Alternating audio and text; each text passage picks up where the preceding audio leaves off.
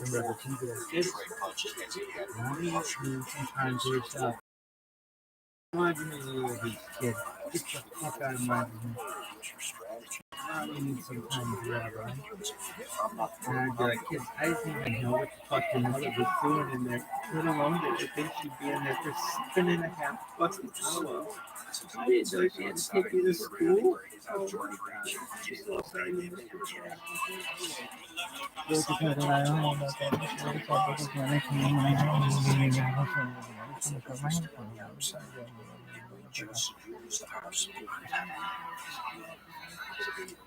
Oh my god, I just pissed. Allegedly. Why? Who knows what I did in there?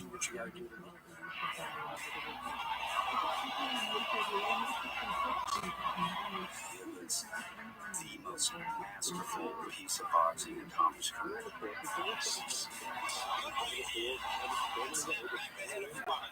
He was a fighter as a child. He was a fighter as a teen. And then he became a prize fighter. But for that one night in Vegas, he was a boxer. A lot of skeptics, a lot of doubters about Tommy Morrison. I think they have to kind of come around here. He has fought intelligently and kept strategy. Yo, dog, let's look at these. Let's get them. Anybody on waivers?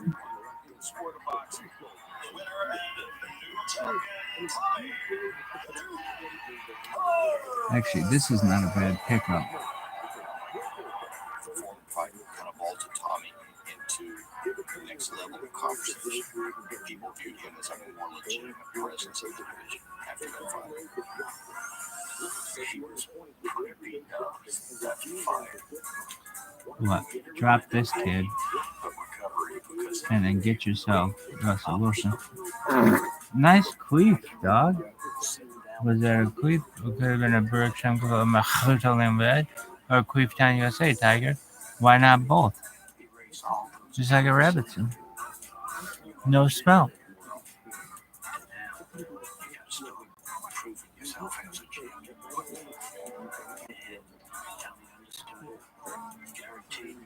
Yo, dog. About 3 days later, the hotel, we still couldn't find him.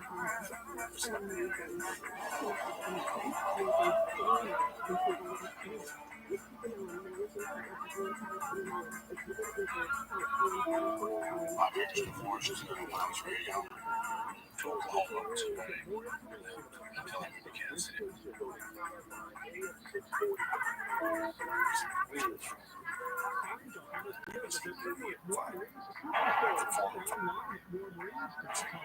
winner and new champion, Tommy. The Morrison fight was one of the big and a lot of skeptics. Full piece of boxing in Tom's career.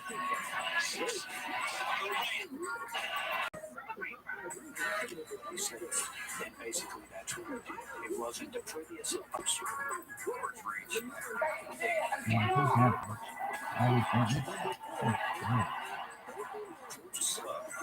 Tommy would step outside and move around him where he's out of short reach.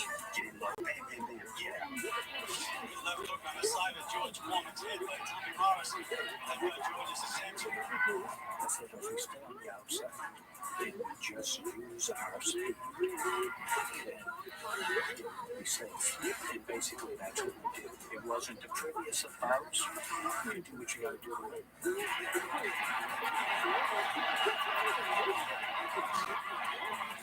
The most masterful piece of boxing in Tom's career.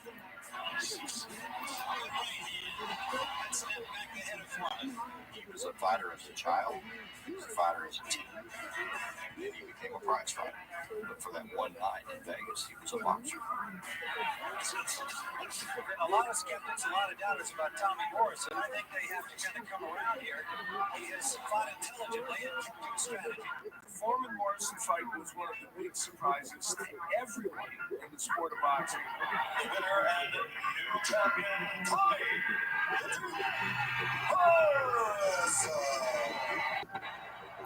The sport of boxing. Morrison, I think they have to kind of come around here. He has fought intelligently and kept to his.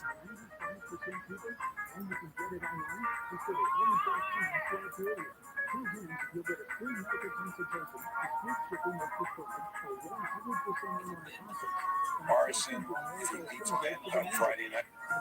Much on your own at age. And then he became a prize fighter for that 1-9 in Vegas.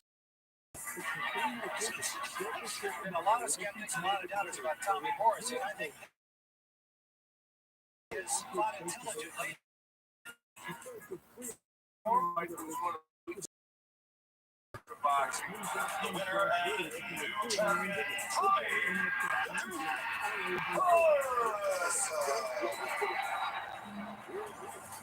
Fight catapulted Tommy into the next level of conversation.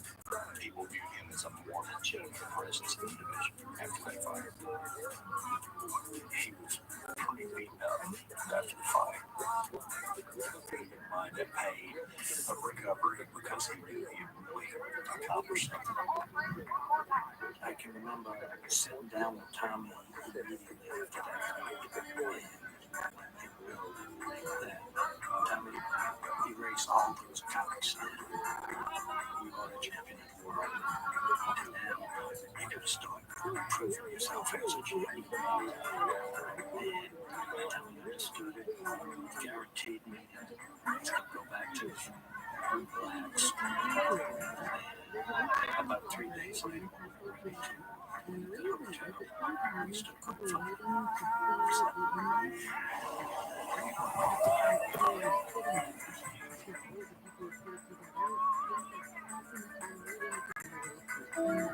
My parents divorced when I was raised in Oklahoma, which is where I lived until I moved to Kansas City.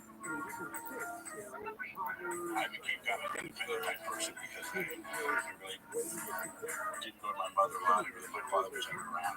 I just kind of became very independent at a young age. Mom and Tommy obviously right there in jail. I rented the house right across the street while he was still in high school. I was on the road a lot, fighting, working. Yo, what up, Smoke? His mom worked a lot of hours. Even though there were really no rules in the house for him, he would abide by anything she said. I think the most strict they were they would tell him to use his best judgment. That's it. He was more or less raising himself. You're pretty much on your own at age 13 when you develop your own set of values. By the end of high school, Morrison was known for setting fire to the football field as much as being a star athlete on it. Tommy's childhood, according to Tom, was the root to a lot of his instabilities and a lot of his problems. My childhood wasn't the greatest in the world.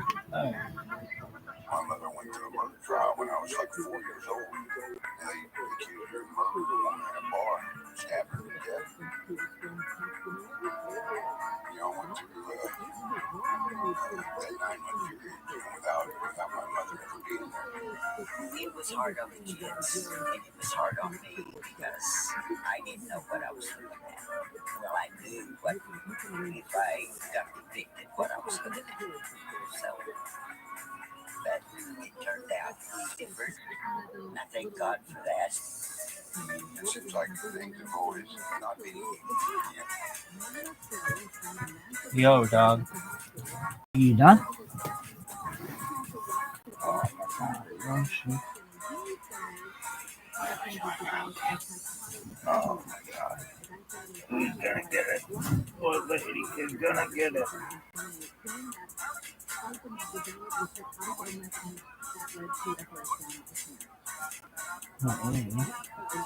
Who's gonna get it? No.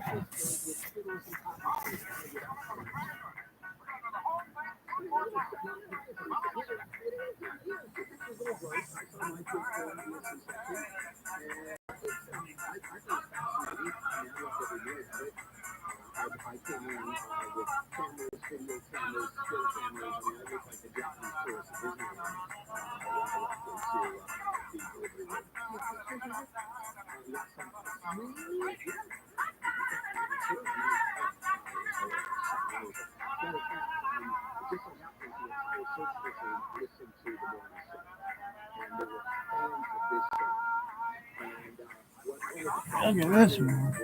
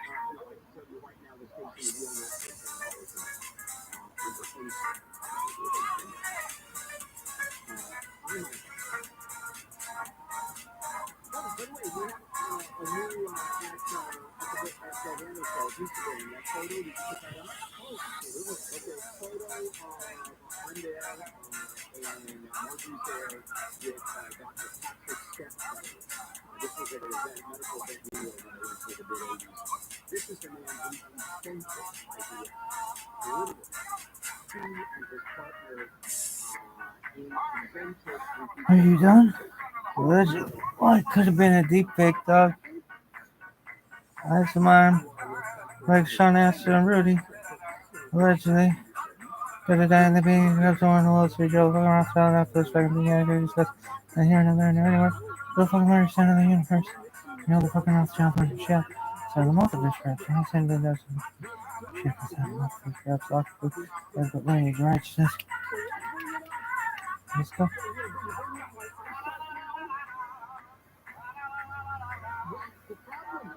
Somebody gotta get to college basketball.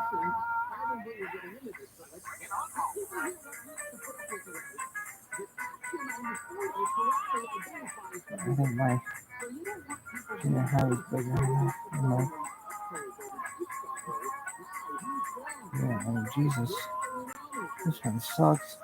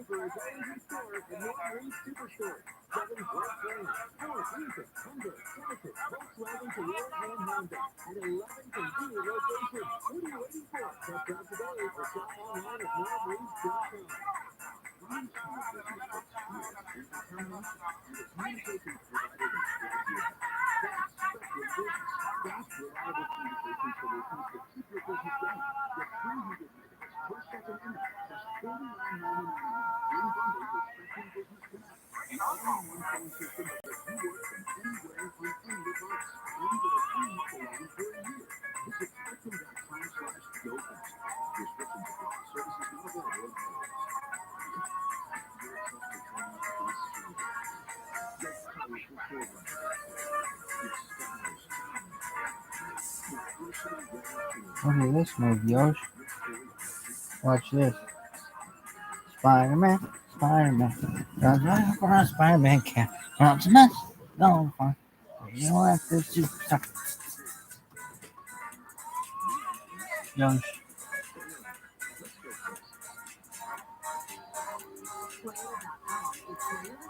Yoshi.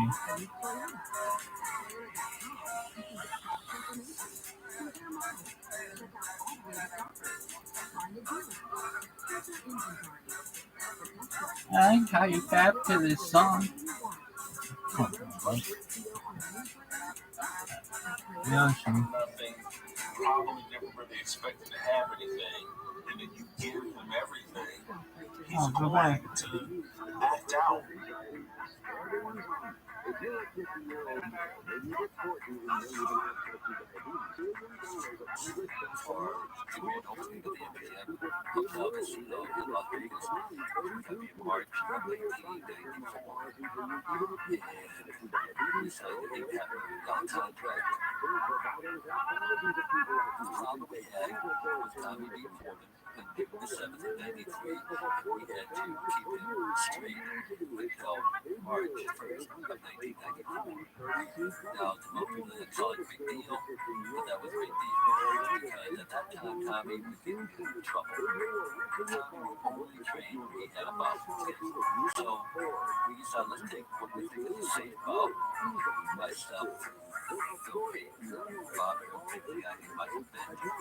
Morrison, if he beats Bent on Friday night, decides he'll fight WBC champion Lennox Lewis. Why they scheduled Michael Bent? It was fine for HBO. Another live heavyweight fight in Tulsa, Tom's hometown. Get some ratings. Right on. Tommy Morrison himself wants this fight. I think he needs it. He has to beat a fighter like this to prove to himself and take on a boxer like Lennox Lewis. I did not like that fight. We're sitting here getting ready to fight Lennox Lewis for $3 million. I personally was in a position in my life that, I was making huge amounts of money. Tom, but he wins that fight, it's going to set me up. Always behind him. He can test it open so he can show off for the hometown crowd.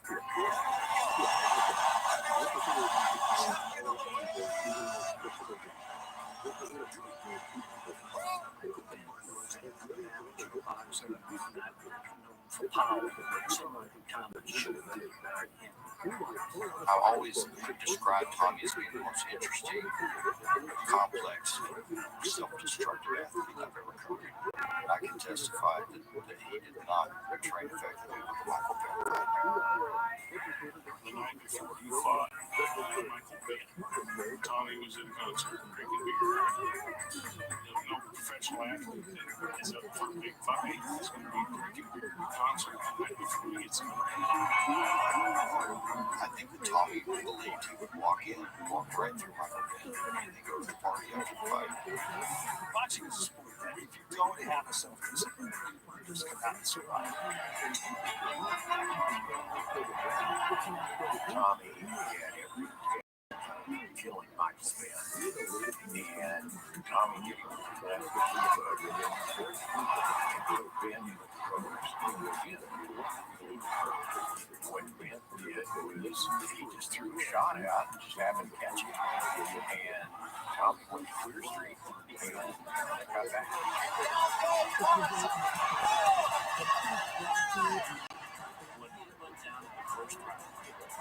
The sound just felt worse than what a tornado would sound like going through town. It was, oh my goodness, is this really happening? Oh, God. Yeah, actually.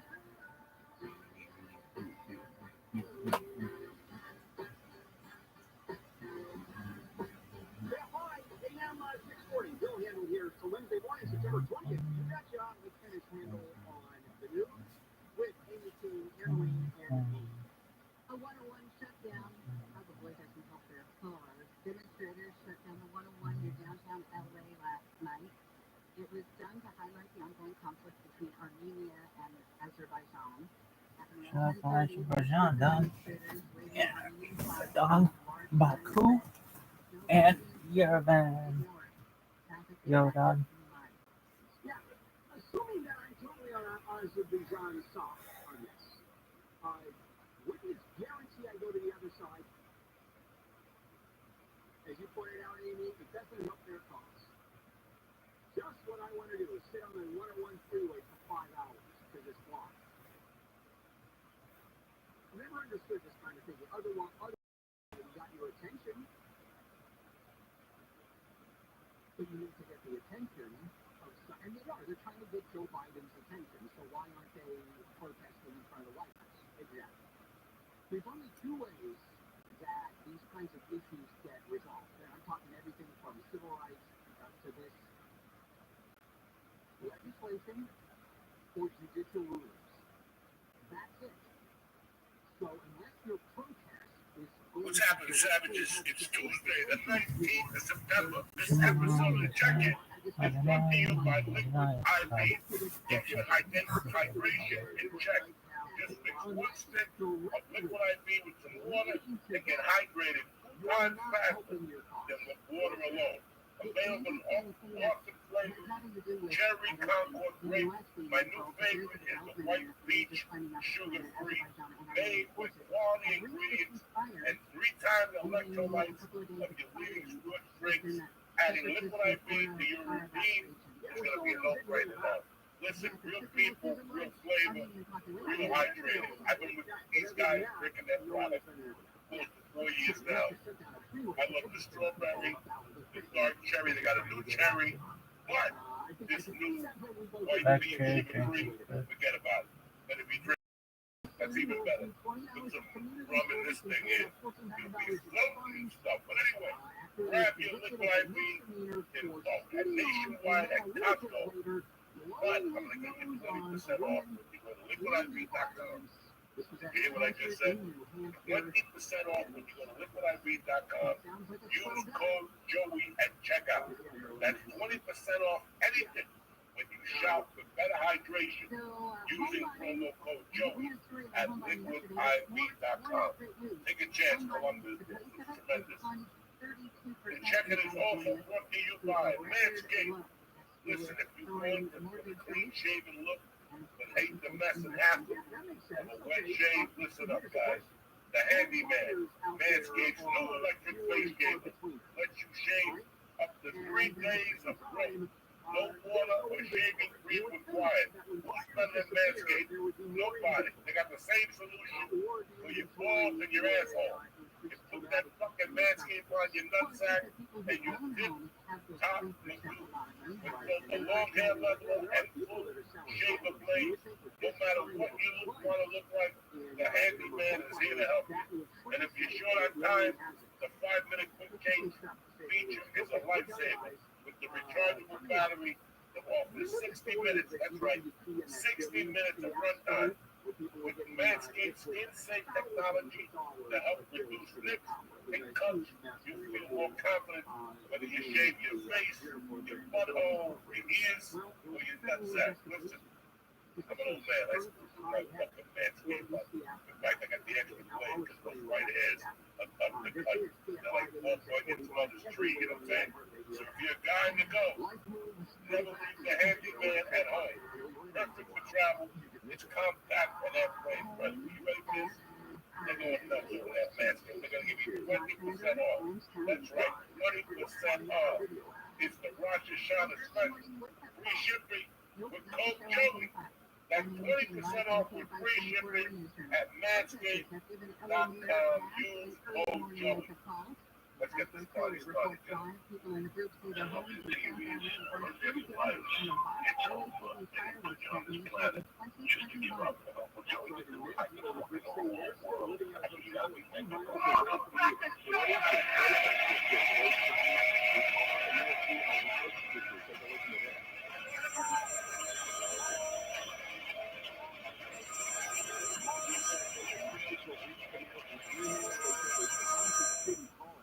Take that phone up, bitches. It's a 10-minute countdown. What's happening? Tuesday. Who you get? Tuesday, the 19th. I'm officially 60 and fucking 7 months now. I'm past the 60 and a half. I didn't know you counted half birthdays now. We don't do things are bad all over. How's your week? My week's going great. I had a lot of fun this weekend in Saratoga. That was a blast. Thank you to everyone who came out and said hi. Had a great weekend. It's fun. I was driving back and I was just listening to my bet blues, which is fun, the entire way back. And it was just the Green Bay Packers that just broke my heart yesterday. You know, why are you messing with those people? Let's still understand the confusion on that. Papa's gone. They don't know what's going on. The other fuckers are out. Let's start back to last Monday night. Oh, God, I feel so bad for them. I felt bad for them, but I gotta be honest with you guys. I don't know. I'm a fucking old idiot. Corporations have risk assessment people. You know, people have risk. I'm just a fucking, you know, I don't know nothing about football. I don't know the game.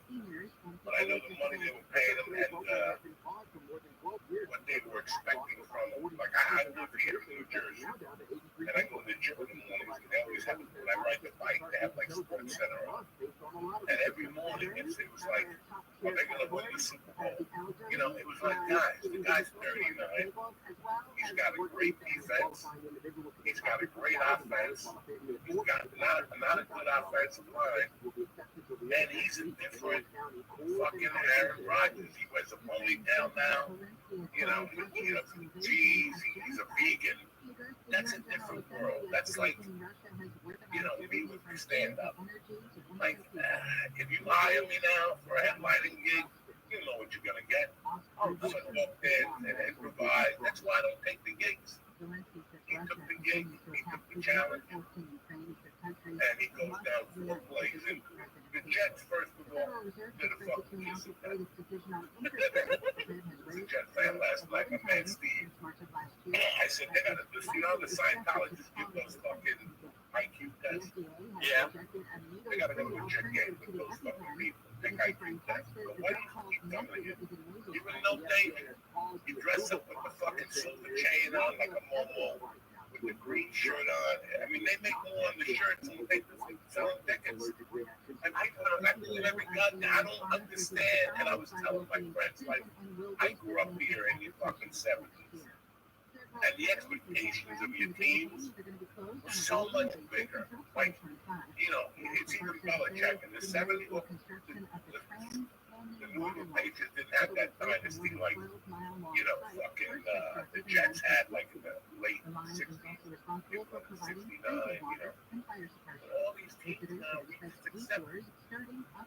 We go to this fucking stadium, we pay $3 bills a ticket, and we gotta go home, and like, you know, you gotta go back on the train with that jersey. They just got killed. It was nice for the Giant fans last Sunday night. Gotta get back on that train with that Giant shirt. It is nothing. I like that thing on trial when I got it. I wanted the whole shirtless. You just ain't always again. What happened? Oh yeah, I'm Saddam. Happy Rosh Hashanah. Always do that. I've been saying this since day one. Don't sleep on the Jews that make them come back. But in reality, you never left.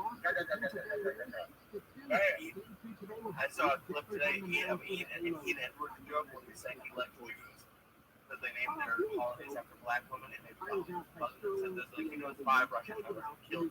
But listen, I hate every New York sports team, and maybe except the Mets. But I respect the other things. They've been shitty. Like, I respect them because they keep showing up. Yeah. What's gonna happen? They keep showing up, but now we're living in a fucking New York City area where all 14 are fucking goblins. I mean, the Giants made a great game yesterday against Arizona. But they're supposed to kill Arizona. Arizona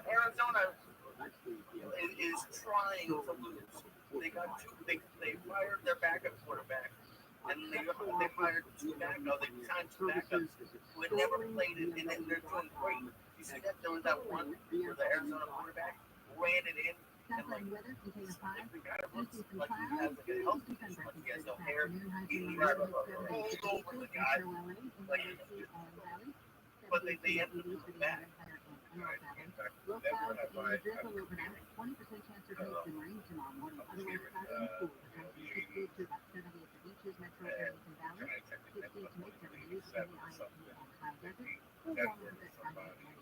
I could get the Bills. I have no idea, you know, but I know that 86 is the next one. All of them. Okay, I don't expect all of them to be fucking champions. It was so cool. It was always a way of home in New York, New Jersey area. You know, and now you got 4 fucking products. The Yankees are what they are. Judges are home and they win, you know. We go home and got fucking into our basketball. You know, the Mets are fucking atrocious. I tried watching them, you know, I'm an honorary Met fan from my mother. But it's so crazy with sports, we accept that. We look at these teams and if they don't have a fucking quarterback, I mean, we just that. We just have no fucking reason to play out there. And quarterback is the biggest shortage in the NFL. What am I talking about the NFL, my friend? Aaron Rodgers got $70 million. I got $2 my bucket. At least I got my attendance. Not my money.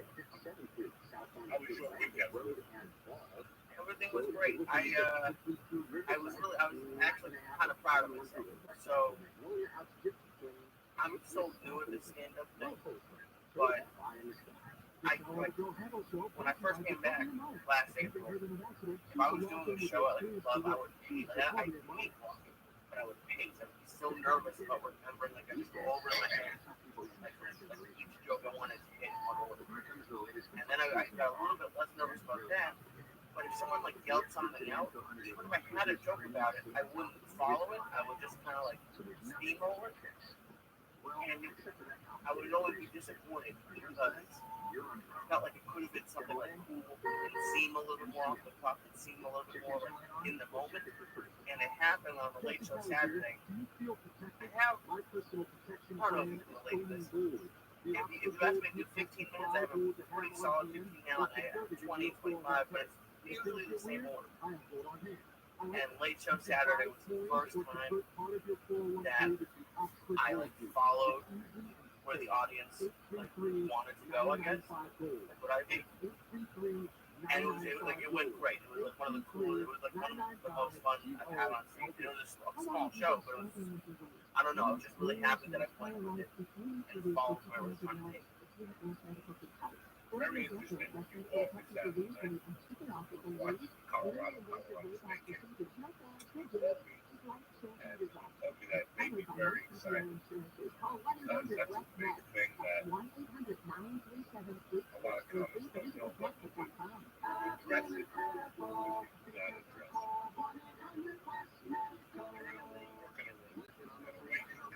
Working a week. It's kind of a rough night. Somebody back there. Right.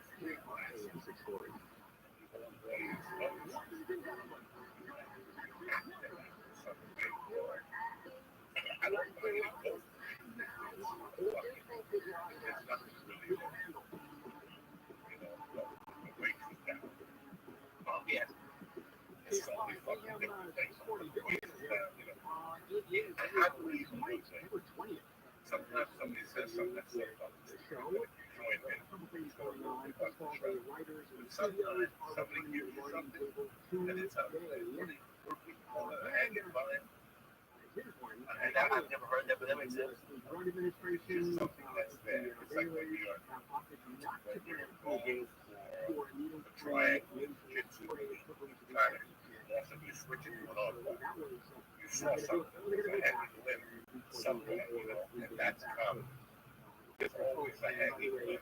I always play it off. If I can take it somewhere, I address it. Sometimes they just know something's right, I just not gonna lie.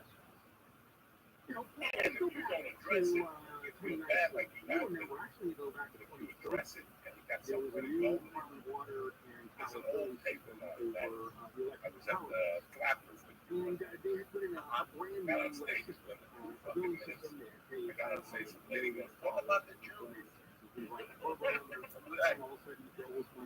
Okay, in my world, let's just use that for an example. If I go, shut up, lady. What the Jews, maybe suffer. That's the typical Hollywood comic. I would say it. Let's talk about the Jews. Let's talk about the fucking Jews. Obviously, you said that to me. I had to look for the phone because I can't see the phone. Watch your shot says it to me and walk in. I play with the Jews. And it was. It's good that night. Some nights it's going to be bad. Some nights it's going to be good. And some nights, you're going to have a 45-minute spot. Then the third minute of your show, somebody's going to say something. And you're going to run with it all the way to the end of the show. You're going to get off the stage going, you can't believe I didn't say that. That gives me anxiety. I haven't done that. I haven't had lived for maybe 3 years. I don't feel like I'm funny enough yet to just go off the cuff and not tear. When did you start doing that? Like not doing Very high personnel in the city attorney's office. Actually, I was very able, like, lawyer because it was a prank. And the court and sometimes I was just like, I had 3 minutes and I would make 3 jokes. It Quaker would be 1 minute apiece, but it'd be 10 seconds so apiece. investigation, right? Yes. Even worse than that, one of the city attorneys, one of the top And I personnel, started actually preaching. refused to get a tip That's what I call from preaching. that lawyer. That that lawyer, by the And way, then I was got $10 million. comedy when I came to New York. And I made All one of of the this biggest to mistakes. quickly settle A lot down of New your York way cops make all it of these to New York. lawsuits, the problems that the city People had are all with the And DWP. for a while I got involved in And all of a sudden, the case is Well, now but you come and you don't have to pay. and there are people are going, wait a minute, When I come right up on stage, there are I still folks that are Lisa, eyeballs in this. you know, But and yes, according it's to had Jack paid. Humperville, who chairs the DWP And Advocacy eventually Committee club will for go, hey, Neighborhood Council, you said have it's any like people material, gotta you gotta stop can't keep us wise. the whole thing stinks. And some guys get really good at it. Some guys Prosecutor get actually used the term really good at it, and I appreciate that. City But attorneys again, were it's like secretly going to working on Vegas, both going to sides of the 50 case. guys. You can't do that. I don't know where my That set's is going to not go. what our And that's great. adversarial You're an legal MC in a system is feature. about. But you're a headliner. That's why it's really good described at as an it. You adversarial know, legal they're paying system. 25, 35, You can't 45 bucks collude. a seat. And, you know, that's So the great. city was Folks in facing the audience. multiple class action lawsuits And from you're right. DWP customers. And And so you're right. seeking to end all of that, a quote, senior member of the attorney's office, city attorney's office, authorized this plan Ever use it to as a way combine to all of the cases, which happens all of the find time. new material? Like if you weren't headlining, you were doing a set in like a nice house with a storm. But you never really, I don't even really remember this. You would have them yourself, but I don't really remember you talking about And in that. this case, the No, settlement, it's the case look, was it's like combined you're playing under basketball. the It's getting a rebound and attorney's ball right back up. these two, That's the worst thing you can do in and they're basketball. coming up with the Bring the ball to the ground and dribble. documents. Once you start to do it, it's a hard fucking habit to break. So, Once you start to go to turned the out audience, that one of it's a the very city hard officials has habit. pleaded guilty.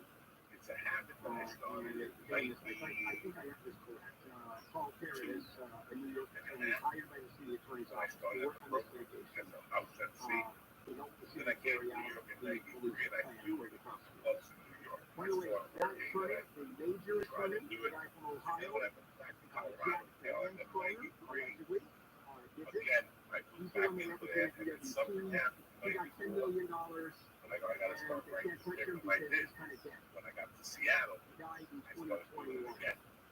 Thank God Seattle was doing it. And Curtis, the attorney who And arranged all up the this for city the for me. city, But has mad if you accepted spoke, he has pleaded guilty to one count of my bribery. situation was a He gentleman named accepted Paul a Roman. sentence next week. I just spoke to him on And Facebook the there other are day. these He groups, was a these club manager. Death-by groups, and He so always too told many me. people got away with And it. he said to me, And it's a "We don't super want to take crazy that bill. habit down to LA." My house is a convertible, and I What remember was it about him that like it's, took it his did advice? run. Because I would imagine there'd be some club managers that you Yeah. Well, And next he was challenge very for knowledgeable us, about the stand-up feds, and just the way he spoke. $100 a barrel oil. Never Let me disrespectful tell you in what's going any on way right or now. sense. Let's take you That I in gave live in the DFI respect 24 to hour him news. when I was And as suspected in the fatal ambush shooting of American sheriff's deputy, tentatively scheduled to Yeah, appear in I court in remember all my Lancaster today. sentences. That'll depend on Why charges not? being filed by the On a DA's Monday, office. Tuesday? That hasn't happened yet. Why not? Assistant Kevin Salazar has What? confessed to the charge. Are there any other?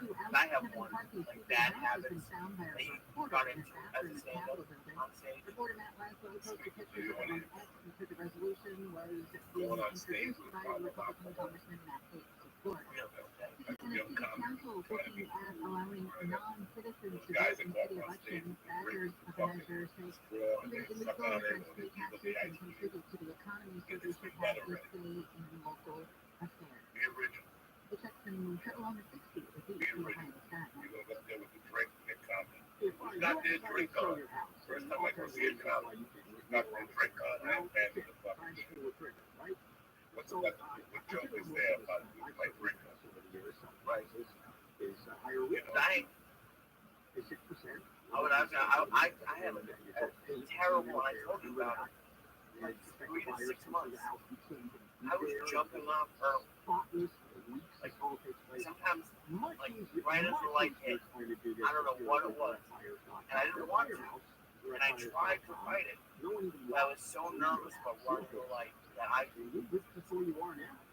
for like months couldn't help but get off And you get 2-3 minutes early. and they'll even arrange And thankfully it stopped, but before closing the help was removed Can't count for 5 or 6 years. I was Go to speaking English when I was talking Spanish. directfires.com, call That was how it was 844-242-SELL, in English. But I was using my keyboard to speed talking. A mix of sun and clouds, highs in 70s to We all do that. this report brought to you Only by had 5 minutes. Market. I swear to God, I've been Moreno doing Valley, it. only down on 60. No, you're not doing that. You gotta go there and do your material. You give me 15 minutes, I can show you. Hey,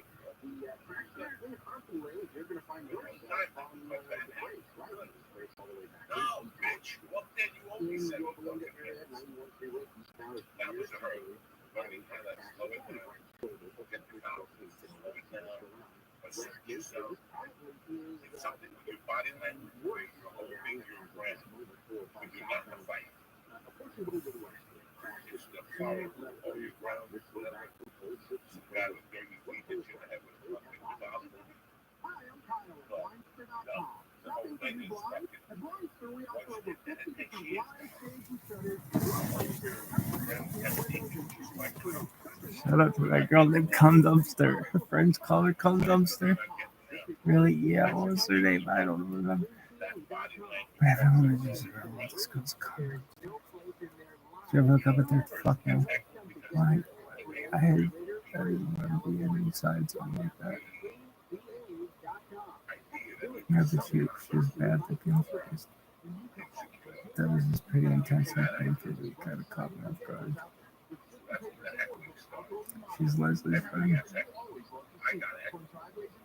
Except I didn't do a lot of times. I let them go the heck of up. You know, a certain, you know, just back. And if you step back, you're going to get into an argument. That's a crowd game.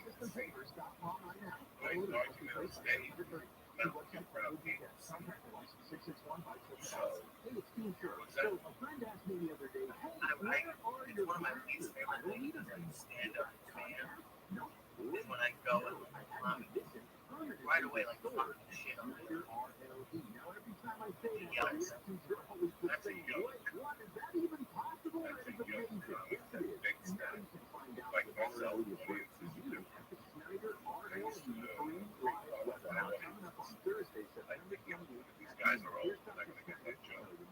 No, all audiences are the same. You are the one that fucked up this episode. You're the one that fucked up this episode. You know, it's like anything else. That sense.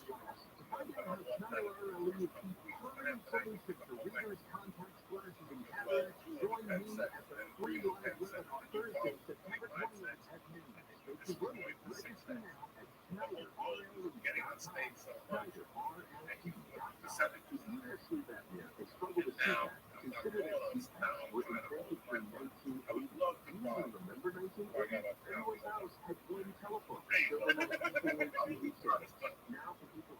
What's true is working, Jack.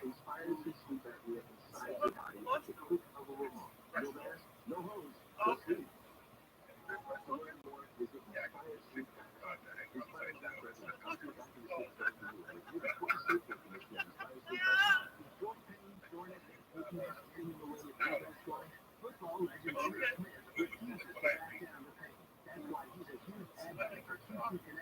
I don't miss those sports. It's a good one. It's pretty healthy.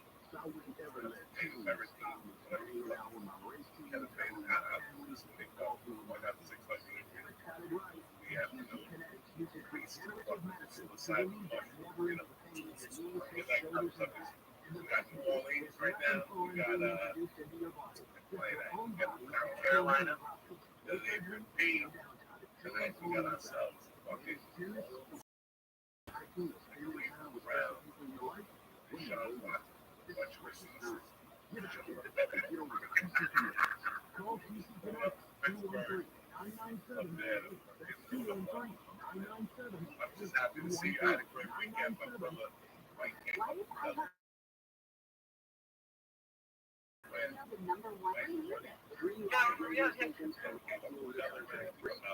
Saturday night,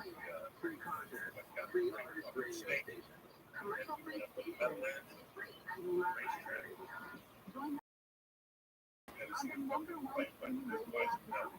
Yeah, they got racist type stuff.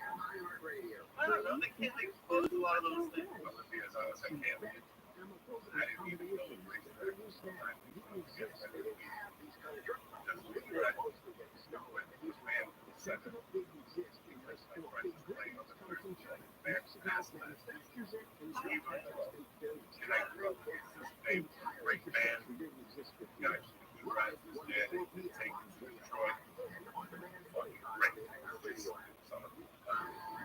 Let him drink any alcohol. This was like the team doing up there. In California, I listened to that with so much kids nice. Bunch of girls, nice. Great to see him. And that's who went down there. Yeah, what's that? I'm surprised you even went down there. Trust me. But I had to get out of the house. I had to go see my man up the road.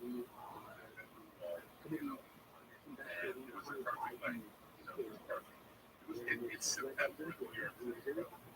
San Gennaro feast started last Thursday, and I still haven't gone over there because I want to go to daytime. But this week is going to be so fun for you.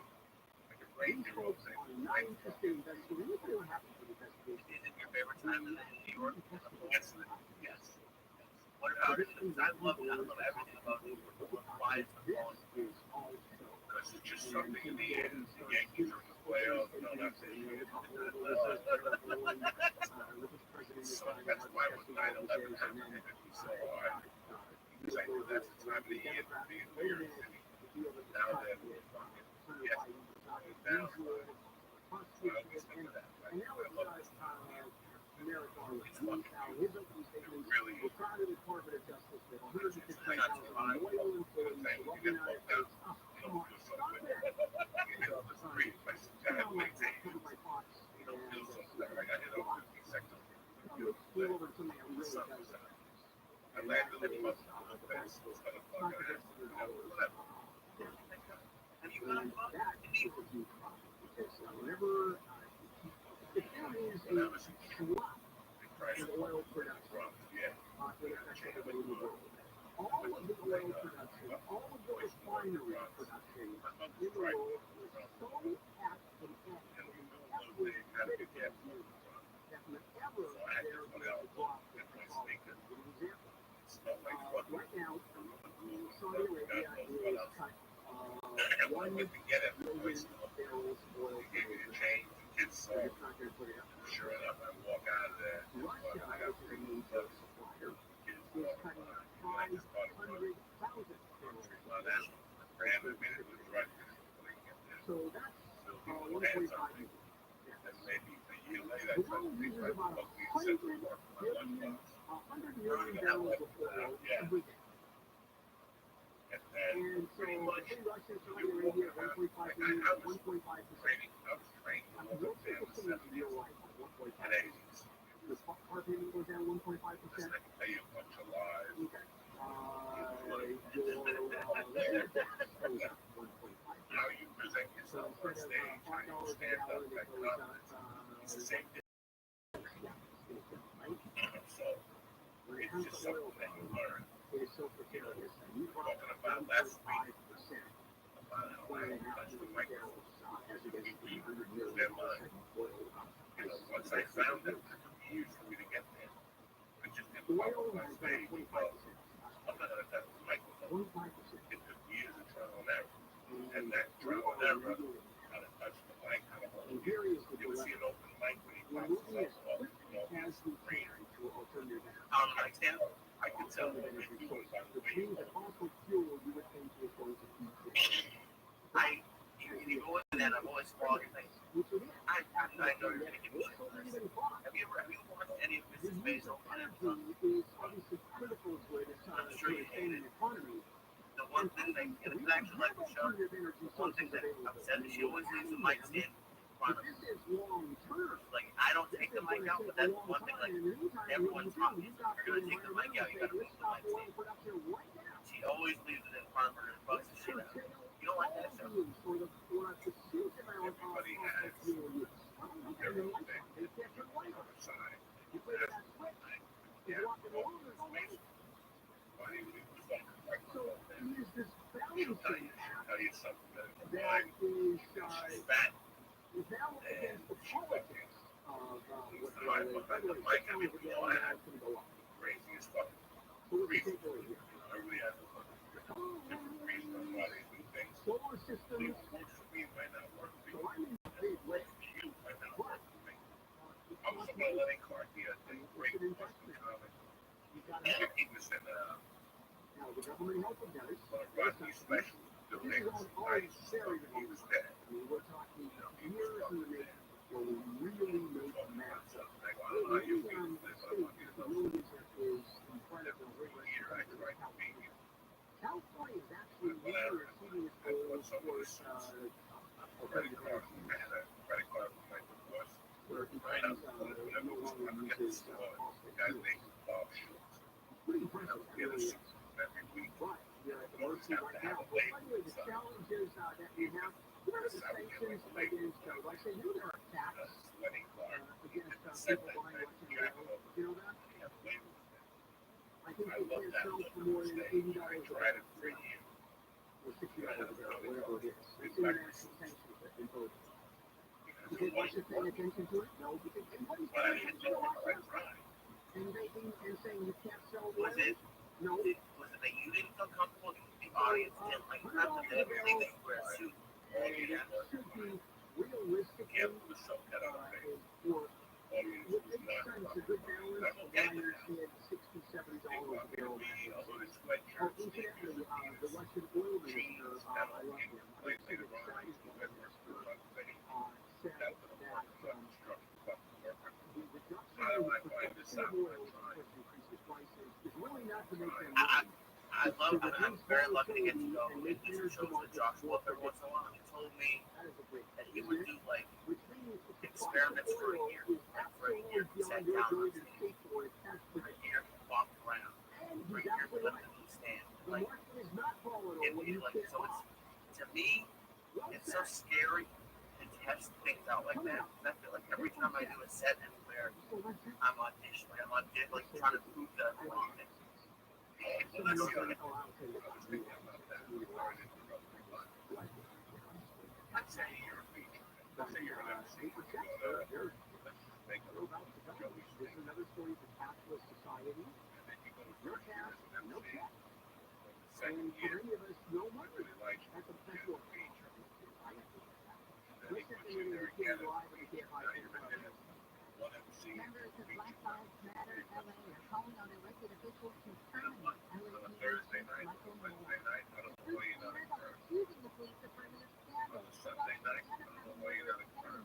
You already like Under it. Black Lives Matter You're not LA, going to you lose have your. realized I that get the 17 first people time have you been killed at go the hands back. of LAPD this You year. want to be like, And listen, we're we on want her to be own the back country shit, because a young black but you're man not lost right. by young You got to try to use who this. has brought his shoulders and a And deep and that's good the, I really like to coming listen home to from it. middle I school. love stand up. At the LAPD And I commission love being yesterday, the the president man of was stand being up. made I more love acceptable watching to the the stand up. community. LAPD did not immediately available for comment. Since after And 5 years, saying, he's brought to I that can never community do that accident attorney, today. low-income renters in LA can I apply can't for do up to that 6 months today. of fast Oh, rent relief. maybe in a year. LA Housing Department General So I Manager always Ian like Sewell to says keep the program aims to You know, keep people from it's work becoming homeless. for you. You know that I like to set the set, even if it's just a material change. The Because program that is was for people who have probably financial fucking setbacks in their early time show. between the fall of 2020 and Probably now. fucking time It's like been the show funded in by Chicago. National Alert for No, the real amazing. estate It'll tax be like known as the mansion in tax. Toledo, It Ohio, will it's the affect same residents fucking here. audience People 4 have hours until away. October 2nd Now so they far. got with the scene in Speaking of Chicago. Long I'm Beach like, has God damn it. died I during gotta a go. citizen's arrest Material at on an my ass elementary because school. Police I don't were give a called fuck. I don't yesterday give a about a fuck. man who One tried to day, cross the school it was fence 6 while months ago. apparently played him. He was I should detained have by a the group of material. men.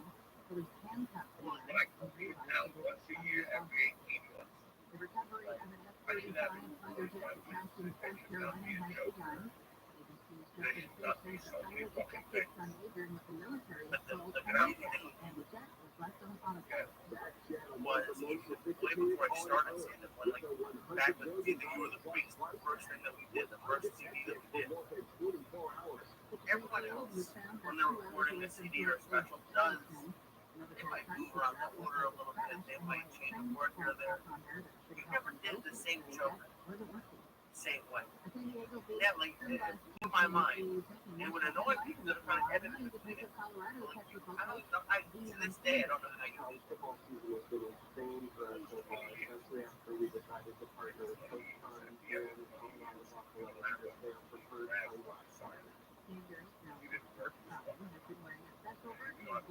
sunglasses. Terry Snyder with Blenders Eyewear says the company has received a huge boost in sales over the last 2 years.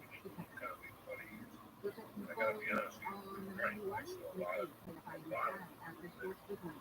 The doctor left behind the Detroit Tigers for most last night's game, but J.D. Martinez decided he wasn't done with the Steelers.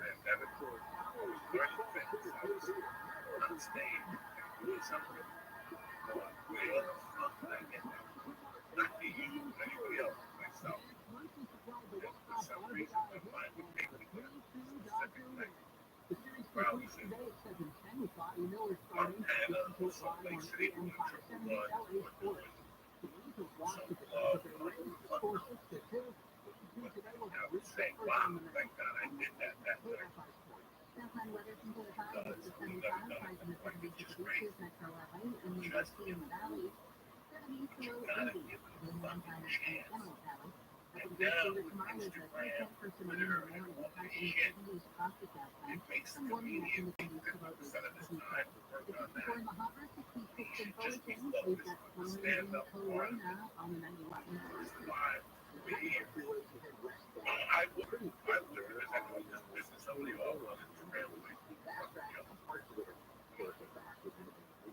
Right. And you know what that was? There's been a lot of talk, and it doesn't even matter about the specific comic. There's a lot of talk about how much of your act is true and how much of it is made up. Do you have any opinion on being able to, not fabricate, but make things funny and change what happened? That's what I always thought about. I was very scared about it. I was petrified of it. I would do it. I would go, fuck. Wake up on Monday, we notice the light on 3, police officers, animal control. And, because people just remain ready to. And I had a joke that I did fuck.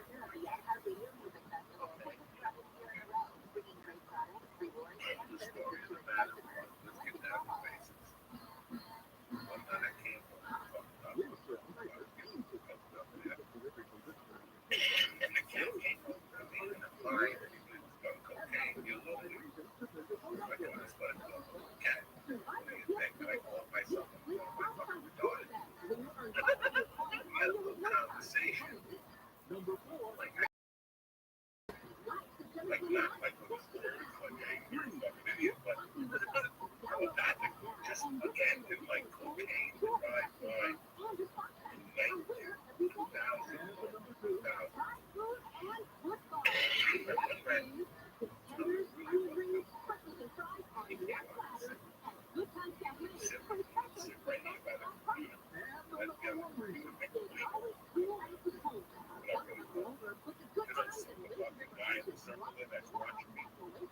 See me doing coke, I'm gonna hide the camera.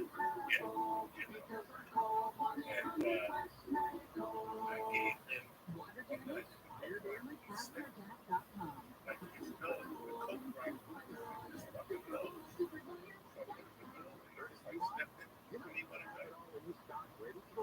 Okay, no. Look at this athleticism, dog. This is amazing. This kid is a potential superstar.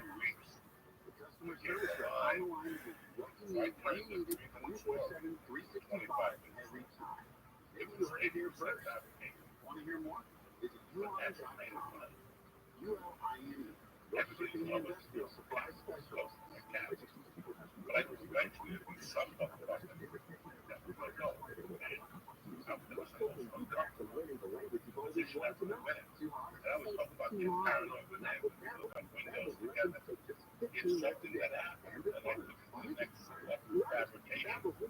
What everybody knows, you know what I'm saying? When I told them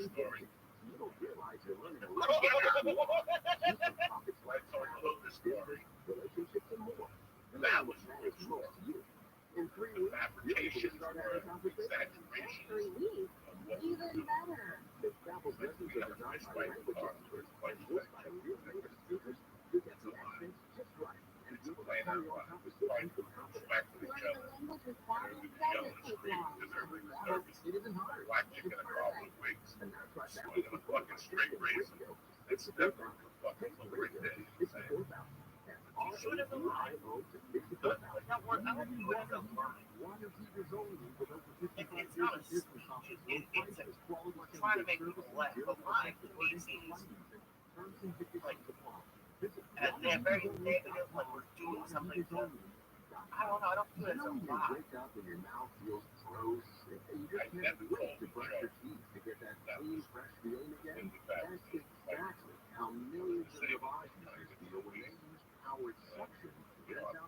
Every day, she got living here. Asking that never want to be why so many people rave about we trade up the hard online reviews. Next thing you know, difference for yourself. If they train that went downstairs, I started calling the shot. The girl came over to me and she's like, put the job on the line or something. Start breathing clearly. You hear that? I did a whole bit on that years later. And it was basically we got up the line outside the thing. Like, hold on, this is a true story. I go, about $1 for the back. She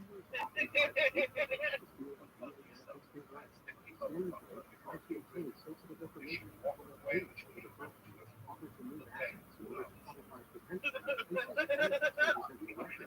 Just something that and at the end, that week, I'm going to go to the game and something like it's crazy.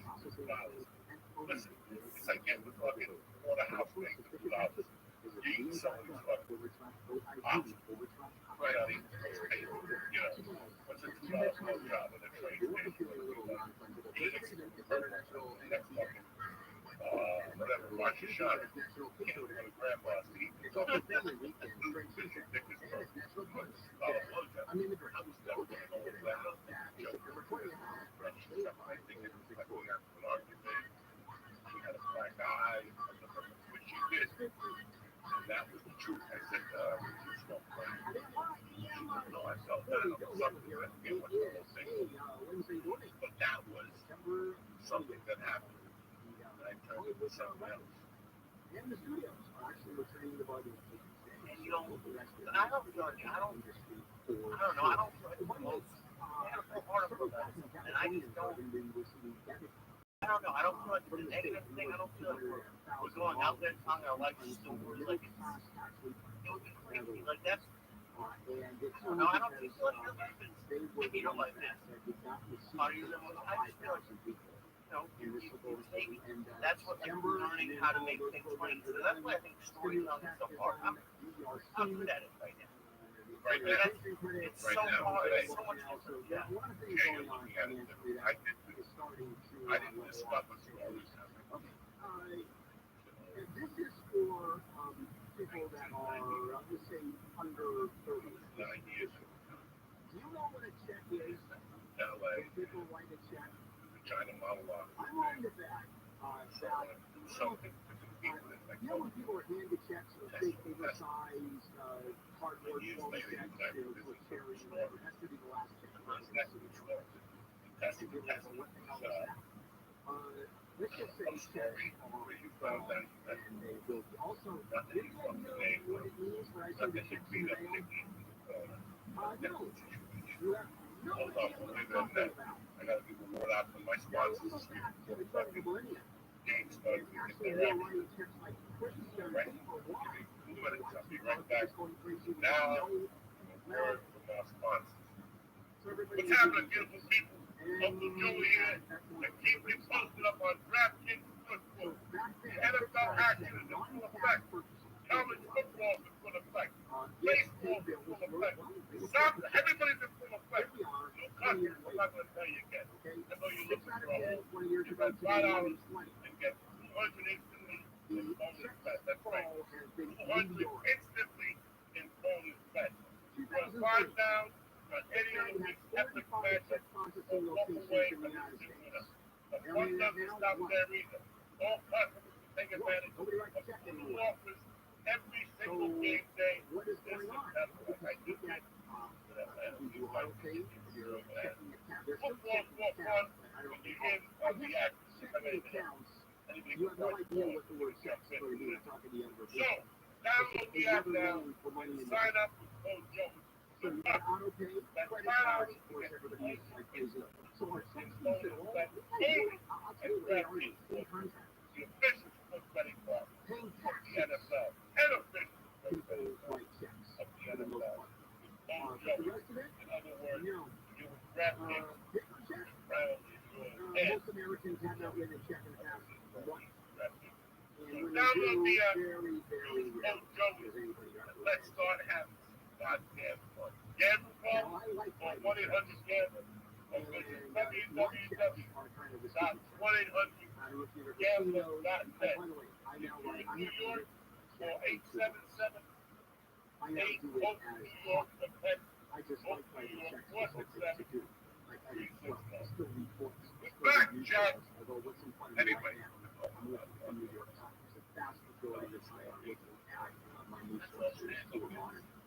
Sunday morning, Saturday is the Wall Street Journal in the morning. Sunday is the LA Times in the morning. One-liners, The Orange basically, County Register in the morning. like the rest of And all full of ink. I told the story about the fucking gun that Believe me, no one would ever think of attacking a fucking gun.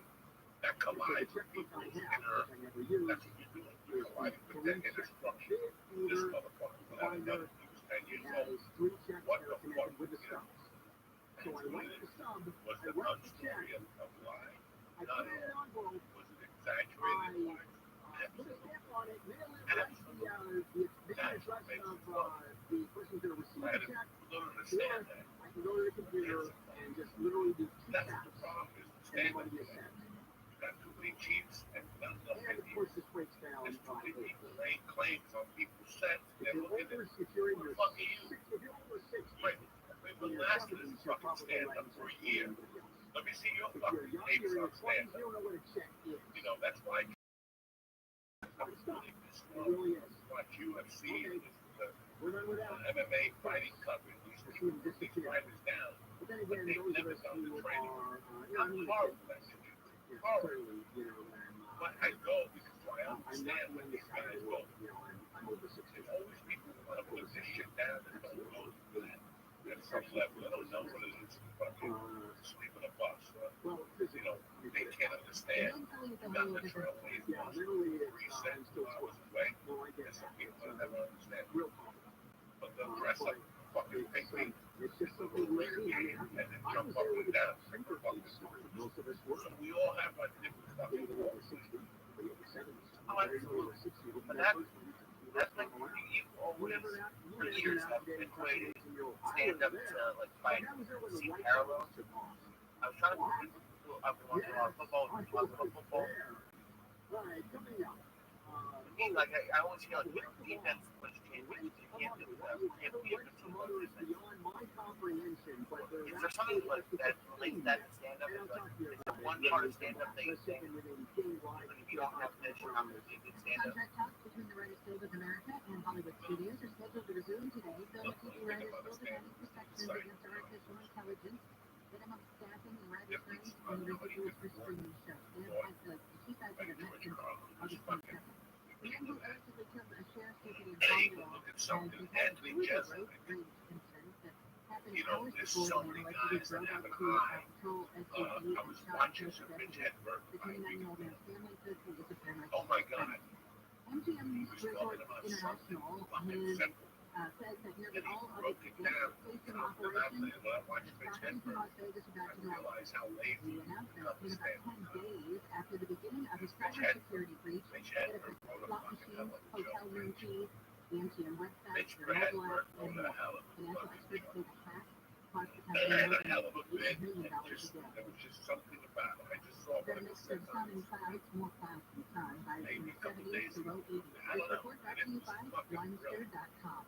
In Southern California, Toyota dealers traffic center, let's go This places. is Go check the KFI in the sky and Sherman Oaks. Roll with the fit. speaking to the audience.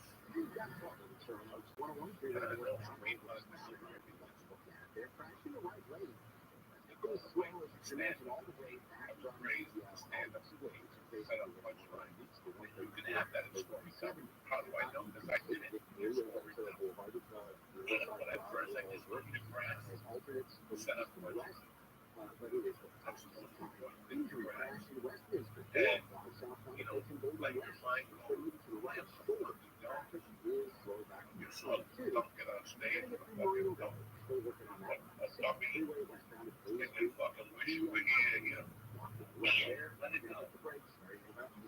Get the fucking thing, Hi, I'm Kyle at and stand up there. If you like many people, you may see custom designs as a job for expensive professionals. That's why people say, I can't believe you're driving for knocking out. It took us $50. They don't see it that way. You see something.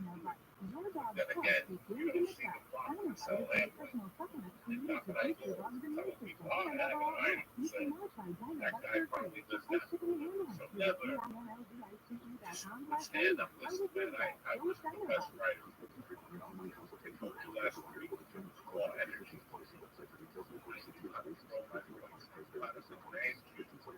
Hey guys, did you know there's a generic form of Viagra that works just the same as 95% cheaper? And you can get it online. Just go to hims.com/radio. You'll get a free medical consultation with free shipping if prescribed, a 100% online process, and trusted generic alternatives to the name brands. At up to 95% off. That's right, get generic to Viagra, the same active ingredient as brand new Viagra, up to 95% less. It's the same medication, still prescribed by a licensed medical provider, but with zero overhead, no expensive appointments, and no awkward face-to-face conversations. To start your free online visit, you need to go to this exclusive offer, hims.com/radio. That's hims.com/radio for your free online visit. HIMS.com/RADIO. You're ready to sell your home, seller's advantage, and then make your cash offer with no need for repairs. With seller's advantage, there are no anti-closing days and they buy it fast. They offer a $10,000 advance to help with roofing. Check out the reviews online and call for no obligation offers. 888-328-888-328-328. 888-321-9747 and visit sellersadvantage.com.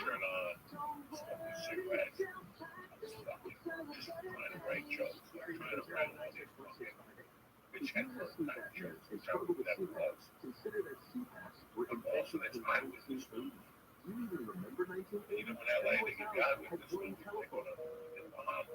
But I swear to God, it's the first. You played video games Kick in that stuff in the arcades and sewer. watched And they movies. go to Bahama and they fight Mexican kids. GPS is a folded map You with know, a couple of parents are gas begging to stations. come out. And social media Stuck was where you can see inviting the this neighbors to come look at your fire vacation pictures. department's rubbing A lot butter has on changed them. since 1980.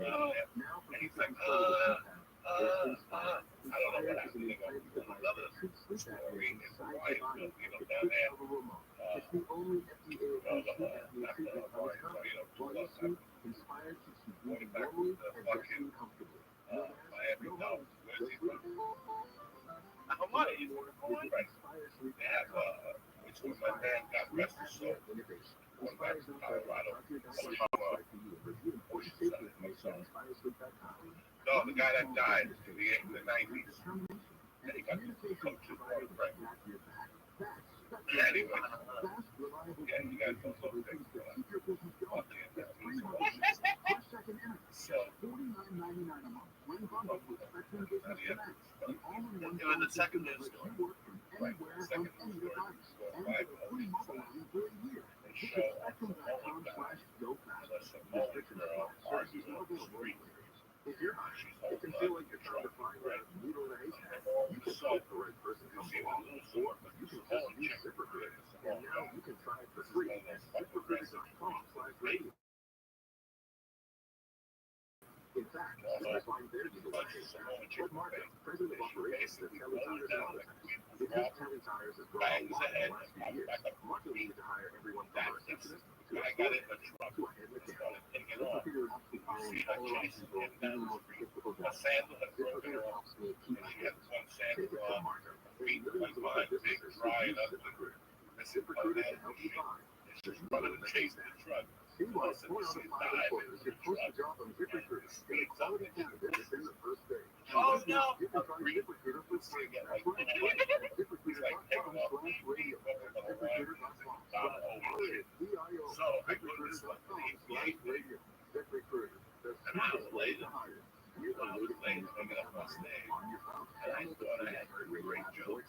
That's what happened.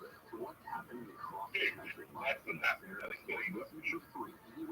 I had some made me stop. Come join me for an evening of laughs and life experiences at Marcy Auditorium at El Camino College of Florence, October 3rd. Marketing economy needs new rejection and failure, and in fact, it is pushing us to become the greatest version of ourselves. It's Mark Kelly, live and in person October 3rd at the Marcy Auditorium on campus at El Camino College. Get your tickets now at MrMokelly.com. Mokelly live 7 to 10 p.m. The bad news was they never signed it. Did they like that? Like stuff right off the top? The audience really did. I'll never forget those two. And after that, I stopped watching it. But jokes were really good. It's not big. That's really interesting. You know what, man, I really appreciate. I love being your friend, but like, it's one of the most frustrating parts about comedy. I feel like most comics at my level don't have anyone to talk to about this stuff. So I love just being able to throw this stuff out there. And I like that we have to show Sometimes I get too much into the week, you know what I'm saying? because it gives me a couple days to think about it. So complicated like that one. But I swear to God, This is a that's great story. Just get out of the wall. all I thought about was fucking, And this is about renting your mother. Not renting your mother out, but renting, well, not your mom, but renting yeah, a he's mom. calling out a bunch of taxes. So what is all that Race about? away, he's fucking, And it will cost $450 Oh, a just year. cameos. It's concierge money.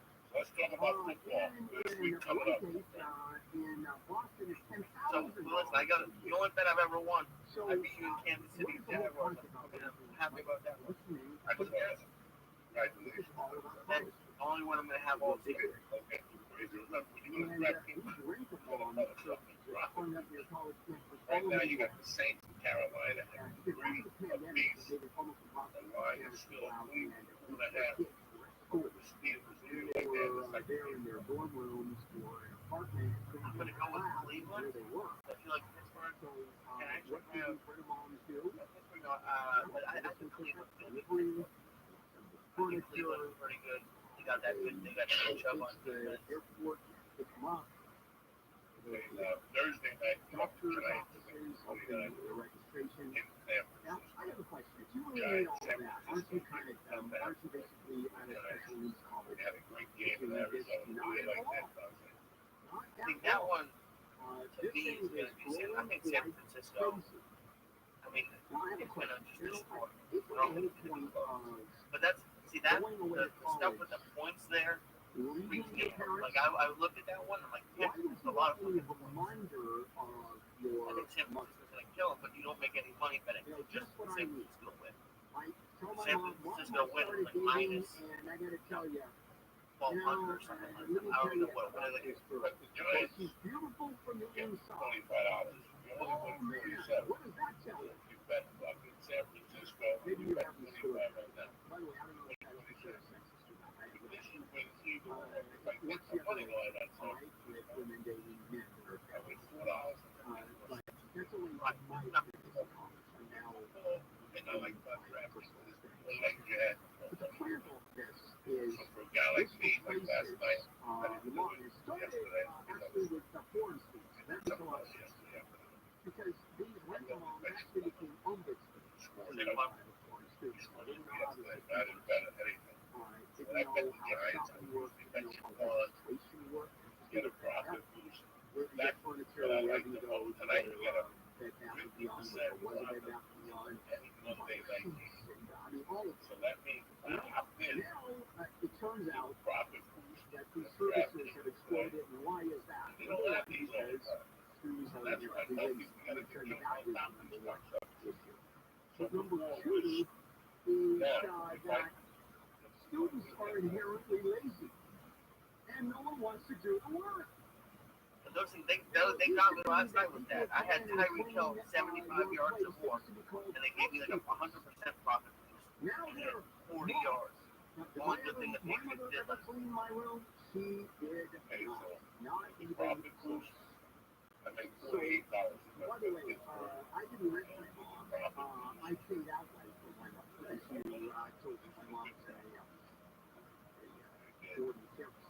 760. Just went up on a $25 bet. One thing legal around went to 2.5. I get a 50% profit. I could have rented a mother for the next 200 years. How are you going to act? And it didn't work out that way. But you know, I never thought about this. This actually makes sense. It runs all the way from the 450 a year, and women has 300 clients, the $10,000 a year. One, his mom, the rental mom, only has 30 clients. I mean, it's $10,000 a year. So it's $300 a year. Yeah, that To was. be a Versailles mom. There's a lot of like Well, they're one-sided. also there to see almost mom, or see rental mom, what's going on, your shoulder to cry on, I need to come to the house, if they sleep all that. It's kind of clever. This is a phenomenal game next week. Indianapolis against the Baltimore Ravens. Or how about rent your drunk, rent a drunk uncle? Detroit's playing You're at a loser. Detroit giving 3.5. And you pay money I'm for going to go that. to Detroit on that game. I can see that service. That would work. Pause it for 1 second. Okay, that's so much for that. For the Colts here's and the Baltimore. story I want to share. See, that one I think Baltimore could win. But when I checked before, the over-under was 40. Yeah, and I think it's going to go over. So this is fun, and I don't know how we're thinking The more successful it is, the less money have allowed programs. 31 and 20 points. The top 10 on your show, and I'll explain why You good don't think is they can really go over bad, 44? and bad Yeah, is but really good. it's only Monday. You know, it's a little convoluted, ridiculous, KFI AM 640 live everywhere on the iHeartRadio.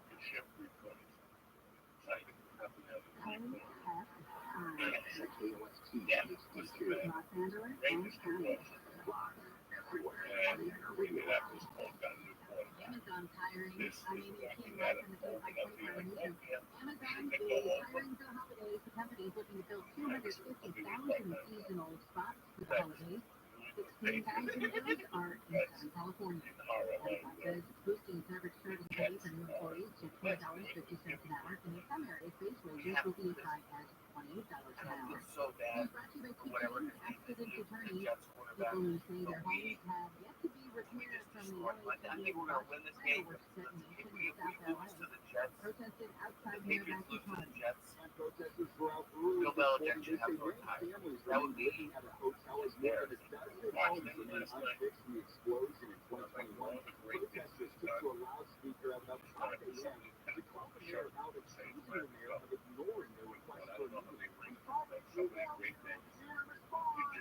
got a team that is going to, you don't have enough time to turn them around. He's got to start all fucking new again with these guys. He's too old. He's done what he had to do. He has to be Discipline over the bombs damaged 22 homes. The city has already allocated more than $5 million to help people impacted. the Chargers playing the Minnesota Vikings. A 14-flight carrying migrants from Texas has arrived in Cleveland LA. Browns The playing the bus Titans. arrived at Union Station Let's see what yesterday. happens He tonight. criticized the governor of Texas for sending the migrants to California. The first group arrived in June. A man shot by police in Dallas is in critical condition. Officers reported yesterday about a suspicious person on Rickenbacker Road in 17 Police say the guy pulled out a knife and advanced toward the officers. Next Monday night, you got The deputy's assistant chief has been placed on paid administrative leave. LeBron has been accused of stalking a female employee in the department. Yesterday, Chief Moore told the police commission he took the accusations seriously. When asked about allegations that LeBron received special treatment, these allegations will be Major League. Okay. on September 7th, a woman filed a report that the Ontario Police Department claiming LeBron had been tracking her by placing an air tag with her personal belongings. The allegations were denied.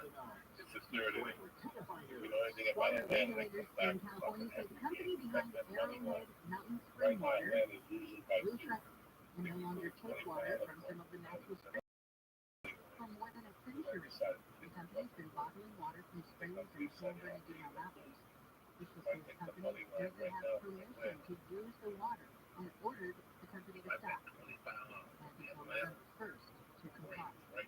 President Biden is set to meet with Israeli Prime Minister Benjamin Netanyahu at the United Nations General Assembly. 86 The president at the meeting follows moves by Netanyahu to overhaul his country's judiciary. This is their first takedown since Netanyahu resumed office, put back the helm of the country's already government last year. Biden so far has been withholding the customary honor to big White House visit. That is something that is seen by many as a snub and a shame for Biden's pleasure. Biden has expressed concerns about Netanyahu's government, his far-right coalition partners, and his move to overhaul Israel's conditions. Azerbaijan and Armenian forces have reached a ceasefire agreement to end series fighting in an area that's been a flashpoint for decades. Some writers the deal will lead to negotiations with the Russian peacekeeping contingent in the disputed area. Azerbaijan launched the military operation in the separatist region. Heavy artillery on Armenian positions there. In fact, local officials say they'll overwhelm this force of peace. An hour after the truce was announced, Armenia's prime minister said the intensity of the hostilities in the region had decreased dramatically. The area came under control of ethnic Armenian forces during the separatist war in the 1990s. Kraft Heinz has recalled more than 83,000 cases of individually wrapped Kraft English cheese slices because of a possible cooking hazard. The company says one of its wrapping machines allowed the thin strips of plastic film to remain on the cheese slices after the wrappers removed. 16-ounce packages have been used by folks between January 10th to 2024 and January 27th. A 3-pound multi-pack have been used by folks between January 9th and January 13th, 2024. Which is the 405. We can KFI staff after sports with an The Dodgers had some trouble with the Detroit Tigers, trailing until the 8th inning, but ultimately Max Muncy made sure the boys in blue wouldn't drop the game. Tim the line drive base hit in the right. Here comes Betts. I think the Chargers are going to beat Minnesota. Dodgers I win think the Chargers are going to beat Minnesota. I have a couple unders. I think the New England versus the Jets are going to go under 37. That's what I saw at. Right now, I understand you want to wait on it. I think that both offenses suck and they throw the good defenses. And the other one I had was the Colts and Baltimore over 44.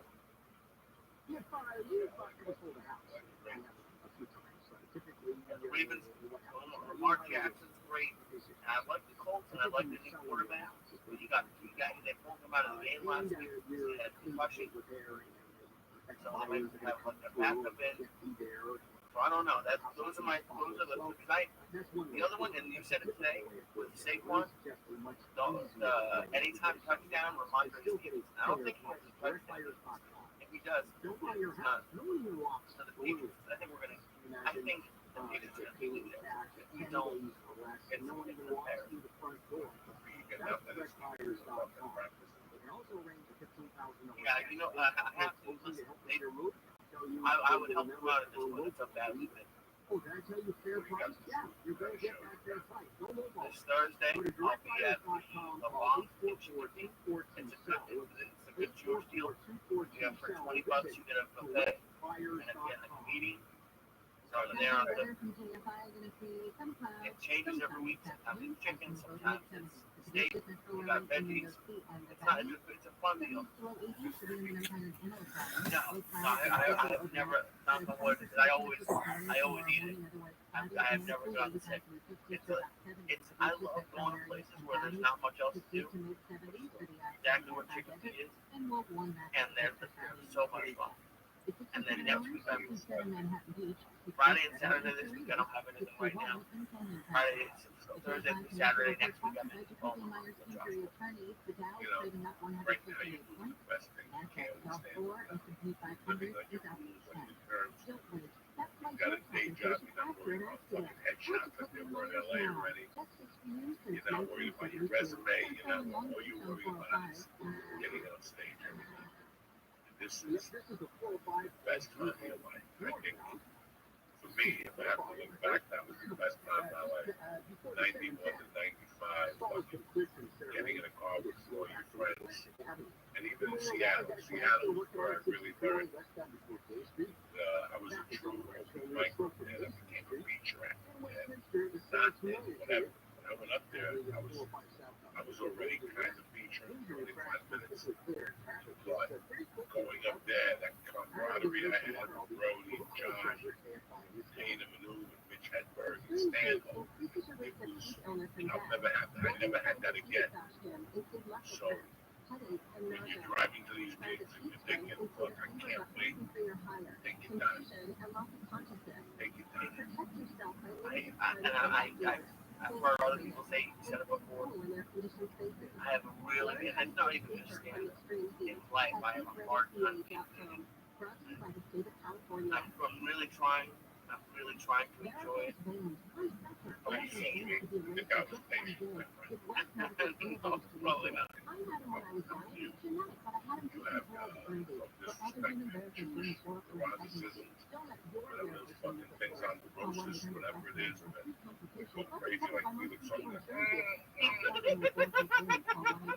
So, you don't need it. I mean, with you, I get it. With me, I'm not gonna lie to you. You want everything to be perfect. You want everything to be perfect. That's why it stands out. The waitress is gonna drop the glass. Audience member is gonna be. Audience member is gonna pass out. We've seen that. The last 10 years, we start, you experience a lot of different audiences. Don't ever blame it on the audience. Blame it on yourself. You try how many nights have you got there with too much ego? And you know how many nights I would kill a Tampa? I would kill a Miami Improv for a whole weekend. It was a feature act. I would light cigarettes and give me cocaine. And that Sunday when I landed in Miami, when I landed in LA, I couldn't wait to get out of the comedy store and talk shit on how I played Miami. And then I would walk into a spot and leave, that 910 times I would die the slowest death of all fucking time. Did you know that? That's a God honest fucking. I would just die on stage. I would have just played, like fuck them, or like, what do you think? What the fuck? I just did the same set I did the last 5 fucking nights. And it killed every night. Now at the comedy store I died. The answer was, I walked in there with too many big balls. I had to humble myself, so since I didn't humble myself, comedy humbled me for me. And you get that from time to time. You know what that does to you? All these little things. I just all one fucking journey. And you turn into one big scab. Just one big scab. Look at my face. I got scabs. I got scabs on my elbows, scabs on my knees. I got scabs on my ball sack. I got all the scabs. Fucking. You don't understand. And one day your body just becomes a fucking scab. Now they get the infection's gone. You're done. Now I gotta go move forward. Right or wrong, the infection's gone. I got a big scab on my cut. You know, that's what we are as a comic. We're otherwise fucking scab. Pain, you're not funny enough. You're not tall enough. You're old. You're young. You're not. The reason it's got nothing to do with your talent. Think about that. You saw it. Got nothing to do with your talent. You're not funny because you're fat. We don't have fat people funny. Okay. Now you gotta go home and come back even fucking stronger. Like their little mom and pop shop on fire. And I appreciate it, and I know you're right, but you're right, I want everything. Not only do I want to be perfect, but I want, I just sit sometimes on like the drive home from shows, and I just imagine what it's going to be like. And I know this doesn't mean anything, but to have someone booking shows for me, have like just someone who can call me and have like a full calendar, like next week, I know I am, and that feels. And I'm not even talking about And guess what? When you have that person, you're still gonna have to. How's that? Because they're gonna call you with crazy offers. You gotta pay them up. This is fucking things that happen. So don't worry about that. Right now, just worry about fucking writing. Having a great time and doing something I never did when I walked into the county. So we just don't have that much fun. California is one of those kind of outlier states. They look at you and that when there's tons of money, new this is for you programs and every other young are guy. instituted, programs are expanded, 3-year as if mark, the cycle never even comes the back. 5 to 6 year mark. The Even bubble the just best keeps on advice. getting bigger, bigger, Nobody bigger. ever gave me. I just did it myself. When I found out about So this, now we're sitting on it these changed programs that everything. don't You know, walk sunset, into a comic book, that are feel there, like a and that's child. the baseline, and that's what you Something's do gonna be a wave. here. Before you bust that And next that one, it is a you know how you stand there and you look, you go, hey, Timmy, hey, Marty, hey, Johnny, hey, Joey.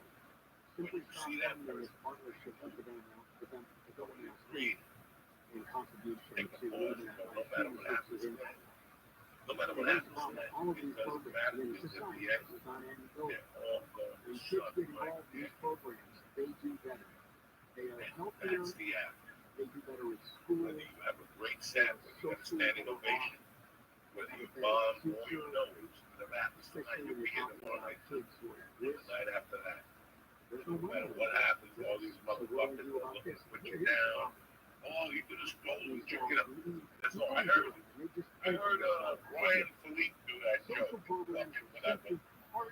After all that bullshit for all the years, you're not an amateur. Somebody gave you $5, you can't enter the content. It's hysterical. Well, that shit happens. It's starting to scare people. People went outside the normal. And that's complete education. Now, what I didn't do what I did years later. I wish I was going to stay. Walk in, read Jim Morrison, take a look around, say which way the wind blows. With a little girl with a duck together. Just take a look around, which way the wind blows. Notice whether you have to be wrong right there. Mind the wheel as your body stepping forward. That motion that we do right there. No matter what happens, right? Doesn't matter. Because eventually all these motherfuckers will be sucking like that. Okay. We're talking about nurses. I'll see you next week. We'll talk during the week. There's an anomaly here. Nurses are actually pretty I love you, buddy. And now for a word from our sponsors. Stay black. right in line with what we talked about for years. Let's get in with the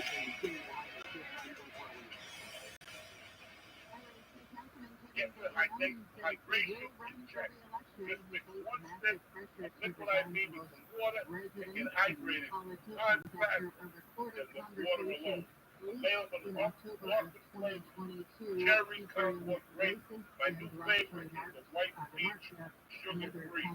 Made with quality ingredients and 3 times electrolytes of your leading food drink. Adding liquid IV to your routine is going to be a no-brainer.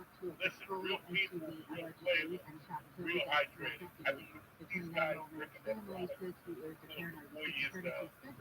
I love the strawberry, the dark cherry. They got a new cherry. But this new white peach, sugar-free, forget about it.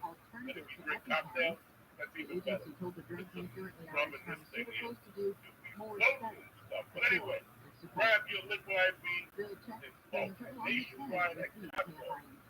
But I'm going to give you 20% off. Liquidiv.com. You hear what I just said? 20% off. Liquidiv.com. Use code Joey at checkout. That's 20% off anything. When you shop for better hydration using promo code Joey at liquidIV.com. Take a chance. Go on to the message. The checking is also brought to you by Manscaped. Listen, if you want a clean shaven look but hate the mess and hassle, wet shave, listen up, guys. The Handyman, Manscaped's new electric face shaver. Let you shave up to 3 days of growth. No water or shaving cream required. Who's better than Manscaped? Nobody. They got the same solution for your balls and your asshole. Put that fucking Manscaped on your nutsack and your dip top look good. With both the long hair leveler and full shaver blade. No matter what you want to look like, the Handyman is here to help you. And if you're short on time, the 5-minute quick shave feature is a lifesaver. With the rechargeable battery, the up to 60 minutes, that's right, 60 minutes of runtime. With the Manscaped skin-safe technology to help reduce nicks and cuts, you feel more confident when you shave your face, your butthole is for your nutsack. Here's one of the 10-freeway westbound. Like I got the extra leg right ahead. Up the cut. They're like 12 budget brothers screaming in the face. So if you're a guy to go, never leave the handyman at home. Perfect for travel. It's compact and airplane friendly. You ready for this? They're going nuts over that man. They're going to give you 20% off. That's right, 20% off. It's the Rosh Hashanah special. Free shipping with code Joey. That's 20% off with free shipping at manscaped.com. Use code Joey. Listen, all fun. It's $25 an hour. That's shop rentals, cozy covers, golfer bags, jackets, and more. Find the latest trends and new arrivals at a Macy's Backstage store near you. This report is sponsored by Boost Infinite. Hey, if you're thinking of getting the latest iPhone, you need to stop and check out the amazing wireless offer for Boost Infinite. To learn all about it, just pick up your phone, dial pound 250 and say Boost Infinite. That's pound 250 and Boost Infinite. That's it for all. It's such an amazing brand. You can't believe it. We've been saying it since we were little kids. I'm speaking on managing partner of Owen Patterson and Owens. If you didn't enter code Owen Patterson and Owens, 888-OPOWIN, OPOWIN.com. Your trusted trauma is healed. Your powerful forward. Your stylish camera. Your versatile RAV4. Even your fully electric V4X. Your new Toyota car, truck, or SUV is available now. So see your Toyota dealer today. We make it easy. Toyota, let's go places. Toyota.com is Toyota Central for all things Toyota. At Toyota.com, you can get product information, compare models, check out all the latest offers, find a dealer, search our inventory, set up a test drive. You can even build your Toyota the way you want it. The road to a great deal on a new Toyota starts at Toyota.com. We make it easy on you. Toyota, let's go places. For coughing, running nose, watery eyes. Just a house guest that just won't leave? It could be your air ducts. Over time, dirt, dust, and other debris can turn them into a breeding ground for allergies. Trust Voice to eliminate what's ailing your air ducts. Voice technicians are specially trained and certified with the best guarantee in the business. Clean as new. That's the Voice commitment to you. Schedule your Voice cleaning today and get 35% off. Call 1-800-FOI-VOICE. It's a beautiful day at the grocery store. Uh-oh, looks like there's some spilled tomato sauce. Here comes the slide. Oh, Martha. Injuries can come out of left field. Call Morgan & Morgan, America's largest injury law firm. Independent people. With Survivor, easy. I can get delivered from Richmond to Hilton. Those weekends are delicious. Now your top reasons to visit Orlando. Survivor gift giveaway. Get a good top-sided quarterback. Win or earn 500 points on your reward card. The 26th. Number 2. Black Rocket, Tracy Morgan. Live September 29th. And the number 1 reason. Download our app now, and you can win a weekend stay, $200 in food, and a spot card. A winner every day. Morocco, good times. The kitchen store makes your dream kitchen easy. Go to 310kitchen.com and book a free in-showroom design consult today. A free in-showroom design consult at 310kitchen.com, 310kitchen.com. Why is iHeartRadio the number 1 streaming radio app? Free music. Free live radio stations from all over the country. Free podcasts. Free playlists. Free contests. Free artist radio stations. Commercial-free station. It's free. I love iHeartRadio. Join the millions of music, radio, and podcast fans on the number 1 streaming radio app now. iHeartRadio. You've never sounded so good.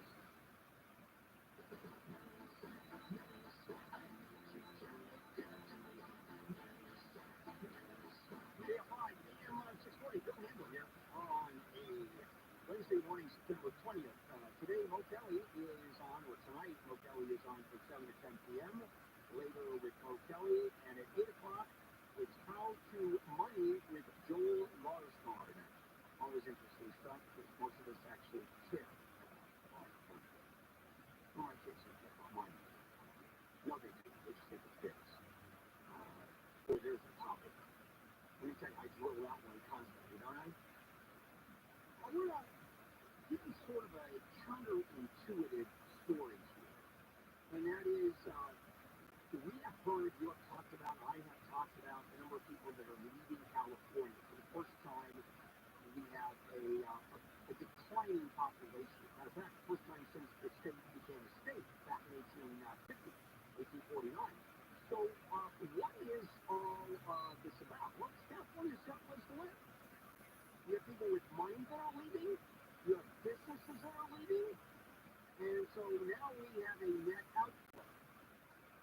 There's one group of people that are leaving. Matter of fact, coming in. Nurses. Nurses are coming into the state for the very reason people leave the state. And let me explain. The high cost of living and progressive policies, right? That's it. We're done. You work here, you have remote working available, you have to do it.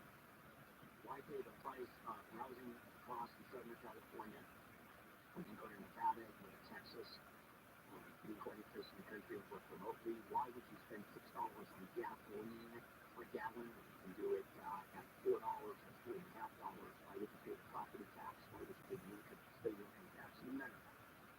Well, those reasons, those progressive reasons, and the cost of what it, the cost to live here, are the very reasons nurses are coming in this way. What is that? How does that make sense? Well, let me put it this way.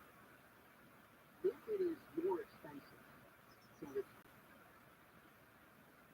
here, and people are leaving the state in, let's say, a field in which it's desperate to have people here, what ends up happening if people are moving out and you need people to stay and come in? Wages go up. Supply and demand.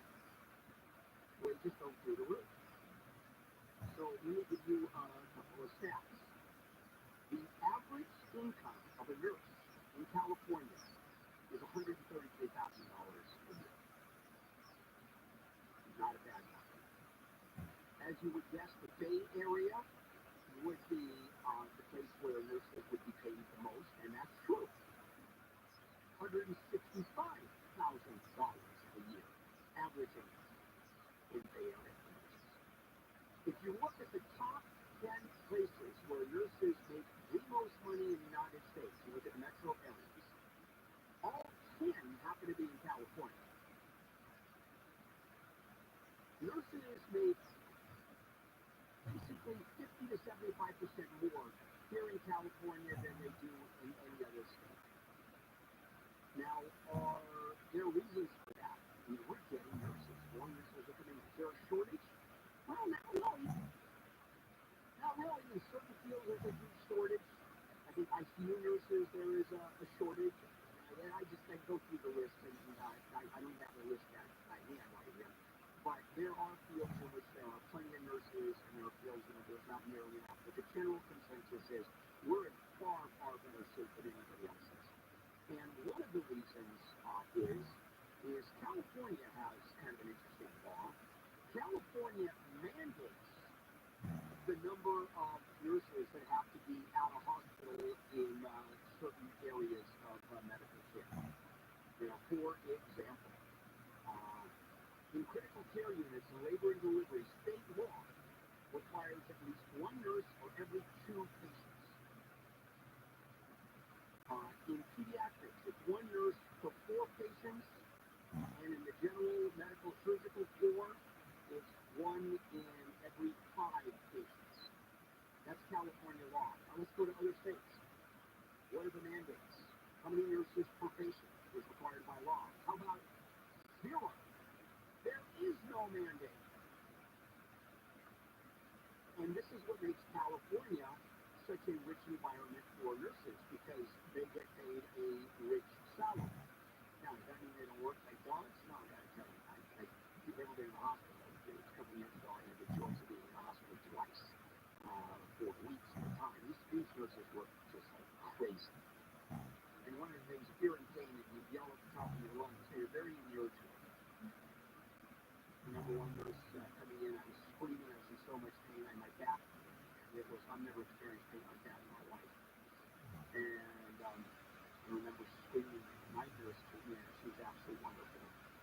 came over to me and yelled, "Shut up! You're not the only one on the floor!" I feel like I'm at home. You feel like family to me. But the point is that nurses have it pretty well here. Except, during the pandemic, they were heroes. Oh, the other thing I want to point out, remote working doesn't work with nurses. It's very hard to nurse a patient. To yell, you can yell, but it's very hard to treat a patient remotely. Those bedpans just be turning over. Those shots have to be given. The IVs have to be run. And you can't do it remotely. And one of the problems is that, it's just a quick aside before we leave. I just hold those back to the show. Is that the nursing age, the age of nurses here in California is far lower than the rest of the country. Because the experienced nurses were so burnt out that they just left in droves. Now they're coming back because, people have retired and went, wait a minute, I can get $65, $70 an hour part-time as a nurse. Not a bad job. But that's California. It's operational. Kind of good news for our state. Other states are looking at this too, in terms of nurse-patient ratios for hospitals. Massachusetts, New York, next June they have some of them coming in. Legislatures from more than a dozen of those states have said that. Even if the hospitals say none of this works, this is terrible, this is horrible, you don't get as good medical treatment, I love this. You don't get as good medical treatment if you have fewer nurses. Explain that one to me. Yeah, it's just great. Like the oil countries say, you're better off with more expensive oil. Just don't you love that? Coming up, in chart, the house whisperer. And we'll end our Wednesday with the home appliances, how they are changing big time. We're checking with Amy, live in the KFI 24-hour newsroom. LA City Councilman Kevin De Leon says he will seek another 4-year term in the city's March election. De Leon's career was upended after a recorded conversation that included racist and derogatory language was leaked last year. Politico report De Leon acknowledged his friends have since turned away from him, but his constituents have his back. De Leon says he's made unprecedented strides in his district, which includes parts of downtown LA, Boyle Heights, and El Sereno, on public safety and homelessness. Man suspected in a deadly ambush shooting of an LA County Sheriff's deputy in Palmdale due in court. The appearance today depends on a decision on charges by the LA County DA's office. Sheriff Luna said Eddie Salazar confessed to killing Deputy Ryan Clinton Bruner. He was shot in the head Saturday while stopped at a red light in his patrol cruiser. The sister of the man accused of shooting the LA County Sheriff's deputy in Palmdale says her brother is mentally ill. Jessica Salazar says her brother Kevin tried to commit suicide twice. I do want you guys to know that my brother did have schizophrenia. He had paranoia. He heard voices. Kevin Salazar was arrested early Monday morning. Salazar's mother also told KTLA deputies have been to the home many times in the past because of mental outbursts, but couldn't do anything for her son because he's an adult. She also says her son refused to take his medication. The family lived together in a home in Palmdale. Steve Gray on KFI News. Hunter Biden is expected to plead not guilty to gun charges in Delaware. In the court filing yesterday, his attorney also requested Biden's initial court appearance be held remotely. Federal prosecutors are against that idea. The president's son is charged with 3 federal criminal counts. 2 charges are related to Biden filing a form that claims he was not using drugs when he bought the gun in 2018. The third alleges he was in possession of a gun while using drugs.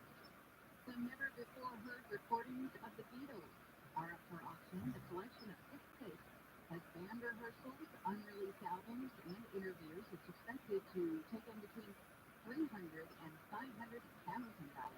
The auction runs through Friday at GottaHaveRock'n'Roll.com. Let's see what you gotta have. Maybe patience in a 91. We need to check the KFI in the sky after sports at Wayne.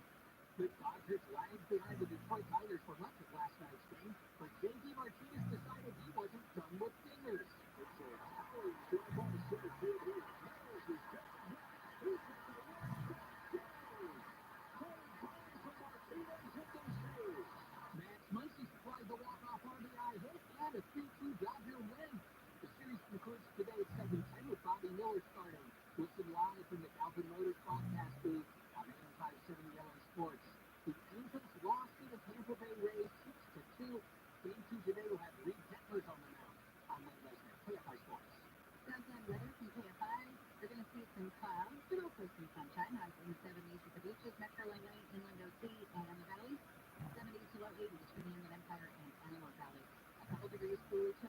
with a slight chance of rain in the morning. Highs are just in the 70s for halftime. Warming into the 70s to low 80s again for Friday and the weekend. The 68 in Anaheim, 67 in Redondo Beach. We put a stall in Bellflower on the 91. Had a stall. Looks like they cleared it just now on the 91 freeway westbound past Bellflower Boulevard. It's in a tough freeway. Not seeing how much slowing through there. We've got new problems in Orange 55 freeway southbound right before 22. The car feeling is off the crash there. Reportedly some incidents, so it may be a little slow to clear. Bring it after that crash is on the right shoulder. 60 freeway westbound before Bay Street. Still awfully slow as you get away from Mason. Wow, is it slow in Midfield LA? 10 freeway westbound. From Normandy out to National Boulevard. Traffic just barely moving at the cross. Real cool front. KFI in the sky. Hey, it's Steve Sharp. So a friend asked me the other day, hey, where are your glasses? I don't need them anymore. You got contacts? Nope. Laser? No. I had my vision permanently restored at Schneider RLE. Now, every time I say that, the reactions are always the same. Wait, what? Is that even possible? That is amazing. Yes, it is. And now you can find out if RLE is right for you at the Schneider RLE free live webinar coming up on Thursday, September 28th at noon. Here's Dr. Schneider to tell you more. At the webinar, I'll answer any questions you might have regarding what's the difference between the LASIK and RLE, am I a good candidate, what the pricing is, how long does the procedure take. I'll answer all those things for you at the webinar. Please join us. To find out how Schneider RLE is the permanent solution for readers, contacts, glasses, and cataracts, join me at the free live webinar Thursday, September 28th at noon. Space is limited. Register now at SchneiderRLE.com. SchneiderRLE.com. Hi, I'm Kyle at Blinds.com. If you're like many people, you may think custom blinds is a job for expensive professionals. For a Blindster, if you have a tape measure and a screwdriver, you can install our custom blinds and save big. Plus, we guarantee they'll fit. Blinds.com. Do you want the ultimate driving machine? Visit Sterling BMW in Newport Beach, SterlingBMW.com. I feel incredible because I call 1-800-WEST MEDICAL. Running out of hot water, visit waterheatersonly.com. Quick service, friendly technician, low prices. Warning, the following message contains an ad recommendation you won't be able to resist. Girl, how do you keep getting all these things for free? Coffee, makeup, and now lunch? You haven't heard of the Drop app? Drop is a free app that rewards you for shopping at places like Ulta, Adidas, and Sam's Club. I've already earned $100 this month. Download the Drop app and get $5. Use invite code GETDROP232. Hey, it's Steve Sharp. Are you sick of chlorine in your water? A light source water system is your solution. And September is perfect timing because Light Source is offering new customers a double dip. You get free standard installation plus an extra $250 off. That's up to $1,250 in savings. But the offer ends September 30th. Restrictions apply, so call Light Source today. 800-WATER-99 or visit lightsourcewater.com. Light Source. Taste and feel the difference. Running a small business takes grit and determination, and the communications provider that's got your back. That's Spectrum Business. Fast, reliable communication solutions to keep your business going. Get 300 megabits per second internet, just $49.99 a month when bundled with Spectrum Business Connect, the all-in-one phone system that lets you work from anywhere on any device, and get a free mobile line for a year. Visit spectrum.com/GoFaster. Restrictions apply. Services not available in these areas. Every day, you breathe in thousands of microscopic germs, allergens, and viruses. One of these invisible invaders make breathing through your nose impossible. Flush them out with Navage. Navage uses powered suction to pull saline in one nostril, around the back of the nose, and out the other nostril, helping flush out all the nasty things that make you miserable. Nearly 4 million people use Navage to breathe better, snore less, and feel healthier. People like Cindy, a verified Navage user who writes, I've had such awful nasal congestion for the last couple of years. I bought Navage and OMG, I can breathe again. I love this thing. Goodbye, Neti Pot. Hello, Navage. End quote. If you suffer from sinus congestion, allergies, or snoring, then Navage is the safe, drug-free solution you've been looking for. Navage is at Walmart, Walgreens, CVS, Rite Aid, Target, and Navage.com. Navage. Navage. clean nose, healthy life. Don't miss our 2023 iHeartRadio Music Festival. The biggest superstars from all genres of music on one stage. T-Mobile Arena, Las Vegas. Stream it live only on Hulu. This Friday and Saturday. On Ten Eastern, 7 Pacific. KMR AM 640. The news, what it means, why it matters.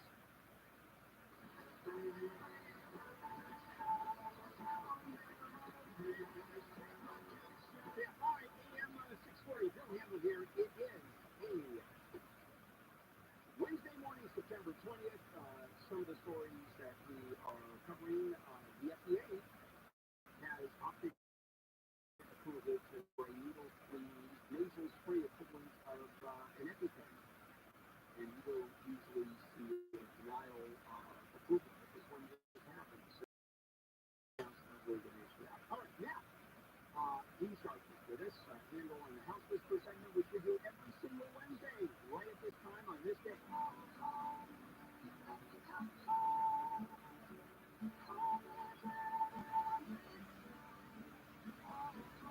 And Dean is heard every Saturday morning, 6 to 8 a.m., preceding handle on the law. And every Sunday, 9 to noon, is address at home with Dean. Dean, good morning. Hey, Bill, how you doing? Yeah, good. We missed you last Wednesday. We were on Vancouver Island in London celebrating our anniversary. And it was, sorry I missed you, but I was having a good time. Sure. We were able to go to the Empress Hotel in Victoria for high tea. Yeah, now we stayed in Victoria, and we elected not to do high. We went to the Empress, of course, but we stayed like 2 blocks away. But we elected to do high tea at Woodshop Gardens. Oh, that's beautiful. For those of you that don't know, you go to Victoria, the island, and it is, you're going to Asia. I mean, it is basically a bunch of expat Brits who live there. So you're walking in the English, and that's what high tea and sort of fun stuff it is. And it's insanely expensive. It's like beyond comprehension. Water crescent cucumber sandwiches for $90. And the Empress charges it was like $97 for high tea. Bouchard was half that. So we went for the value plus. You're sitting in the middle of a Rolls Royce. So there you go. Yeah, good point. All right, enough of that. We just did the travel show with Dean and Bill. There it is. Now, let's get right into the House Whisper segment, and that is something that I love to talk about with you. We do this every single year. Appliances 2023. New appliances, where it's going, trends. I'm going to, as usual, just throw it at you. Tell me what is going on. Yeah, so there's a lot of upheaval in the appliance world right now, especially as it relates to appliances in North America and specifically in California, because we're in a time of transition. We're transitioning towards quote-unquote smart appliances, some of which are smart, some of them are very stupid, in my opinion. But we're also transitioning, as you know, in energy. And it's a hugely hotly debated item. Obviously, right now, Congress is moving against California with the electric car mandate, and in terms of not wanting to isolate cars down to electric cars, but the state of California has absolutely mandated, without question or challenge, the fact that by 2030, no new homes in California are going to be built with gas appliances in the kitchens and or gas furnaces. So transitioning to electric, all electric kitchens seems to be inevitable and unavoidable, and that has really thrown a wrench in the works of some of our appliance dealerships. What are they selling? How are they selling? It's not that you can't buy them now, and of course the mandate is still 6.5 years away. But definitely your next time that you go around the bend, it's going to be electric, and a lot of people are wondering, should I plan for it now, or should I just commit now? And that's part of what we'll be talking about this week. What's interesting is that the way we put this together is to get electrical power from our power plants. These are natural gas-fired power plants. So you're using fossil fuel. I know. Because they don't want you using the fossil fuel. They want the utility company to use the fossil fuel and then send it to your house in the form of electricity. So, you know. Well, I mean, the answer, we can get into this. To me, the answer is clearly solar panels, which is happening like crazy, battery technology, which you always talk about, and something that is still up in the air, and that's nuclear energy, which I'm a huge fan of. I just like nukes. Not anything like that. Anybody living within 100 miles, you don't need a nightlight. You know, your kids work for you. It just works. But then again, that's another issue. Let's go back to the appliances.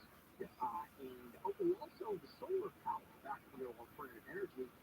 Isn't every new house built have to have solar panels on the roof? Yes, absolutely true. So again, there's no avoiding the fact that we are electrifying homes and that we are phasing out natural gas and fossil fuels. And so the appliance selection is there. For a lot of us, that's not an issue, really. I was a kind of an early adopter when it came to this. You and I have talked before. I was just reading an article in the Wall Street Journal yesterday about induction cooktops and how just the span of 5 years ago, they were really kind of an outlier in the appliance industry, and they are the tip of the spear now. Still a lot of controversy from old gas users saying, no, it's not, I want to cook on a flame. I get it. But induction cooktops are brilliant, and they are likely the future of all cooktops in kitchens across California, simply because they're electric, but also they're incredibly high performance. I mean, incredible. I would dare say superior to gas in many ways. All right, take a break and come back. The induction stovetop is technology that is fairly different than anything else that when it's introduced on the market. Are there other appliances that incorporate new technology in and of themselves, and what makes sense and what doesn't? We'll be right back. Dean, White, KFI, but let's check in with Amy. The reasons that I fucking stay. A gallon of gas in LA County is up to $6.07. At 4 cents today, gas prices have risen $1.10 a gallon in the last 60 days and are up almost 50 cents from a week ago. Orange County prices are also up to just under $6.05 a gallon for regular oil. Great job, guys. The latest forecast for California from the Climate Prediction Center calls for a 71% chance that a strong El Nino will develop from November through January. El Nino tends to bring more rain than normal, so forecasters say we should get ready for another winter. $678 million is on the line for tonight's Powerball jackpot. There hasn't been a winner since July 19th, when someone in California won a $1.08 billion prize. Real quick and throwing on 101 with the pay on the side. And then I have to pay, when you paint anything, you gotta fucking tape it off with paper. I would do that, and then I go get him a 12-pack of Budweiser. In cans, I go get 2 6-packs of Budweiser cans. The coldest ones, and I bring it back. And he had a cooler with an ice block on the bottom. He's the guy who taught me how to drink Budweiser cold. I love Budweiser beer. I don't give a fuck. A bunch of HMO. I don't give a fuck about your IJE. Those beers people drink, what are they? What are they called? IAB, whatever. IPA, I don't give a fuck.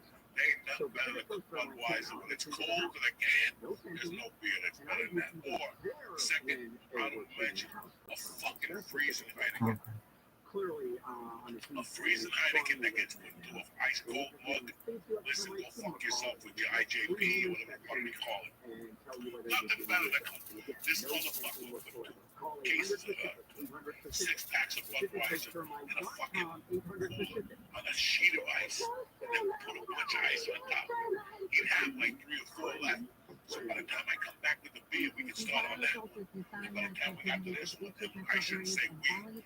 Unless he had a mouse in his pocket, because I only got to drink one of those motherfuckers. He would only give me one. I was only allowed to drink one. After I did that whole process, I would crack that fucking Budweiser, and he would drink me another 11 Budweisers. And the time it got to paint it and seal it, and then once I did the fucking whatever, I was done.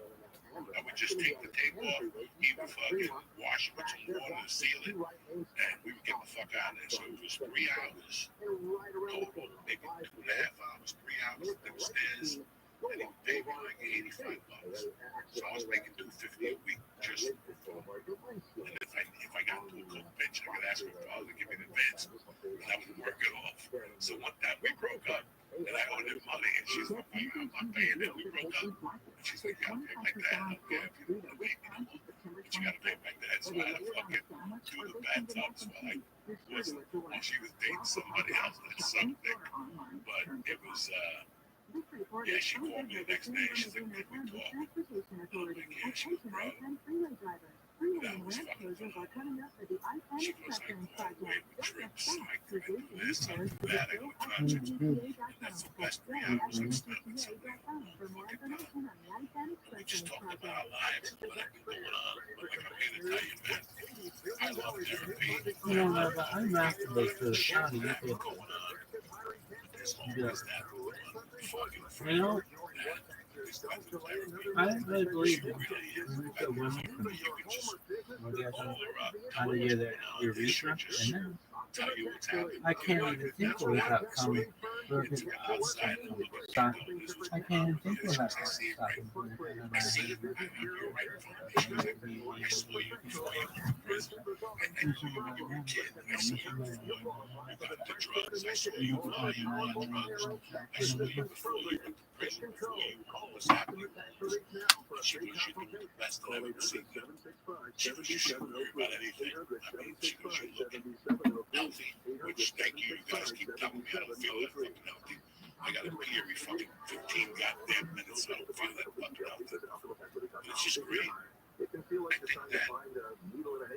when I said I wanted to come back here and reconnect with friends, I think it meant forever. I think it meant I really like her a lot. Since Wednesday, we've talked like maybe 3 times about different things in life. She's thinking of retirement. Yes. Look at this one, Michael.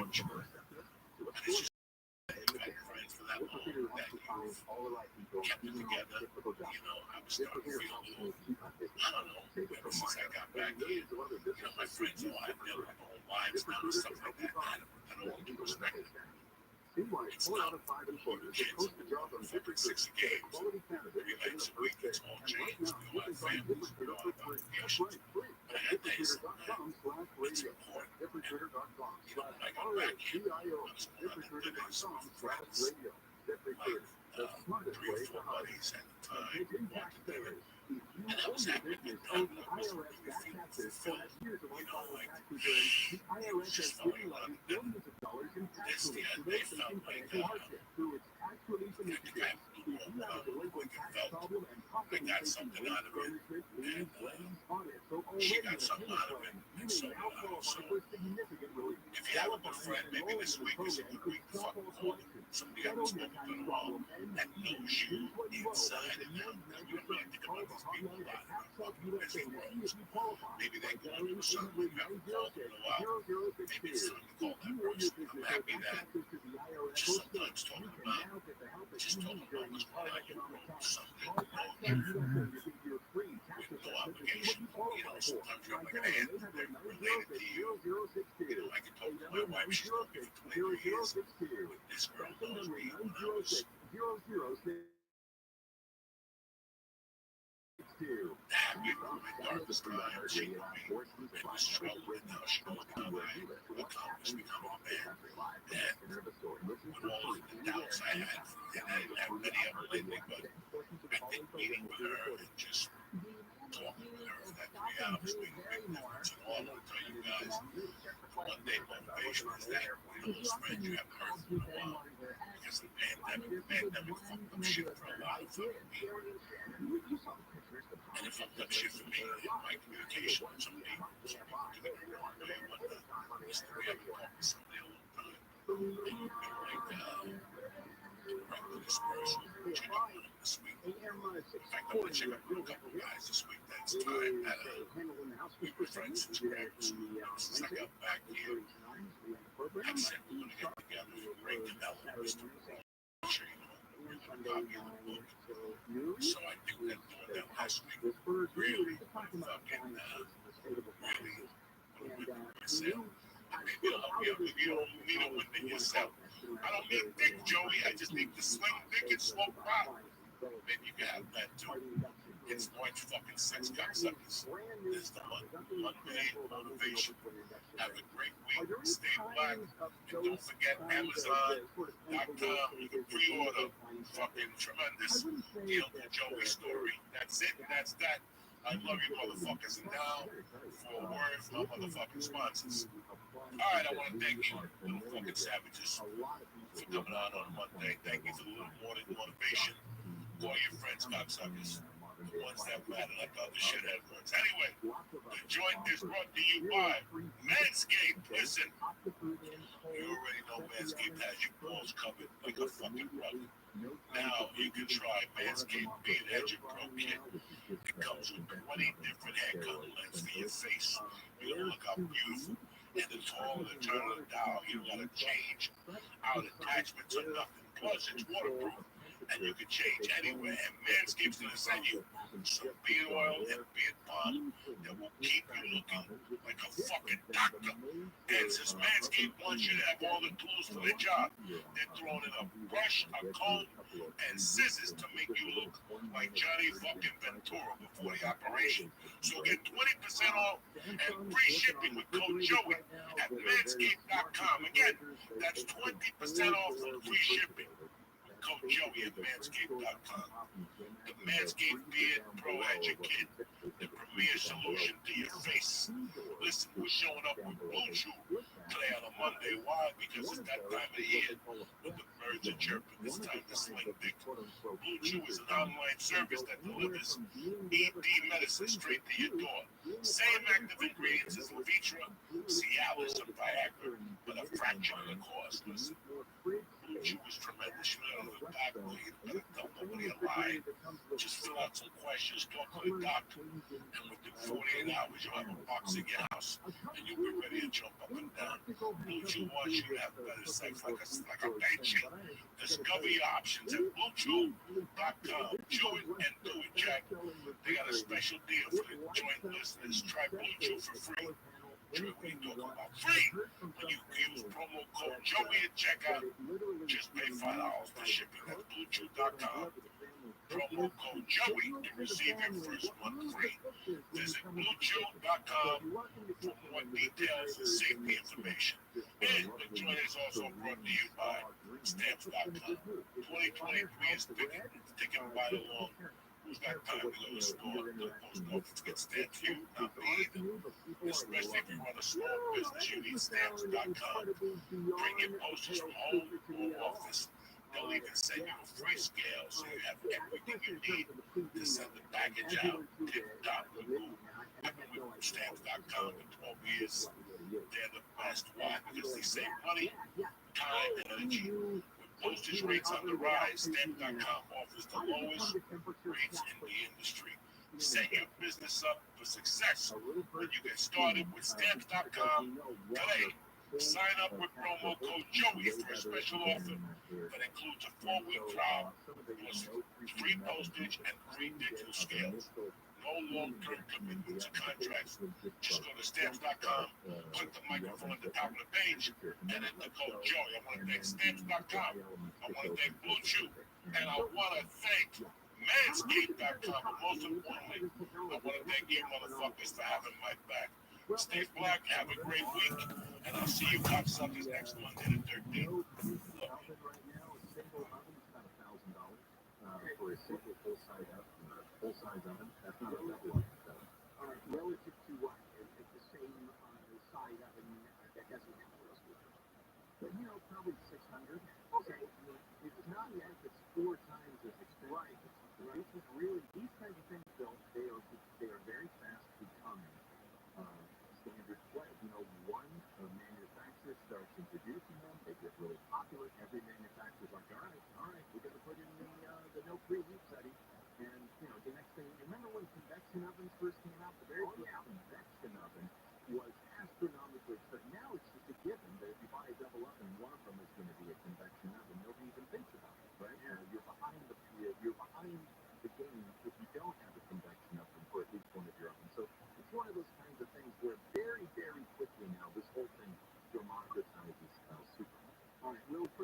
talking about this weekend? We're talking appliances all weekend. Oh, all weekend. Okay, yes. Yeah, we're stepping through every major appliance, including a bread box that a Japanese company has just invented. Here they go, welcome podcast by night, all day. Ladies and gentlemen, first of all, the great, powerful Tony Hitchcock, the biggest pro wrestling fan in the world, totally appropriate that he's here today because we have the king. Whoa, we share a birthday, we share 4 letters of our last name. Fucking man, I need this, brother. You don't have to. I like him. Lock everybody in. Yeah. Not on. Chest test. Whoa, here we go. Strong. Thank you for having me here. Please, it's an honor.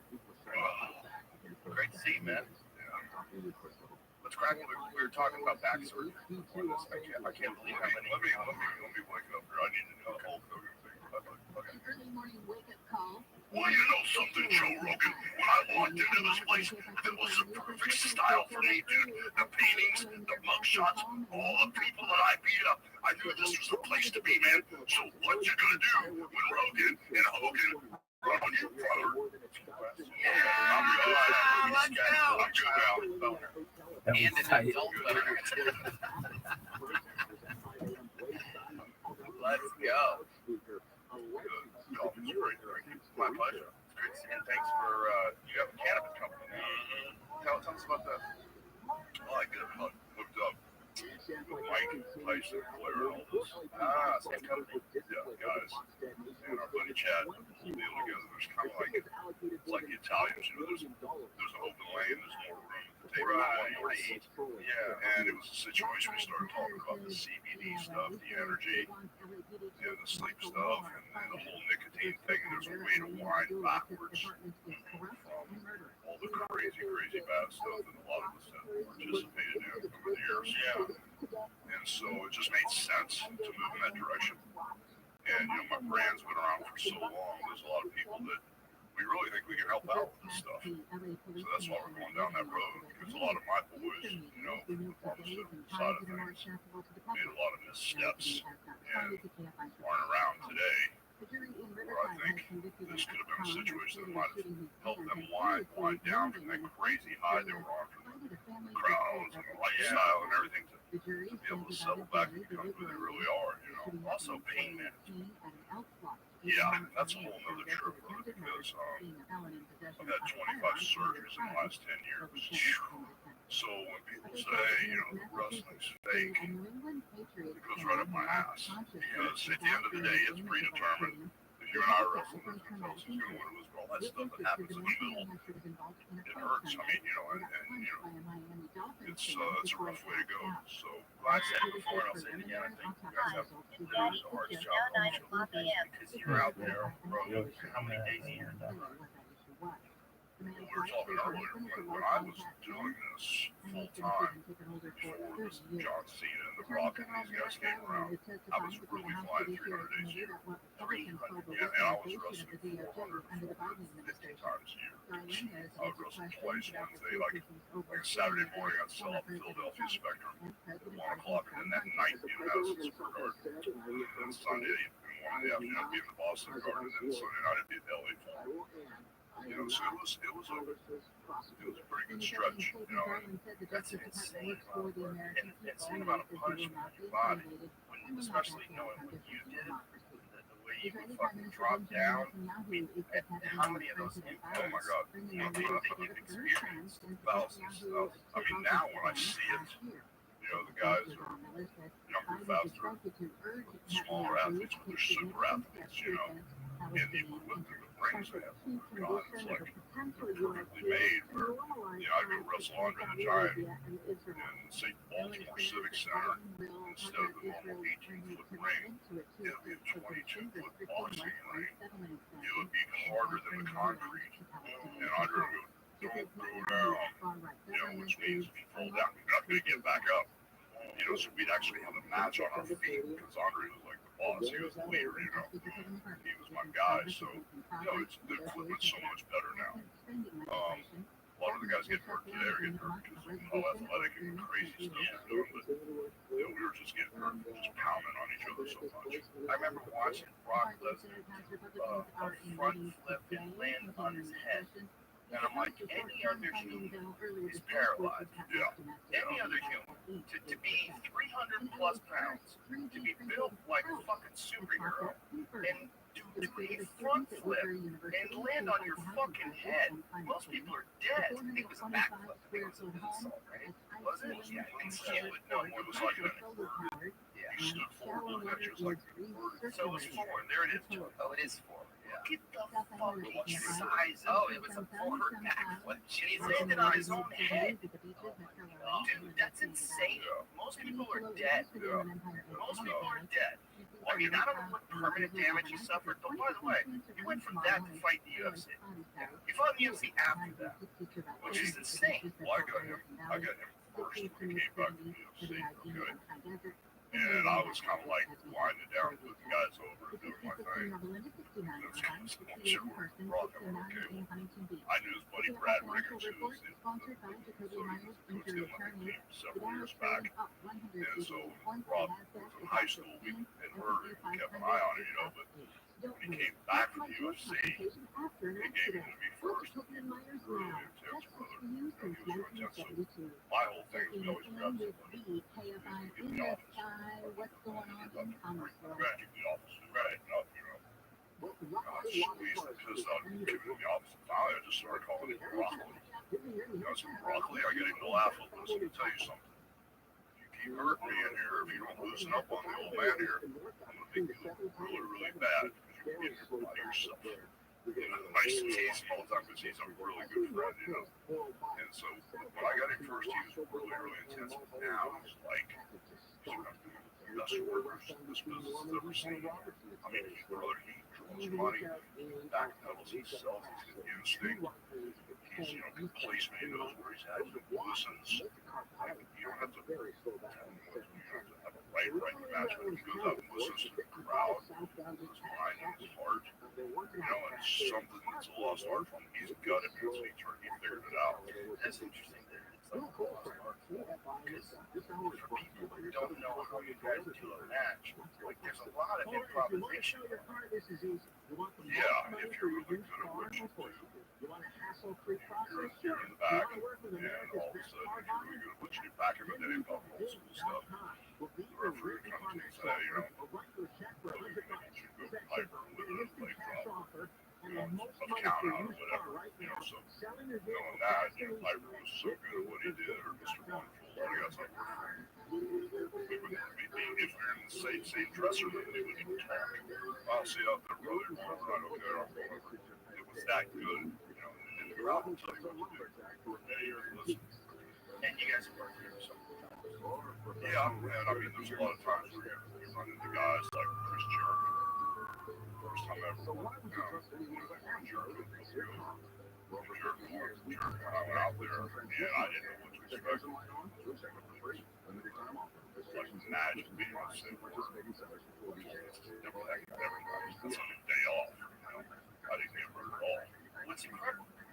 This episode is brought to you by Squarespace. Squarespace is an all-in-one platform for building your online presence. Whether you're an artist, a writer, or a business owner, or a stand-up comic, my website is made with Squarespace.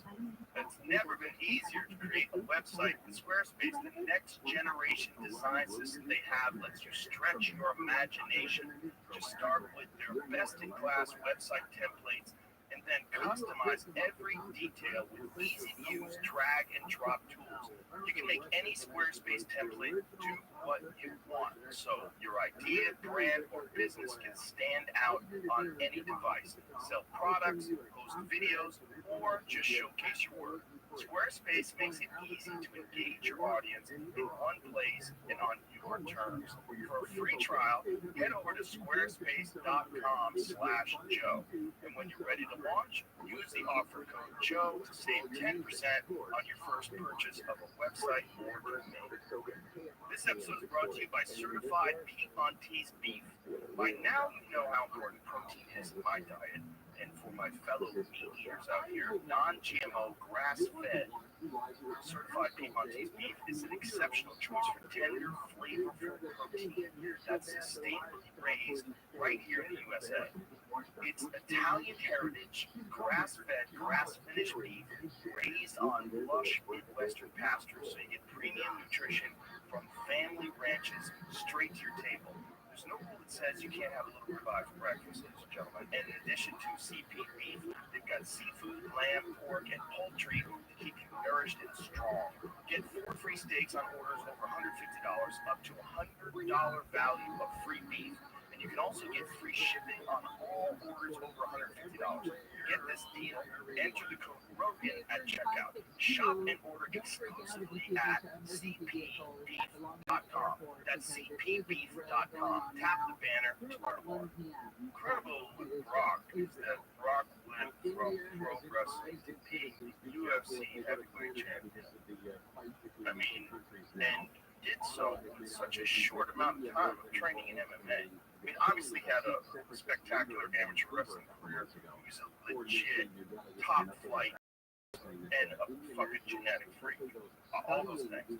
But to be able to make that transition to winning the fucking world title against a guy like Randy Couture, I don't think he gets enough credit for what I think a lot of people say. Oh, he was so big and he was this and that and he did steroids. And there's all these excuses. Like, you don't understand what that guy did. Like, what that guy did is nothing short of insanity. Like, no one's ever done that. No one's ever gone from, I mean, the way he did it to fucking to get in there and beat a guy like Randy was, you know, one of the best of all time.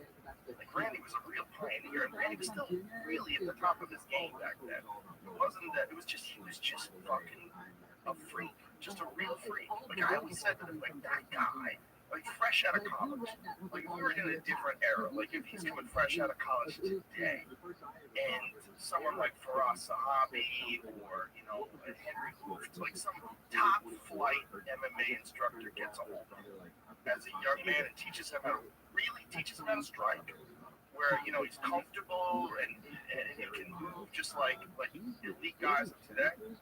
Fuck, man. Unstoppable. He was an unstoppable monster. He's a monster. Check, he's like the biggest genetic freak maybe I've ever seen in this sport. Me and my crew used to go to the Royal Rumbles for a few years back. There's 30 people, one comes out every minute, and that's where you really see what a freak he is. Because it stands out amongst 30 other wrestlers. And you can tell with 30, and he comes in, he's flying, he's faster than the other people, he's stronger than the other people. It's the closest thing to it is like watching LeBron James play basketball. You're like, how does he move like that? He just got to move in 2 steps, and that's what he's doing in the wrestling ring. You ever see his NFL combine numbers? He had like legit top flight combine numbers, like ridiculous numbers. See if you can pull those up. Just a fucking freak, man. Like a real rare one. Very fast, too. Like his run was fast. Look at this. 6'3", weighs 283 pounds, 40-yard dash at 4'7". 4'7" at 283 pounds. Jumped 35 inches vertically and 10 feet from the standing long jump. 10 feet. He's hurling 10. He's hurling almost 300 pounds. 10 feet. He gets 225 pounds for 30 reps. 225 for 30 fucking reps. Dude. Oh, look at me. Astounded. I've been astounded multiple times by that guy. See, there's a few guys that I say, like, bro, yeah, I'm sure he will. Well, there was talk about him fighting again in the UFC just very recently, like a few years ago. You know, I mean, I'm sure in the back of his head, he still wants to stomp some people, you know. He's intense, brother. I mean, last time I was around, I was in Saudi Arabia. You know, he's really, and it's, he hasn't changed a bit. And the guy went from, he goes and fights Frank Mir, who's a former UFC heavyweight champion, you know, and comes right into the top of the food chain, gets leg locked, comes back, and beats Frank Mir in the rematch, just beats the shit out of him. I mean, he was a real deal. And a lot of people don't give him enough credit. And then he diverticulitis. So he had to get a long section of his intestine. believe it was his intestine. Yeah, it's everything that you're on. So that's the name. Jordan, again, Yeah, Republican chair of the House Judiciary I don't know why how you get diverticulitis. Anthony Bourdain told me it's a real mystery because you can actually get it from like a seed gets stuck. It's not just like people say, oh, he ate too much meat. That's not necessarily the case. There's a lot of things that can happen. But either way, so he has that, and then he goes back and fights Alistair during Juicy Tuesdays.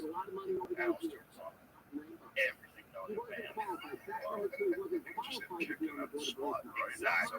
By a K1 Grand Prix champion. Like Alistair Overeem was the elite for kickboxing. And he was saucy. He came in saucy. There was no USADA back then, so you just had to pass the test on the day of the weigh-ins, which is like a test.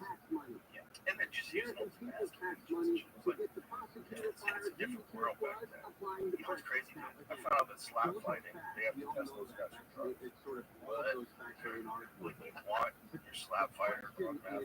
Yeah, I want a fucking energetic slap fighter. Oh, right? God. I don't want a slap fighter who's fucking drinking green tea and taking creatine. I want my slap fighter drunk. Right? Don't you? Oh, God. It's ridiculous. Apparently, they're treating it like a real sport, so it has to get approved by the athletic commission. Yeah, that's one there. You know, talk about like, I wonder how many times can you do that? How many times can you just let dudes smack you in the head? Get 5 of those in your body? 10? How long can you do that? You know, I don't know. The first time I was ever knocked out, slapped the garden, Sherry Martell, Sherry. Wow, of course, sensational sharing. I had Macho Man gloves. Yeah. So I'm over the Sherry's left and she slapped me, left and she cut my ear. I was stumbled one down on one knee, and when you go down, I'm like, yeah, I can't make it. And then I sat on my butt, and I was kind of like out for about 30 seconds just from that slap. You know, Sherry was a tough girl. She was strong still. I was surprised she knocked me out.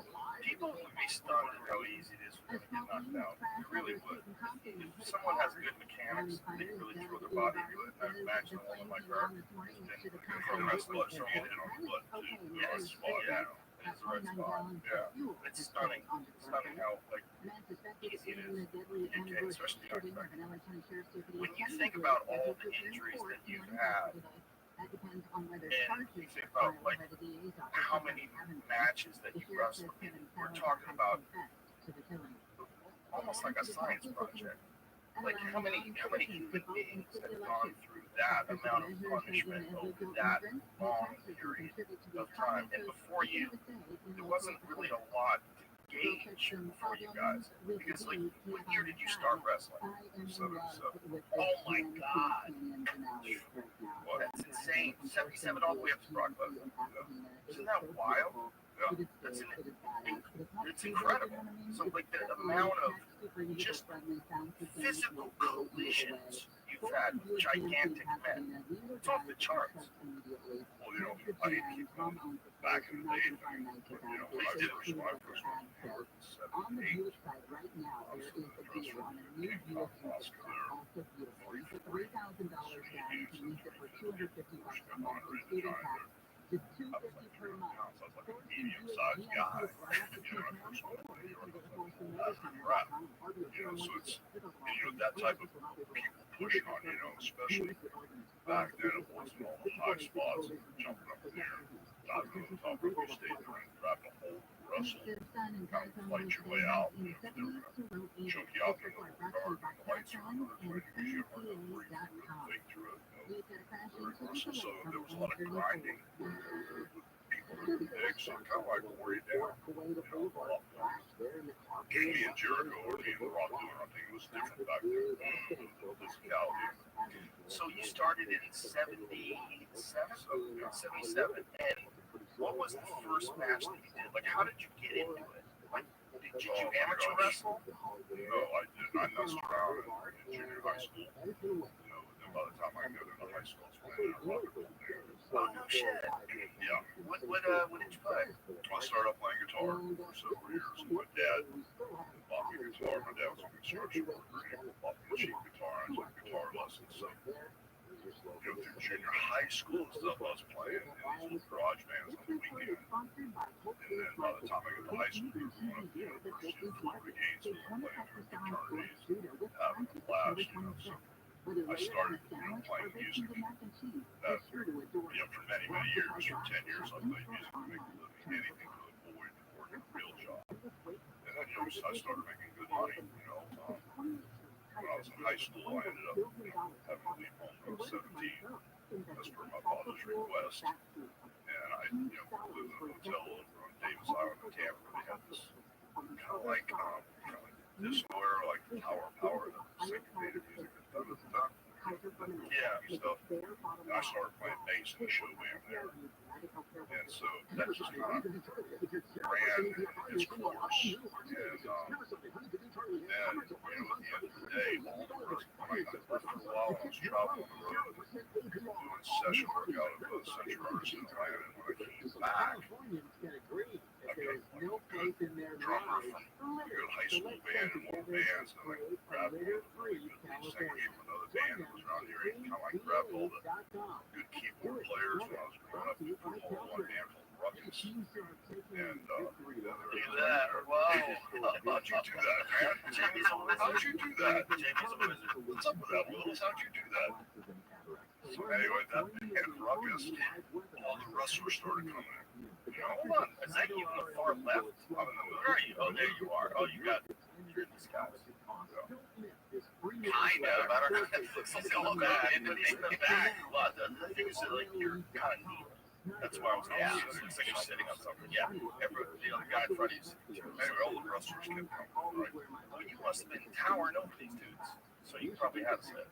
I started lifting weights, when I was 18. And I was, Which is unusual for a band, right? Yeah, do that. Wow. Yeah, that's kind of like a funky I remember very clearly when I was a kid watching Rocky 3, watching Rocky 3, and saying, like, what the fuck do you do if someone's that big? This is like during my martial arts days, and I remember watching that movie going, there's nothing you're doing, you're not doing anything. Just getting old. You're so fucked. That scene was so wild. That's crazy. It was so in tribute to pro wrestling, to even the way he talked to him after the match. It's like he thought it was real. He didn't know what the fuck was going on, and after it's like, yeah, that was a good job. Like, and it sort of let everybody know a little, maybe one of the first ever windows behind the scenes where you could see what the top flight pro wrestlers actually do. Like, you can call it fake, but it's not. There's nothing fake happening. It's like it's just orchestrated, or at least there's a predetermined outcome. But the fucking physicality, it's bananas. Well, I gotta give this one.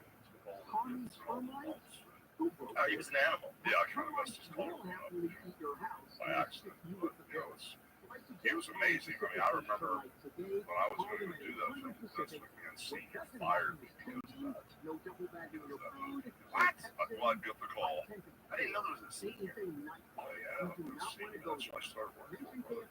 Yeah, Vince McMahon. So it's not the Vince McMahon that's an old man now. His dad was a star. When I first went to New York in '78, Vince McMahon Senior had a couple of Phil Zacco and a couple of partners, and Vinny Jr.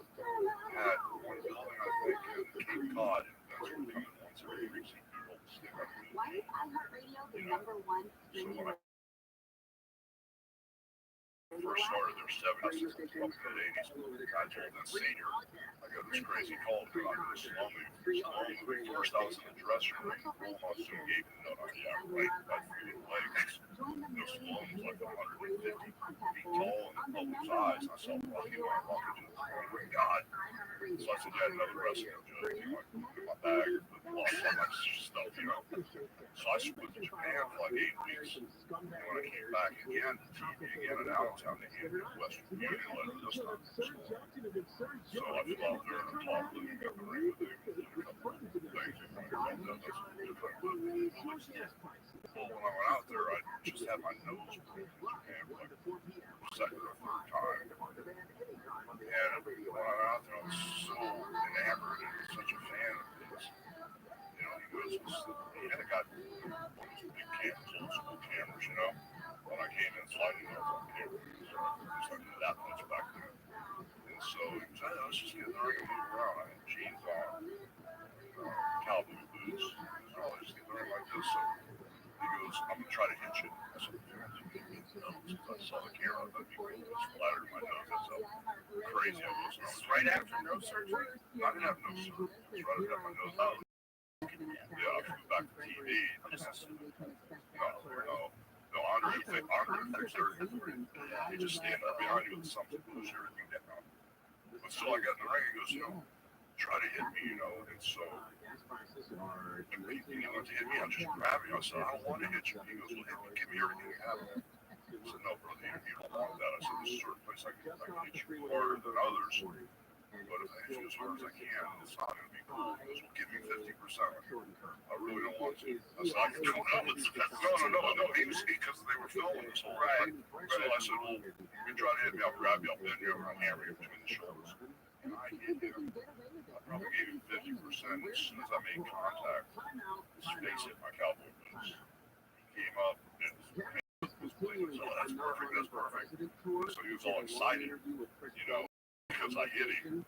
What a psycho. Yeah, and then we got out of the ring and he goes, you're a fake wrestler.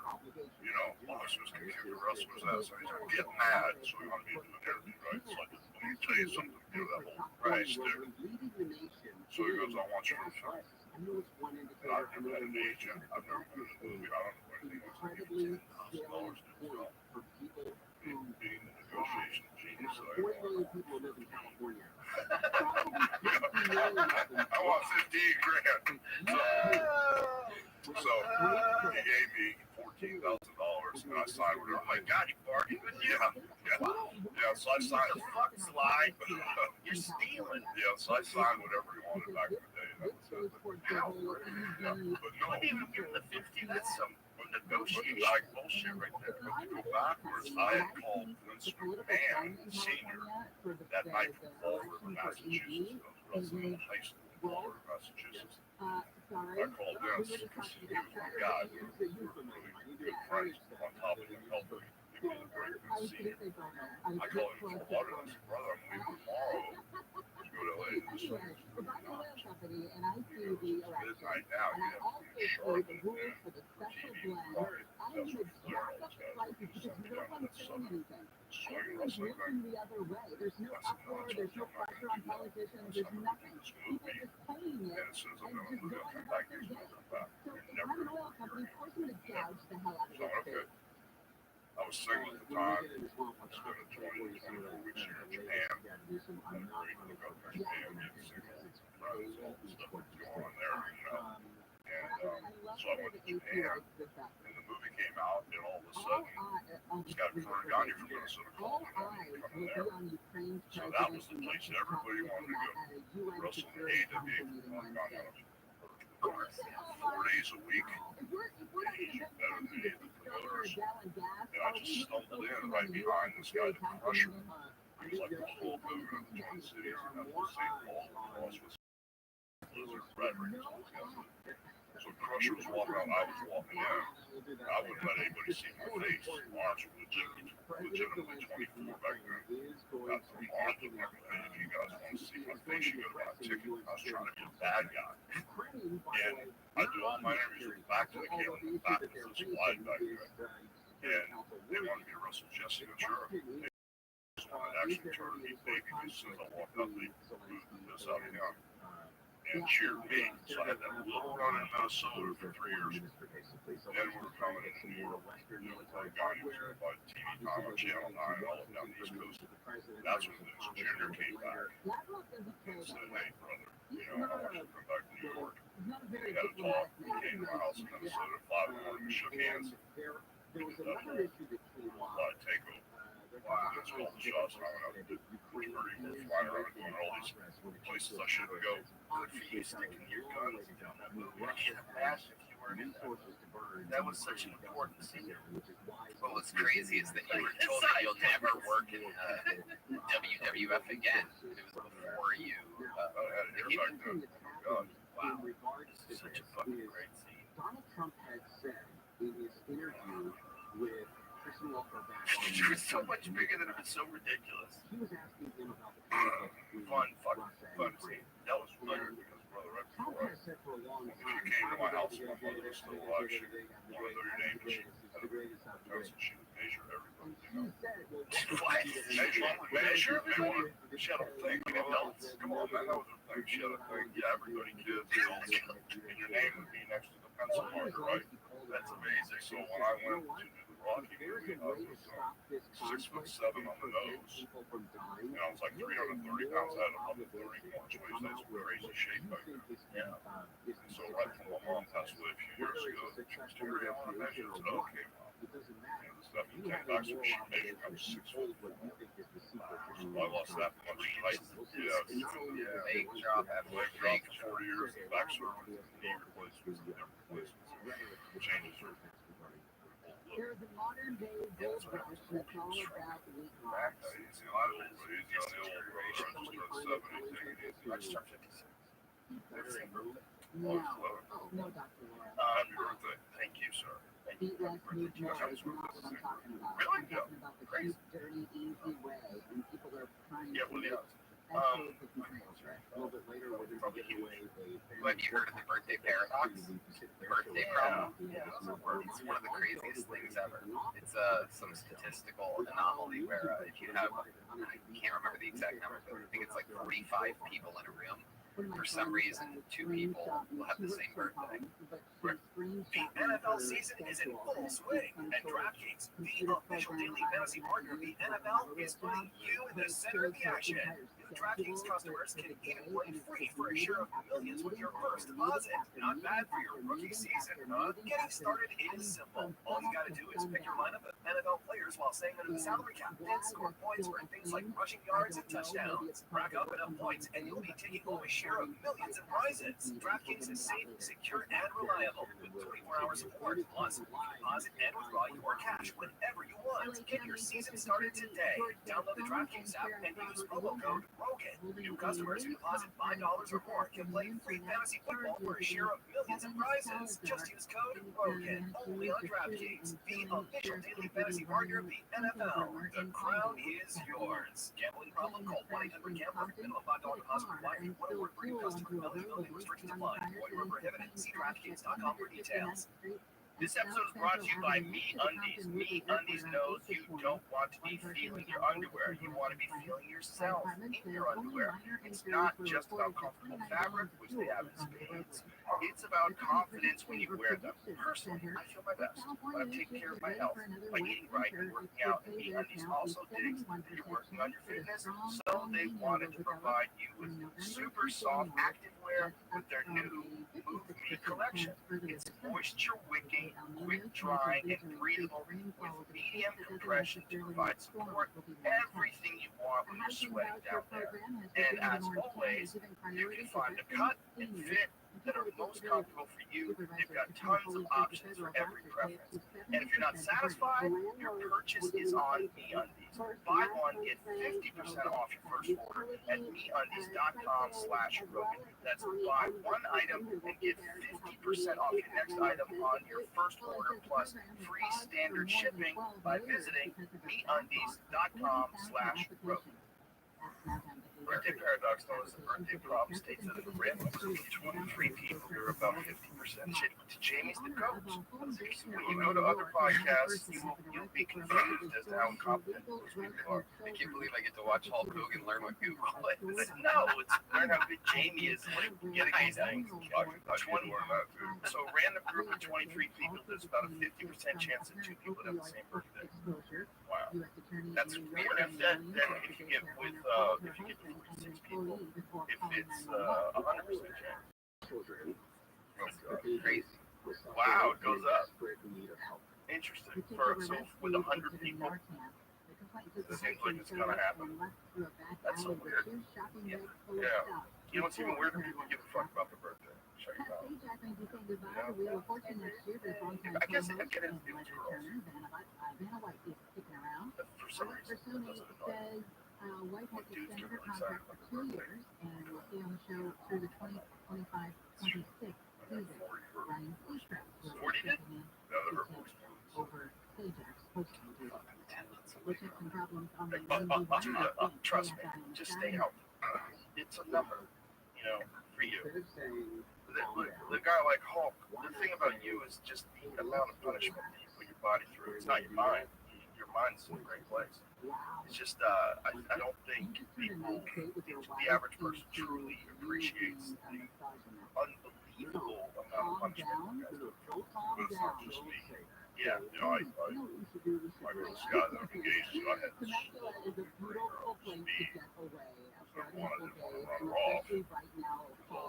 Crazy lifestyle with my friends that are around. And all the stuff I've been through, there's been a controversial situation. But just with the injuries, I mean, I took her 30th anniversary Monday after off the show. So she's starting to see that's not just me. All the guys, I don't love like I do, they're all hurt. You see a lot of stuff on TV, these things, the dark side of the ring, will show you how beat up these guys are.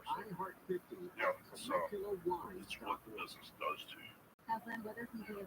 Yeah, I mean, you're playing, you're in a rally, you're smashing cars into each other, the cars you bought. Yeah, I mean, and a lot of guys, like Rock's an animal, Kurt Angle's an animal, believe me, they don't have too much. And a lot of guys have come through, like Rampage Jackson, King Mo, Tito Ortiz, had a bunch of guys come through, and within their day or 3 or 4 days, they go, we don't want to do this anymore. But anyways, they're in the ring. I mean, after the first day, if you can lift your head above the pillow without having to pick your head up, you're fortunate. We just 3 or 4 hours in the ring the first day. But, a lot of these guys are just like, do this crap every night to myself. What has helped you the most in terms of like alleviation of pain, bringing you back? What's helped you the most? Well, I don't have the movement time. I have a real hard time. Just doing normal things. I keep from the back being fused. Yeah, the back. How many discs are fused? Everything's fused. I've been 10 vessels. The thing is, my knees and my hips are so old. The left knee's go 3 or 4 times. The right knee's go 3 or 4 times. And I have it replaced. Then I had the hips replaced. They're all over 20 years old. You know what I mean? So it's kind of like, wrestle with me. Probably wrestle with 2 knees in different places. WrestleMania, dragging Brock around the ring for a half hour. You can actually do that now. John Wayne Parr had an MMA fight after he had actually after he had replaced belt. The knees are tougher. Yeah, Hard to get by, yeah. But they're doing them now to the point where people can still go back to engaging in athletics. I'm wonder if they're going to get to the point where these things are like a permanent thing. Because they say you're about 20 years. Is that what they say? Well, they told me about 15. We're talking about 15. I think now they're saying some of them 20, but it's going to be that means you've got an hourglass in your head counting down 20 years when you have to go through that shit again. Every operation I've ever had, I've only had a few. And the thing about the recovery is it's like a long time for your body to get used to being, first of all, put under, and then if you have something major like an ACL reconstruction, you're fucked for months. Yeah, something like that's close calls and some problems. I mean, they all are just because surgery, and that's major issues go down. Have you done stem cells? Yes. Where'd you go? Well, I called Mel Gibson after seeing him. Yeah. And Mel went with Dr. Neil Greer out of Panama. I sent my mom down there a couple times. Yeah. And I've already had several experiences. Yeah. Stem cells, and they just, I don't know how to explain it. It's different. It's different. It just didn't do enough. I went down there in Panama for 3 days. They don't get by the bars that they will do last shoulder, and shoulders, everywhere. And after 3 days, they called me like 2 weeks later and said, so I feel the same. Then a month later, they called me, feel the same. Then like 3 months later, called me, nothing. So I didn't get anything from it. I wonder if it's just pulling on. There's so much to heal. that it's not even getting to the big things. I wonder what it would be like if that shit was in America. And if they gave, because right now, there are stem cells that are available in America, but it's limited. And it's a different situation. Like, that's why I always encourage people to go to like Panama or Colombia or Tijuana has a great place too. But if that was legal in America, I wonder if someone like you could be able to go and just do that like once a week. And maybe they can fix you.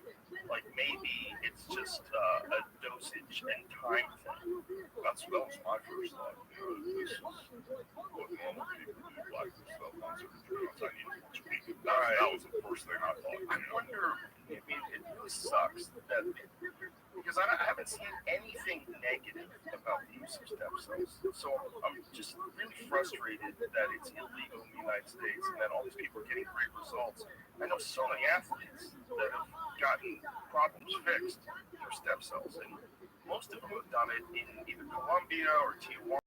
It's kind of a bummer because if we could do that to people like yourself, like it's conceivable that you can really heal somewhere. Like they're doing some amazing stuff where they're shooting it into discs and they're creating new disc tissue. Like if they can getting fused. Oh my god. It's such a bummer that it's so restricted because I don't see the danger to it when you consider it in comparison to the danger against some things like opiates, which are legal in Maine. Like why are you restricting this? Like this seems like I had a full-length rotator cuff tear disappear. Just went away from stem cells. 6 months later, I get an MRI. It's like this is the craziest thing I've ever seen. It's like it's gone. Same, they were going to give me neck surgery. Yeah. Constant pain in my shoulder. I thought my shoulder was completely torn up. Got an MRI. They said it was discs at the base of my neck. Just all the nerves. It just felt like my shoulder, which is crazy because I literally wanted to cut my arm off. Like it was the 1600s or whatever. I was like, this pain sucks. Cut it off, and then I still would have had it. But they did it. They set up to 60 days. You might feel better immediately. It might be in 60 days. And day 59 was like someone flipped a switch. Yeah, but I mean, you were always like sitting in the room with a hole in your neck.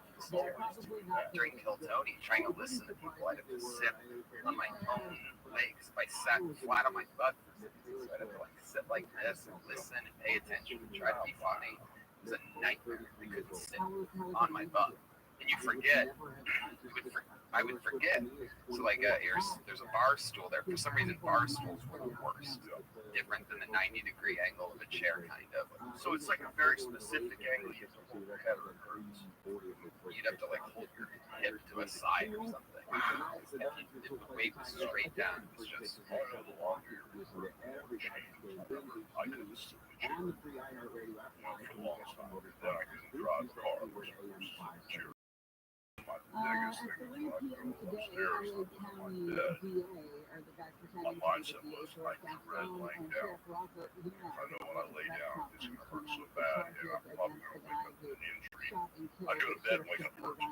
You know, it's like, how does this happen? But, you know, all that being said, you know, the body's an amazing thing, and you know, all the metal, all the abdominal surgeries, shoulder surgeries, all this stuff that's happening, the upside is great. I'm living a good life. I'm happy. I may not be able to run as good as them or walk as good as you, but at the end of the day, I'm 7 years old. I train every day. I eat great. You know, I'm hardly never going to give you alcohol at all. You know, and I don't take any pills anymore. Of course, all those surgeries, the doctors are just banging me with these pills and different things, and the thing that stopped me, this thing that shut me down completely the rest of the months and nothing was when they hit me with the fentanyl stuff. That almost killed me with that stuff. So that's why I said if I'm done. I didn't even know they gave it to me. Morphine, a lot of this none of that stuff worked on my back. I'd had so many surgeries. If I just moved, if I never was barely moving over here, I just moved my leg that much. It was sick. Everything was so torn. And then there was one night when I don't know what I was taking. I guess they had me on the fentanyl things and stick up under your gums and patches on my legs. all possible. One night my body just completely tore, and my head and shoulders were facing the opposite way. It took a bunch of EMTs to get me out of the house, and when I came back, that's it. I'm done. The Jacksonville, Florida clinic I called has my buddies in LA, and they prescribed the fentanyl to me. The insurance didn't cover, so it's $2,000 every 2 days. And the pharmacist says, I've never seen anybody on so much fentanyl and still be alive. And so that was the prescription they were giving me, because my back was so bad. They cut me so much and compromised the structural integrity of my back by cutting so much bone away that I was just a mess, So 1 year, if I went to LA, another buddy of mine in Atlanta said I can get you off in 6 months. And I laid out everything I had. I was like, I'm going to grab for 2 weeks. 2 weeks. I had these 150 milligram patches that go on my legs. And they would give me these 280 fentanyl pills and stuff them under your gums in the morning and then at night. They would give me 15 of these 1,500 milligram lollipops things to eat during the day. That's how drugged up they had me. In 2 weeks, I laid it all out. And I told my ex-wife one time, I'm going upstairs, bring me about 15 gallons of water, I don't want to see anything. And first thing I did was cut the patches in half on my legs like an idiot. I called my pain doctor and told him what I did. He goes, take that shit off your legs, that's how people overdose. Because they're time released. Here I'm cutting them in half and putting them on my legs, so I'm getting the full blown. Oh no! Yeah, so I pulled right off. I called him right away to tell him what I did. And so that would have been my first mistake, But I sat up there and I was there almost 2.5 weeks. And I swiveled through the bed, all through the mattress and stuff several times. I had people come and check on me, and I saw my ex-wife's teeth come out of his pocket. A plastic squirt gum could come out of her chest, and this is coming off the fentanyl. But when I came off the fentanyl, I lost 35 pounds. And never, the only other time I had it was when I was clean, completely done. The only other time I had it was after shoulder surgery. I got an infection that had me on a drip line. I kept telling the infectious disease doctor, my lights went out. Every time I do a 2-hour drip in the morning, 2-hour drip at night, I feel like my lights went out. I'm slowly dying. And, the infectious disease doctor was like, yeah, they're saying it doesn't need your lead, you need to man up something. So I went, okay, I just told man up. And about day 13, I went down. And I told my housekeeper, I passed out, did the splits, balls and butt on the ground, never done the splits in my life. Hip pops out, knee replacement pops out. And when I wake up, the EMTs are sticking a needle in my arm. I go, what is that? They go, oh, we're giving you something for pain. I said, what is it? They go, fentanyl. Oh my God. So they shot me up with fentanyl. I didn't even know it, but I didn't get back on the train again, you know what I'm saying? But since then, after having 25 surgeries and 10 years since then, when I drink my coffee in the morning, really, really hurt, and I'll eat 2 Tylenols. And then later in the day, if it was to get really bad, because I need a cup of coffee about 4 in the afternoon, I'll start to nosedive. Sometimes I'll take 2 more Tylenols later in the day, sometimes I won't, but done with it all. That's why the stuff I brought in, what I've seen with all my buddies, all my wrestlers, there's got to be a better way. Yeah, opioids and crap. Do you see CBD? Yes. Do you take it edibly? Do you use it as a muscle balm? We got the drops, gummies. Yeah, those are great. Yeah, and it helps so many people. How many arthritis. I don't want to bring it up, but yes. Long Beach Airport is doing a multi-agency drill today involving emergency My mother passed. My vehicles. mother was 88. I mean, my dad People would to be the public on the airfield until about 1 this afternoon. So it's only a drill and will not affect flight operations. MGM Resorts International says in my prime wrestling and seeing my parents all the time, and because they live close by me. It's scary. Be careful that wrestling. It's going to make that arthritis kick in. I'm not going to get that crap. Sure enough, man. It's coming. I can feel it. Does CBD help ward it off? Yeah, it does. It does. A lot of other stuff like that. Yeah, bro, I take, I've been a nutritionist and a vitamin regime, so I take. Did you get some of that turmeric coffee? I don't know what I got. Yeah, I think great. That's what you got. This is the Laird Hamilton one. This is Laird Hamilton gave us machine. He has all the cookies and what's the sort of, yeah, he's a freak, like a real physical freak. And just, the guy's a maniac about training and recovery and nutrition. So he has this superfood coffee line. It's like turmeric, coconut oil, or coconut milk, blends them into these different coffees. It's just super healthy. It tastes great. It's very addictive. It's really solid.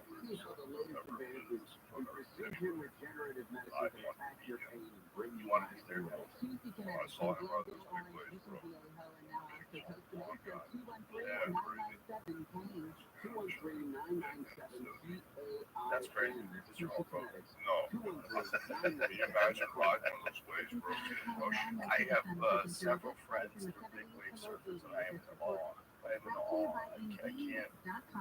Just the risk you're taking and the way they're able to adjust their weight balance on a fucking wave of energy coming from the ocean on a shore. It's crazy, right?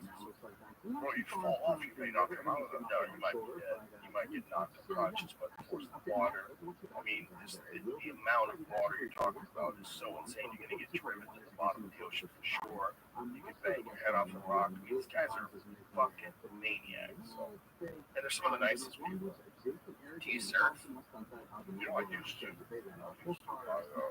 Old attorney Henry Moles, old school gangster, named attorney was the president of the mountain circle. All was. I kept a home in Thousand Oaks and Westlake for 24 years. My first marriage, my first wife's family was from there. So during the summer, I spent a lot of time out there. Kids were out of school.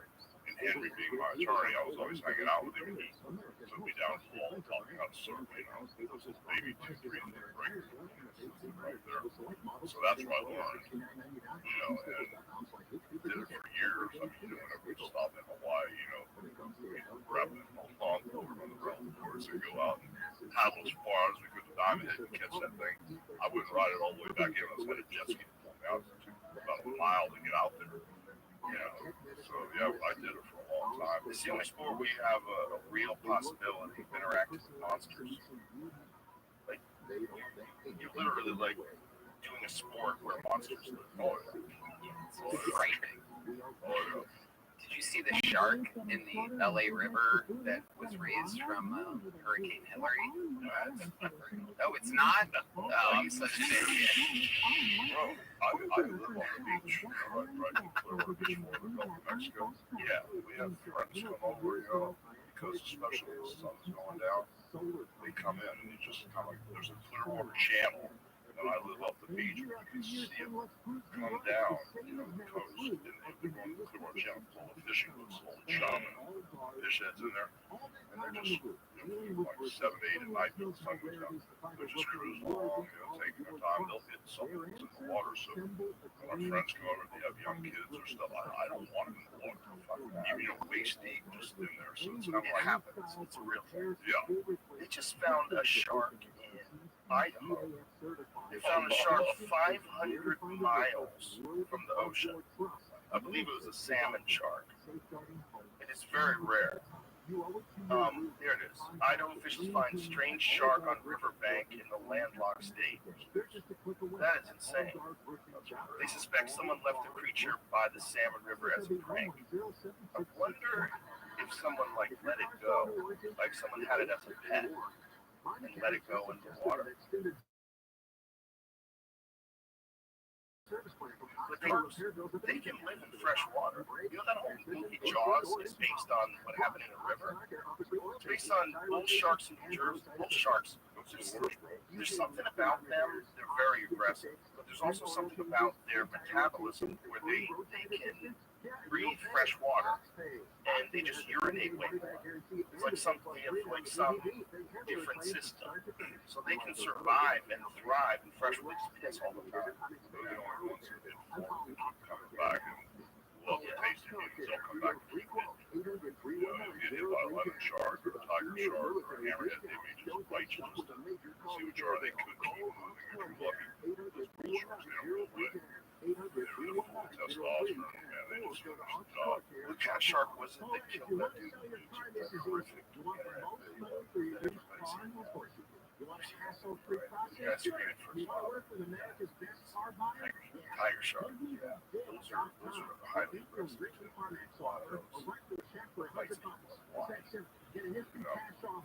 Oh, fuck that.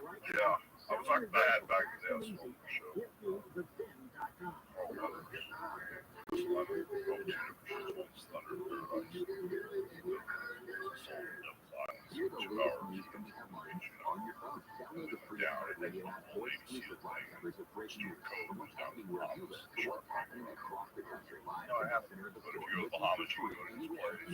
Shark dive and mesh on it. You can sit around the big metal can where there's an old shaman. Just sit there and keep your arms in. Some metal mesh on it. You can have all the sharks sort of do it and get the shark dive experience. Oh wow. We used him for a couple of shows, you know. We caught a tiger shark about 7 in the morning. And he was very irritated. So all the stuck guys anchored to the bottom. Tied a rope around his tail, a couple of ropes on him, which was kind of like crazy. And Stuart Cook was all will come back later in the day and the oxygen retaining skills was awesome. So we were all running good, you know. So right when we popped up about 7:30 in the morning, we were all diving. Love being in the water with my Navy SEALs. Haven't done it certified, so never even dive we could. And we watched them catch the shark and we came back up to the distance. It's like 150 plus Coast Guard cover. Yesterday's not so large. They would have known what we were doing. We'd have been in a lot of trouble. So we took off. Came back later that day, drove down to where the shark was. And he was pissed.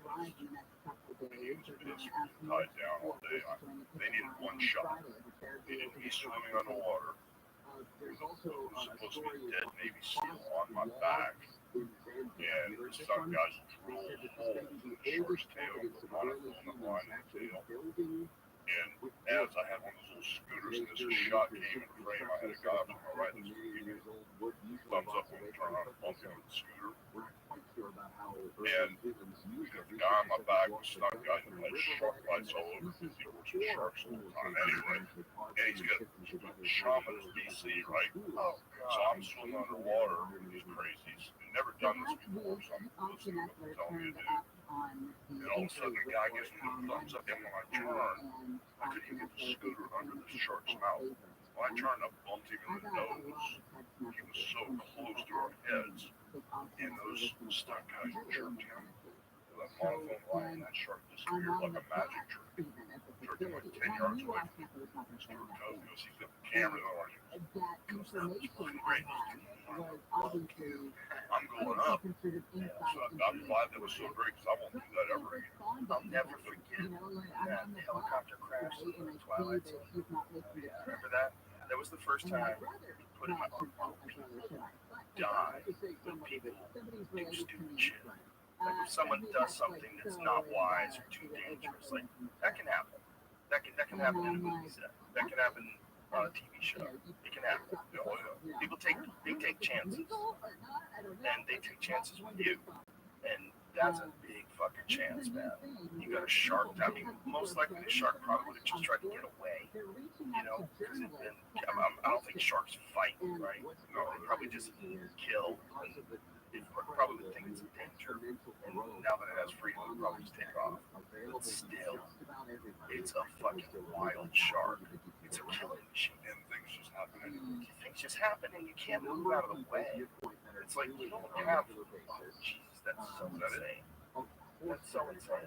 That's it. Is that it? Yeah.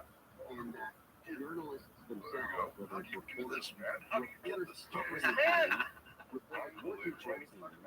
This is, That's it, yeah. I can't believe it. so dumb. Yeah, tell me about it. And they wanted to do it again. Oh my god. This freaks me out just watching it. Dude, it was People crazy. get killed. It happens. There was one time, there's been 2 times, when I was filming Fear Factor, that I told the producers, don't. The MVP race. One of them was riding. I forgot about the show. I love that shit. Yeah, it was fun. Oh wow, I forgot you did that. They rolled some dice. They rolled some dice when they made me ride. It was like you can't control this thing. It was so weird. You don't expect it. Like I went to a couple episodes of Walker from Texas Ranger. Yeah. Chuck. And if it's an award Sitting like there that, at 5:30 in the morning to make a decided on talking by about the one sports of the writers, movies he made. Yeah. Well, the last shot of the day, as the somebody helicopter working for that stand. betting site, You know, I or guess he wanted just to as get a his wife and veteran. kids Now, and his body you doubled. probably could get So some Chuck inside went information and and had, some good ideas oh about no, Mom, the get way a that helicopter vote plug breaks or down. something. And Get the that's lift a up. concern. Now, Chuck's not all telling me betting he's sites in the allow car you with to his bet driver on goes to the awards, helicopter, MVP, takes off or and watches something the like fall that. of the You sky know, and you gets get to killed. bet on who's Oh going to win this state or that my state, or who's going to win the title or this Yeah, or that. awesome. Yeah, that's But helpful. So sometimes I'm these awards are not. scared of the helicopter. There are some places that Helicopters, do of allow course, you to bet on scared Helicopters. and that Helicopters are freaky. Did I you went up in see the helicopter with the Bill Burr. bet It was that fun. had He went off, flew around downtown LA. It's like $20 million to the bet thing on? is, it's not like a plane. You can kind of go anywhere. It's really pretty amazing. You can just kind of float around downtown, and it's legal. I'm like, we could just do this. It's like, yeah, you can just fly over buildings. Like that seems insane. That you're just allowed to like go wherever you want because nobody's up there. It's like it's like you have an open road, but you have a thing that moves very different than an airplane. But Bill does, he takes like serious lessons. He's very good at it. And I knew what to expect, and it was fucking great. I enjoyed it, but I don't know if I want to do a lot of those. No, if stuff goes out, it's not where you want to be. Yeah, they have to race a little while. Yeah, you can glide for a long time in a plane. And a lot of other things. You can survive on a boat if the engine fails for a while. Yeah, for helicopter, they have some sort of it's called auto rotating. Yeah, but But you're hitting hard still, no matter what. Yeah. We did this in Hawaii. We drove the Baltimore. It's pretty fun. It's pretty wild. You have to go by helicopter. And I'm like, dude, One I of those don't is know which rooster to bet on in that cockfight, bro. Anything. I don't want to lose all that money. He was my source for the one of the big betting sites. It was either Tango or This episode is brought to you by 8 Sleep. Sleeping in the summer can be a real drag, especially if your mattress traps heat. So if your bed needs a cool down, check out the pod cover by 8 Sleep. I can read all this, but let me just tell you my story. I started using it, and it's awesome. I was always sweating in the bed. I would always wake up, and I'd be sweating. I would change my t-shirt sometimes if I had to get up to pee. This is way better. It fits on your bed like a fitted sheet. It allows you to adjust the temperature up or down on each side of the mattress. And it'll end all fights about bedroom temperature. And it can even adjust automatically based on the phases of your sleep and your environment. Plus, you'll get a health and sleep report each morning with insights into things like late night exercise and caffeine, how they can affect your sleep. So, invest in the rest that you deserve and stay cool this summer with 8 Sleep. Now shipping in the USA, Canada, and the UK, select countries in the EU and Australia. Go to 8sleep.com/Rogan and save $200 on the pod cover. That's 8sleep.com/Rogan. Tap the banner or visit this episode's page to learn more. Say goodbye to your credit card.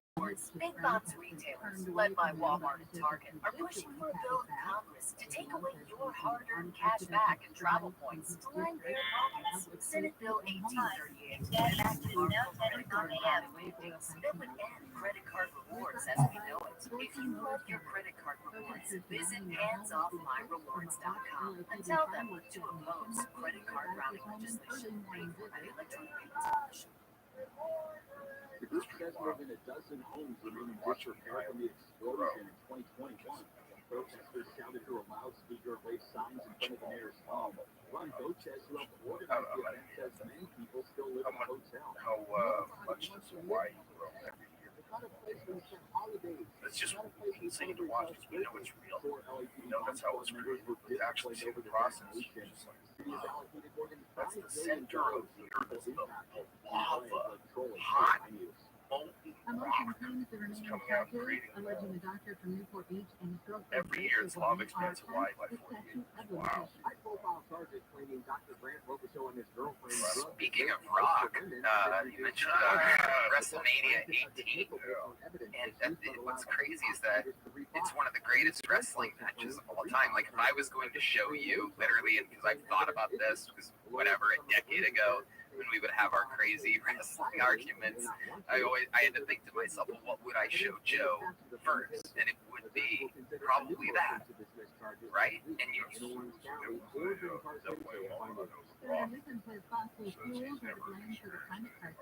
don't think anyone's seen anything like that. It was crazy. It was much different than I expected. How so? What'd you expect? Well, I then The UN Secretary General says the climate crisis is an absolute priority. California is suing oil companies claiming they downplayed the risk of Which was WCW, the competitor. yeah, so we had to try to Prime put Minister this up. says he has delayed a ban on new gas and diesel cars by 5 years. Prime Minister Rishi Sunak says Then there was a turnaround. He brought Tyson on. emissions to net zero by 2050. We made a bunch of mistakes, programming-wise, like we were live. And there was stuff that told me, he goes, oh, watch Monday Night Raw tonight because Mick Foley's going to beat The Rock. Yes, we give him the finish. It's just dirty cool, right? So you need to watch shows where he tells his argument, And so, after 10 years of this craziness, I was pretty much done. This was Hollywood movie, the bad guy, and I had this crazy run. It was just as big as the red and yellow run. This whole video was just as big or bigger. And so, at the end of the day, I was done, and Ed Turner, first of American Online, and where his office was, they kicked him to the curb. He was down at the end of the hall, so Ted was in charge. Sunglass companies making national headlines and making a lot of money because the Colorado head football coach Deion Sanders. So I wasn't really going to do anything. I got a call from the show. Decided to partner with Coach Prime and Colorado Buffaloes as their preferred sunglass partner. Sanders, known as Coach Prime, has been wearing a special version of Blender's sunglasses. Well, Sarah Snyder, which Blenders I wear, says the company received a huge boost in sales in the last 2 weeks because of it. We'll check some problems on 110. If you ever come up here, you got to really bring it. Why is it The problem is, the rock does this thing, bring it. And so I didn't say anything as smart as I could. They matter. Yes, we take it back. So anyway, we went up there, had the match. There was a bunch of stuff that happened before the match. When I went up there, what we did on TV was I did everything I could to get back. I was in Chicago. Crazy. I mean, I had so many matches in Chicago. I was athletes were so intense there. When I came out, I was that guy. So all of a sudden, The Rock comes out. He gets me over and challenges me to WrestleMania. I'm going to shake his hand. He won't let my hand go. Be back here. And right in face to face, he brought block. To get a free consultation is $809 million. I mean, you have to realize that these are the most electrical moments ever, like in pro wrestling history. If you saw it on video, these things, this is the epitome of the entire, what makes the entire thing entertaining. Because you're kind of rooting for both.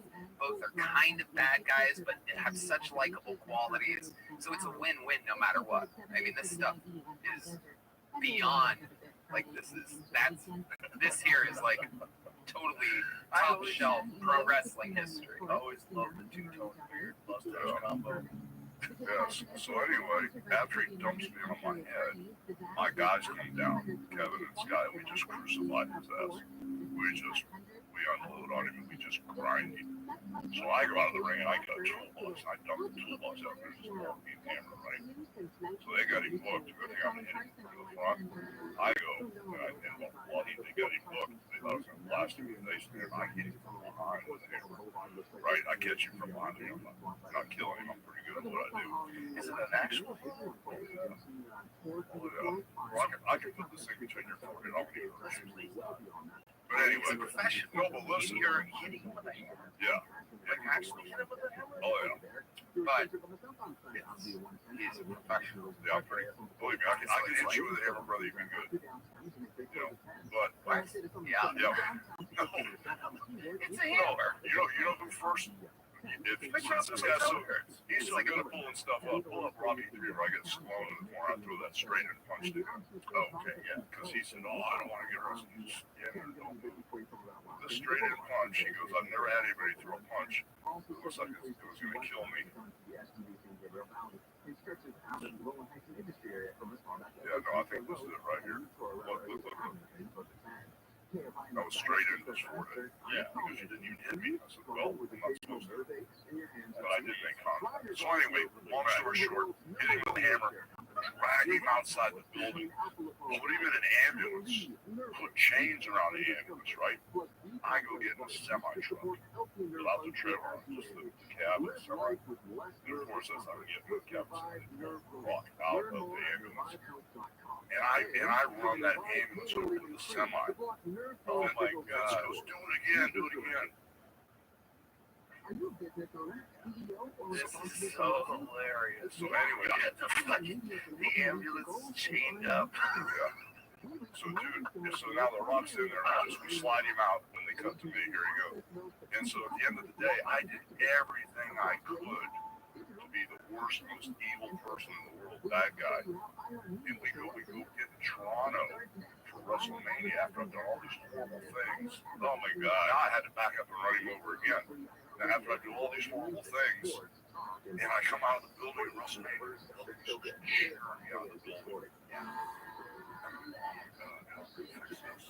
Rock is split with this woman.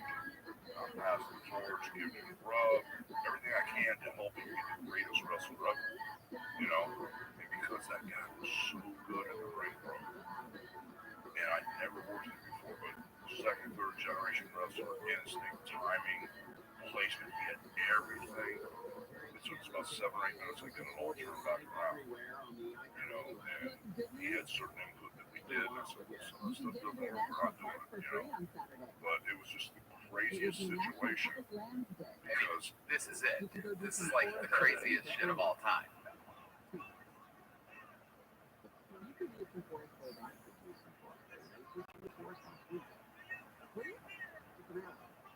I mean, look, everybody's arms are up in the air.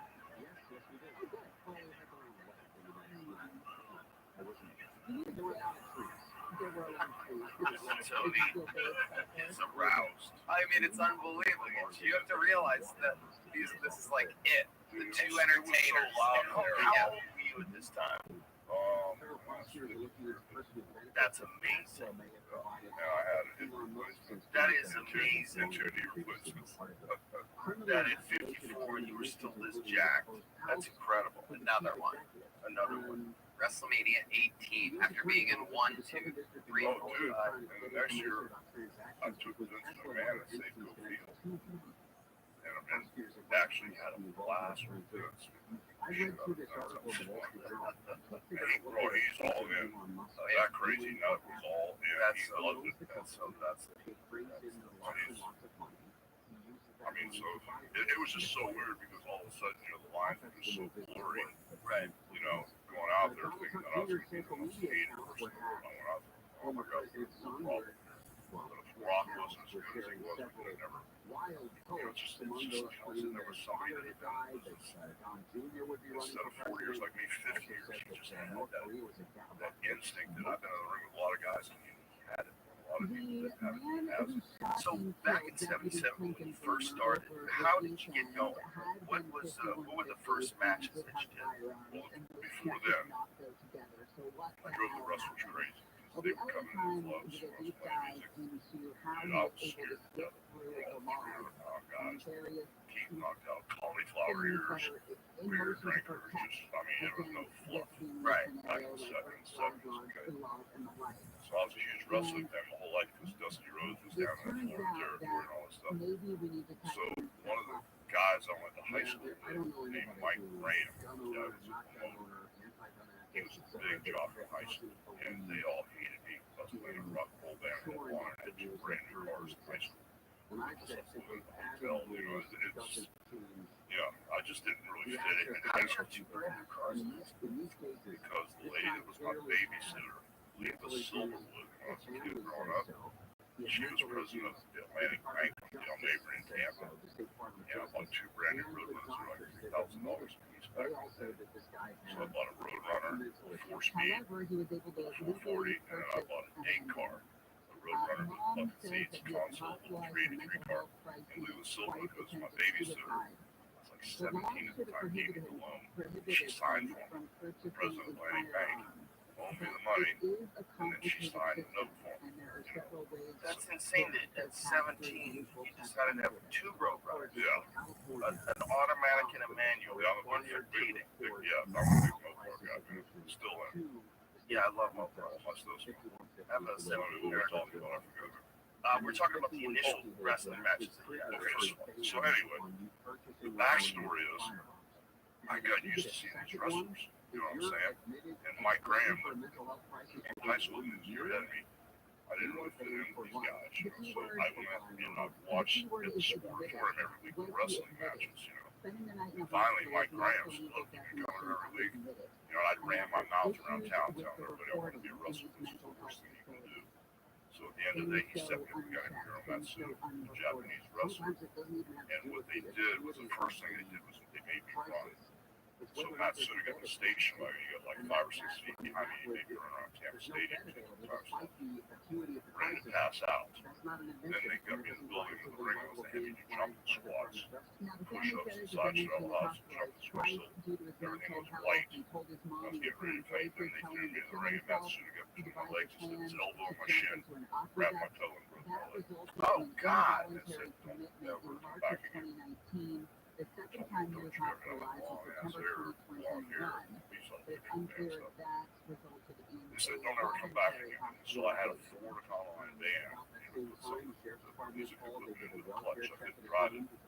So my father got home from work. He worked construction for Ezra Construction. He had to come down with my mom. And he drove my van home. When I got home, I really got my ass beat. And in addition to the prohibition of the federal level, California has other laws on top of that. So when you broke your leg, what specifically broke? Bone above my ankle. Know that he was able to purchase a gun Bone recently. above my ankle. And the law enforcement sources talking to the LA Times They did up. said that he So that guy broke your leg and then you went home and your dad beat you up for getting your leg broken? That's fucked up.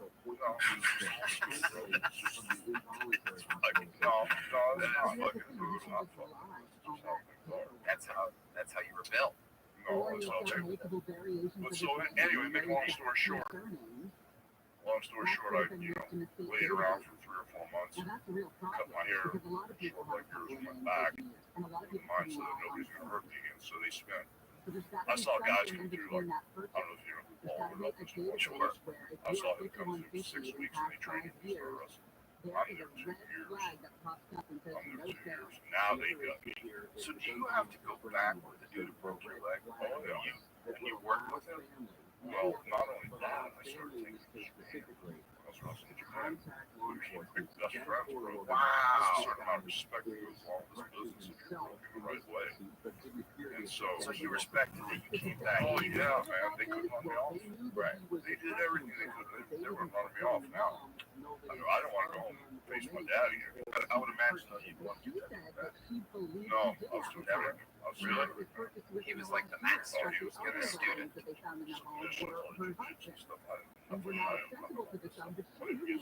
Right. So now they spend 2 years teaching me how to wrestle hooks, submissions, all that stuff. And they armbar. That's over Japan. Wow. Oh, wow. So in Japan, do they like different techniques? Yeah. See, like in Japan, I didn't do any of the weird stuff. You know, the whole hooks over there, I was actually wrestling these guys. Is that what they like in Japan? Oh yeah. Well, there's a lot of blurriness in Japan too. There is now. With pro wrestling and MMA.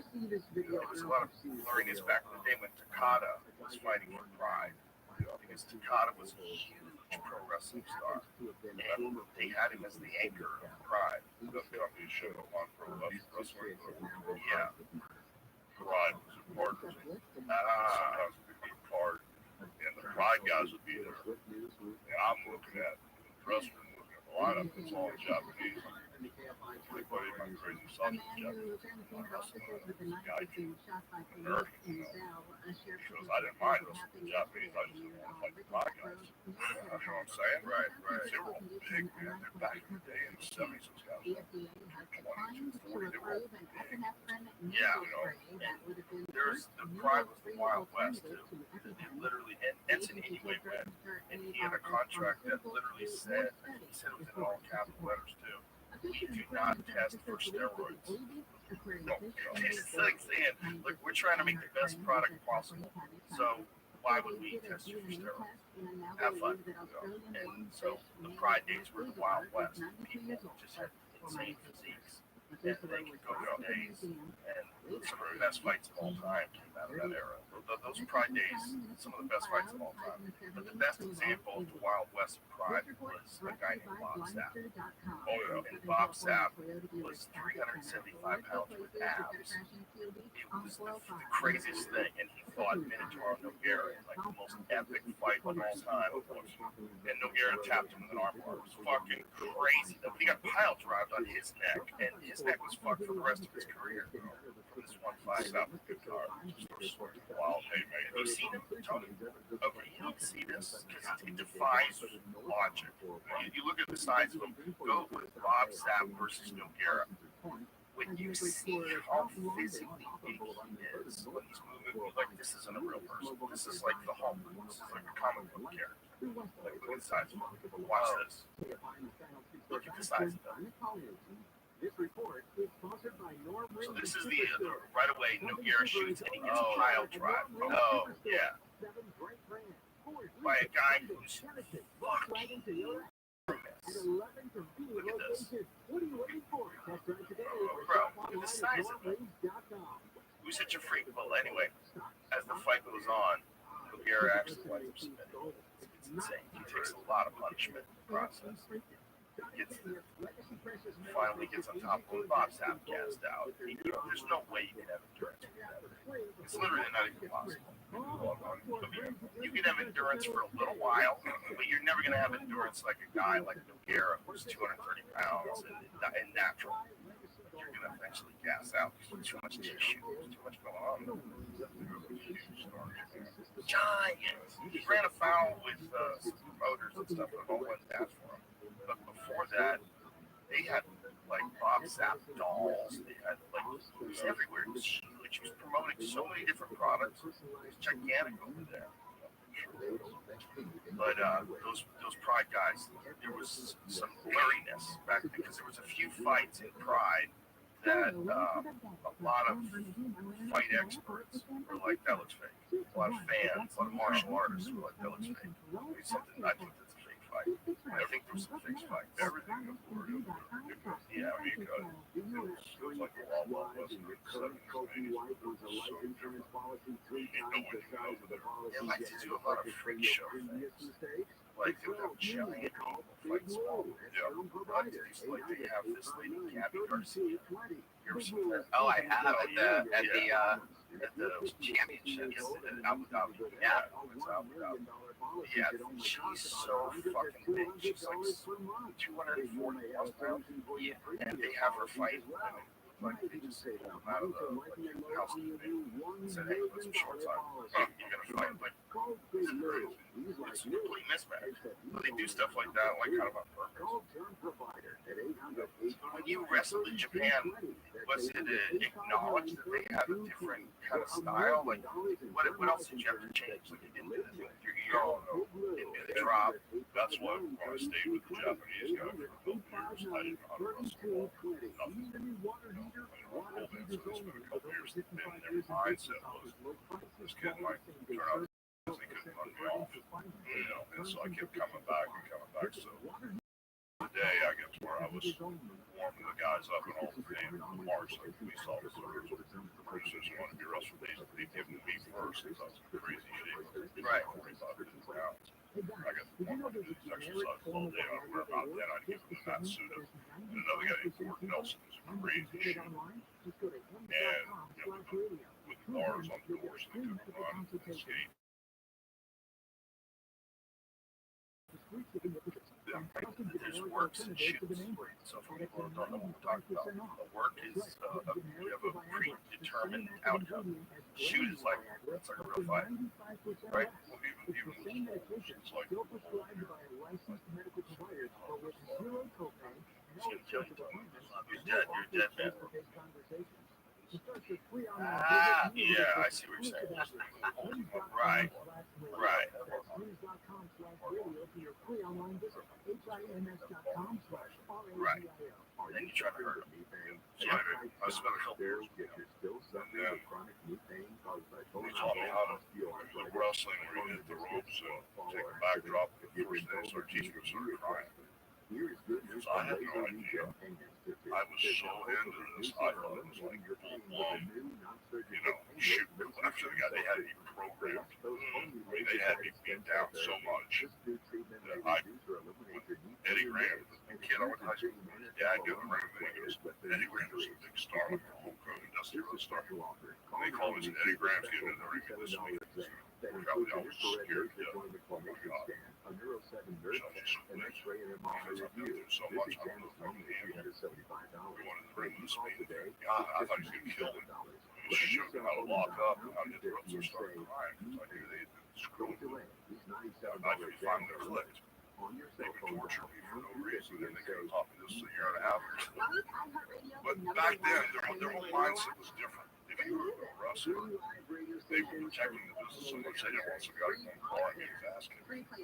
They didn't want somebody that they didn't think would at least go fight, you know what I'm saying, something like that. So, long story short, it all worked. And then when I ended up going to Japan in 78, 79, I took Matt Suda with me because he was like a god in Japan, and it was a mystique that the Japanese knew what had happened to my leg.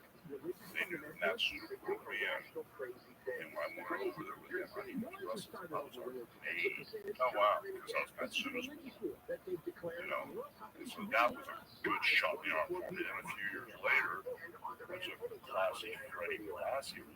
I remember that guy. Classy Freddie Blassie used to wrestle in Ricky Dozan.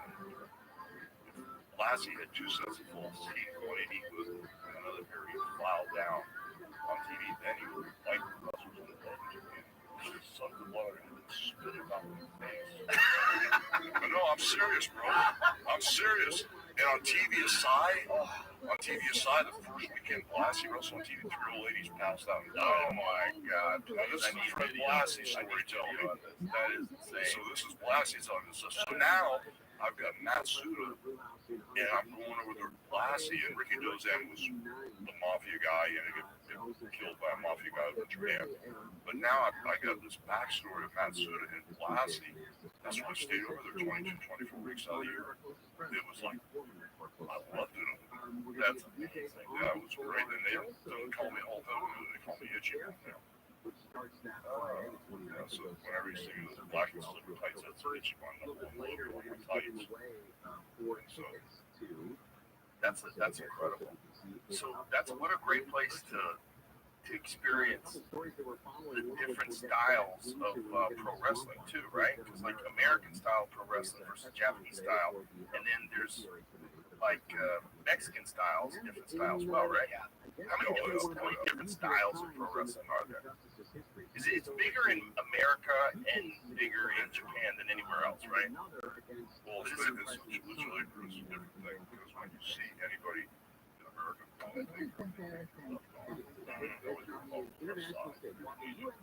Mexico, the right side. Okay, my first time I was in Mexico City, I was in that big arena that has the whole Mexico City building. Yeah. And I'm in a 6-man tag. You can put a 6-man tag or something. I'm in the tag match. I got 2 Mexican partners who don't speak English.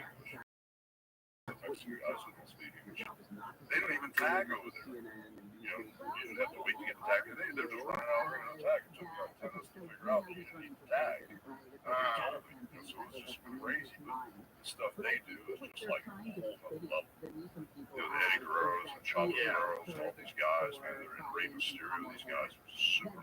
wild acrobatics. And they wrestled to Chavez. Man, his whole family. They're legends. So in the 70s, when you were first getting going, how many different organizations were there? Were there like small local places, and then there's one big one that was on television? Like, how many different organizations were there back then? Like when I grew up, I saw Florida Championship Wrestling. And I saw, that's the one there I saw. So that was like a local. Yeah, it was just a local promotion. Was it cable back then? No, regular local TV. And we didn't get channel 17 to Turner's cable. And at the time, I didn't know that there was Madison Square Garden, New York, territory that is New York, New Jersey, and Massachusetts. And then there was like Minnesota, Garden's territory, the Middle Springs, Long Eric, Dallas, little lots of Louisiana, Michaelsville, and LA. So there were all these little teeny territories, and all the promoters respected each other. So if Joe Rogan had Texas, I would never come in to Dallas and try to run a show in your area. There were these imaginary boundaries that people would lost respect. That was Vince McMahon's seat. And he was loyal to all these promoters. And every once in a while, he'd send like superstar Billy Graham down to Florida to wrestle. Ross Baker from New York down to wrestle. And we'd see these guys coming in. I didn't know where they came from. They come in, and the local hero like West Rhodes would beat him up and be gone. So I had no idea how the whole system worked. All I saw was Florida Championship Wrestling. So after I got in and I figured out all these territories, I went to Minnesota and wrestled. I went to North Florida, the Florida territory, which is Pensacola, all through Mobile, Alabama, Birmingham, that's small territory. Went to Memphis and worked for Waller and Jerry Jarrett for a while. And then when I went to work for Vince Jr., and I went back after being fired, and my first run in New York, I went back in '84 to be Darn Cheap. Vince won across all those imaginary boundaries. And wow, this is dangerous. So Vince says, "You up for it?" Yeah, I'll do it.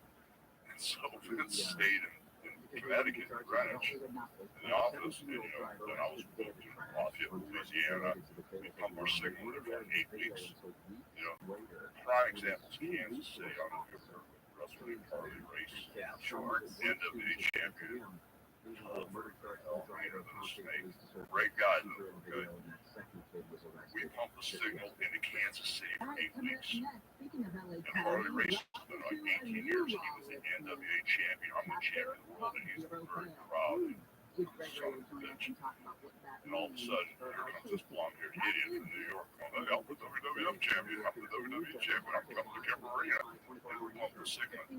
So I fly into town. I show up to the afternoon. Guys told me Harley race. He tried to light the ring on fire. Well, and the cover had the cops around, ran him up, and didn't arrest him.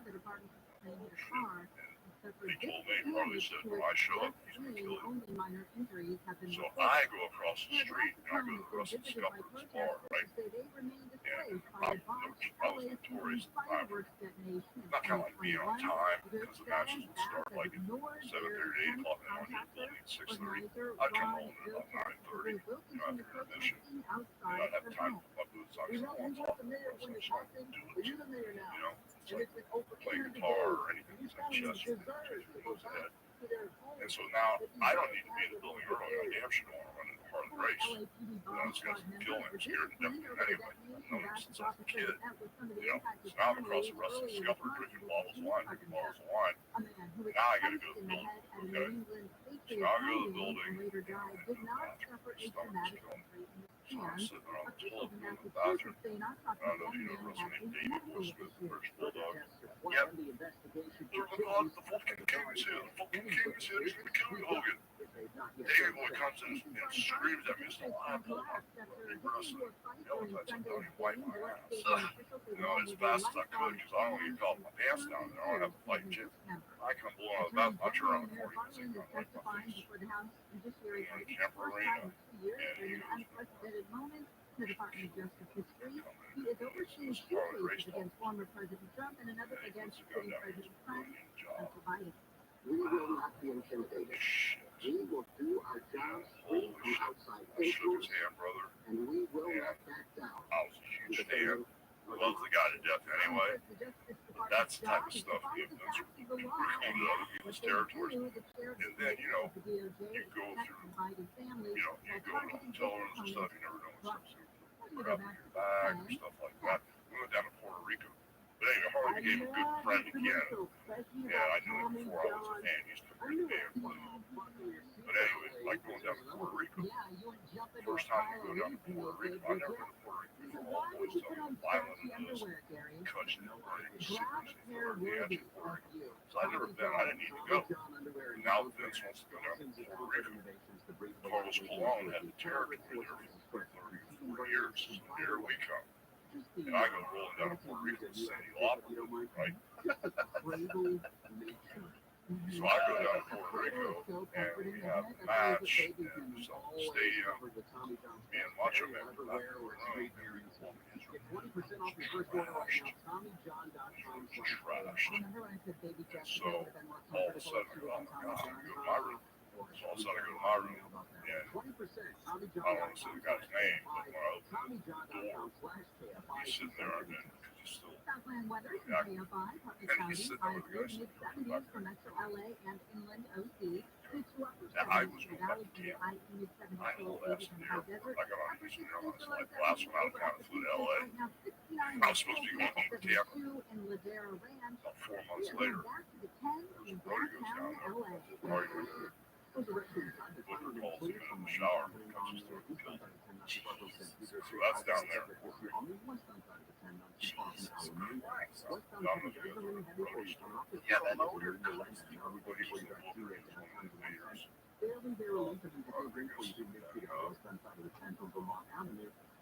Brody was kind of hard to do business with, right? He was stiff and shit out of you. He was a big man, 6'8", 330 pounds, crazy shape. They wanted to beat him. So after the match, Jose wants to talk in the shower. Brody went walk in the shower, he jumped in the throat, died right there. All the wrestlers that saw it were afraid to go back and test him. If it isn't available, closed blinds and curtains on all windows. So I think it can get crazy.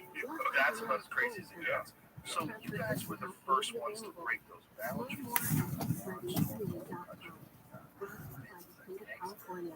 That's a big country. That's a world changing. Don't COVID-19. That's why this season COVID-19 is coming up here. There's a time to help protect against recent damage. Learn more at ViralRabbi.com. Sponsored by Kaiser and Go to waterheatersonly.com. It was different. The good thing was, everywhere I went, I had like the crew, except for South Africa. That was the difference, that everywhere I went, there was always the crew, and If you want to sell your car, this is easy. You want the most money for your used car? we're trying not to be off on my own too often, Sure. You want to work with especially America's in best car someone else's buyer? backyard. GiveMeThisBid.com. We'll beat your written finance offer or write They your have the check same for sort of $100. unspoken It's that simple. Get an instant cash offer and the most money for a used car right now. Selling your vehicle fast and easy at GiveMeThisBid.com. Well, that's one of the main things that made Vince Jr. so famous. It changed the game forever. Vince Sr. always wanted him. Wasn't it like a promise, a handshake deal? You can have the company, son, but just please don't ever mess with the other territories. Like, okay. It's like Hi, Dad. told me, he goes, my dad, we were getting ready to do. Wow. Okay. You don't realize you're learning a language, but you are. Was the dad alive when this was going down? Relationships and Wow. you're learning Yeah. what matters most to you. In 3 weeks, you're able to start having conversations. Even better. Apple's lessons are designed by language experts and hosted by real native speakers. When I went back, I had just been, so Carry on conversations. spent 3 years home building it, really got no immediately Travel, started here. it isn't hard. It's perfect. Fire. America, Babel is really by texting radio to And so now when I go back to New York, it's in my house, I do ideas, so it's a certain day of coming back to New York, I'm doing readings of TV. Then I'm supposed to be the iron sheet melt that night. And Steve, said he's half glass. Great prices, deals, and rewards on capital delivery easy to reach for.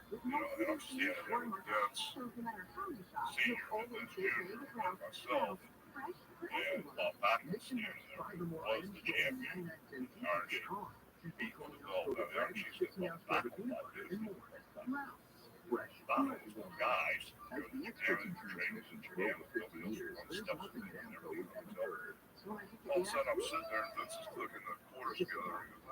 And he goes, I'm really thinking, you know, that I really don't think we should do this. I should do this off about 6 months of Bob Backus.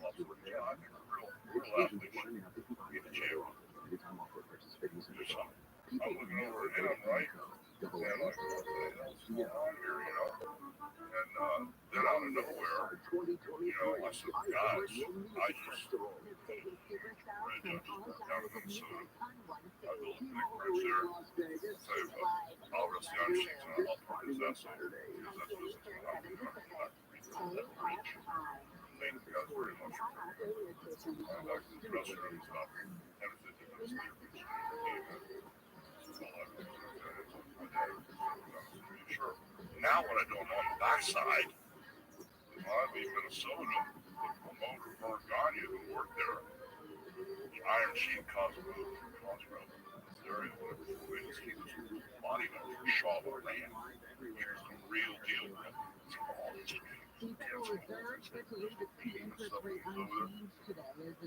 did I know, cause the Iron Sheik broke him with Bert Gagne in Minnesota, right?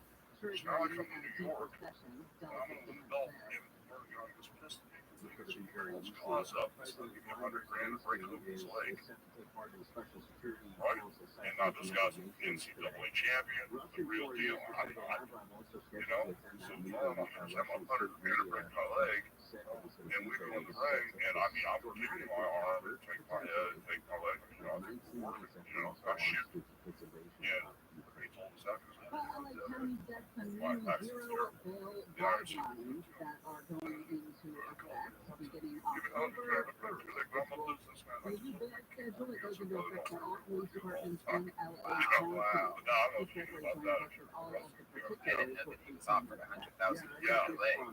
Smart move for him to not take it. You get $100,000 there, and then you guys never work together, and he's never anywhere near what he became.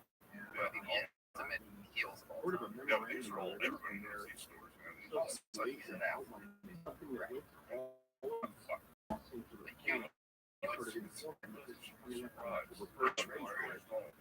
interesting was the way it was written. It is interesting. I love that shit. Toronto hot place. They have that marijuana show. Got an entire room. Look at the way they wrote Iron Sheik out on stage. Yeah, he's the man. I roasted him 3 times. LA, Toronto, and Hamilton, Canada. I told him he's such a nice guy, he'd give you the shirt off his head. He was a freak athlete too, man. You ever see him do the gloves? Yeah, none of us could do it. We all tried to none of us. I couldn't do it. Andre couldn't do it. None of us could do it.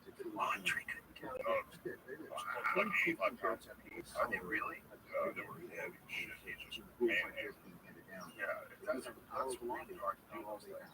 By doing them, it's 25 pounds. It's hard to do. No longer the handle. Put it behind your head and I'm like, yeah, the shield, yeah, that's it. Now, there are criteria for each of those.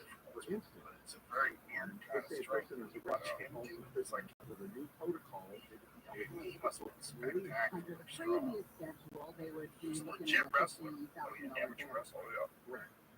Then, the person looks at the fact that with automobile, it's eligible Yeah, for there's, I mean, think about how many, like, real legit Kurt Angle. Kurt Angle meetings. under the One previous gold medal winner is a broken neck. Dude, I'm in the running for Kurt Angle. so And we was working this on the amateur stage. I start. I'm looking at him. And so when I first started working with him, you're supposed to, you know, I worked with one man game circle. I worked with like per certain way. and then you need to show support. Storyline up.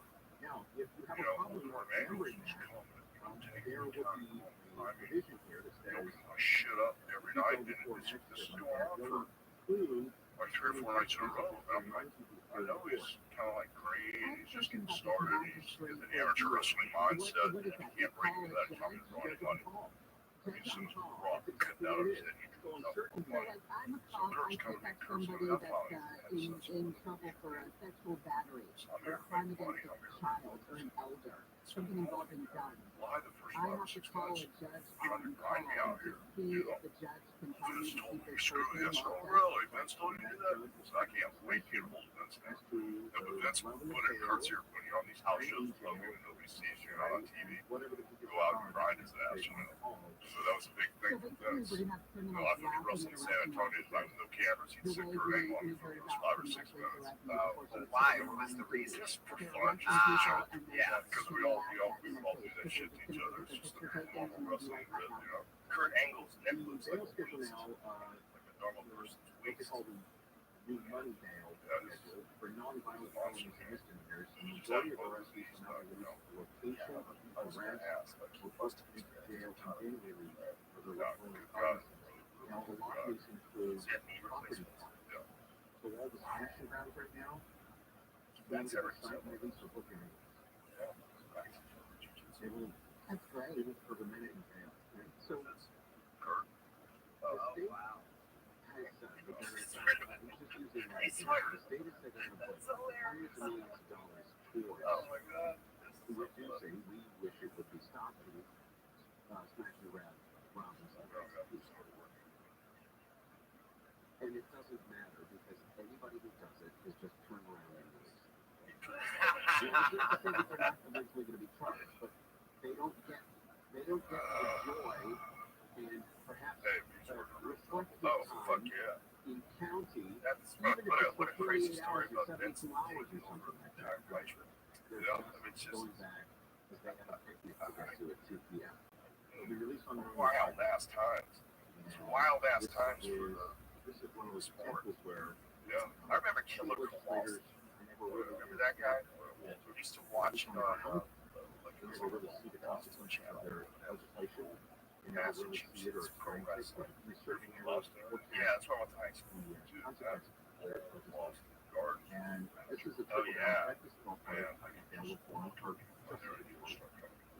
that movement. So Okay, it starts in a couple of weeks. I mean, I had some of the greatest matches simply because those people are into it. Just go. So, Yeah, you know, push it beyond.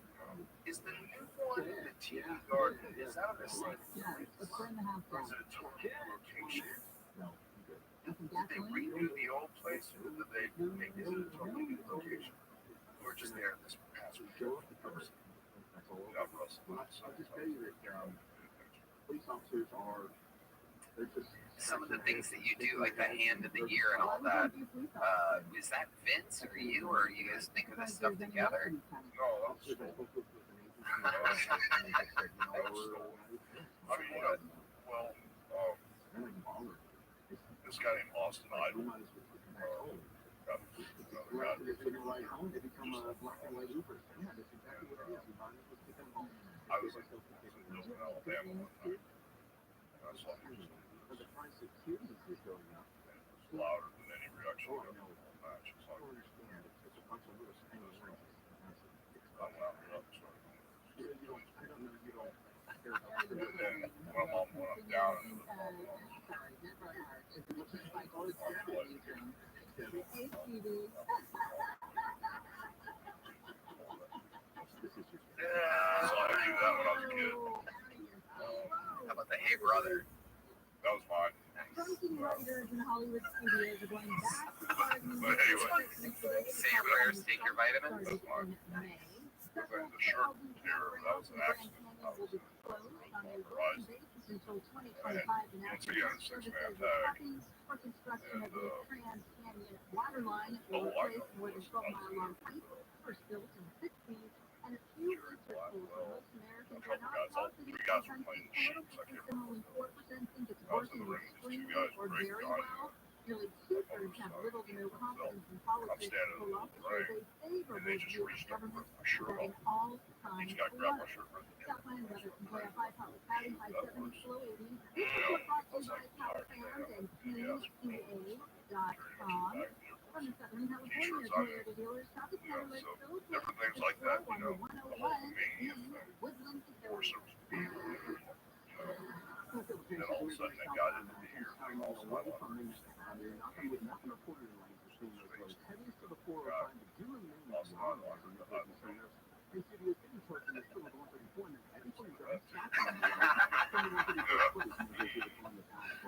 It all worked out well. Yeah. Do you like doing the other stuff too, like movies and things on TV shows? I used to.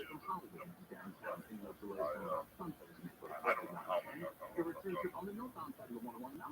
or 17 cameos.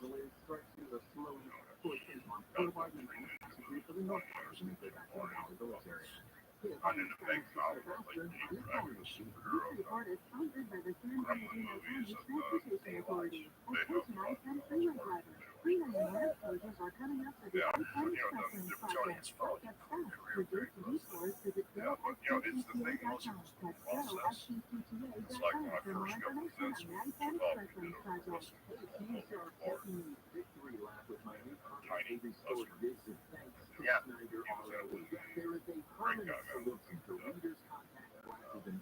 So we just did, but the thing was, other than that first wrestling movie that I did with Vince, I started doing a bunch of other movies. I did the first couple of movies we did once that I ever did. Suburban Commando, Mr. Nanny, was the first movie we ever did. And that guy, gave me money. Oh, wow. Yeah. When you pull up like Sam with muscles and shit, credit, you know. So he gave me money to do Sam with muscles and another movie, but I did like, did you get a chance to talk about that? No, I never did. No, I take that back. I did need to talk. Many of my times we ran to Canada. And Brian and Steve Schuster were great there. Touching up with them. It was 300. That was the only time conversation. I would like to know how much that was. Really that out of control? That was a great book. My problem was even when I did American Gladiators, the Sony soundstage, they would have an RV on the side of the soundstage. You could make it 5:30 in the morning, you know how it is, and all of a sudden it's getting dark, and then usually for 5 minutes people can see it. Right. So I was thinking about making it go. Doing a lot of Yeah, I mean, especially with wrestling, you know, yeah. it's welterweight. That, like, the intensity that doesn't let people off their RV all day, I'd like to handle. Well, I think it's one thing that would like maybe where I might look at it, it's just a thing we do kind of on the side, but sometimes do it. But for those people, like, that's like game day. This is what they actually want to do. Like, I don't have that desire for it. Like, I hate doing it. Yeah, I get it. I mean, I'm glad that they do. That there's people out there that live for that. I like watching them. I would imagine for you, part of the thing was like trying to pick what to say yes to. Because you probably have so many kind of ideas coming at you. Yeah, it's a little different. I mean, I've had the same age of Peter Young for years. Wow. At the time, I was already in the homes. They were like a team. And I think the reason Peter's still my age is I say no to everything. Because after, you know, the great life I've had, you know, in entertainment business, I just love being on stage, you know, just keeping the show possible. You know, so I mean, that's my mindset. I just hate leaving the beach. Just like relax. Well, not even that. It's just, you know, it's kind of like my girl is with me now. It's like she understands, you know, and it took a while until she had the experience to come in and cover that. Everything is like, you know, and it's true. Now she was on it. Everybody does. It's just like people come say, man, yeah, I just want to say, look, play tennis feature, play basketball, does feature for 5 years. So he does, and I haven't played basketball a day in my life. Or my dad grew up with him. I grew up with him. Or my dad grew up with him before, but he's the only punch out of his place. So he does, But it's kind of like those stories that come along, you know? Yeah. Unlike other ones that can be. We should call now. 800-319-0. Be the 40-year-old guys who you remember me? You met me when I was 7 years old. Dude, you look a little bit different now. You're 7, you got a full beard and everything. So it's cool. People are so nice and respectful. And most people are really honestly just really nice people. And it's just amazing. Very few idiots out there. Yeah, it is amazing. Yeah, it's just very nice. So many of us that you hear about the idiots, you know, and they do exist. But there's so many of us that you hear about it, so it's like statistically a small number. It becomes the thing that everybody concentrates on all the time, and it gives you a distorted perspective of human health. Most people, it's like driving a car. You're driving a car dangerous, yeah, but it's pretty amazing how good everything is. It's pretty amazing that most days you can get around and never see an accident. I mean, you're dealing with so many cars, thousands of cars that you see every day if you live in a city. And most days you don't see an accident. Like the vast majority of days you don't see an accident. Where are all the kids at? You know, I mean, you might see one that had already happened. How many do you actually see in your whole life? You might see what it does. It's kind of crazy. It's a difficult task, but everybody gets it. I think it's just easy to get cynical when you pay attention to bad shit. And that's the news is always giving us bad shit. We always have things to worry about. And now they're talking about there's a new strain of the virus we have to be really scared of. It's like every day, it's like new problems from all over the world that you're inundated by. So it's very difficult for people to just kind of chill out. It's amazing. Stuff up. Yeah. Yeah, there's some college just reinstated a mask mandate, which is like, oh my god, you're loving this. It doesn't even make any sense. Because if you're in college, that would mean you're an institute for higher education. If you're an institute for higher education, wouldn't you be paying attention to the latest data?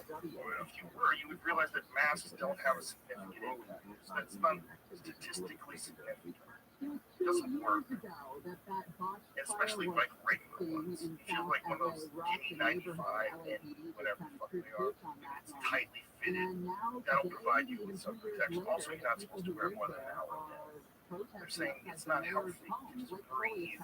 You're just fucking off all day. It's stupid. I mean, it's just insane that these people want to get back into this thing. It's like they miss it. It's weird, right? It is.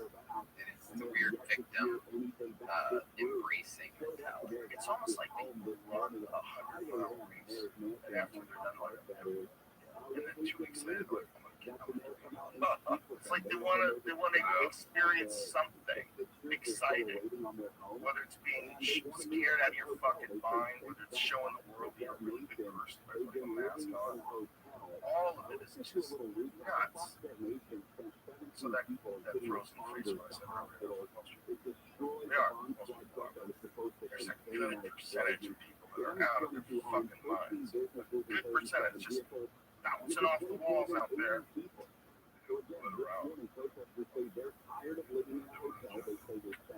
It's also shocking how easy it is to just complete nonsense. Hardly any work has to be done. It's not something like they just kind of, as long as like experts on TV say it, they go, okay, we're in. And then when it's proven that they're wrong, there's no sort of reconciliation. There's no moment where they go, oh, now I'm not. Now I'm going to look at other news sources. Now I'm going to see if there's any experts, scientists, disagree with certain. Because here's the thing. Most people These people have been in nice hotel rooms since this happened, and I've heard they don't want to leave. They want to continue staying in those hotels free of charge on the back of taxpayers in this city because they don't want to go back to their neighborhood. And now if the city's saying, hey, we've given you the money, we've fixed the homes, we're doing this and that and other things, and you got to get out of the hotel, they don't want to leave, and that's why they're doing this. I don't want to hear more about While limiting a one-year progress report on response to nonsense that that's happening. the city says it's allocated at least $6 million. Impacted. I don't know, man. It's just a very uncomfortable moment for this country, for people in general, I think. I just don't think that this access to information that we can get is good for us. I think it just freaks us out. There's too much going on all the time. Welcome back. Temporarily restricted. So this again was a report that was given about a year out. Working with video now, which means that some of those temporarily restricted homes remain damaged. It's very strange. It's like we're kind of awakening to, first of all, how connected we all are. And we're also being integrated into AI and really quick chat GPT shit. People are getting busted using it for school papers already. And it's just so easy to get this thing to do work for you. It's like, wow, and you can kind of see where the writing on the wall is going. It's like, boy, that shit's overwhelmed. First of all, it overwhelms people's emotions with social media, and self-harm is up. It's suicides among young girls are up from that, and they think that there's a direct connection to social media, what it does to kids. But as it gets more and more invaded, it's going to become a part of us. And we're kind of the last generation that's ever going to remember what it was like before the internet. We're the last generation. Because like kids today, that's just what they know. It's like we know electricity. You know, if you lived a long fucking time ago and electricity came out, it would be the most magic shit of all time. It's just it's very thrown ahead. It is. But for a guy like you that, you know, came up pro wrestling in the 1970s, for you, gone through all that wildness to get to where you are today, where people watching pro wrestling matches are instantaneously on your phone. It's a pretty amazing turn. Yeah, I mean, it's a great business, you know, licensing and merchandising kind of mission. You end up with around here. Oh, yeah, for sure. Since that first Mania radio run took off, it was pretty intense, you know, and that's with the internet, you know. Yeah, just word of mouth. Yeah, I mean, just when we were in Detroit, that is, their live, it was different, you know, you go to New York, Lonnie was on backstage, everybody was just, it was a circus, Andy Warhol, everyone. Really? Yeah, oh yeah. Yeah. How did they get the word out? Were they doing ads? Were they doing billboards? Like radio? Well, it was mainly radio. And the launch pad was at the WrestleMania one. I did out. Small plane crash in Compton on December March, live from the KFI 24-hour newsroom. A single plane crashed in a residential area of Compton, Illinois. KFI's Chris Adler is live at the scene where the fire department is working on fuel cleanup. The plane is still sitting here where it crashed onto the car of one of the people living adjacent to the Compton Woodward Airport around 8 a.m. this morning. The Downey Fire Department is on scene and say they successfully stopped the fuel spillage and are reporting only minor injuries to the pilot. Shepard Lindsay says she was born and raised on this block and has been afraid of low-flying planes for decades. Now I know that George Bard and Mr. T didn't like each other. Now I'm so sad. I can't watch all the episodes now. I was like, oh, who was the dick? I don't know. It's a real question. I really don't know. I take it back. I pity the fool, whoever it was. Bro, he was fucking amazing in Rocky Horror. Holy shit. He was amazing. He was terrifying. Yeah. Hey, boy. Since your man ain't got no heart, what's going on Parkland tonight? I'll show you a real man. Look, you. That was a great scene. Very good. Him doing the chin-ups. He was a very convincing killer. Good job on the ring out of WrestleMania 1.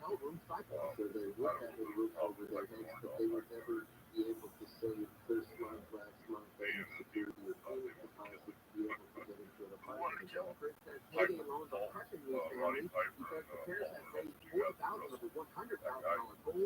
and right, sure. Hi, Daddy. It is now 11 o'clock a.m. Oh, they wanted to kill him. They wanted to beat him up. The program applies to people who've had a financial setback since April of 2020. LA Housing Department General Manager and Sewell says Real hard. She had a little amateur person in the background, you know. It's unclear The problem is how much they when owe. you're out there, you can do all the cardio you want, all the workout, all the stuff about your nerves. People have until October 2nd Sky to high apply. bikini. The program's more than $18 million comes from a Standing on recently this enacted trail, luxury real just estate tax. standing on the apron. I knew that he would have a hard time with nerves once we got out there. And so once he had the first little run at the beginning of the match, and I got back and I kept watching on the apron. He was hanging on, you know. I'm really proud of the He couldn't president get his for breath what back. he's It was done, and just I'm proud of nerves. his It team. wasn't anything. It wasn't You shape. know this well It was because nerves. You rallied around. We did get through that, but it was interesting because he brought a lot to the table. Biden has brought together an extraordinary team, Oh, and yeah, that's why after he is a team player for the president. Newsom has been considered a possible Democratic presidential contender. As some analysts have repeatedly said he will not He run gave me in a great rub, man. He 2024. rubbed up against him, Ukraine's made me a President bigger Zelensky star. called Russia's invasion a genocide. He addressed the General Assembly yesterday saying Russia has weaponized everything from food to energy to innocent people. But doing not like justice. I think it's one of the talks about like having pro fights. Russia continues to attack cities Was and there ever ports in anybody Ukraine made big as offers much for him? tonight to defeat President Yeah. Putin. And President Biden Why has did I think it reiterated was his something? warning I to probably the U.S. misremembered. about travel It was something restrictions after for Rocky Iran, Street when they were because trying to earlier get this the week action traveling fight. to the Middle Eastern country poses serious I know he risk. started out Comments come after a bodyguard in Chicago. diplomatic deal He between was the very two countries convincing. got part of Rocky Street was American fucking police from terrifying. prison So in Iran shredded Monday. too. The State Department website says Iran is going to sign a highest warning level due to the risk of kidnapping and the possibility of You getting know, this guy's arrested driving and around in a thrown in van. jail. We're going to go back to the Someone 91. with problems. Next. I've got a My car. first truck car was a GMC. It was an F-15 85. I love that truck. I'm back in GMC, and I feel the same sense of power that I felt at And I've got 15. this GMC key trains guy. and alleys where I'm driving, He's about 6'2". and I love it, and trucks have come a long way. I cannot get over how beautiful this car is. This truck is. It is incredible when it comes to gray its van tech. with red Super wing on the side. He user-friendly. drives Sound the system 18 van. is incredible. I mean, you can see Source him in and the Buick Bucks games GMC and in the Rays Pasadena games. is the Always good dealership on that camera. I have That's a learned weird to thing to trust. stick with. Yeah, you Canada's stick the with GM that. there, Tom Works for owns the him. place. They That's stay hilarious. true He to what comes their from ad karaoke. says. It's kind of And funny. on the Buick side right now, there is a deal on a new There's Buick something about those that TV put shows, those $3,000 down nostalgia to TV lease shows. that beautiful car for $250 a month, Going back and including watching tax. like Just episode $250 a month. Source and It's Buick 'cause GMC is right off the 210. it's like a capsule in time that they're never gonna make shows like that. There's never gonna be a hazard. There's never gonna be any of those shows. When you're watching it, like you're into a time before there was internet. The Dow is up 100, S&P 500 down 5, NASDAQ down. They didn't need their entertainment to be so multi-layered. That's my short Didn't have to compensation be after an Stranger accident. Things. Go to Cookie and Myers now. What shows is? Since 1972. Outline weather This is even me. highs will mid in Metro LA and OC. Mid to the 70s in the valleys and the mid 70s to low 80s in the high desert, 60s to low 70s. You have a 5 chance of rain tomorrow morning. Right now, 72 in Orange, the same in Buena You Park, found out what year that 67 in was? Medora Hills, and 69 in Oaks. We are going to go back to 91 in Corona. Cooking time. It is good news. And I'm really sorry for the ones that earlier class had lanes blocked. Everything cleared. All lanes have been reopened. But it's still be back up right now. Like even the acting. They're acting like someone pretending to be acting. It's the directing. Like, how do you see that and go, that's it. Let's move on. Go. Yeah. Hollywood's all co-acted. Yeah. There's like there's a moment in Hollywood history. Watch some of the films. Oh, they were like Showgirls. You ever see Showgirls? Yeah.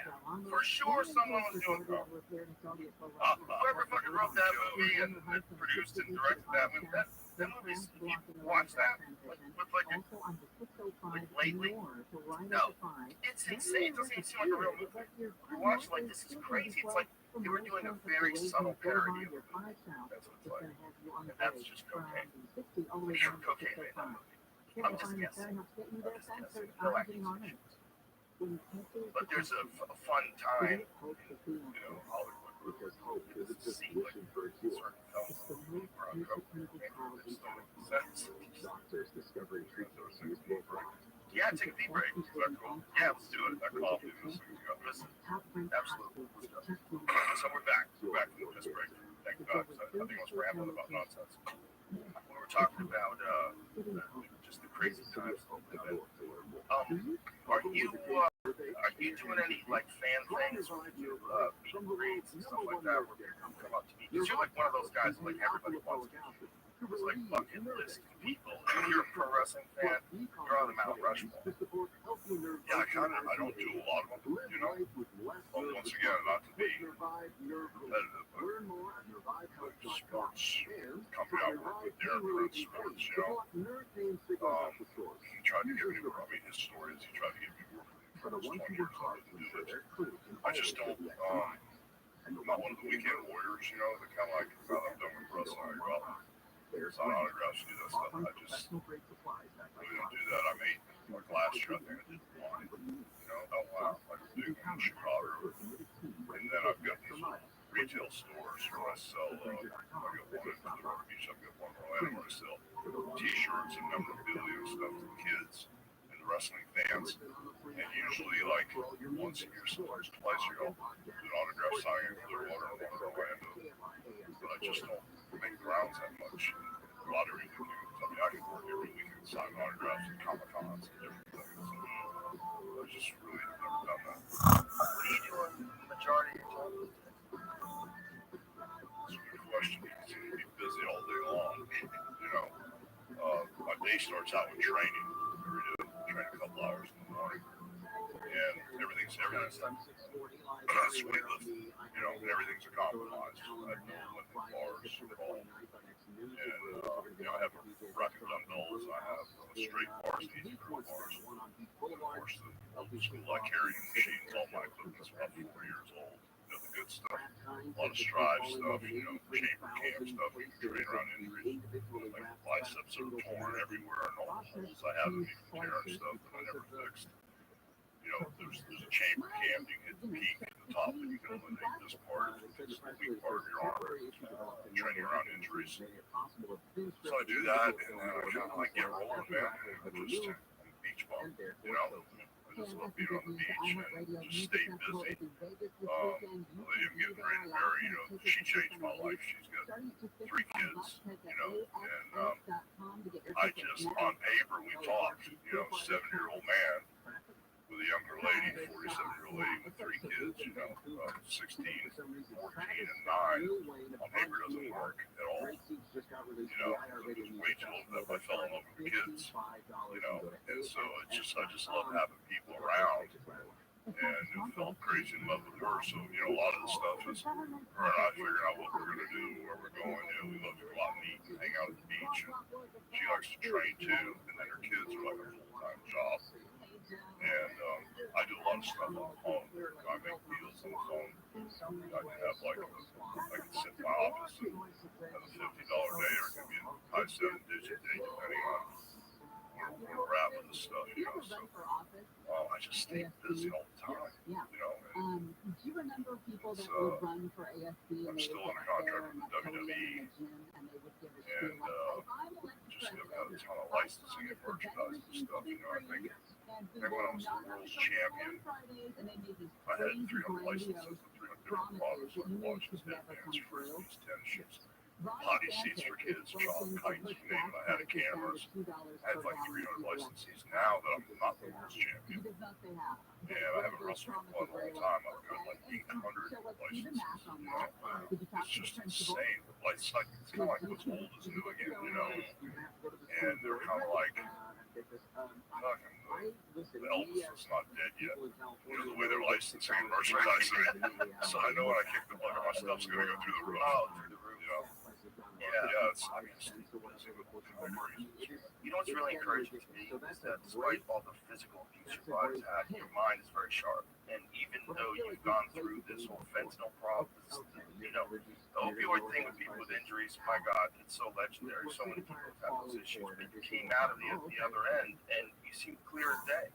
look, I don't have an addictive personality. Because I'm either all the way in, all the way out. And you gotta realize that all these wrestlers, and I don't know the numbers, but you know, you said football, how many wrestlers died in the last 25 years? The number could be 10 or 20. You know, if you said baseball, the number could be 10 or 20, but when you say wrestling, the last 3 years, it's a couple hundred, 250 guys of heart attack, overdose, and stuff. And I was the ringleader. You know, I was definitely the ringleader. I ran real hard.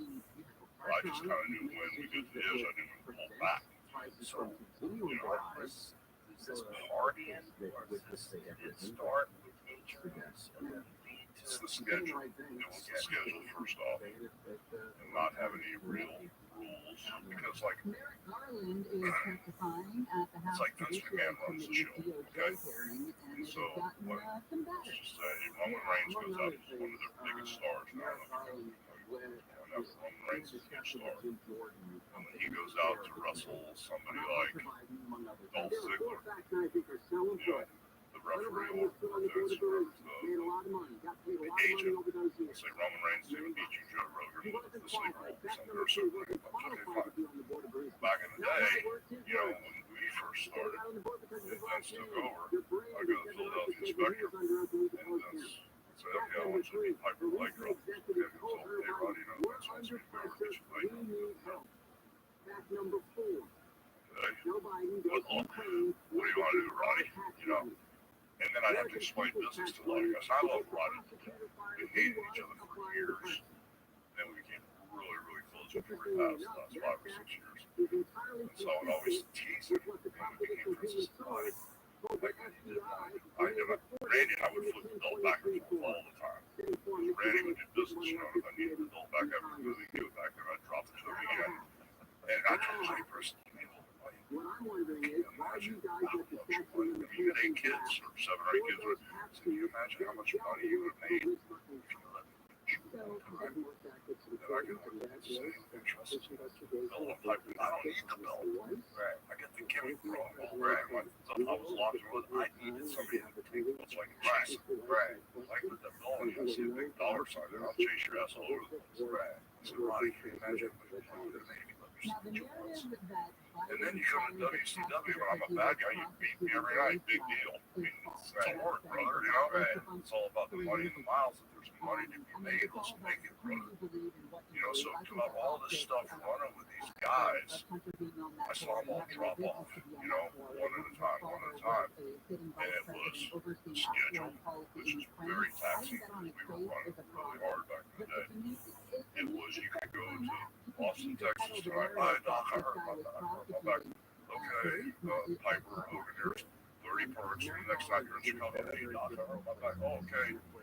Every single town, there was a doctor, you know, and that's how this whole thing got started, you know, and then, you know, all of a sudden it ends, you know, for whatever reason, you get a couple of DUIs, or you get in a fight with somebody really bad, whatever the case may be, and all of a sudden you're either too old, or you get injured, or you hurt somebody, you do some stupid thing and stuff, and your career ends. And then you go home, and you don't fit in at home, because you've been gone for 10 or 12 years, your wife's raising kids, you walk in, you don't fit in. Dad's home now, so what are you doing here? I mean, you don't fit in, and then that's when the drinking, and you know, then there's I tell my girl all the time, it's like this crazy turbulence, and you know, it hits me like it's 7 or 8 o'clock at night. I get, like if it's another man, I'm real good with turbulence with another man, but just normal, you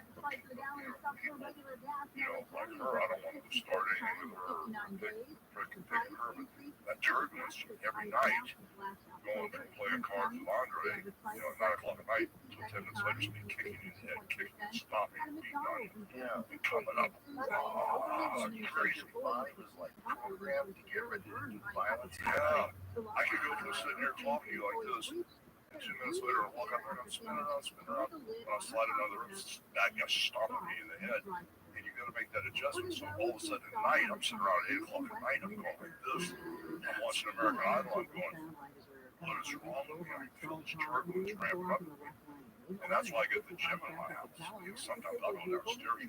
I'm cranking at night. Just, you know, so you're used to breaking that swing every night. Yeah. Wrestling a guy your own size and physically getting completely worn out to where you're like, okay, now you can relax. I've had enough, you know. Yeah. You miss that. And a lot of these guys go home. After doing this, they don't know how to adjust. And all of a sudden, they adjust with over-medicating and drinking, and then they really don't fit in at home. And the next thing you know, there's a tragedy. They did something to his own, to the loans. It's just been a repeat scenario in our business. So, for me, you know, talking about all this negativity and stuff that's going down, my life is pretty good. I mean, you know, I might have some physical issues from surgery, but I'm healthy for worse, you know, and at the end of the day, I train, I eat good. I mean, you know, really have a great outlook on everything, you know, and I have my peace work good. Really do. It's great to see. I mean, you know, I just turned 70. It's amazing. And a lot of guys that, you know, I did around in high school, I seen in 95. But, you know, and I had some guy come in the other day, we had the same birthday, we're the same age, I looked, you know, in my bar. He was with the exact same age. Stop. That's what everybody else is told. Move here, you slow down, you go down. You know, fucking Jagger. We went to see Mick Jagger last week, Stones last year, and it was Mick Jagger's Biden's age, and he has 2 trailers that he brings everywhere he goes, and just exercise. This guy trains every day. And that's how you can still move around like that when you're dancing and shit, singing and putting on this amazing show at 80 fucking years old.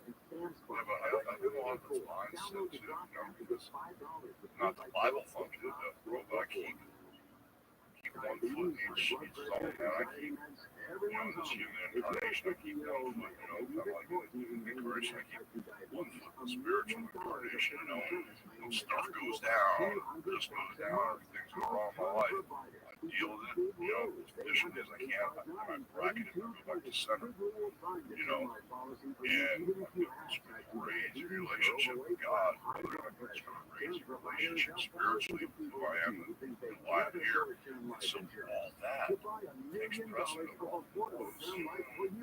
Lord,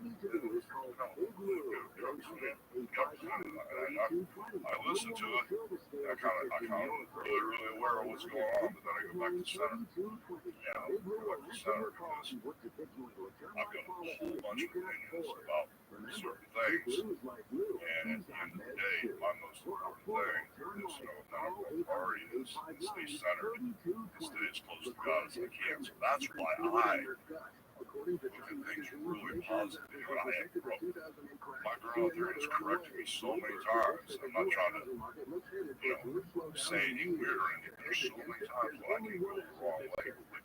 And when I go one way quick, I'm all in. You know, so you got to be careful. So if I start deviating a little bit, you know, there's certain people that can talk to me. It's not that bad. Just think about the big picture system. Yeah, but I'm just saying, what I'm trying to say is all the stuff we talked about. Yeah. When I look at everything around me, I go back to where I'm at. I think this is a very important thing here, because there's a lot of people that this religion, because they think they're too smart for it. I think there's a great value in being connected to whatever you believe in God, believe in Allah, whatever you do. There's a great value to believe that there's a higher power, that there are, like, there's really ways to live life. There's a correct way to live life. It does bring you more peace. And it does really work. And so for a guy like you to say that, I think it's important for people here. Because I think when I was younger, I always dismissed religion too, because I kind of dismissed this stories that were written by people. But that's not dismissing God and the idea of God. It's like we don't know what is going on in this bizarre life. But I do know that a lot of people that I know that are very happy and grounded and centered are also religious. A lot of people. I don't think it's a factor that anyone should discount. And people are very smug about it. And that kind of shit. When did you always religious, or when did you start becoming religious? You heard that right. Well, I kind of like would go to the Southern Baptist Church when I was a kid because I went to Ballast Point Elementary School in Denver. And right across the street from Ballast Point was Ballast Point Baptist. And my kids, my mom and dad took me to church one time there. And I was hooked. My parents only went once with me, but it was close to my house from there back in the 60 years. I can't remember. Right out. Street lights came on. Nobody's going to steal your kidnap or anything. So we just stay out there and watch each other, raising hell. So I would ride to Ballast Point Baptist Church every Sunday. And, I kind of like going because a lot of the kids from elementary school, their families would go there. And so I would go there to Ballast Point Baptist. So I was raised in the Southern Baptist Church. And then when I started playing in a rock and roll band, and I kind of like the junior high and stuff, kind of like wasn't going to church at all. And a couple of buddies of mine, joined brothers Ron and Don Satterwhite, they asked me to come to Hank Winston's youth church with all the kids were there. It was like a Bible study, Bible bros, and all that stuff. And they would all sing that they didn't play guitar. So they knew I'd play guitar, so I went and I played all the 3-chord progression songs and stuff. And then this minister, Hank Lindstrom, he hit me hard with John 3:16. God so loved the world, he got the Son. Never believed. He gave the Son of my parents and everlasting life. And I accepted Christ as my Savior when I was 14. But then I derailed. Kept playing music and rock and roll bands and got way away from my faith. And then as the years went by, I started seeing how things went. And it's got me to the point now where I'm locked back in, locked and loaded. After all the life experiences, seeing how people live and what money does to people. Money makes it easier, but it's not the dial situation that some people say it is, And it's just that relationship I have, not so much with religion, but with our Lord and Savior, is what I function on. Was this a gradual transition? Yeah, it was. And the thing was, the Hulk Hogan character pushed me in that direction. That crazy character, that Hulk Hogan character, was all the way up here. Forget the Americana, forget the Columbia, forget Venice Beach, California, forget the can. It was the 3 commandments of the training, prayers, and vitamins. See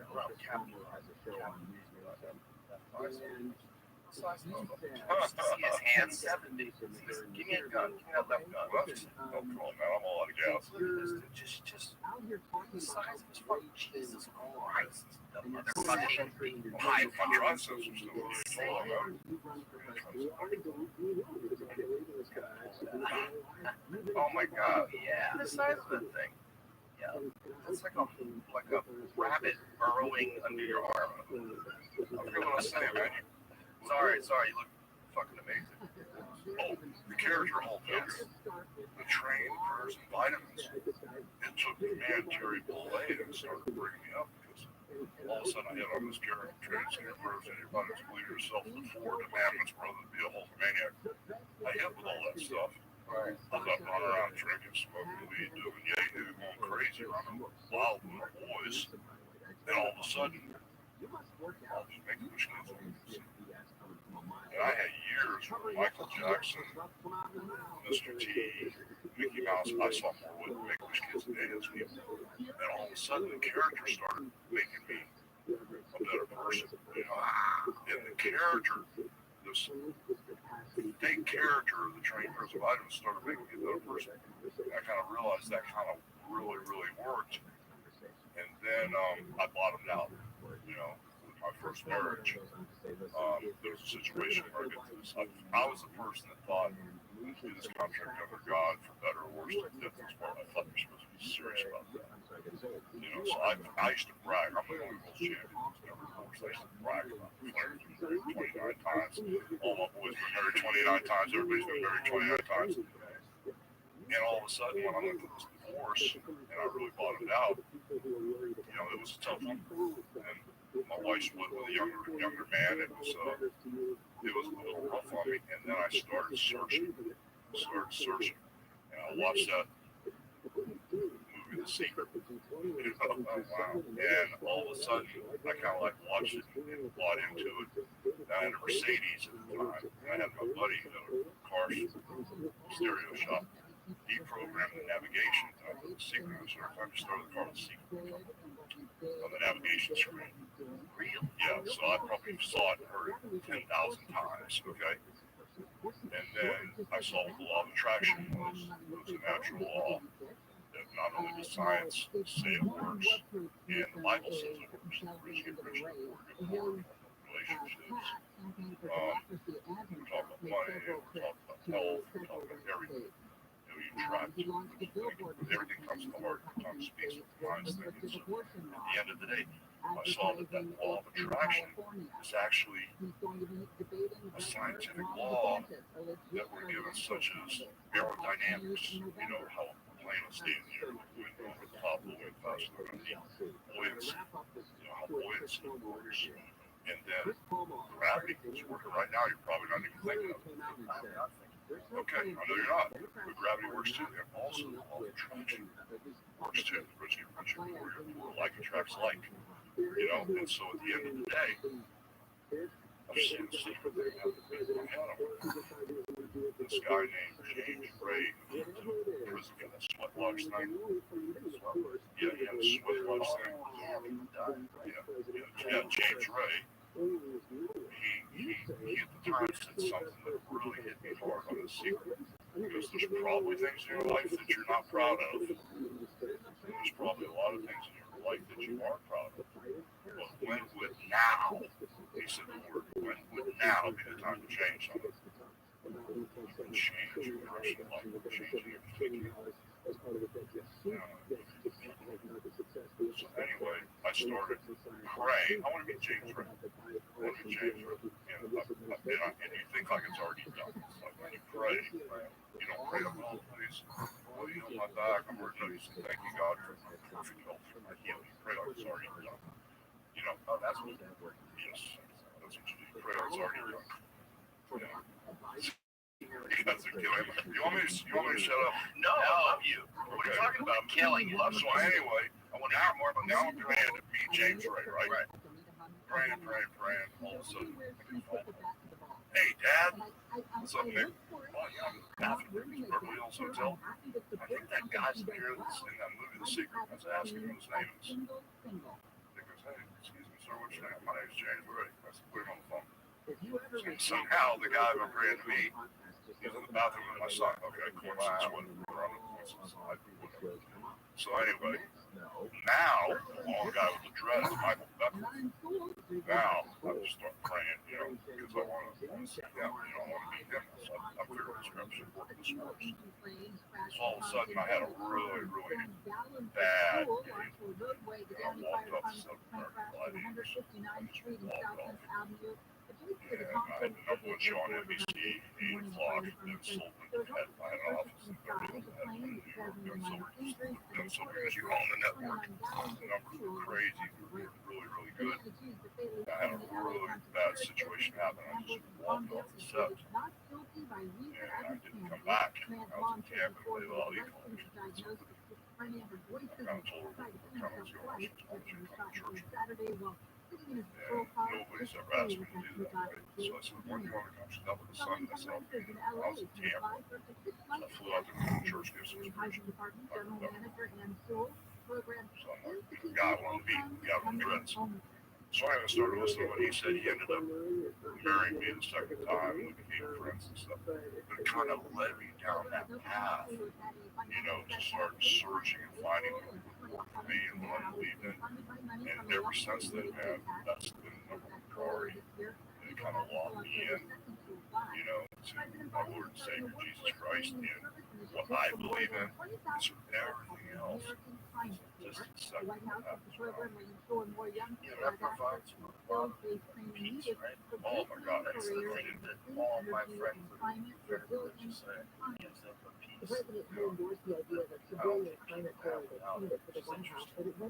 Yeah, and the craziest thing was, Sky, the girl I'm engaged to, such a crazy story. I swore I'd never date another blonde. You swear to God, I'd never date another blonde, right? That's hilarious. Yeah. So the really cool thing was, after I met her, the whole long story to that situation, but after I met her, the fact that she's a believer too, it's just really kind of like makes things so easy. It would be probably difficult for you to stage your life to date someone who wasn't.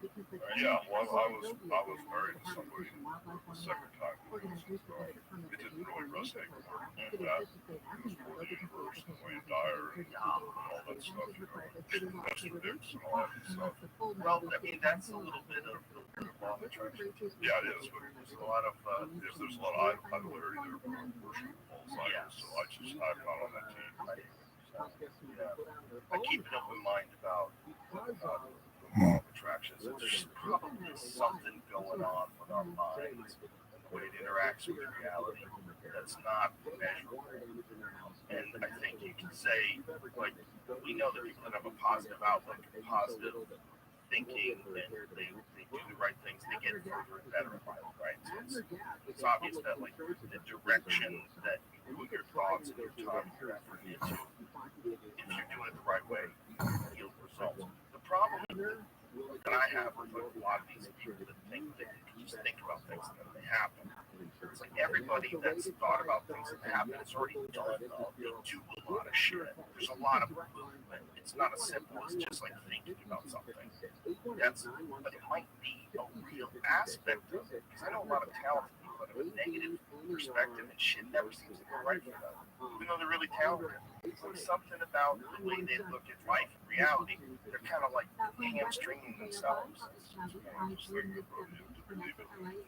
Right. And then you get a better shot at it. When you said that it's like scientific, how is the law of attraction scientific?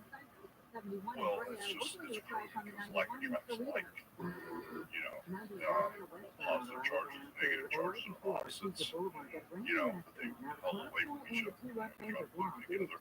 Well, positive. I take that back. Positive was. Maybe I didn't speak positive. Maybe I should have said science. Yeah, you're right. Yeah. Yeah. It's all Hogan means good. Yeah. It's a little too good.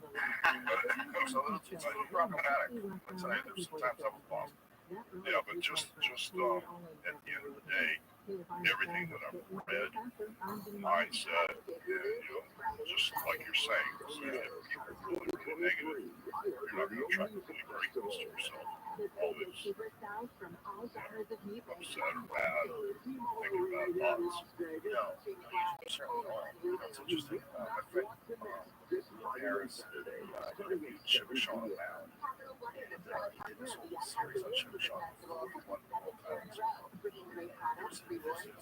That's probably on his Instagram. Where he's talking to him, it's like you manifested this. Like you manifested this success. Like you had this mindset. You applied the work, like you knew. You had a vision in your mind of what was going to happen. You made it happen. What is that like? It's like, well, I always knew it was going to happen. But still, when it happened, you played this. It's pretty crazy. Don't forget the things. Or is it like, I mean, you talk about how you planned all this. Do you wake up sometimes and look at the situation and be like, man, this is crazy? Yeah, I usually camp. I have more like quiet time with myself. That's where I feel like I grow the most in camp. because of that reason alone, like I'll find myself sitting outside by myself and just think about all this shit. Yeah, it's like if you would have asked me years ago, am I gonna have all this money, do all this, I would say yeah. So it's not like I can't believe it, but it is still like damn, with all the vision. All I wanted was like a big, nice house, backyard, a hot tub, and sun. Got all that. What's next? As America's largest injury law firm, we recovered over $15 billion from America's largest injury law firm. It's good. It's like, that's an example of massive amounts of hard work, but also believing this thing, having this like sort of unstoppable focus on this thing. There's a great value to that. I don't know if it's, you can say it's the law of attraction. I don't know if that's true. Maybe it might be some aspect of this. But I know that shit works. Like, if you can think like that and work like he does, and you have talent, you can make wild things happen in his life. And it's amazing to see. And something like when he just won the title this weekend, there's something amazing that you see in a spectacular performance that you know has come out of years and years of intense labor, intense discipline, and a mindset focus on this. And you see it happen. People just do extraordinary things. It's really, and it's amazing for all of us. As long as you're not a hater. If you're a hater, you're robbing yourself of inspiration. You're a hater, you're literally robbing yourself. You don't know it, but you're stealing from your own ambition. It sucks, but that's just what it is. So you can instead look at someone like that and go, holy shit, if he did that, what if I applied myself like that? What if I thought like that? What if I went after something with every fiber of my being, like he went after that title? Could I do something good? Could I do something else? Could I do something magical? Yeah, you can. What I want to tell you before, I didn't say that, but I said something kind of like that. I was still playing in a rock and roll band, and all those big scary wrestlers were coming out. There was this long-haired hippie playing in a band. One of the wrestling managers was kind of like nice to me, you know. And so I come over and talk to you something. I come by my house and told me where he lived. And as I'm sitting in the living room, this guy's managing superstar Billy Ray, Joe LeDuc, he's strong. I look at these guys are with superstar Billy Ray. Yeah, Nessie came in the house and was clear on top. I said, I want to get the wrestling business. And I told him this. Straight to his face and said, I'm going to be the greatest wrestler that ever lived. And I told him that now, not knowing if I was or not, but all I'm saying is the mantra, the very, very positive mantra of training, prayers, and vitamins. Put it in the track. Yeah. You know, and nothing against a lot of the other wrestlers. I wasn't Mr. Perfect, blowing bubble gum. I wasn't in the Undertaker with death and body bags. I wasn't in the Stone Cold and Ricky Bear. He's a huge wrestler. All these guys are Undertaker. They're all huge. But for me to train prayers, vitamins, I just wanted to really get wrestling business, make a living. So I didn't know that it was a spiral like that. How could you? You know, but he's saying he knew it. I didn't know it. I already done it. Just threw it out there. Yes, and there were his press conferences people that he had to let out or not prosecuted that. That's the thing with the law of attraction, you don't really factor in losers. It's not an accurate count of that. That's true. Many people are not quite honest about it either. It's very painful to fail. But that's why many people don't try to. It's I don't know, it's interesting, but it's interesting to me to see a guy like you with a very positive mindset and I see sort of appreciation for your faith and that you're showing great benefits from it. There's times when people, do you know the story of Oliver Anthony? This guy was the #1 song of the country and recorded it in his backyard. Just right here, kid, we're talking. Yes. Oh, yeah. So this guy gave himself to Christ like 30 days ago. And was having all problems with substance My abuse, mom was a teacher. My sister's a normal teacher. chaos, Plenty of and teachers in our hip rock combined bottom. families. And Yes. like, For us I to don't advocate want for to teachers speak and for to have him. some amount of Actually said autonomy when it comes to what there's they do something in the to classroom. the But God putting everything straighten on my the life, schools is not fair. straighten my life And out. sometimes it should be I criminal. will This is one dedicate of those myself times when you have to go I'll be on the right straight to track. the parents and figure out why aren't Wow. their kids in school? So It's before insane the song. pandemic, No song? about 10% of Play that students song. in California This song's public schools insane. missed 18 And this days guy in doesn't have a school. label. That's It's the not attached. He definition won't by sign the anything. 18 We're days. trying to get him to sign things for In $100,000. 2022, it was 30% Nope. of students. Nope. They say That's not shit. kindergartners have rates of 50% Myself, or higher. Kindergartners who are Black, Pacific Islander, who have disabilities. Student specific reasons for missing school is they are varied, and you've got to also think about people just not telling the truth, right? Lack of transportation is among the most common reasons, but sometimes students have to look at younger siblings or go to work. In some cases, students are staying home because they're being bullied, they don't like their teachers. Some parents have also become overly cautious about sending It's their such a kids to school simple with song. minor Just what kind of instrument is that? That's not a banjo, right? It's a guitar. It's guitar. He's got a cable on it. He's playing way high from the neck. made all the That's a difference. D. If there is If that was something where to be said that teachers an can A minor, C, this G, article suggests and that's a B there. elementary school Does that metal thing where he's strumming behind it, does that change the tone? Yeah, it does. Makes it a little more banjo-esque. Right. Yeah, he's got that cable half of the neck because his voice is a lot higher.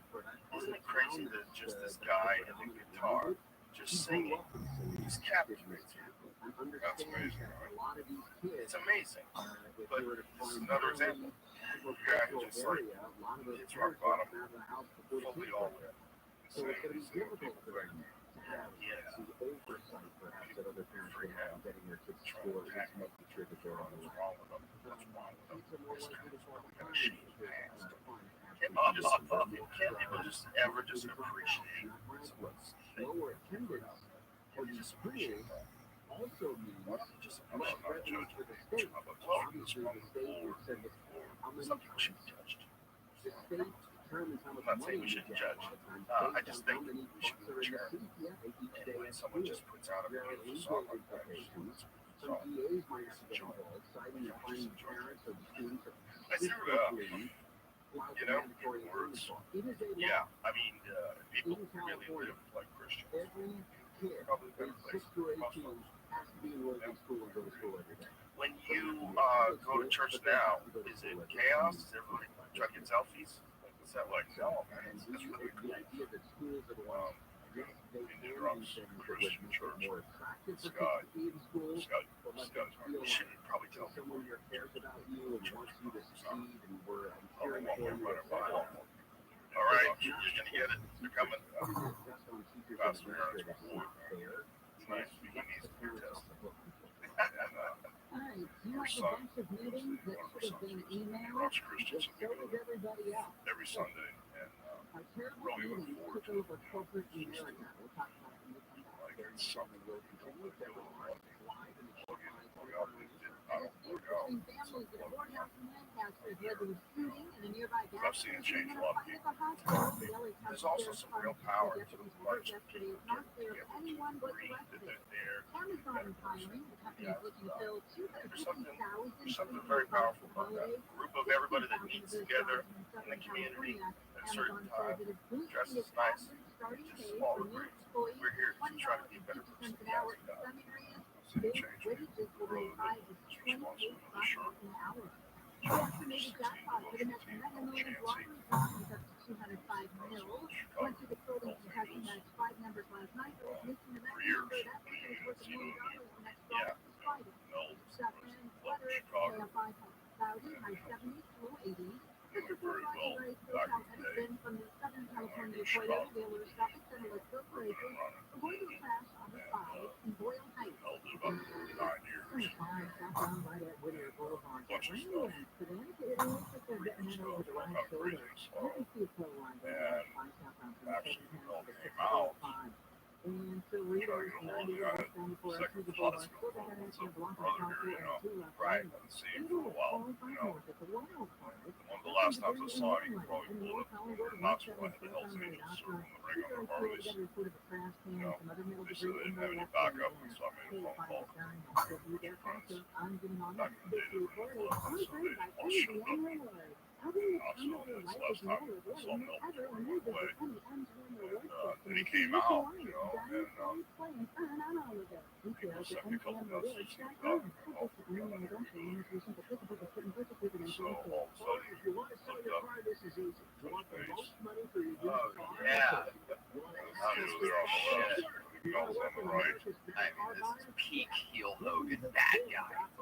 We were With able the best good guy to the best bad guy. yeah. Oh, we were talking about that when we were getting coffee. That it was your idea to try to heal. Well, let me just finish the story. And now Mel comes out of prison. He's saved. Accepted Christ as his Savior. But anyway, you know, I have this Jesus Collins book. I have a Bible in the kitchen. I have 2 in my office. I have one upstairs in my bathroom because I can't really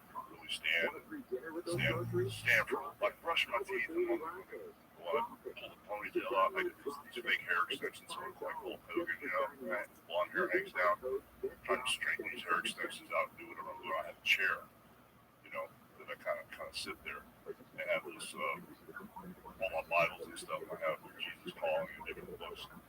Jesus Calling has a morning and afternoon message, you know. So I read this one, man. I said, that's perfect. I'll call Big Mel. So I know you got social media, Mel. I want you to go on and read this. You know, so Big Mel, he goes, you read it. I said, no, you read it. You know, we went back and forth a little bit, so he actually read it. Now he's got this huge following, and you can, I guess I don't know how you do it, you can push something on Instagram, but he's got this huge, John 360 portion, so people all over the world are following on him. He puts the word out every Sunday, so I've seen people change, brother. Being straight out enforcers, badass, crazy people, to being, you know, people that walk on Christ. People can definitely change. Yeah, it's amazing. And that's a way that people can turn these sort of smart after alcoholics and anonymous or giving yourself up to a higher power. Yeah, but it's like for me, we were talking about stuff like that. Some people I feel bad because they have particular personalities, you know. Sometimes they get caught in that whip. So as I had all these surgeries and they were hitting me with all this stuff, I just, enough's enough, you know. And so it's kind of like everything I'm going through drinking here. Stuff is pretty easy for me. But I just feel bad for the guys that couldn't get out of this cycle, you know. Yeah, there's some guys that providers have thousands of people like you who think they can't afford term life insurance. To buy $1 million of affordable term life for you, all you need to do is call Big Lou, 800-859-3220. Lou will make sure the scales are tipped in your favor. Call 800-859-3220. Big Lou will answer your call and work to fit you into a term life policy that you can afford. Remember, Big Lou is like you. He's on meds too. For affordable term life, call 800-859-3220.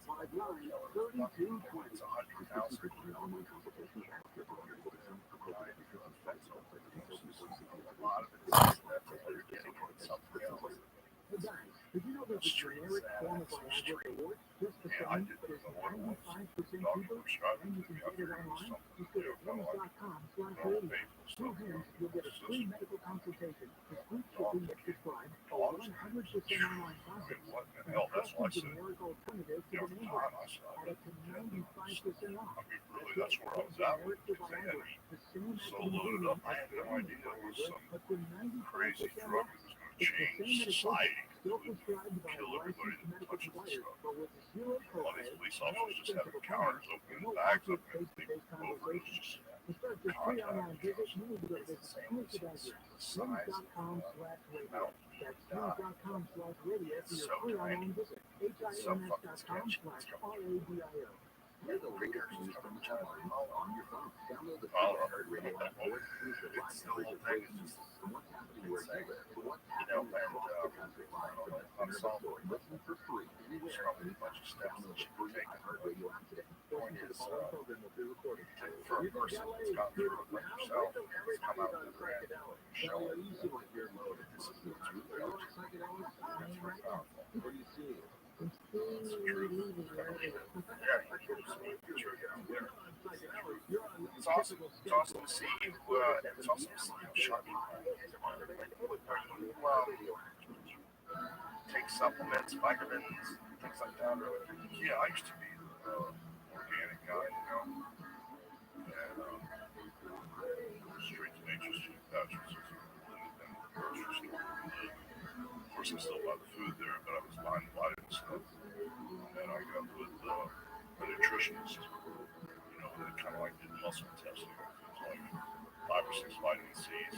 She can tell you which one works the best for you. You know, by having a product there and testing it on the spot. And so I've gotten sucked in. I mean, all the vitamins from her.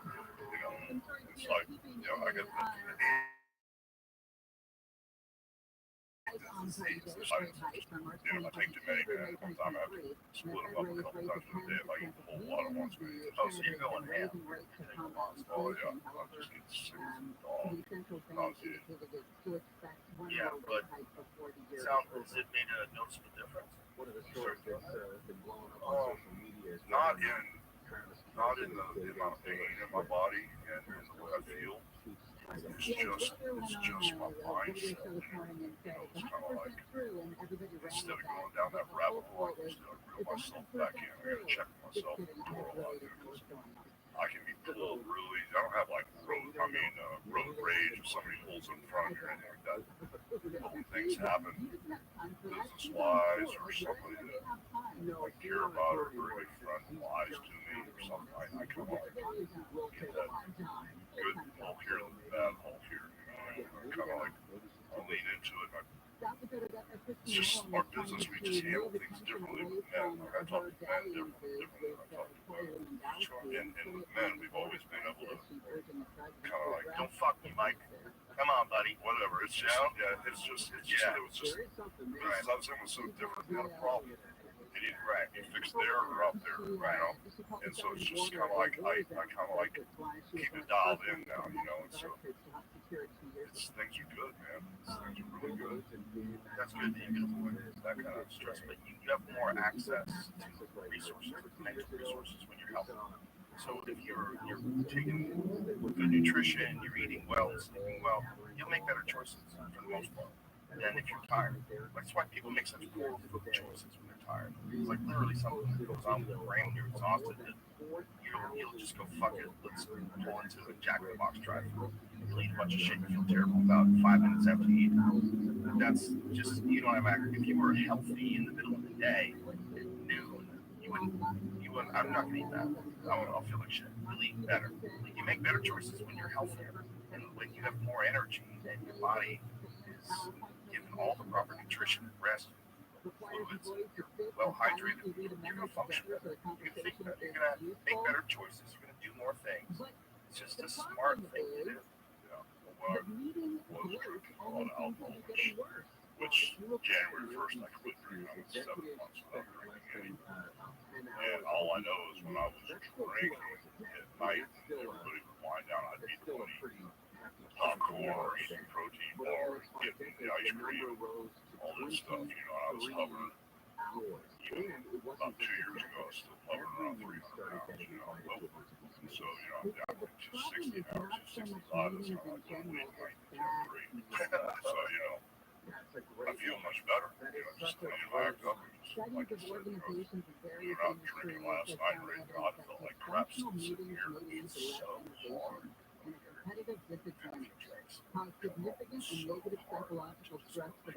No, I go crazy. I eat everything in the refrigerator. Yeah, start making sandwiches. I made 2 3-egg fried egg sandwiches one night. So I ate 6 eggs, fried eggs with bacon. Oh yeah, pepper and cheese. Yes. Primal Kitchen Chipotle lime mayonnaise. So I got them all. I got American cheese melted. Let's go. Let's fucking go. I ate 2 of those. I felt terrible. I did Chicago theater Saturday night. Yoni's like, Philip from Phil Sushi by Scratch.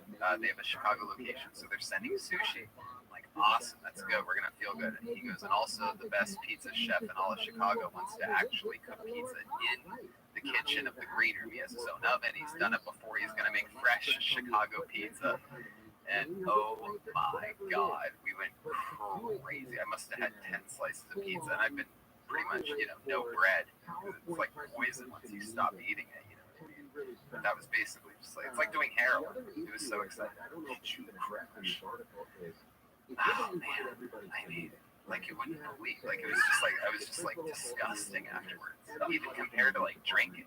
It's funny because you drink and you eat shit and you feel like shit the next day. But what I've learned only recently is that you can drink as long as you don't eat the shit. You're gonna be much better than if you eat the shit. Like a lot of the hangovers coming from the In-N-Out and from the Chicago style pizza. Just the patty, protein style animal style. That's the way to go, man. That's the way to go. Well, Hope, it's great to see you thriving. Tell everybody about your cannabis line too. Because it confused us for like a solid 45 minutes of the podcast. Back of the crazy stuff down there.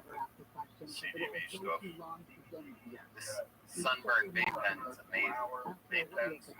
Where can people have access to that stuff? Oh my gosh, it's everywhere now. The nicotine stuff, vapes are everywhere now. So you guys have nicotine vapes. Did you give us those? Yeah, those shows away with Jamie. It was crazy for nicotine vapes. Every day he's out there vaping with the kids. Yeah, the THC stuff is one state at a time. Right. When they just make that legal and get the taxes. Get the taxes from it, you nuts. It should be legal. It should have been legal a long ass time ago. Stupid, right? And you guys sell CBD as well, like gummies or any of that stuff? Yes. Where's the website for people to go find out? They'll find it. Jamie already found it. Yeah. We put all that stuff in the background. immortalbyhulkhogan.com. So that's what it is. Just go to immortalbyhulkhogan.com. You have access to all that stuff. Coming soon, brother. Put your email address in there. Subscribe now. Hulk Hogan, you fucking man. A fan since I was a kid. So hang out with you here. Appreciate you very much. Oh, my pleasure. Thank you. Much respect. Shout out to the great, powerful Tony Hinchcliffe. Every Monday on YouTube, the best live comedy show in the world is Kill Tony. It's filmed and recorded live from the mothership right here in Austin. Tony's the master. You're the fucking best at hosting a show like that I've ever seen. And you know what went on sale during this actual taping that we're at right now is the new podcast, live podcast from the mothership with Ric Flair, which we're filming for the first time next week. That's right. So they're doing, you guys, this is so hilarious because you talked about it when Rick was on the podcast and then you guys went back and forth. You sent me a text message and email. I'm like, I knew how big this is to you. This to you is like, I mean, it's literally like somebody just gave you a Ferrari or something. It's crazy. It's insane. Flair messaging me going, I want to do a podcast with you. Okay. Oh, that's crazy. Yeah. So look at this. The goat and the pony. Yeah. Flair and Tony Hinchcliffe. The tickets are on sale. You can watch it live. And it's a 2 p.m. show on Tuesday, August 29th. What was the other one, Jim? That's 2 and 4 Tuesday and 2 and 4 taping on Wednesday. So you for one time do you guys? I think we're gonna do it consistently. He's gonna he's gonna come out for 2 days every month. We're gonna shoot 4 during the day, 2 p.m. and 4 p.m. at least one a week. The goat Tony. I've never seen you more excited to make him laugh. You make him laugh. He laughs at his own jokes anyway. Yeah. We're gonna laugh. That's great.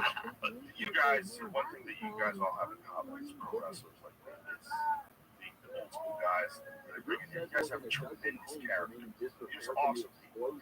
It's just fun to talk to, whether it's Dallas or Jake the Snake or obviously the Undertaker. You guys are some of the coolest fucking people.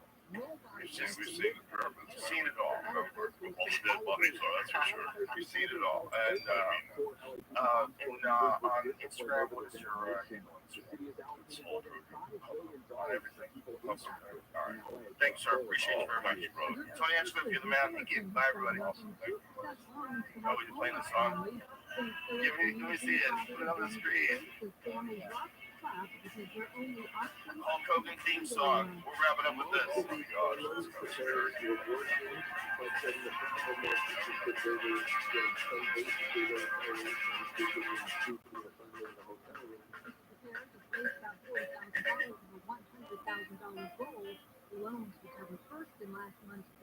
This episode is brought to you by LifeLock. Like many of us, you might think identity theft never happened to you, but consider this. There's a new identity theft victim every 3 seconds in the U.S. That's over 15 million people by the end of this year, equal to the populations of New York, Los Angeles, and Chicago combined. Even worse, identity theft victims often don't even know they're victims. That's why LifeLock Identity Theft Protection alerts you to identity threats, even the ones that don't show up on a credit report, like data breaches, fraudulent transactions, loan and credit card applications, and crimes committed in your name. If your identity is stolen, your own dedicated LifeLock US-based restoration specialist will work to fix it. No one can prevent all identity theft, but LifeLock protects you in ways you simply can't on your own. Save up to 25% off your first year at lifelock.com/JRE. That's lifelock.com/JRE. Save up to 25%. This episode is brought to you by Carvana. Carvana has made financing your next vehicle as smooth as can be. You can get pre-qualified in just 2 minutes, and you'll have real terms personalized just for you. Then you can browse into thousands of car options on Carvana, all within your budget. Visit Carvana.com or download the app to get pre-qualified today. Azerbaijan and Armenian forces have reached a ceasefire agreement on Joe fighting in area. Showing my day, Joe Rogan podcast by night, all day. What's up, brother? Good to be back. Crack a lip. Well, just having fun, dude. Great time at Mothership last night. Yeah, I can't wait to go back tonight. It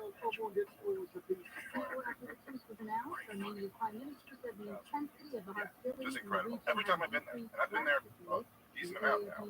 Always great times. Yeah. It's a fun place. They won't come. You sure did. Yeah. So, we're on our way over here. Texted you that ghost you. They've been looking out for the bad But guys. not unexpected. Well, yeah, is he definitely dead? I don't think it's definitely. I think this is what people are reporting. I mean, the plane just went down. I wouldn't say definitely yet, but I think a lot of us did expect after he kind of flirted with a mutiny against Vladimir Putin, and then they kind of came to an agreement, and the answer, like, I don't think that guy is very long to live. Yeah. Vladimir Putin doesn't seem to me to be the type of guy you can try to overthrow and then go, my bad. I think what do you think that was all about? I don't know. I really don't know. At first they were spinning it like he was pissed off about the war, but that never really seemed to make sense to me. I think some type of power struggle, and he kind of went for it in a pretty major way, started like destroying equipment and moving his forces toward Moscow, and then they reached some agreement and they backed off. And now a plane went down. So we'll see. Yeah, what was that? Yeah, right. Yeah, you would think, right? Yeah, you should take a tank anywhere you go. You should be inside a safe. riding on a bus. Yeah. What was crazy is when it first went down, so many people in like the corporate press were like, "This is it for Putin. He's done. Russia's collapsing because they're doing so bad in the war." And all of those narratives seem to be completely disproven. But what's scary is what happens if Ukraine runs out of troops. That's what's terrifying. It's like, how many more soldiers do they have left? How many more people can they force to fight that war? Like, what is the truth in terms of what are their losses? Because what you hear from people that are the true believers in the leftist is that Ukraine is winning, that Russia is doomed, and we must support Ukraine. And then when you hear from realists, particularly people that have been on the ground, like, it's a slaughter fest. It's horrific. And the ratio of Ukrainian dead and Russian dead is extremely imbalanced. Right. That's why I'm in Russia's favor. And Russia's killing a lot more than they're allowed to kill. It's hard to know exactly. It's always hard, like in the fog of war, to know exactly how many people are dying. It's usually not until after the fact that they do the like excess mortality numbers, and then you kind of figure out like how many people actually died here. But it does seem, I think, there's no question that Ukraine is doing better than would have been expected. Like, say, in the year 2010, if you had said, okay, Russia's going to invade Ukraine, most people thought that they would have folded in a couple weeks and it would have been over. Ukraine has at least put up a fight to this point, and I think that that is because of the fact that, number one, NATO was training the Ukrainian military for years, ever since 2014, ever since Yanukovych government overthrown. And number two, that we poured an unlimited amount of resources into the war effort. But then that kind of leads to the question of like, wait, so but if Russia still wins at the end of this, which it looks like they're going to, short of like U.S. intervention, direct intervention, then what did we accomplish here other than just getting way more people slaughtered and drawing the war out way longer to kind of sacrifice Ukraine in an effort to hurt Russia? And it's crazy that the same people who support this war supported claiming that they really care about the Ukrainians. Like, if you really cared about them, why would your move be to prolong the conflict and let more of them die? It seems so horrible. It's very strange when the left is prolonged. Very, very strange. And it's almost like this shifting of poles that's where it doesn't matter what the actual facts are, as long as what you're supporting is endorsed by the ideology. Right. And that ideology is this leftist ideology is that, you know, we have to have a Ukraine flag, your Twitter bio, to support it, regardless of, and you're not even looking at like objective data to try to figure out what happened here. How did this get started? I've never heard anyone other than you and a few other people online even discuss the 2014. No, it's interesting because the narratives kind of change. And one of the things that's interesting about the Maidan Revolution is that, and like I've played the last couple of times, you're hearing late clips of like what people were saying at the time. And at the time, there were several people who basically admitted what's going on. They're like, yeah, we're stealing Ukraine away from Russia. Gideon Rose laughing with Stephen Colbert on Senator Chris Murphy. He was one of the guys who was very involved in it, and he went to Ukraine several times during when the revolution was first starting. And he was kind of the young guy. Like, it was him and John McCain and Victoria Nuland, and Chris Murphy was kind of this younger senator. And he just said the quiet part out loud on a C-SPAN interview back then, where he just went, he goes, oh yeah, it was American policy that that was our policy that led to it. Without us, we would have been overthrown. And so, like, but now, like, they would admit it then. But now, when you talk about it, they're like, oh, no, that's not helpful to the narrative. So don't mention that we were involved in overthrowing a government that was more pro-Russian and putting in a government that was more pro-West. Because that complicates this thing. It reminds me of, like, there were these pieces in the 90s where there was like mainstream media outlets covering the dynamic of Al-Qaeda terrorism in the Middle East, and they would just like bluntly just say like, oh, they hate us because of our military presence in the Middle East. That's his grievance with us. Just like you know, that's the news. That's why Bin Laden hates us. No one was going, they hate us because we're free. Because that just hadn't been said yet, you know? And that was until after 9/11. Then after 9/11, it was they hate us for our freedom. And now if you were to make the point that they hate us for our foreign policy, it's like, well, where did you get that from? That's insane. It's like, but you all admitted that just only a few years ago. You were openly talking about it. And so it's kind of like that. That narrative doesn't help serve the war party. So now that has to be kind of like in the dustbin of history. That never happened. The conflict started in 2022 when Vladimir Putin invaded. He was totally unprovoked. There was no other reason. It's just that he's a madman. He's bad guy. We're good guy. That's the conflict. That's like that's the tunnel vision. You're always supposed to think of war through. That's rarely, if ever, the case. It's always more complicated than that. And then as soon as you start saying things, believe me, from the last two podcasts here, I've heard a lot of people, oh, you're spewing Russian propaganda, you're pro-Putin. Because as soon as you start going, well, look, this guy had some legitimate grievances. We did a lot to provoke him. And that all of a sudden means you're like on their side. Because you're no longer, we're good guys, he's bad guys. I'm like, no, actually, there's a lot of bad guys involved in this conflict. Yeah, you were detailing last night. It's really interesting. Hassan and I were sitting.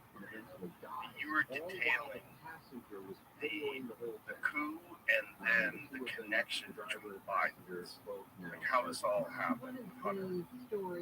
This episode is brought to you by AG1. Everyone's body is different, but we are all humans, and humans all need the same foundational nutrition to keep us healthy and focused and ready. And that's why I have been drinking AG1 for years. They've done the research to make a science-driven drink that replaces all those multivitamins and probiotics with one simple drink. AG1 raises your baseline by supporting nutrient replenishment, stress management, gut optimization, and immune support. These are things we all need. And it's as easy as mixing it up every morning. It just takes a minute. So if you're listening, you're probably human. You probably want to take a step towards feeling healthier and more focused. We all do. It starts with foundational nutrition and AG1. Try AG1 and get a free 1-year supply of vitamin D and 5, yes, that's 5 free AG1 travel packs with your first purchase. Go to drinkag1.com/Rogan. That's drinkag1.com/Rogan. Check it out. This episode is brought to you by ZipRecruiter. I know there's a whole lot of people changing jobs right now and a whole lot of places hiring, which means if it's your job to hire, you are probably slammed. I see you. But what if I were to tell you that there's something that can make your whole hiring process faster and easier? It's ZipRecruiter. Instead of you doing all this hiring work, ZipRecruiter works for you. You post your job once on ZipRecruiter, and then it sends it to more than 100 job sites, so you reach just a ton of people. Then ZipRecruiter's tech scans thousands of resumes for you to identify the ones whose skills and experience match your job. So you get the first wide net, and then you get it all narrowed down without you having to spend all that time. So hiring heroes, let ZipRecruiter help make your job easier. 4 out of 5 employers who post on ZipRecruiter get a quality candidate within the first day. See for yourself. Go to this exclusive web address to try ZipRecruiter for free. That's ZipRecruiter.com/Rogan. Again, that's ZipRecruiter.com/ROGAN. ZipRecruiter, the smartest way to hire. Right. Well, so the company Burisma, who hired Hunter Biden. So Joe Biden at the time when he was the vice president under Barack Obama, he was the point man on Ukraine. That was like one of his big tasks that he was given by Obama. And like Victoria Nuland was talking about how Joe Biden would get on the phone to give an attaboy to the protesters who ultimately overthrew Yanukovych. He was very intimately involved. And this company, Burisma, because Ukraine is a very corrupt country, if they've always been, still are.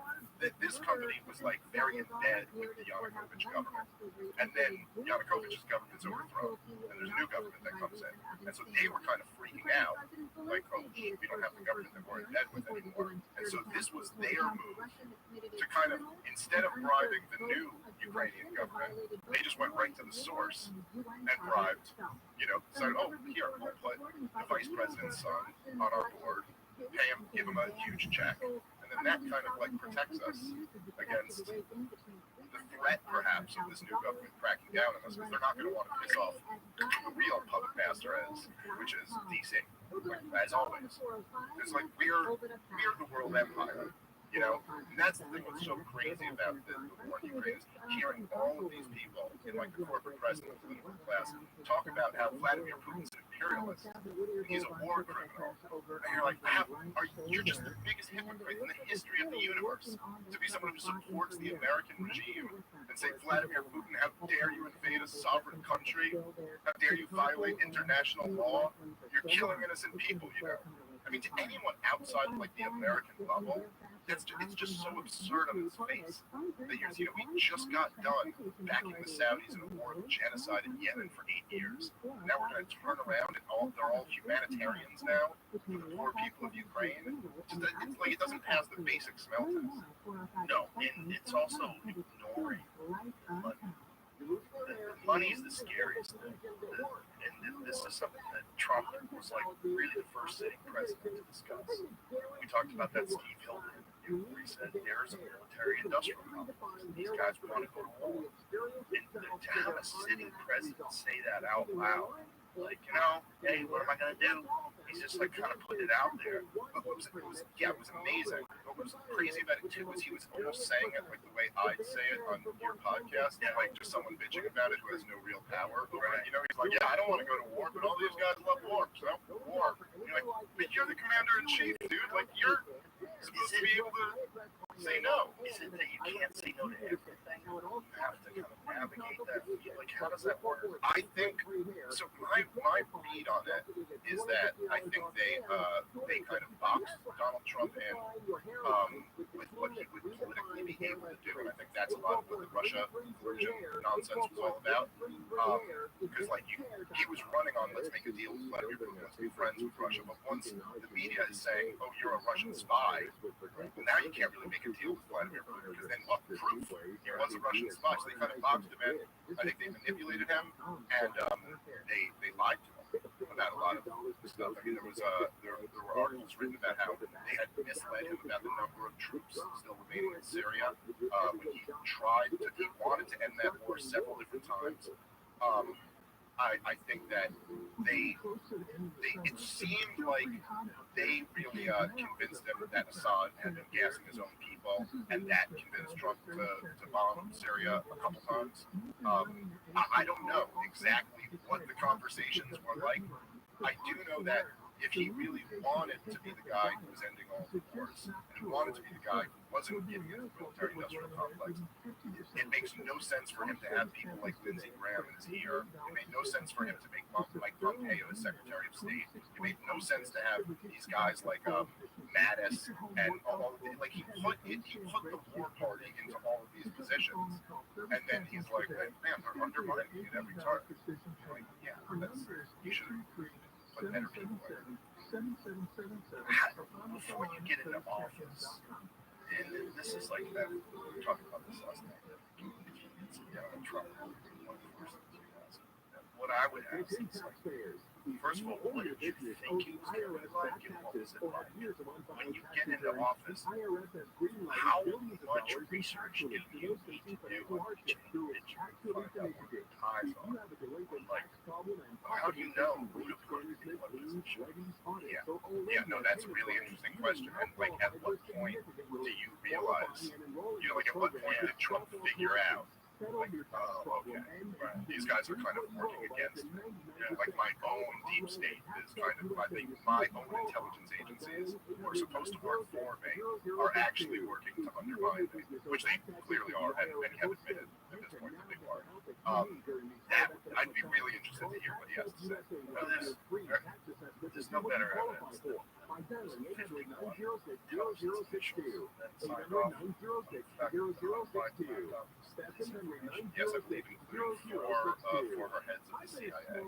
And there's really something, there's no like demand for accountability for those people. Like, hey, explain yourself. You know, like, how did you sign off on this blatant election interference? You know, and that's, it's one of these things. Like, this is why when the Trump supporters who say that they stole the election, believe that the election machines were rigged, that there was ballot stuffing, like, even if they're not right about that, which I don't know. I mean, I've never seen compelling evidence that is the case.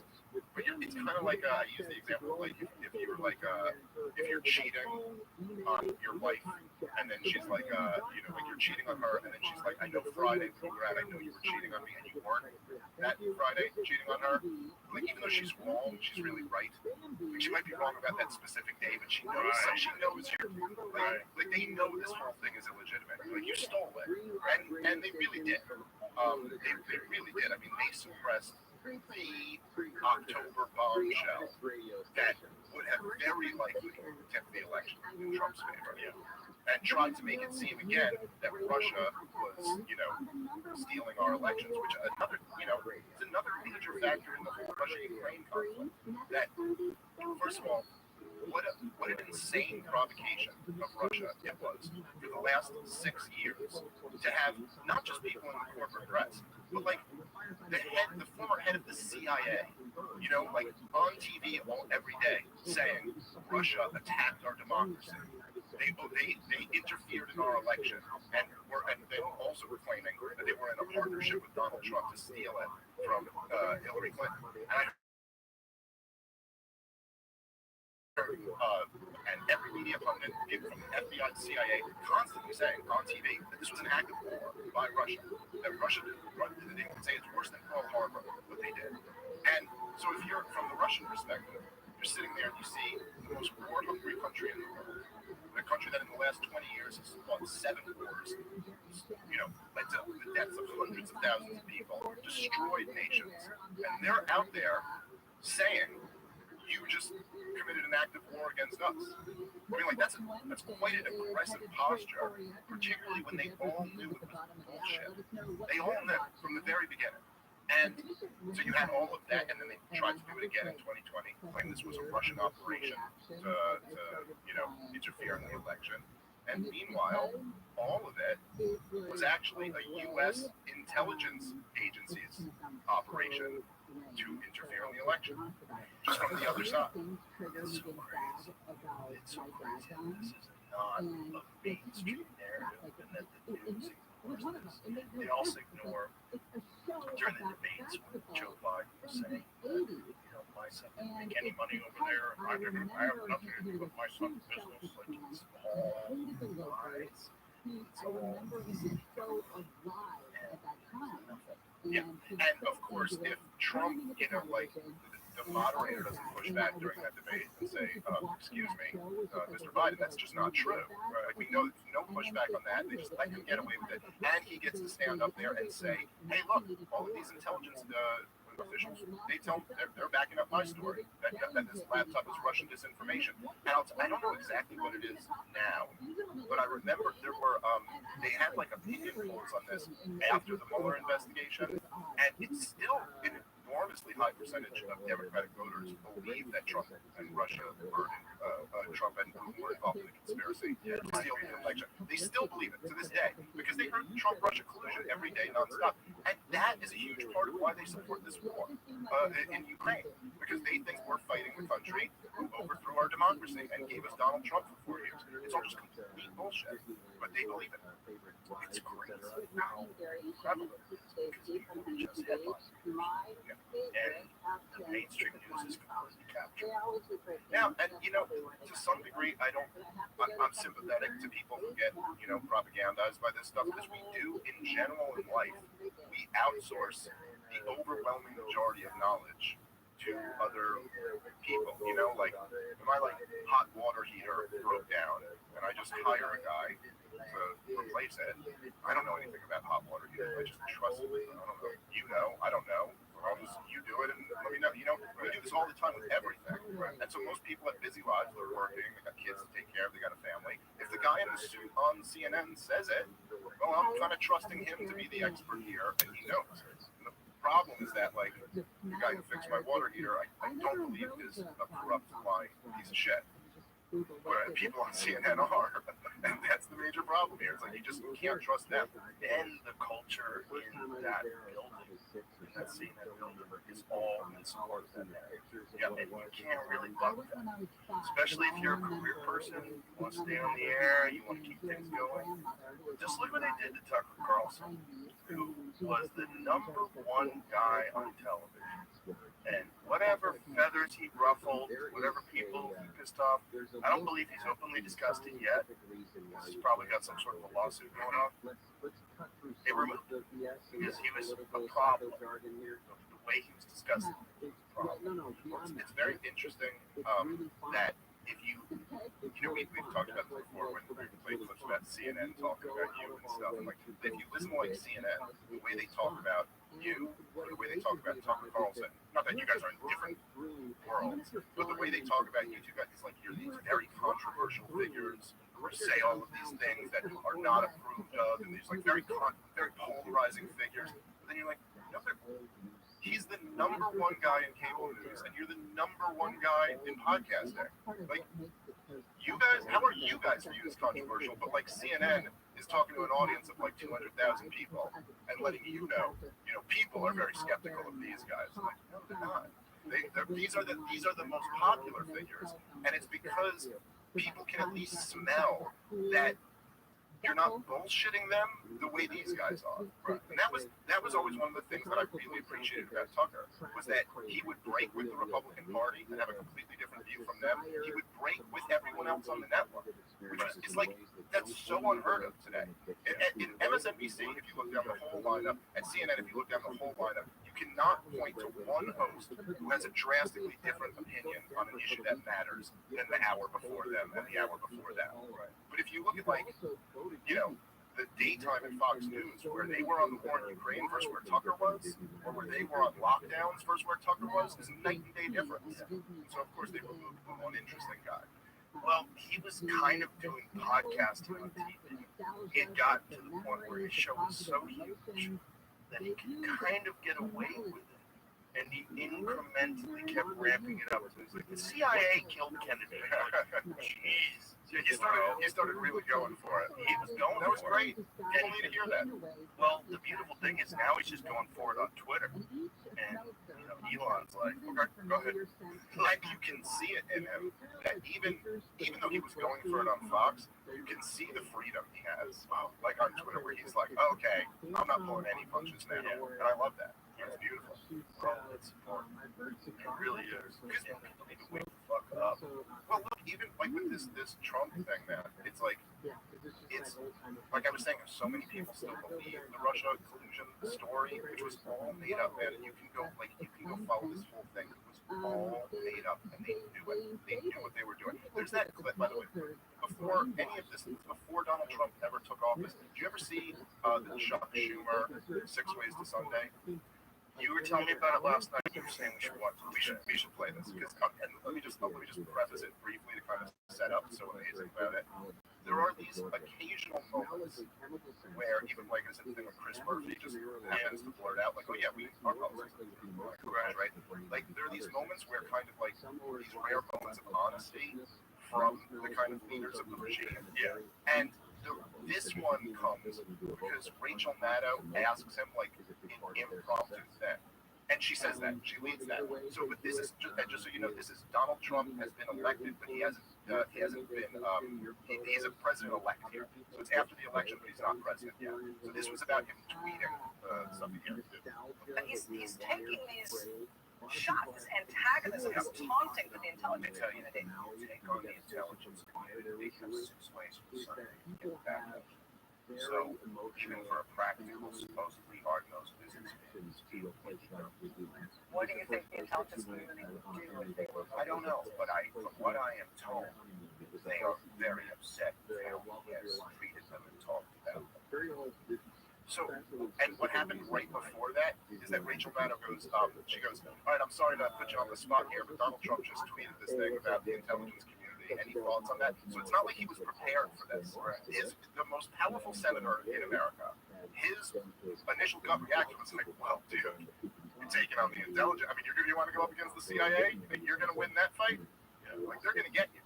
And this was already after they had already been, they were spying on his campaign. They had already kind of begun framing him for this whole Russia thing, which was always nonsense. You know, it started with, the Steele dossier and all that stuff. And then they were spying on Carter Page, who was like a pretty low-level advisor in Donald Trump's campaign. And the allegation was that the Russians had offered him a huge stake in like one of their biggest energy companies if he could get Donald Trump to remove all of the sanctions that we had at the time on Russia, which on the face of it made no sense because he's like a low-level advisor on the campaign. He's not even in the administration. Was this based on intercepted emails? No, this was based off the Steele dossier, which was opposition research that Hillary Clinton had funded, where she hired this British spy to go like dig up dirt on Donald Trump,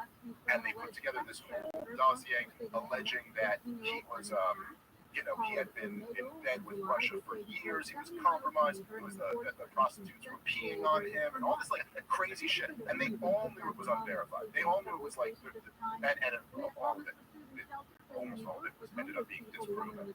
But when they went to Carter, but just to understand, like the idea of trying to bribe a low-level advisor on a campaign to then somehow take over the administration once he got, it'd be like on the level of if someone was like, we're going to bribe the door guy at the mothership to make sure that the Joe Rogan Experience only talks about these subjects. And you're like, I mean, even though there's a loose connection between you and the guy who works in the mothership, the idea that he would ever then be able to come in and take over the show and control it just made no sense. But we now know that the CIA told the FBI that Carter Page was a good guy, that he was a CIA informant. So they told the FBI, they were like, no, he's not a spy. He's one of ours. So just lay off. And then the FBI lied about that on the FISA application. This was the only guy who went down for the frame job. Was this one FBI lawyer for misrepresenting what the CIA said. But basically, they said that he was approached by Russians. And that he was approached by a group of Russians to see if he could turn or work for them. And the CIA were like, yes, he was. And he came right back to us and told us about it. And then when they were putting in the application for the FISA warrant, the FBI said he was approached by these Russians and the CIA confirmed it. So they said that the CIA confirmed that he was approached by these guys, but they left out the part that the CIA said, and he came right back to us and told us about it. So that one guy was the only guy who got charged. Did he get no jail time? But he did get charged. Carter Page got charged. No, the FBI agent the FBI lawyer who lied on the application. Carter Page, they had 3 FISA court warrants on him. They spied on him all up and down. Never been charged with anything because he wasn't a spy. Right. And Donald Trump, even now, with all these charges, right? He's never been charged with treason. He's never been charged with inciting an insurrection because they know they can't get him on those charges. So what they're getting him on is all these like novel legal theories. Well, it's not very clear that he violated the statute, but if we interpret it this way, we could make the argument for the first time ever that this was actually a violation of law. It's all like they're grasping at straws. And it's very clearly like they weaponized the legal system against this guy. It's not a coincidence that all of these indictments are coming down right now. Like, why was the January 6th thing? Why would any of this be coming down right now? Right. This episode is brought to you by AG1.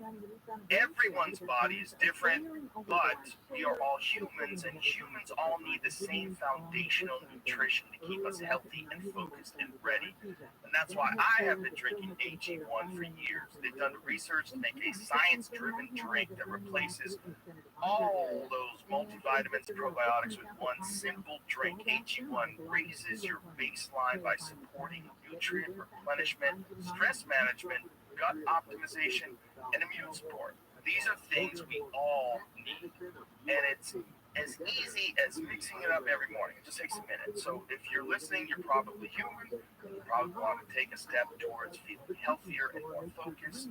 We all do. It starts with foundational nutrition and AG1. Try AG1 and get a free 1 year supply of vitamin D and 5, yes, that's 5 free AG1 travel packs with your first purchase. Go to drinkag1.com/Rogan. That's drinkag1.com/Rogan. Check it out. The nature of this expendable sport is definitely rated R. Jason Statham, Sylvester Stallone, you're welcome. Expendable sport, Eaters Friday. Right. All those other people on January 6th, they got charged and arrested immediately. We were talking about that in the deck interview, which is very interesting, where this woman on CNN, that same woman that did the town hall thing with Trump, what's her name, Caitlin? Yeah, I know what you're talking about. She was trying to get him to discuss certain things in a way that would look preposterous. She was talking about 9/11. And like you said, the government lied to us about 9/11. Like, what? Would you think the government was involved in 9/11? It's like, no. What I said was that the government lied to us about 9/11 because the Saudis were involved and they knew they were involved. And she kind of glossed over that. It was saying something in the lines of, don't you think that you saying that the government lied to us about 9/11 supports baseless conspiracy theories? You know, like, supports the idea that the government orchestrated. Like, that's the, when you want to put on the full tinfoil hat with the fucking chin strap, you say the government organized and designed 9/11. There was bombs in the building. They knew it was all happening. They detonated Tower 7. Like, oh, you got to go full hat. And so she's trying to bring him into full conspiracy tinfoil hat. And he's going, no, that's not what I said. And he said something that's factual, and she just sort of like pretended it didn't get said. And kept, I mean, that's a real fucking issue. They lied about whether or not Saudi Arabia was involved. It's one of the biggest scandals in the history of the United States of America. It's like the biggest terrorist attack on our soil, and the government lied about what had happened, who was involved with it, and by the way, continued propping up that regime to this day. Continued like funding and doing business with the same government that had high-level people involved in the attack, and they knew it and suppressed that from the American people because it would have been, you know, if you put yourself back in that time, it would have been such an outrage if Americans had known. And in fact, one of the first things George W. Bush did immediately after 9/11, even when all the flights were grounded, was get high-level Saudis out of the country, supply them out of the country. And this is all factual. Like, this happened. It's not disputed, including members of Bin Laden's family. Yeah. The whole thing is so wild, and it doesn't get discussed. They keep going back to the company narrative. What's the ideological left narrative? The left narrative is anybody who questions 9/11 is a nutter. And you're a nutter, and you're trying to run for president. And he does a very good job of, she repeats the question, he repeats the answer. She repeats the question, he repeats the answer. And she's trying to catch him in this. See if you can find that. But, the story has turned a little bit that the Atlantic has posted audio from the interview. He was asking for that audio. Yeah, it says they released it, and it says the Atlantic not put any words in his mouth. I'm trying to find the audio so we can play it, but so he was saying that they put words in his mouth. Yeah, so, but then what I'm also seeing in the Daily Beast article is that despite them releasing the audio, it says Ramaswamy's campaign somehow declared victory. They're saying I guess they're saying he said it, but his team is also saying it's still particular. But what are they claim Like that he he said, said. I'm trying to find the transcript. I haven't gotten that for you. Behind the paywall. Let's listen to his interview on CNN. Because the things that it's interesting. From Russian Foreign Minister Sergei Lavrov. Once again, Sergei Lavrov blamed the Western countries in general for Russia's invasion of Ukraine. Suggesting that they were responsible for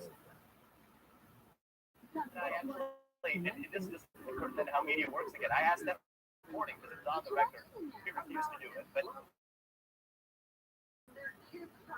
After our interview, the Atlantic released the audio, more than 4 minutes of it actually, and here is the part with that quote that was in question. Trailers up on the What is the truth about January 6th? I don't know. We can handle it. Whatever it is, we can handle it. Some agents, how many government agents were in the field? Right? You mean like a traffic? Yeah. Absolutely. Why can the government not be transparent about something that we're using terrorists or the kind of tactics used by terrorists? If we find there are hundreds of our own in the ranks of the day that they were Well, there's a difference between a traffic and a law enforcement agent. I computed it to say how many police, how many federal agents were on the planes that hit the Twin Towers. Like I think we want maybe the answer is zero, probably a zero for all I know, right? They could say they got the zero. But if we're doing a comprehensive assessment of what happened on 9/11, 9/11 commission, absolutely that should be an answer the public knows the answer. Vivek did nothing wrong. There's literally nothing wrong with what he said there. But that's like, we're doing this in comparison to January 6th. So we do want to know how many federal agents were involved in January 6th. And imagine if there was actually federal agents who were involved on the planes in 9/11. He didn't say there were. No, he specifically said zero. I'm sure it was zero. I'm sure we want to know. Right. But we want to know. And he's saying if you're claiming this was an act of terrorism, just like that was an act of terrorism, then okay, let's have a commission. Let's have a report. Let's know how many federal agents there were. And so far, it's crazy. Does she keep going? Can I hear what her take on that is? Please play the rest of it. They don't wear a lot of I want to hear what she has to say. Their sock drawer is not overflowing. Herself, he was, in fact, quoted accurately. In an email to CNN after that audio was published, his spokesperson said, "The audio clearly demonstrates that Vivek was taken badly out of context, and even this small snippet proves that. We continue to encourage the Atlantic to release more of the reporting rather than their carefully selected snippet so that the full context and reality is exposed." I should note that spokesperson did not explain how he was supposedly taken out of context. The reality is that Vivek Ramaswamy is running to be president of the United States. He will be on that debate stage tomorrow night, and he says this is a central message in his campaign. This campaign is founded on the truth. We will not back down from the truth. We stand for the truth. I'm a patriot who speaks the truth. Well, the truth is, he did say it. The quote was accurate, and it is on tape. And yes, this is how the media works. You get quoted, things you say, accurately. Yeah, but that is still out of context. It's clearly out of context. Otherwise, they would have released the entire recording. I know, and it's this weird thing where they brag about how, like, but you know what, the Atlantic did release 4 minutes of audio. Why not just release the whole thing? But this was after he had said they didn't release it because they hadn't. Right. So he's asking for the copy of it. They would not give it to him. And then they released this small snippet that is, again, taken out of context. And it's not as if anywhere in there he says, I believe there were federal agents in January 6th. He said zero. Well, on 9/11, he said it's probably zero. But he said he's asking the question about January 6th. But he never even said, I believe January 6th was an inside job. He said, like, it seems like entrapment. Like, that's kind of what it seems like. And we have a right to ask these questions. Yeah, Vivek's a very sharp guy. I had him on my podcast. He's a very impressive guy, very smart. And he's just 100% right here. And was Ray, the FBI director, was asked, and one of the other top level Justice Department people were both asked when testifying before Congress whether there were any federal agents or assets involved in January 6th, and they both said no comment. They both said we cannot talk about ongoing investigations. So the only time this was actually asked to high-level people, they didn't shoot us a no. They didn't say no, absolutely not. Let me steal that. Would it be if you were running the FBI and there was something like this march on the Capitol when a bunch of people were saying that the election was rigged and people were storming the Capitol or they're going to be on the lawn outside the Capitol? Wouldn't you want to have federal agents out there? Wouldn't that be a smart thing to do? Sure, because I mean, what if they are organizing something that's highly illegal? What if there are some fucking real loons that are bringing explosives and dirty bombs? Who fucking knows, right? Just imagine the possibilities.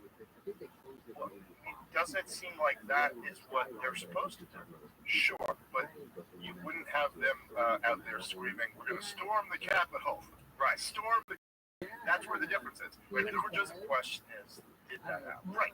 You know, so if there were just like FBI agents embedded in some type of protest, so you know, watch out for criminal activity, and then if there was some, like arrest the person or whatever, that would be reasonable. But if they're in there to try to provoke criminal activity, that's a whole different story. And if the case was that they were sending the FBI in there because they were worried about violence and they wanted to, then you'd also wonder why was it that the Capitol Police didn't get the reinforcements that they had requested? And like, why is it that there were these other two like explosives that we've still never gotten the answer to? There's just a lot of stuff about January 6th that doesn't completely add up. And I think Vivek is 1,000% right to like say we should be demanding the answers to this. You know, which is that's all.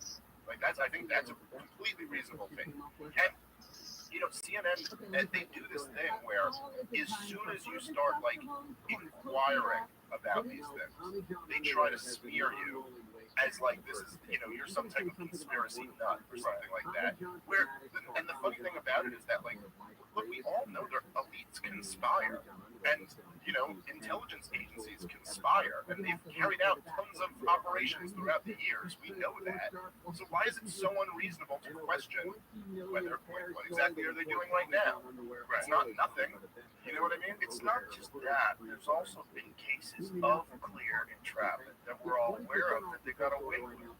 And one of the big ones is that 19-year-old kid who's talked into detonating a bomb that wasn't even a bomb. I believe it was by the FBI, and I believe it was in Dallas. Is that where it was from? Do you remember that? I don't remember the story. Yeah, I don't remember the story. It's nuts. Yeah, there's been it took some young sort of delusional guy, and they literally kind of conned him into blowing up this bomb, and it wasn't a bomb. They gave him a cell phone. Do this, it's going to do that, and it's going to blow up. And he does that, and then they arrest him. Yeah. You told him to do it. You got him to do it. You talked him into doing it. There's been dozens of these since 9/11, these kind of entrapment things, and then the FBI brags about how they thwarted a terrorist attack. But like, there was never a terrorist attack. The governor of Michigan. Oh yeah, that one's bananas. And it's really sad because like the thing with Whitmore, what they end up doing is kind of like luring in these really sad people. Yeah, you know, like the guy's like a homeless guy who's a drunk, who's living, you know, in an attic somewhere, something like that. And then they kind of get this guy to go along with it, and he like resists the first 3 times. He's like, no, I don't want to do anything like that. No, this is crazy. And then they keep pushing him, and they finally get this guy. So they created the event to begin with. There was no threat that this was going to happen until you guys like lured this really sad, in most cases not very bright guys into doing this thing, and then arrest them. The crazy thing is the numbers. Wasn't it like there was 14 people and 12 of them were in the whole thing was basically feds. Yeah, feds. And what was the purpose of it? The purpose of it was to kind of paint this picture of the anti-lockdowners as being this violent threat And so that this would then hurt Donald Trump in his election campaign. So it's not just like that they were just doing this. It's like they were doing this with a political like motivation. This is what's so like, this is the thing that's so creepy and what so many people are waking up to. That's part of the reason, look man, this is the reason why that Richmond, North Richmond song blew up so big. There's so many people today, and it's kind of what's exciting about the current moment.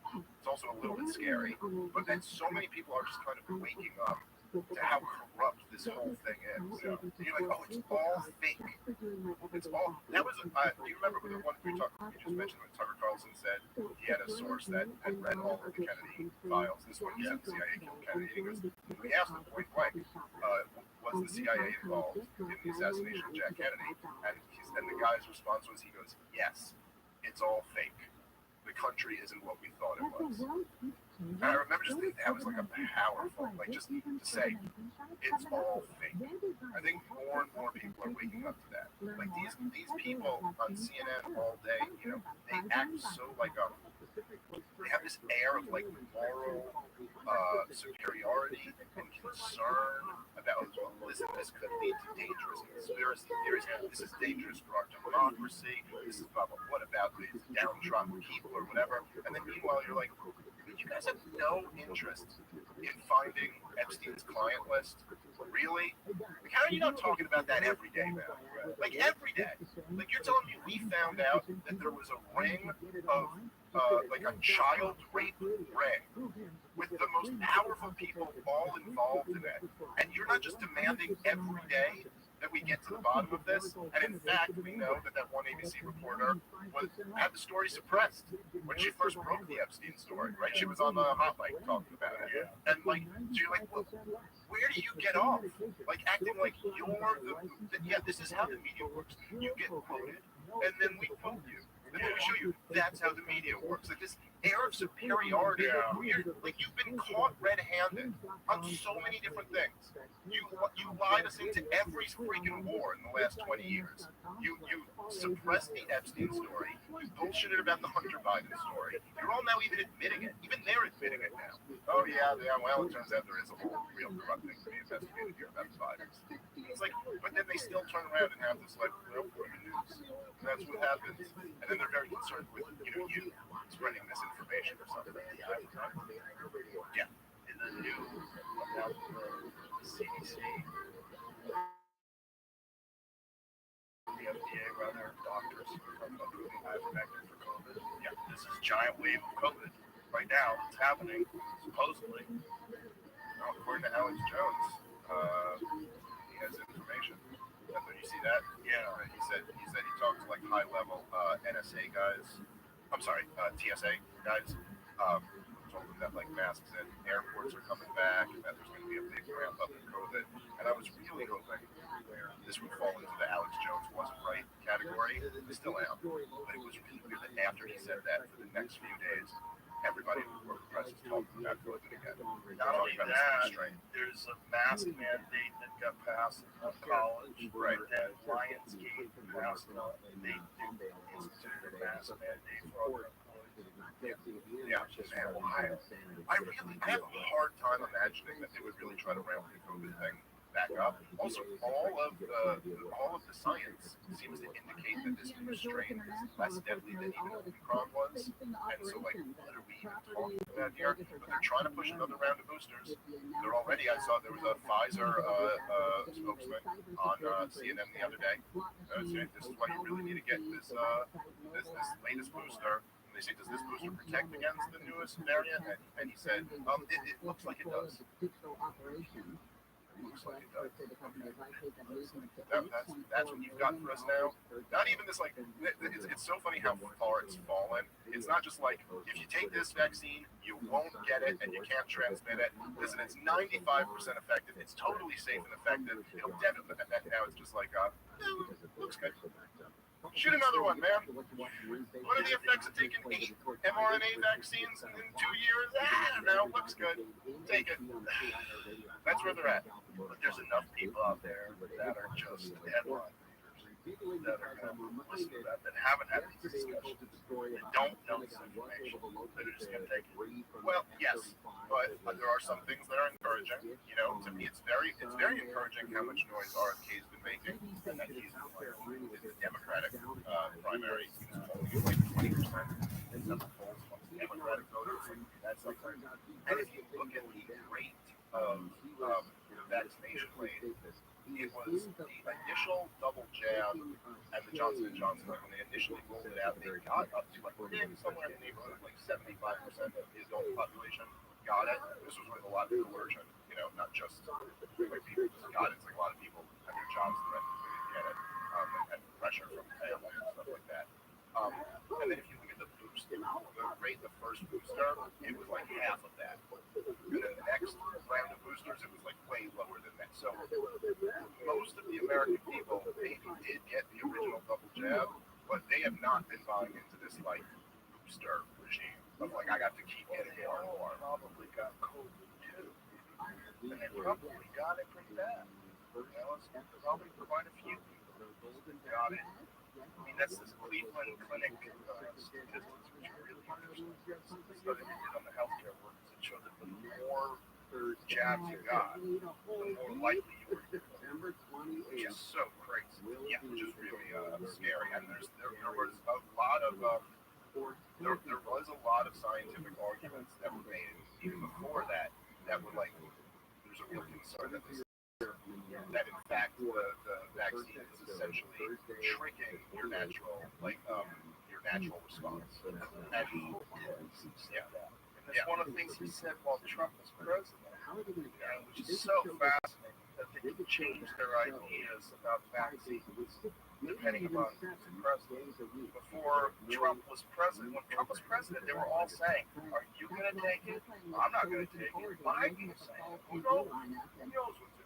Kamala Harris was saying it. All Fauci was saying it could take years, and he literally said specifically this: that you know, actually, sometimes the vaccine can have reverse effects, and it would take years of studying this before we knew whether this helped or would actually make it worse. They were all saying it. And then as soon as the vaccine, as soon as Trump lost the election, as soon as that the vaccine rollout started, again, it's just like the thing in Ukraine. It's just like the thing with Al Qaeda. Well, that's gone. All that stuff we were admitting 5 minutes ago, you're a crazy person if you say that now, right? Because now there's a new agenda, and this is how the propaganda goes with that. I will say that I think that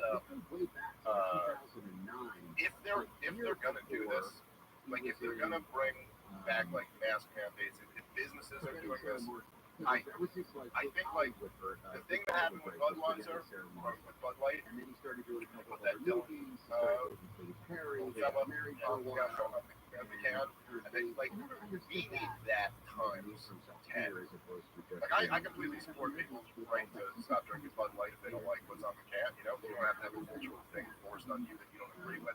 But like, there's got to be some type of response where, like, if you're bringing back mask mandates, we're boycotting your business. Like, we're not fucking with people who are going to try to force this on down the road again because it's insane. And it's like, at a certain point, it's got to stop. Like, dude, first off, the cloth masks don't even work. All the studies indicate that it doesn't even slow the spread or anything.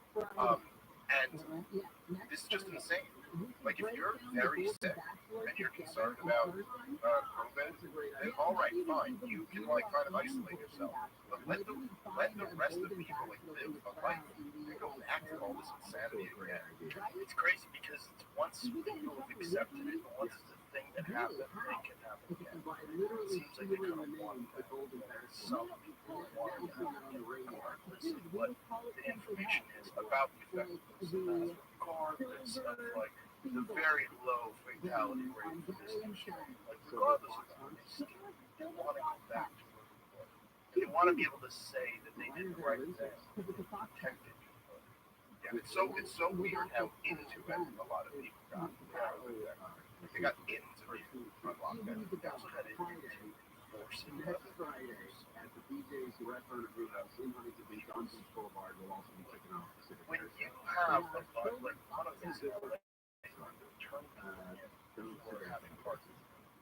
remember that? Snitches get stitches, but now they get rewards. You get rewards. you were people were forcing other people. It's weird how that happens. Like, you get people that act like pussy cars. You know, like they're a little special. Everybody should be fighting back against. Yeah, well, it's like, there were like the Milgram experiments where they got people to zap them until they're dead. There's no like protest. You keep zapping them, they're screaming pain, and most of the people just keep doing it even after it looked like they were dead. That kind of pain is like image of like, oh, so this is like kind of how authoritarianism works. Like, there's this authority figure, and then people just comply, and they just follow it, and they just follow orders. And like there's an element of that, obviously. I mean, they demonstrated that in the experiment. But then it's like, it's almost more like the Stanford prison experiment. That's really more the complete picture. That like everyone gets into their little role, and they actually really enjoy it. And that's how authoritarian regimes actually like come to be and continue themselves. Is that it's not just that like, oh, like Hitler said we're supposed to hate the Jews, and I'm not going to say no to him, so I guess we got to hate the Jews. It's more like who's going to get really into hating the Jews? Yes, they're the ones who did that. You know what I mean? Like, it's kind of like, that's the real sick thing with your neighbor. Just little things. I remember in like April of 2020 going to visit my mother and being in her apartment building, and her, like, one of the neighbors, this kind of like busybody lady, like came right up to us and she goes, visiting and without masks? Really? Like, go back down the hall. Like, I'm bringing my kids to see their grandmother. I'm not doing that because you're weird. Go away. Like, I mean, I didn't say it exactly like that. I think I just said something like, yeah, you don't want to get too close to us. Like, social distance, right? Like, okay, but it's crazy. Like, people get into that, and like somehow you get demonized for the crime of bringing little kids to see their grandmother. You know what I mean? Like, this is about that. If I'm going to wear a mask to my mom, so you're going to have a conversation in the hallway. Like, right, this is mask. Right. Like, what are we going to do here? Like, I'm not persuading you, so it's just like, yeah, let's distance. Let's stay over there. It's just such a weird thing going on. Is there any compelling case that masks help with that? They had a couple studies that seemed to indicate it, but then when they kind of broke it down, it's like, oh no, they really manipulated these studies, and they left out all of these other areas that like kind of showed that it didn't work. I don't remember like right off here, but there were major studies that indicated that the mass compliance rate and the spread of COVID had like no correlation to each other. Like it really didn't matter. The outdoor cloth mask thing is just insane. It's like you don't transmit COVID outside unless you're like right on top of each other. And also, and I know it was a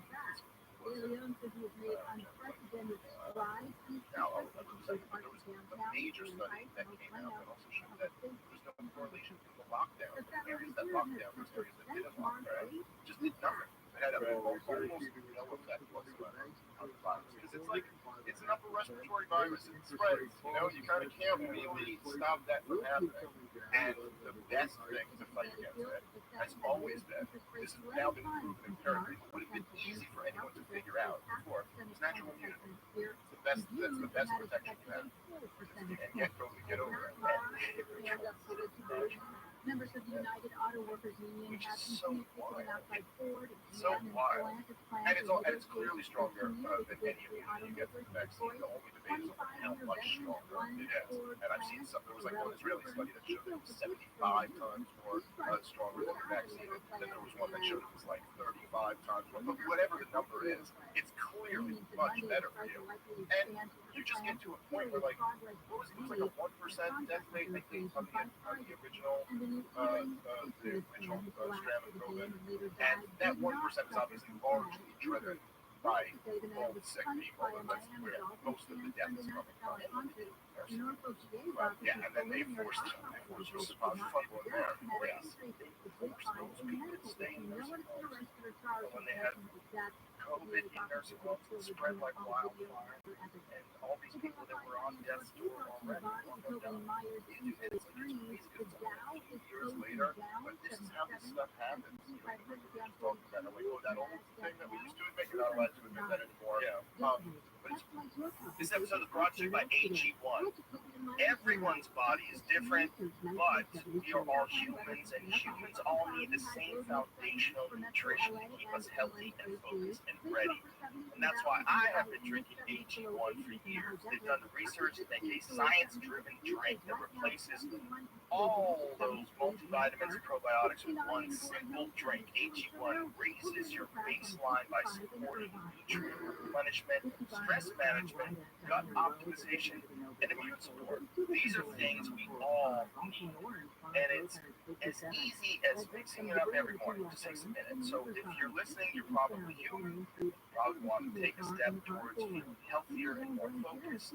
We all do. It starts with foundational nutrition and AG1. Try AG1 and get a free 1 year supply of vitamin D and 5, yes, that's 5 free AG1 travel packs with your first purchase. Go to drinkag1.com/Rogan. That's drinkag1.com/Rogan. Check it out. Say goodbye to your credit card rewards. Big box retailers, led by Walmart and Target, are pushing for a bill in Congress to take away your hard-earned cash back and travel points to line their pockets. Senate Bill 1838 would enact harmful credit card routing mandates that would end credit card rewards as we know it. If you love your credit card rewards, visit handsoffmyrewards.com and tell them to oppose credit card routing legislation made by the Electronic Commission. But it's almost like you give a pass for all of these things. Like you remember, like, oh yeah, they just made, Cuomo a hero governor, and every day he's on TV, and what did he won a fucking Emmy or whatever for it? People are saying that TV homosexual. Yes, and they just try. Oh, he's so presidential. Donald Trump is easily, and then 2 seconds later he's out. But they let his brother interview him every day on CNN. Like that they wouldn't even pretend a journalistic integrity issue with having the brother of the governor sit down and just congratulate him every day. While we're in the middle of the biggest crisis, that's what you do to like hold power accountable. You let him sit down with his brother every day. I can't believe, even as corrupt as I know, like all the corporate press like institutions are, I can't believe there wasn't someone there who was, this is too much of the appearance of, like we're not even pretending. Let's have some. Let Don Lemon do the anti-Cuomo stuff, you know? Right. I think they don't. They get talk shit to each other. Yeah, that was a fun thing. Yeah, I'm sure it was great. Explaining how the terms whatever it works in the year. Yeah. Call me now for your free local kit.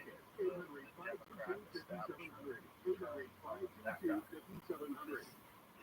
Pandemic, what do you think it was? Do you think it was the nursing home statistics? Like, what is it that, like, where he became a liability? Because there's a lot of people that are saying, like, that guy could be a really big guy to challenge Trump. And I don't think it was the nursing home thing. I don't think it was any of his track record on COVID. Because, I mean, look, Newsom has a terrible track record on COVID, but they're not, like, turning on him over that. I think it's like pissed off some powerful people behind the scenes, some shit like that happened. It was a concerted effort. Like he was being propped up like the next guy, and then they were like pulling the floor out from underneath this guy, just like that. It was crazy during COVID how many of those things happened where like they go like with very little time in between. They go from being like okay like you can't leave your house in order. Like they were like demonizing kids who are on the beach. You know what I mean? Like, look how reckless these kids are being. They're out on the beach with their friends. MSNBC's like, this guy's not wearing a mask. Like demonizing anyone wearing that. And then it was like, well, you're protesting for Black Lives Matter. As they all do it in huge groups. No problem. And it was like, dude, yesterday, you told me to give up my life. And like, put everything on. But now, if it's for this cause, it's okay. Like, the way they were at 5 p.m. Everyone was applauding for the nurses. But now, if that nurse won't get vaccinated, fire her. Like screw Trump. The shiro just became like nurses that had already had COVID. Well, I think also on scientific, all of those nurses had been working throughout the pandemic. So they had surely either gotten COVID or figured out how to protect themselves from getting COVID. You know what I mean? There was no argument that like, let's get the vaccine. It's a nutty time now. Yeah. And it still is. It still is. This stuff with Trump, he's tomorrow supposed to turn himself in Georgia. And I'm not sure exactly. I was reading about it yesterday, and it's not exactly clear. I guess the deal hasn't been made. But it's something like a $200,000 bond, is what they were saying. And then it looks like he's going to have to actually go into the jail. So I think they're going to book him. I think that means mugshot, which is I think something that they're going for. I think they like the optics of that a lot. Trump has already agreed to $200,000 bond, certain conditions, including limits on social media. That's what's really interesting.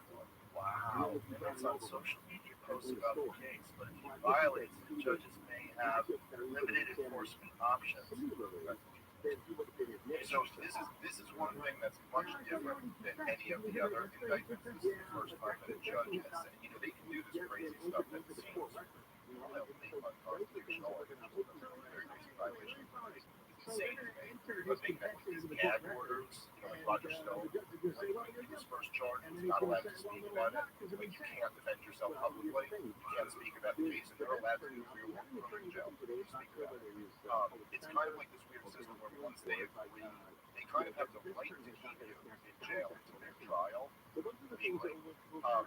And so if they release you, they can say, well, these are the conditions, and it can kind of be anything, but the idea that you could say, well, okay, you can't defend yourself publicly, you can't post on Truth Social or Twitter or whatever about this, is such a weird thing.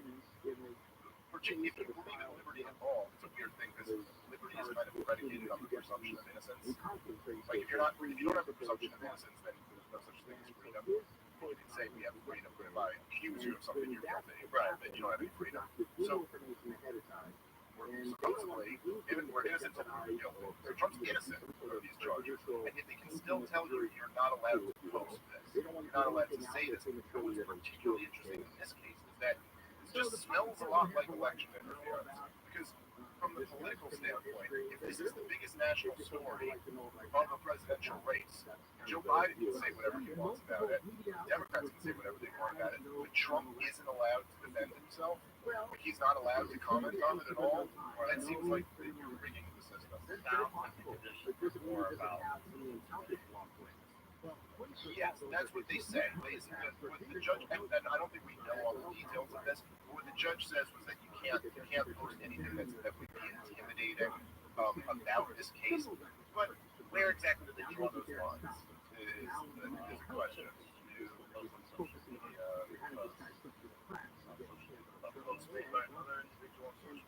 Go back to the top of that. As part of the conditions, Trump will be prohibited from doing anything a judge could interpret as an effort to intimidate co-defendants or witnesses, or otherwise obstruct the administration of justice.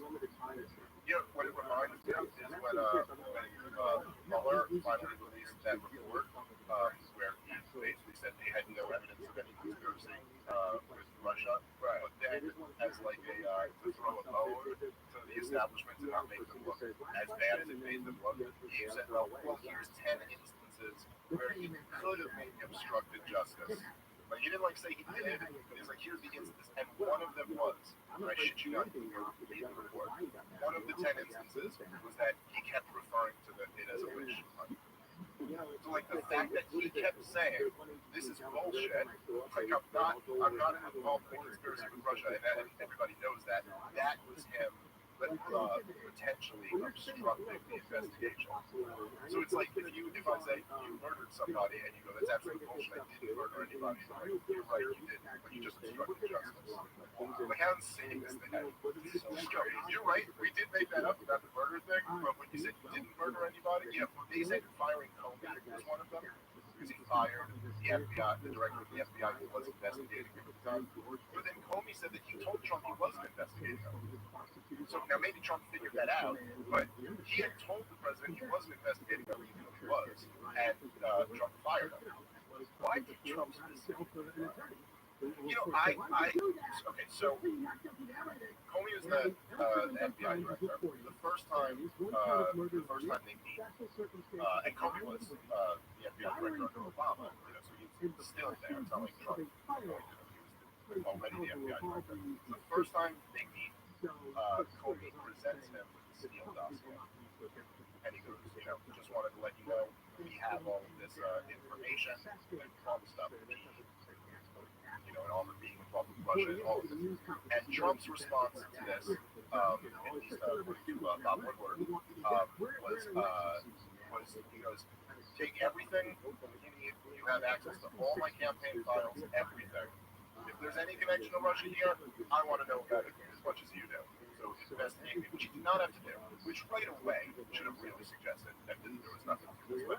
I don't know exactly what the details of that meeting were, but to me, what it read like was, like what J.F.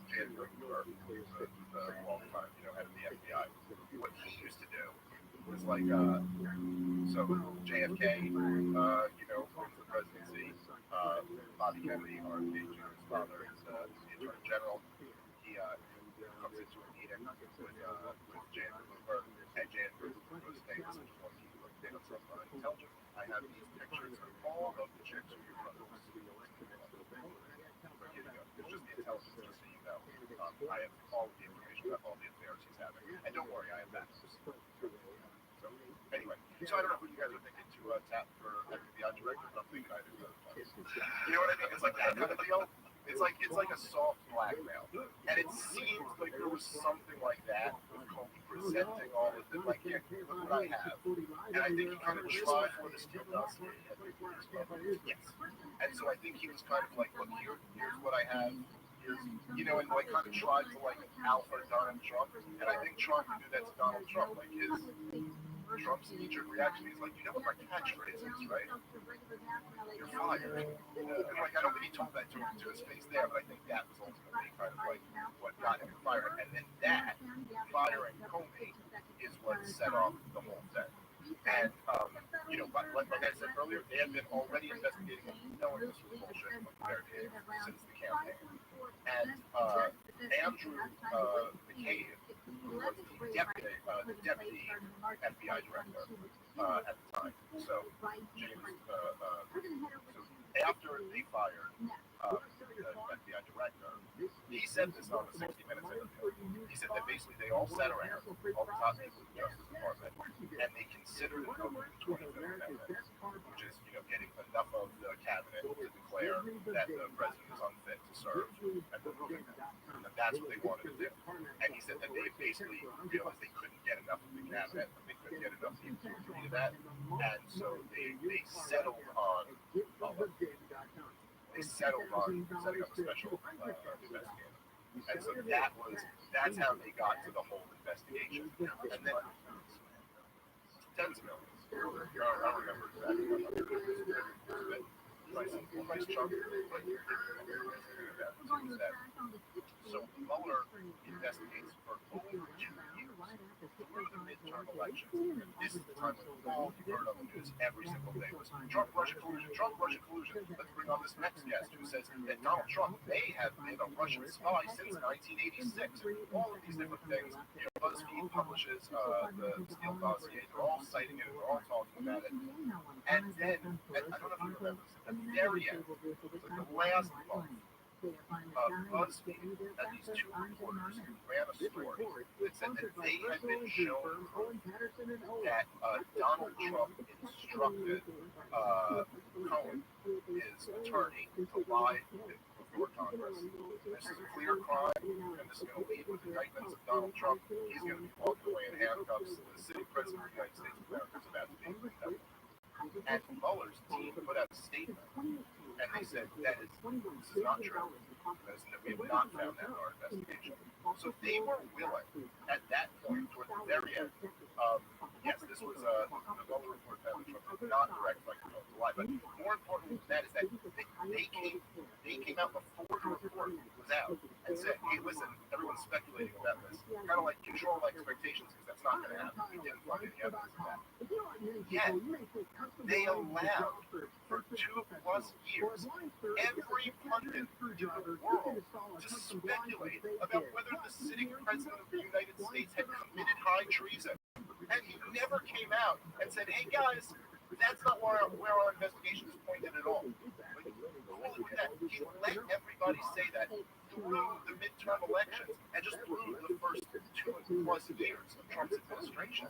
Just let that hang over him, even though clearly he never had any evidence pointing in that direction at all, which is insane. It was like the biggest story in the history of the United States of America, if it was true. The sitting president is actually a Russian agent. Like, there's nothing bigger than that ever. But the actual story is almost as big, which is that the intelligence agencies framed the sitting president for treason. And they all got away with it. Learning a language with Babel doesn't take long. With Babel, it isn't hard. We're living it right now. This is the real mental moment. It's the Richmond, North Richmond. I don't want total control. Yeah. And that's what, but that's kind of, I think, on some instinctual level, like, that's why the shit, that song resonates so much with people. I remember you said once, I always thought this was like the best way to put it. Like, you were talking about Occupy Wall Street. That was just years ago when that was going on. And you compared them to white blood cells.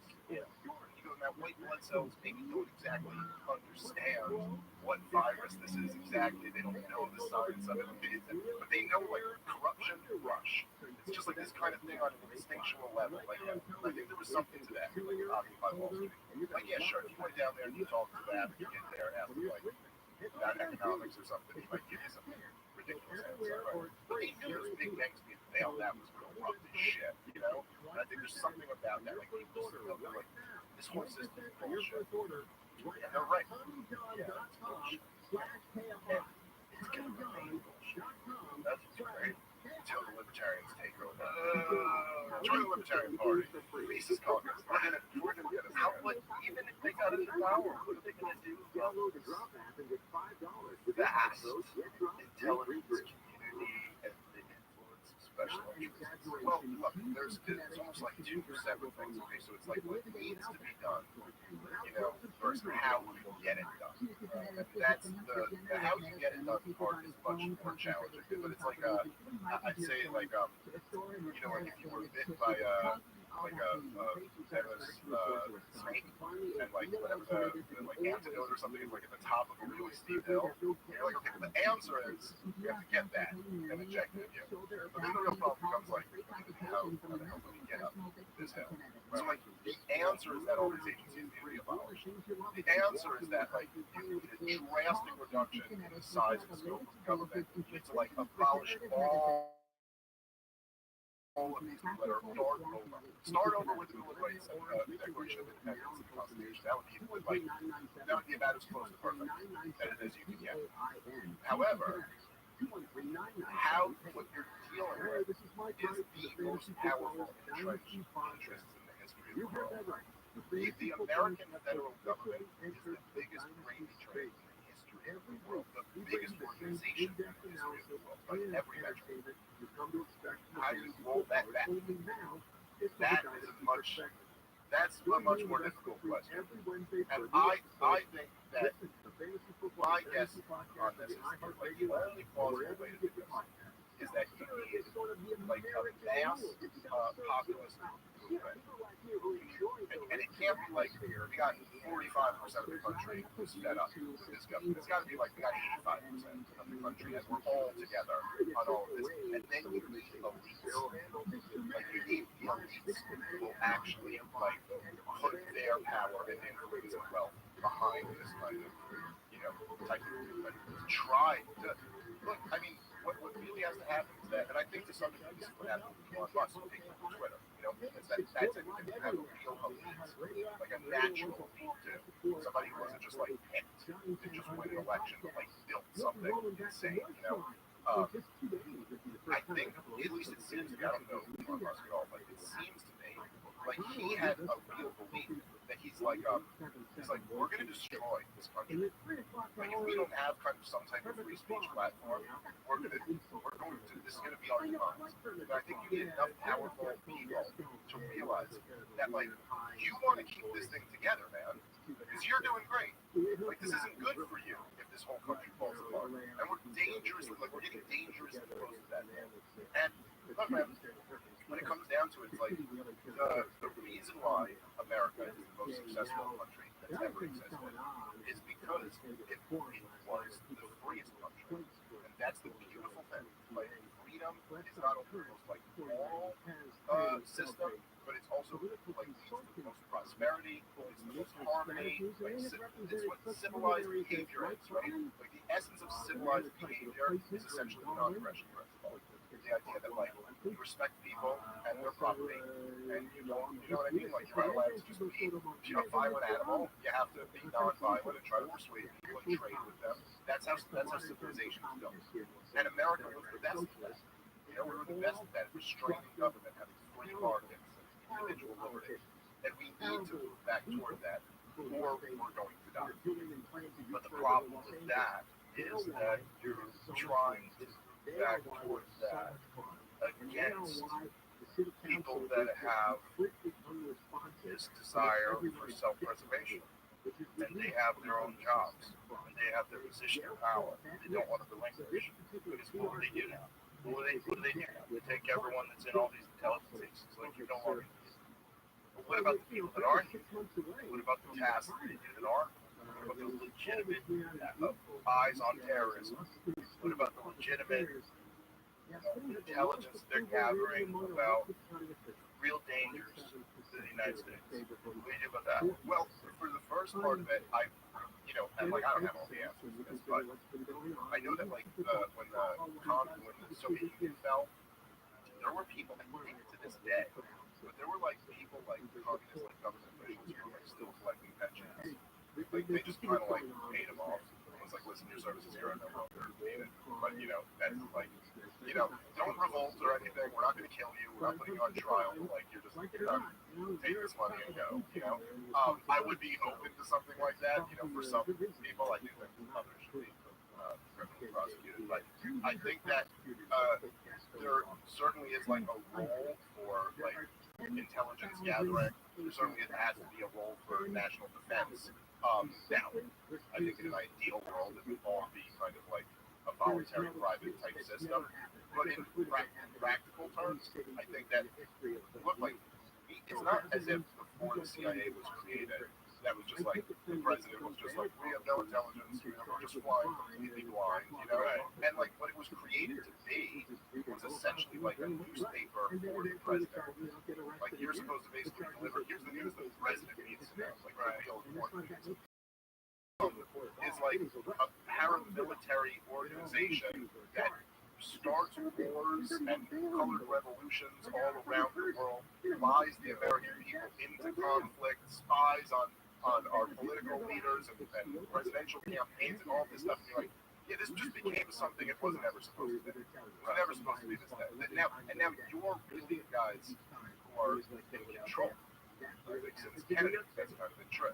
And like, that's really what's running the show here. And you can't go on with that. You know what I mean? Like, that has to just be scrapped. Now, by the way, if anyone from the CIA is listening, I have no threat to ever actually do that. Totally cool.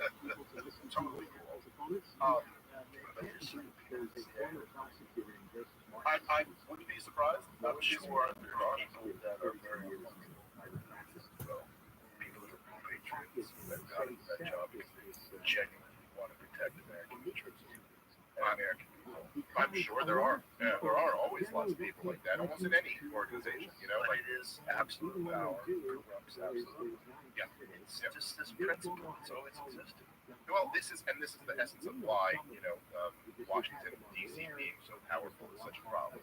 It's like when you have this like kind of concentrated power in D.C. Power corrupts. And absolute power corrupts absolutely. It's the old Lord Atkins saying. It really does apply. This is essentially why I'm a libertarian and not a leftist. Is that it's I don't even on some pure levels I think I have some of the same kind of like I was a left-wing kid before I got obsessed with Ron Paul and all this stuff. But like I care about helping poor people, and I don't think you should be a bigot. You know what I mean? Like I have like those kind of leftist impulses, but it's just like I feel like most of like progressives and leftists, they want to have a very powerful government that does those things.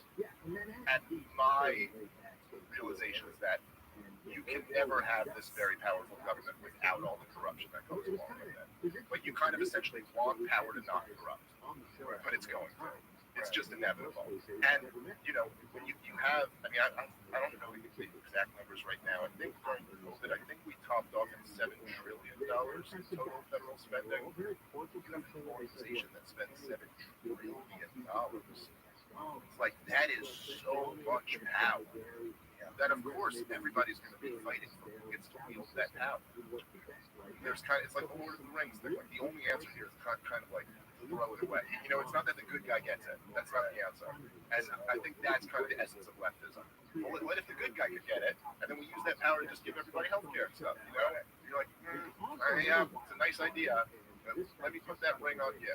And I'm not claiming I could wear that ring either. I'd become evil too. You know, that's even like the nicest, you know, like, well-meaning democratic socialist type people. Some of them I like personally. You know, like I like Ben Burgess. I think he's a good dude. I wouldn't trust him with that much power. You know what I mean? Like there's not one of them who I think would actually be able to wield it. We're gonna have people that support your campaign. Yep.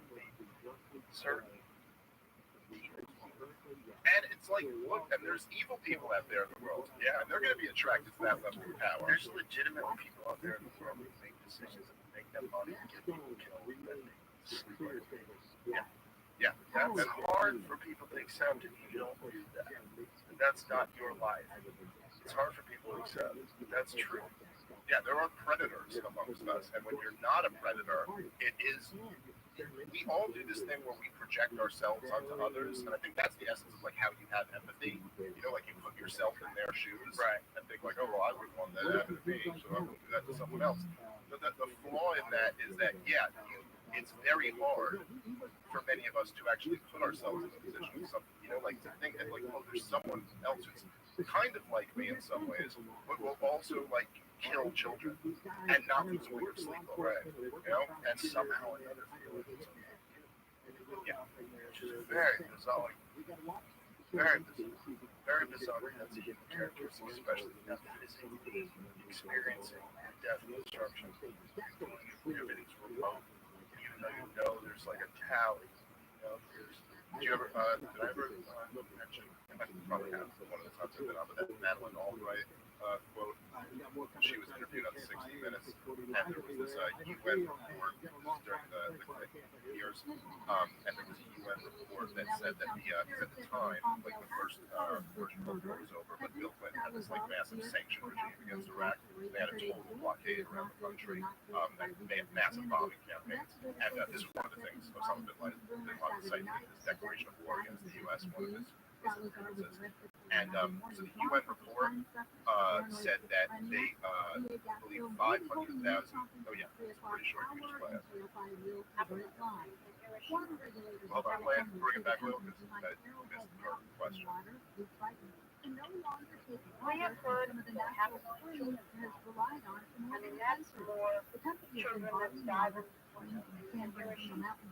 and you know, there's the price point. I think this is a very hard choice. That the price we pay, the price is worth it. It's just like a crazy thing to just say. Like, she goes, 500,000 kids have died. Is the price worth it? And you go, yeah, we think so. But I mean, she didn't preface it. Tough choice. But yeah, we did. And this was always kind of like my thing, and this is what Ron Paul, this is like what I first got introduced to Ron Paul, was that moment with Giuliani in 2007 when they were having that debate, and his basic argument was just like, look, if we're at war with these terrorists, we need at least understand what's going on, and like put yourself in their perspective, in their shoes, you know? How would you, and like imagine someone was talking like this about your kids, You know what I mean? Like, we've decided that price is worth it. I think my response to that might be like, well, I've decided this price is worth it now. You know, like I've like and again, it's just like the thing with Vladimir Putin. It's just like it doesn't mean like obviously that doesn't mean 9/11 was okay. You know what I mean? Like that doesn't mean like terrorism is okay. It's okay that they killed innocent people. It's just like if you want to understand what's going on here, you have to be able to like put yourself in the perspective. Ask yourself the question: how would we feel if this was done to us? That was my central point with all the stuff with the war in Ukraine. So I just go like, okay, you know, you're saying Vladimir Putin was provoked, but like, what if, you know, what if the Warsaw Pact never dissolved? The USSR was still going, and then they moved their military alliance all the way up through Britain and then into Canada, you know, and then they went over and, you know, backed a violent coup, overthrew the pro-US government in Canada and put in a pro-Russian government, and then we're talking about, you know, expanding the military alliance more. They start putting weapons in Canada. You know what I mean? You're like, well, what do we think about that? Like, we'd probably be like, well, this is an act of aggression. This is at least a provocation. You know, it's like that. That always, I was always very attracted to Ron Paul's message because of that. Because it's just seems like a very basic thing to understand. You gotta understand what's going on. And it's not all, you can't only look at things from the perspective of your country. And like look at things from the perspective of people outside. Well, that's the real problem with getting your news from television, because these are very nuanced subjects that require a lot of information to really get a full picture of what exactly caused this conflict to jump off in the first place. And most people aren't getting it. It's a failure of mainstream news. But what's cool is like, you know, we are living in this kind of, through this revolution of all of that stuff where I genuinely don't know how much longer the corporate press will even be around if it keeps going in this direction. I mean, it is really wild, and it's been very interesting to see both RFK Jr. and Vivek Ramaswamy like on podcasts all over the place. Like I had both of them on my podcast, and you had RFK on here. Of the internet. It's just interesting that now they're kind of recognizing, oh, there's this whole other way that people are getting information. And I don't know how anyone could argue that just objectively, it's so much, if the goal is to like tell people your ideas and to educate people about what's going on, it's so much better to have like an hours-long discussion than to go do a 7-minute segment on CNN. It's kind of ridiculous to ever think you can talk about any like complex idea that way. And there's lots of shows like this. You know, I was watching the other day. I watched Crystal and Sagar. What's their show? Breaking Points now, right? Was that the old one? No, it's doing Breaking Points. Chris Matthews on. I'm not sure. Did you do too? Yeah, let me take a deep break. Sure, come back and talk about that. And we're back. So, Chris Matthews. Right. That's right. Wow. It was, first off, he seemed like he was drunk. He seemed tired. Maybe tired? I don't know. But it's also that old Irish thing about him. I don't know. But it was pretty interesting to watch kind of the back and forth and how defensive he got at points where Crystal was kind of asking questions that many of which I thought were very fair questions. I mean, I thought part of what she was saying was insane, where she was bragging about how great the government did during COVID and all that stuff. I completely disagree with her on that. But she was asking like very fair questions. And the one that was the most interesting to me was to get a guy like Chris Matthews, who was really one of the staples of cable news throughout this whole kind of, you know, the last, whatever, 15 to 20 years, maybe more than that. And to ask him, like, look, you clearly are like a big critic of the populist movements that have arose. Like, he was a big critic of Bernie Sanders, he's a big critic of Donald Trump. You know, there's like, but do you see any failures on your part that led to this? Like, do you get why people are so upset with the establishment, Democratic and Republicans? And he seemed to have like no answer to it. And that's just, it's one of those things where like, I think so many people in that game, in the corporate press world, it's like, you know, they like, whenever they'd be like criticizing you or something like that, you're like, but do you guys ever just sit and like ask yourselves, well, why is it that the people abandoned you and went over to this other, like, in this completely other direction? Wouldn't you at some point, I remember Tucker Carlson said this once, I think it was in his book, Ship of Fools, but he was like if your wife leaves you for like a guy, you know what I mean, like your wife leaves you for some guy, like at first, you're like, oh, screw her, or whatever. Like at some point, you might like reflect on that and go like, well, what happened there? Like, what did I do? That, like she wanted to leave. Like, you know what I mean? Like, there seems like there's none of that with them. And it's fairly easy to figure out, which is like what we've been talking about. It's like, oh yeah, the system was so incredibly corrupt. And it was screwing over regular people. Well, if you're someone whose business is mainstream news right now, especially with TV, you've got to be concerned with the limitations of your platform. Because one of the things with people having access to instantaneous video now, whether it's YouTube or Rumble or whatever it is like you can instantly get things on your phone. And there's no need to be sitting through all these commercials. There's no need to be tuning in at a specific time. There's no need to have something like, unless you have TiVo or whatever it is, the DVR. You can't pause it, rewind it. You can't stop it to go take a piss. Like, what? Yeah, it's like, why do it that way? There's just a superior way. What world are you guys living in? You're living in a bizarro world where you're using 1990s ideology when it comes to like how you broadcast things, and you're interrupting things every 5 minutes. So it's impossible to have an in-depth discussion where people aren't under tremendous pressure. And also, a lot of these discussions, you're not even there with them physically. You're in remote locations, and there's several people talking over each other, and everyone's just trying to get a big soundbite. Yeah. And then you cut to commercial. Like, what did you do? And you're just not. And in that environment, everything's very shallow. Yeah, very kind of like on the surface. And so, it's like, well, what led to the rise of Donald Trump as a political figure? It's like, racism and Russia or whatever. And come on, man. That's not really getting at what happened here. Like, why is it that this guy's anti-establishment message was so popular, resonated so much with tens of millions of Americans? And I think you can, if you just look at just the 21st century alone, and you look at kind of like the elites that are in charge of society. Every society is going to have elites. That's just the way things work. You may not like that, but that's just the way things work. Every sector has elites. Everything. That's how human beings are. What have the elites like given the American people in the 21st century? It's like, okay, well, we got 9/11, we got two 20-year catastrophe wars in Iraq and Afghanistan. We got that all culminated in the worst financial crisis in 100 years. In 2008, in response to that, so the Federal Reserve, another organization that should be abolished, they do a good job of keeping data. So according to the Federal Reserve, it was like between 2007 and 2010, the average American lost 40% of their net worth. 40% of their net worth of average. And if you can just like imagine what it's like if you're like, you got 2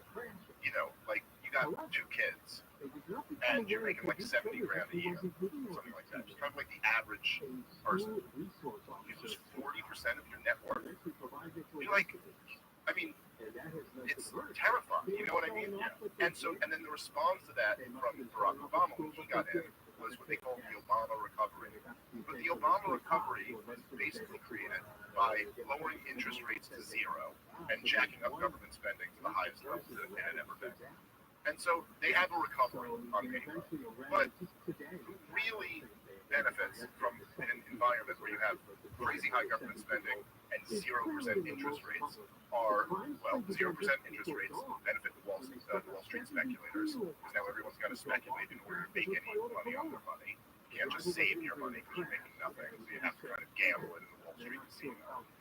So Wall Street gets filthy rich off this, and then the high government spending, it's like everyone connected to DC made a ton of money. So So it was great for them. But for the Rust Belt, it wasn't great. And that's why so many of those same areas that voted for Obama went for Trump. He was talking about bringing their jobs back. Like, you know what I mean? And it's like, you put yourself in the perspective of these people. Like, I don't know, like his son died in Iraq. You know what I mean? Or maybe one of his other kids came back a mess from this war that they now admit we never should have fought to begin with. It was all bullshit. You know what I mean? You lost your job in 08 and now you have some crappier job than you've ever had before. You know what I mean? Maybe you got another kid who's like addicted to opioids or something like that. There's a whole epidemic of that going on. And like then this guy came in and told you he cares about you. He's gonna win for you. Big billionaire motherfucker. And I'm gonna win. Bring your jobs back. It's not such a mystery why they went for that guy and why they rejected the entire corporate media who had been basically lying to them for the last 20 years. They're like, there was never just like, it was almost like Crystal was like asking Chris Matthews, do you have a moment? Can you think about this at all? And he was just completely like shut off to even like entertaining what failures of the establishment might have led to this new populist moment that we live in today. Well, they had like a big moment where she was talking about tax rich. Yeah, I think she was wrong about all that stuff. Yeah, she was talking about how during the pandemic, certain acts were passed that essentially eliminated childhood famine. Right? Yeah, she was making some credit about she was making some point about the child tax credit or something like that. The problem with all that, and I think Crystal Ball, a lot of left wingers are just out to lunch on this stuff, is that like during COVID, 2020, 2021 were like the absolute worst years for regular Americans. Probably the government did something that really made everything wonderful. It was terrible. And in the midst of that, what the government really did in its response was give crumbs to people while giving trillions to like big corporations and big banks. So objectively, that's what happened. The trillions and trillions of dollars that they spent that year, the vast majority of it went to big business. So this idea that like that, and of course, she can talk about the spending and how like, okay, you can say the spending, well, it helps for the people who got the money. It's like, yes, and then they had to deal the inflation from all of that. With the childhood tax credit, right? What was the benefit of that? There is some tangible benefit. Oh, I 100% agree. Listen, to any extent that you're giving out tax credits, I'm all for that. So yeah, people with kids have less money to pay in taxes. I think that's great. I think the COVID response, if anything, should have been to I'd say abolish the income tax. There you go. If people can't work, well, listen, I mean, that doesn't solve the problem if people can't work, but for working people, that would give them enormous relief. And then, of course, all these other things, like, it's a result of lockdowns that now you've kicked all these people out of work. So now the argument is like, well, we have to give them something. The real answer there is that we never needed to do the lockdowns to begin with. The real problem is that really forces the people back. They say they're trying to weaken America. They're doing this on purpose. The lockdowns are on purpose. The reason why they're doing this is not political. It's not for optics. They're trying to destroy the country by destroying the middle class, destroying small businesses, destroying restaurants. Yeah, but maybe, I mean, I don't blame, I blame them for making it look like that's what they're trying to do. Right. It's like you're making it seem like this is a big conspiracy. Yeah. So maybe stop doing that, and then like there won't be so much traction for conspiracy theorists, which I will admit sometimes get pretty nutty, and you're like, yeah, I don't think you can really prove any of that. But I understand why when the government is so corrupt and they lie so much and they screw over average Americans so much, it leads to an environment where conspiracies spread. Yeah. And people say, and then the other thing is that there are like a lot of really legitimate conspiracies that really are conspiracies. Yeah. And, I mean, it's pretty clear that there was, we have the emails, like we know, like Fauci conspired to kill the lab leak story. Like, they conspired to kill the Hunter Biden story. And these are conspiracies, man. And so, you know, again, it's like my, you know, analogy of like, it's like if I heard Sam Harris said recently on a podcast that he said something, he goes, and he was being critical of you and RFK, I think, and Brett Weinstein. And he said, like, he goes, well, these guys are over here talking about how bad the mRNA vaccines, how bad COVID restrictions are, but I'm trying to say, where I understand that, like, we're losing trust in these institutions, but we also need institutions that we can trust. And my thing is, it's like the analogy of if you're cheating on your wife, and your wife catches you cheating on her, and then you go, you know, your response is like, you know, the real problem here is that there's not trust in this marriage, and we need a marriage with trust. Yeah.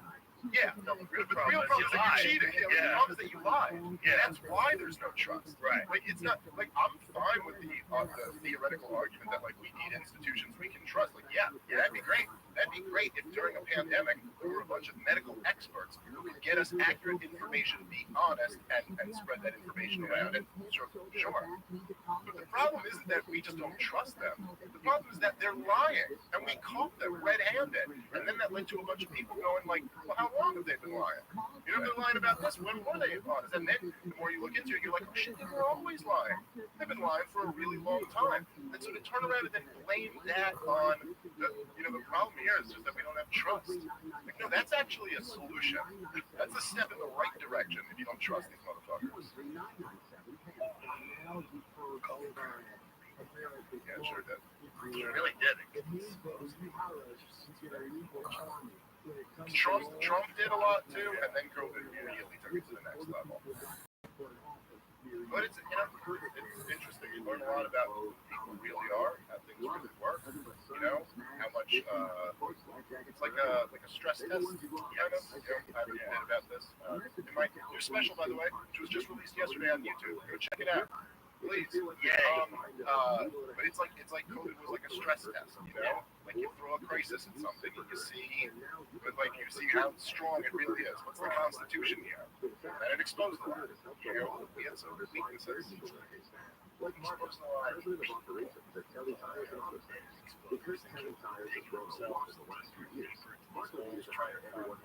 Right. You see a lot of them. Well, like, just trying to previous statements, regardless of whether or not and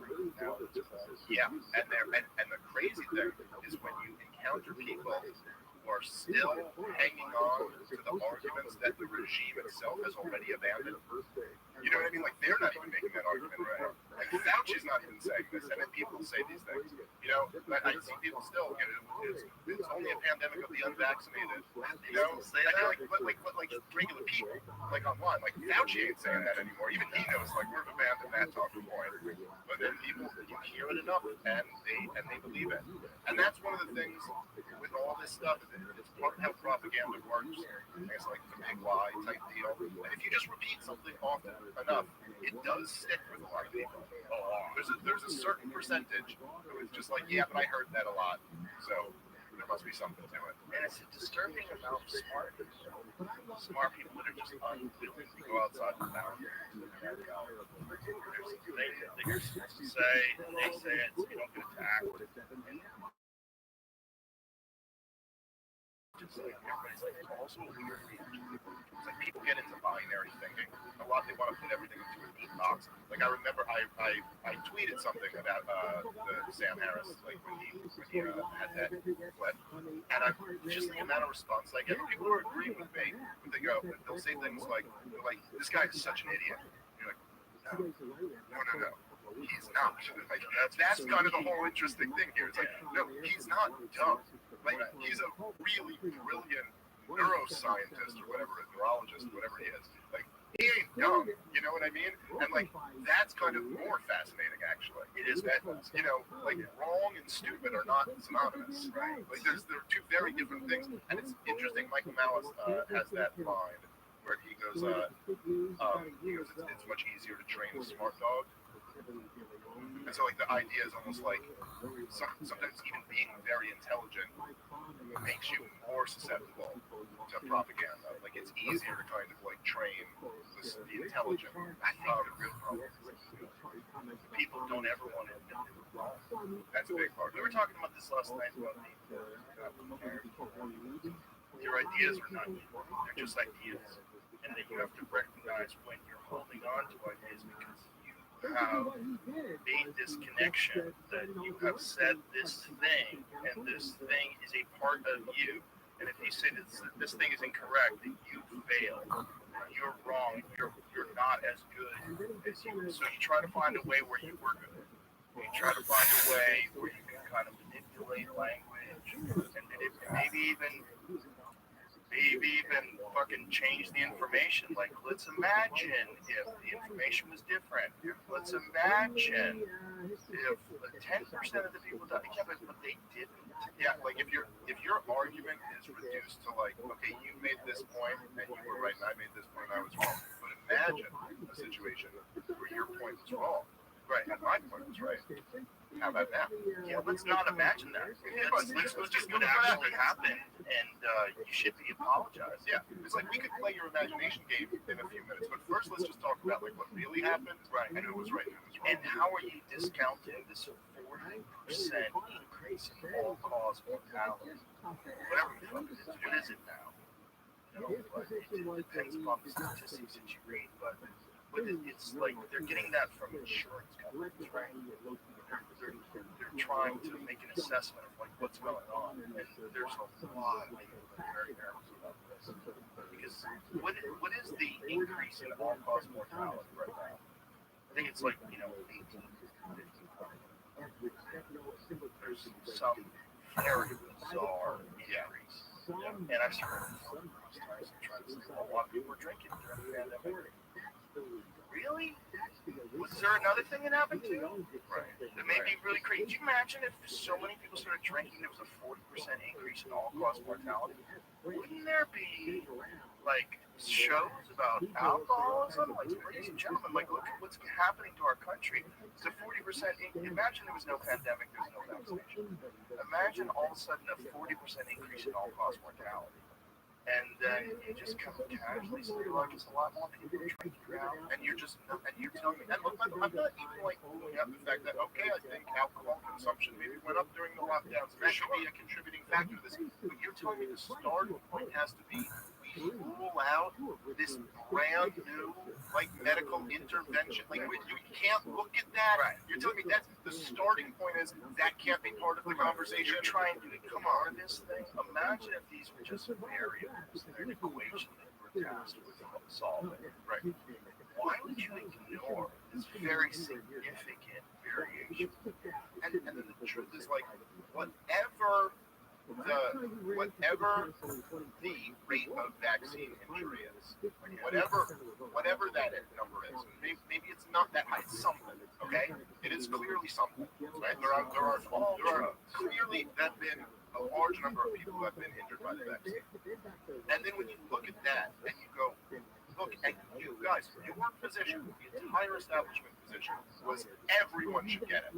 Everyone should get it. When there were clearly cases where you really don't have an argument, like a healthy young person who's already had COVID, there's just no argument that they should take on whatever that risk is for something that won't even prevent them from getting COVID again, right? There's no argument for that. But you enforce that on them. You enforce, like, I know, I knew this kid who's like in grad school, and he got double vaccinated because they were going to kick him out of school, and he didn't. And then he got COVID, and then a month later, they insisted he get a booster. Like, there is no expert on the planet who can give me a compelling scientific reason why that made any sense at all. Why you were doing anything other than to this 26-year-old kid making him take on serious risk. Nothing better. And you insisted on this. So now, like, it's just crazy that you can't even acknowledge that. Like, yeah, we did give people, like, in many cases, very bad medical advice that had the potential to lead to them being injured. Yeah. In many cases. Yeah. And no accountability. And even, it was one of the craziest moments of the entire pandemic was when you had Gupta, Dr. Gupta from CNN on here, and he goes, so you're going to get vaccinated? And he went, yeah. Where would I get it? And he no answer. And this was during the vaccine passport time, when they were trying to force everyone to get it. And yet here was the CNN doctor and had no response other than you there.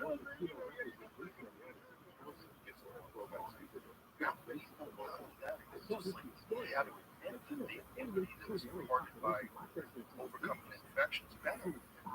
So you didn't get COVID. I got COVID. I recovered. I'm in a better position now.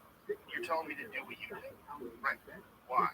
And that the policy of the vaccine passports is that he can enter a restaurant that you're not allowed to. Right. When we all agree that you're in a better position than him. Right. How does that make any sense? Because I didn't comply. I'm a bad boy. That's what it is. That's basically it. That's literally what it is. Like, you should be a good guy and join our team. You know, and I had smart people that I respect tell me I should be vaccinated. Not paying attention to any of this. Like, why are you giving me that advice? First of all, imagine if someone got something, they got sick, they got over it, and then saying, you can't do it that way. You should do it another way. And you have to do it our way. And you got over it very quickly. Very quickly. It's not like you were like hospitalized or something. Dude, I did 10 rounds on the bag 6 days after I was infected. 10 rounds. Just to see what it felt like. It felt great. It felt like zero impact. I felt like shit for a day. And it's, I know, like, I think we mentioned this before when I was on, but like, it was one of the episodes that I was on, back in the height of it, I don't know, 3 times ago that I was out here, like, it was the one that went, the Fauci responded to, and the thing that they found appalling was that your advice to young people was to be really healthy. Yeah, that you were like, listen, get yourself in really good shape. Like, exercise a lot, eat well, get a lot of sunlight if you can. If you can't, take vitamin D. You know what I mean? Like, all this stuff. They were upset that I was saying, if you're a young person, I don't think you need to. I would advice was I wouldn't advise you to get the vaccine. I'd tell you to be really healthy. And that's we actually do statistics of how it affects young people. And at the same time, Fauci was going door to door, and what he was telling people was, you got to take this vaccine, and when they give him pushback and say, yeah, but I heard you can still get COVID even after you take the vaccine, and he'd say, in the unlikely event that you get it, it's going to be so mild you won't even know you were sick. He's lying to them. And that's not like, oh, he got it wrong. There was no scientific evidence to like argue that. They never even tested it on transmission. The trials that they did when they first were investigating the efficacy of this drug, one of the people in the COVID group that got the vaccine died of COVID. So they knew that. Yeah. 2 people in the died of COVID.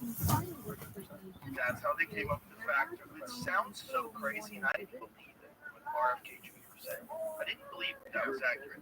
Then he actually sent me the real paperwork, and you read it, and you go, wow, that's really what it was. There was 2 people that died in the placebo group. 1 person died vaccinated, and 2 is 100% more than 1. So that's how it's 100% effective in stopping death. And so this guy, Tom Woods, I don't know if you've ever heard of Tom Woods before. He's a brilliant historian. This podcast called The Tom Woods Show. Great guy, good friend of mine. And he was like one of the loudest anti-lockdown voices back when the lockdown started. And like did a great job of like putting together all the data and all the arguments on how this isn't actually working. And it's like an insane policy. And then was solid on the vaccine and all that all the way through. So he told this story with his newsletter that he writes, which was very interesting. He kind of like demonstrated the whole like where trust in institutions is. So he was at I don't know what that he's in his 50s. So he was at a doctor's appointment, he said, and his doctor was like, oh, you know, if you're of age or whatever, you can get the shingles vaccine now. So I recommend you get it. It's 87% effective against shingles. And he was basically saying, any time before the last 3 years, I would have just gone, okay, You know, I trust my doctor. It says, okay, sure, I don't want to get shingles, so I'm going to take this vaccine. But now, because I'm forced to go, well, how did you come up with this number? Is it like the ridiculous way you came up with the COVID vaccine number? So like, no, I'm not going to take that because now I have to go and actually look into this. And that's kind of, I think, where a lot of people are. Like, that's where I am.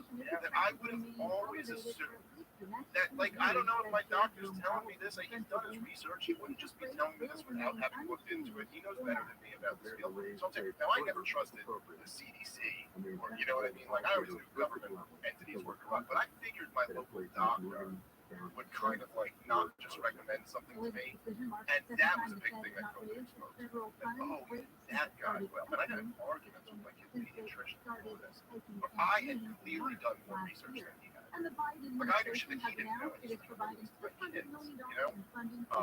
Which was insane. That's where like a lot of people are at. Well, they're financially incentivized. That's where it comes from. They financially incentivize people to mark deaths as COVID deaths. They financially incentivize additional people getting put on ventilators. There's a lot of financial incentives that went with this. I also wasn't aware, embarrassing, so that most hospitals use private business. I never thought of it that way. I thought of a hospital has got to be like something that's set up entirely to make people better. And that's all they care about. They're not trying to make money. And it's even worse than just like private businesses, because they're private businesses in this heavily corrupted, regulated field. You know, so even like down to like certification of need legislation, where you kind of have to get approved by other hospitals in order to open a hospital. So they like kind of keep their competition out, and then they try to like make as much money as they can. So yeah, it's like it's all very corrupt and very weird. And it's crazy, like you know, it is like territories. Yeah, it's like mafia shit almost. Like you're opening up a hospital here, boy. I don't think so. It's so there's all of this shit that just makes the whole thing very corrupt. And of course, the whole insurance system is very corrupt, where it's this like very lonely market of prices, where like you're never seeing anything. These prices are marked up super high. It's like the doctors and the hospitals can make money, and the insurance companies get the reimbursement, and they charge you in your premiums. So you're totally what the costs of things actually are. Very, very corrupt field, and it's insane because it's like you're sick people, and it's like what you put into medicine. It's like help people. Yeah, and power, power. You know. When you come home, financial make you proud, or would you rather just run inside and forget what's out there? With And you know, goddamn, if nothing else can break that RFK is like getting a conversation started on a lot of this stuff, because it seems like almost nobody else is going to bring up this stuff. You know, one of the things that I thought was really interesting about when you had him on the podcast, that created like he's a like storm, and then this thing. And it's like, it's funny how these guys from like the medical establishment have been wrong about just about everything throughout this pandemic. I mean, I don't know if you saw any of the compilation videos that were made of that Hentz guy going around, just like, and everything is getting everything wrong about this, but then still has the nerve to be like, this guy's spreading misinformation, and it's dangerous and all this, refusing to come have a conversation with him. But you're like, okay, so here's RFK Jr., and he's going, look, America has the highest rate of chronic illness in the world. Okay? Autism spikes through the roof in the last few decades. And his argument, he says that this isn't just that we started diagnosing autism, like because 50% of autistic kids never develop language. We would have known this. Like, we may not have called it the right thing, but we would have noticed people who don't develop language, you know?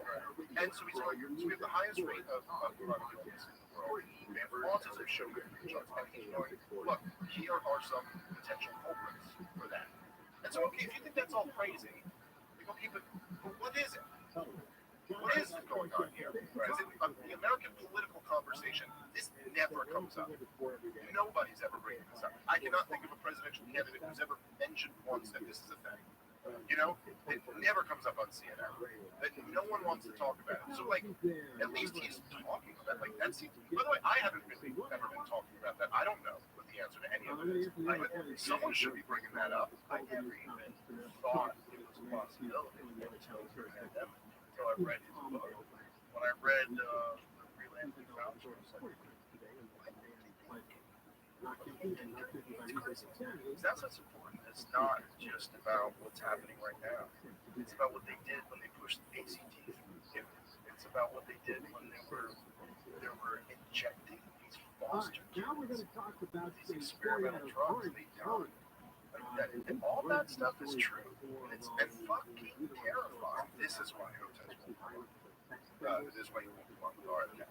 Because he knows that this guy can go chapter and verse. And he's not like, you can kind of push him on defending his claims, but then he gets to push you on all this stuff. You know, and I don't even know if Hotez was directly related to that, but I know he's in bed with that whole establishment. Like, he got funding from, you know what I mean, like all the same groups and stuff. And like, it's like, okay, so this is who you're working with? These are the talking points that you're parroting? Yeah. And it's all, the guy doesn't take vitamins, doesn't exercise, eats junk food, and take those pictures of him getting the RSV vaccine. That's the way to do it. You got the RSV vaccine? Yeah. Posted a photo on it. By the way, he has it limited now. Followers can't respond. So it's just like he's got this, like, echo chamber he's got going on. His tweets now to post me inviting him to have the big notification to the thing that Trump was crazy about that. Was that he turned it around and started like TikTok and going, you know, like Joe Rogan led this harassment campaign against me, and all these people on Twitter all day are like, you know, like I'm being demonized by this whole group. You sit there and go like, yeah, you know, as an unvaccinated person, I have no idea what that's like. I have no idea what it's like for you to like, you know what I'm saying? But not only that, it's bullshit because he said I had neo-fascist. Oh yeah. He's been on the podcast twice, and I've fucking chat with the guy. Like that's a motherfucking fascist. Like, what are you saying? You don't believe that. You're saying something you don't really believe, and you did it without like mentioning, like with the app mention. So somebody had to send it to me. I was like, this motherfucker, like a neo-fascist. Like you're telling me that the guy who is pushing forced vaccinations on behalf of giant private pharmaceutical companies is calling you a neo-fascist? Do you have any idea what these terms even mean and who's being the fascist here and who's not? But that's why I did it. And even then, I didn't insult them. I'm very careful. I don't like to engage in that kind of shit online. I don't think it's healthy for me. Yeah, even if I have bad feelings towards a person, I don't not get insult. Yeah, there were easy shots to go after the guy, but it's good. Well, I didn't insult him when he was on my podcast. He was telling me about his fucking diet. I didn't insult him. It's like, especially, I mean, the contrast between me and him physically. Like someone who really does take care of themselves, and then being lectured by someone who doesn't. The only way around that is vaccine. There's only one way. There's this one solution to this problem. It's a very complex problem called the immune system. Like 80% of the people hospitalized with COVID were obese or something like that. Something crazy. It's like comorbidities that people that died. But like some large number, like more than 70%, 4 plus comorbidities. If I remember correctly, it was like something like 50% had 4 comorbidities or more, and then like 95% had at least one. You know what I mean? It was basically like almost all the COVID deaths were very sick people. Yeah. And so like you would think, yeah, maybe that should at least be part of the conversation, right? And being healthy for people that like to cherry pick shit here. No one is saying COVID was nothing. No one. No. And people say, oh, you're saying the COVID was nothing and the vaccine was bad. Nope. Not saying that. I never said that. What I'm saying is it's really bad for people that are sick already, for sure. People that have weak immune systems, it was really bad. But don't pretend that everyone's the same. Yes.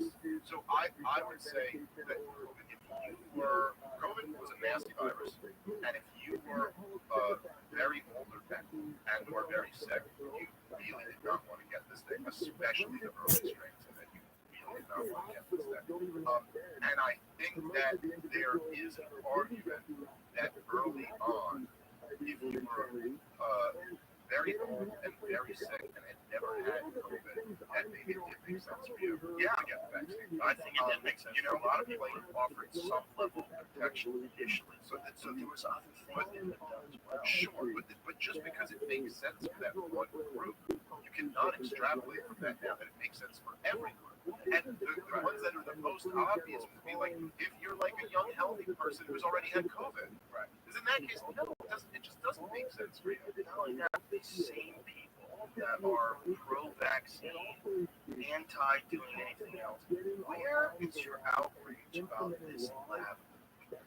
Where is your outrage about the source of this thing? Why are you upset at the people that are getting sick, or the people that choose not to do some sort of experimental medical intervention and choose to try to survive with just natural immunity and do so?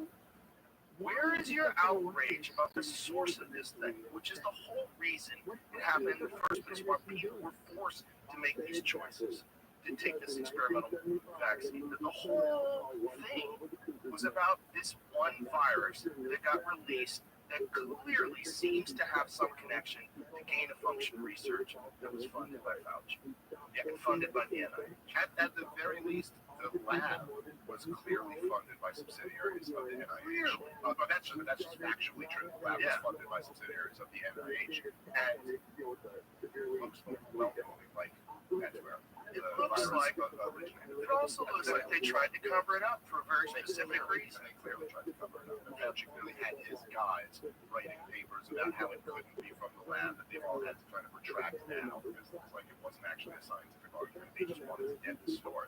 And then Fauci was the guy who signed off on the exception that Obama had basically banned gain-of-function research, and that Dr. Fauci himself signed off on, for the first SARS thing, for this being an emergency use. So a lot of blame falls at his feet, and then you go like, oh, this kind of explains in a different way why this guy was so willing to be out there saying, no, this is the only solution, this is the only thing to focus on, this is what we have to do. It's like, yeah, because you actually have a lot of It's just it sucks to be a fucking being right now. What are these people that aren't you or me, not most people? What the fuck are they doing? What the fuck are they doing in every single realm of this conversation? What the fuck are they doing? Not one group, not one person doing something that's, you go, oh, I like that. This is a good step in the right direction. This is the right way to do it. Like, they had to fucking be forced out of the lockdowns. It had to be a situation where they were like, realized, look, you can't sustain this forever. We have to go back. Like, people kicking and screaming. Well, meanwhile, in some places like Florida and Texas, they never did anything. They stopped. They stopped very quickly. Very quickly. A few weeks of, okay, lockdown, and okay, what's really going on? Let's look at the actual data. Sweden didn't do lockdowns at the lowest excess mortality in all of Europe. There's just like clearly that didn't work. And yeah, dude, there's a thing right now. Again, I'll mention again. I think this is something that kind of Richmond, North of Richmond, I think this is why that song caught so much fire. Is like that there's a really large group. I don't know if we're a majority. I think we are a majority of the country, but a large enough group that you're talking about, like at least like 100 million people in this country who just don't want to do this. And I mean that in a lot of different ways. Like, we don't want to keep fighting wars everywhere around the world. We're over that. Why are we always looking for another war to fight? can we have 5 years with no war? Is that like too much to ask? Like literally, can we just put a few years together where we're not involved in a mass murder campaign somewhere? You know, we don't want to go back to COVID restrictions. We don't want to live that way. We want to like raise our kids and do what we do and like, you know what I mean? Like enjoy our lives. We don't want to like indoctrinate children with this insane gender ideology. You know what I mean? Like we don't want that. And there's a large percentage of us, and yet it's being forced. You know, like we're being forced to live in this world.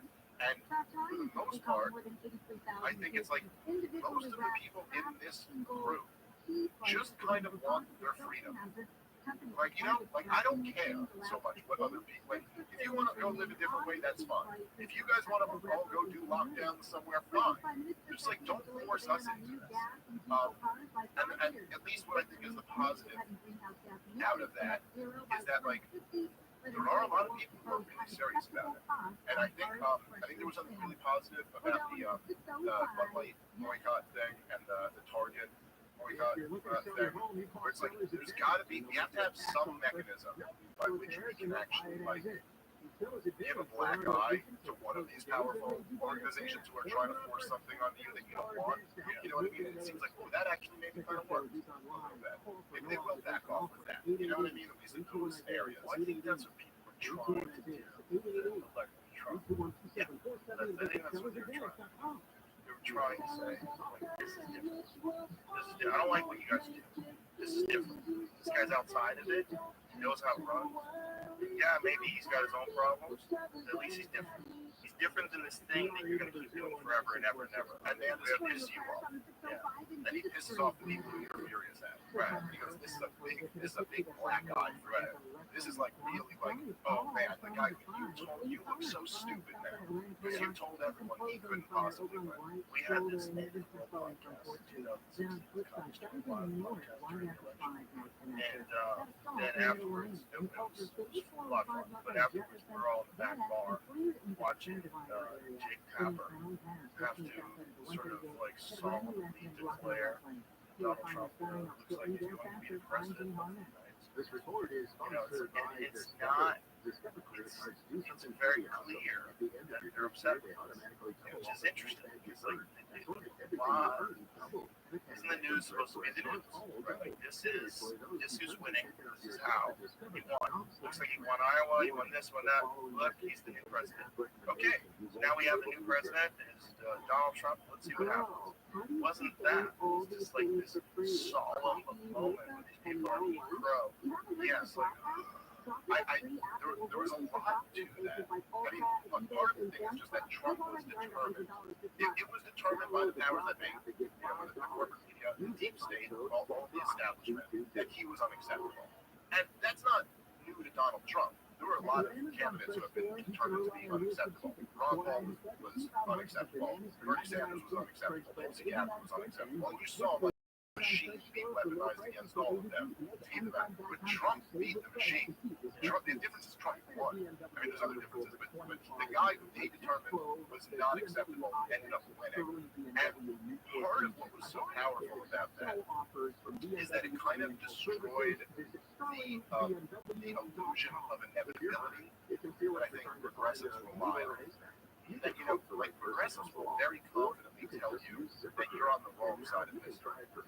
You know, which is like a really interesting thing to say if you think about it. Like you're on the wrong side of history. Meaning, like it's a guarantee that history is moving in my direction.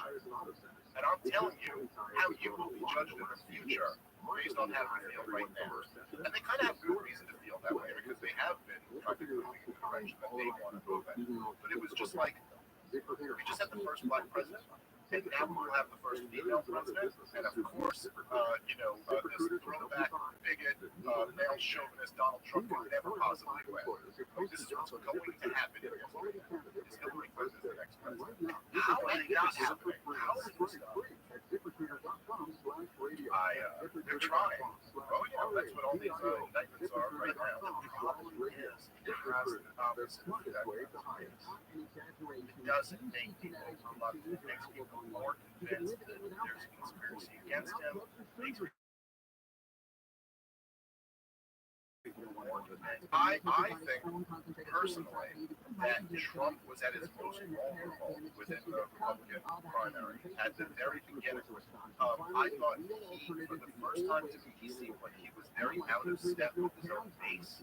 He's sitting there still bragging about Operation Warp Speed and how he saved hundreds of millions of lives by developing the vaccine. He was getting booed a few times in his own speeches. He just seemed kind of out of touch, and it seemed like, it seemed like the energy of his campaign wasn't 2016, which was Make America Great Again.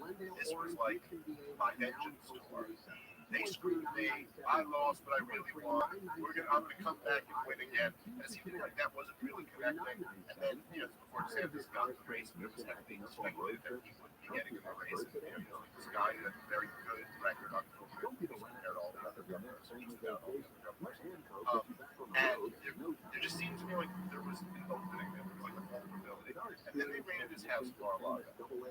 And I felt like that guaranteed Trump front runner. Like that guaranteed it. Because as soon as they did that, it was like, oh, now it's like it's shifted right back to this, like, look what they're doing to your guy. They want to not give you the chance to vote for this guy. They're going to weaponize the justice system against this guy because you like him. They're not just doing it to him because they want to do it to you. It kind of gave him like all this energy back. And so there's a real dynamic to that where his numbers go up every time a new indictment comes out. People aren't buying into it. It's not like, look, it's just so obvious that it's politicized. It's an interesting thing.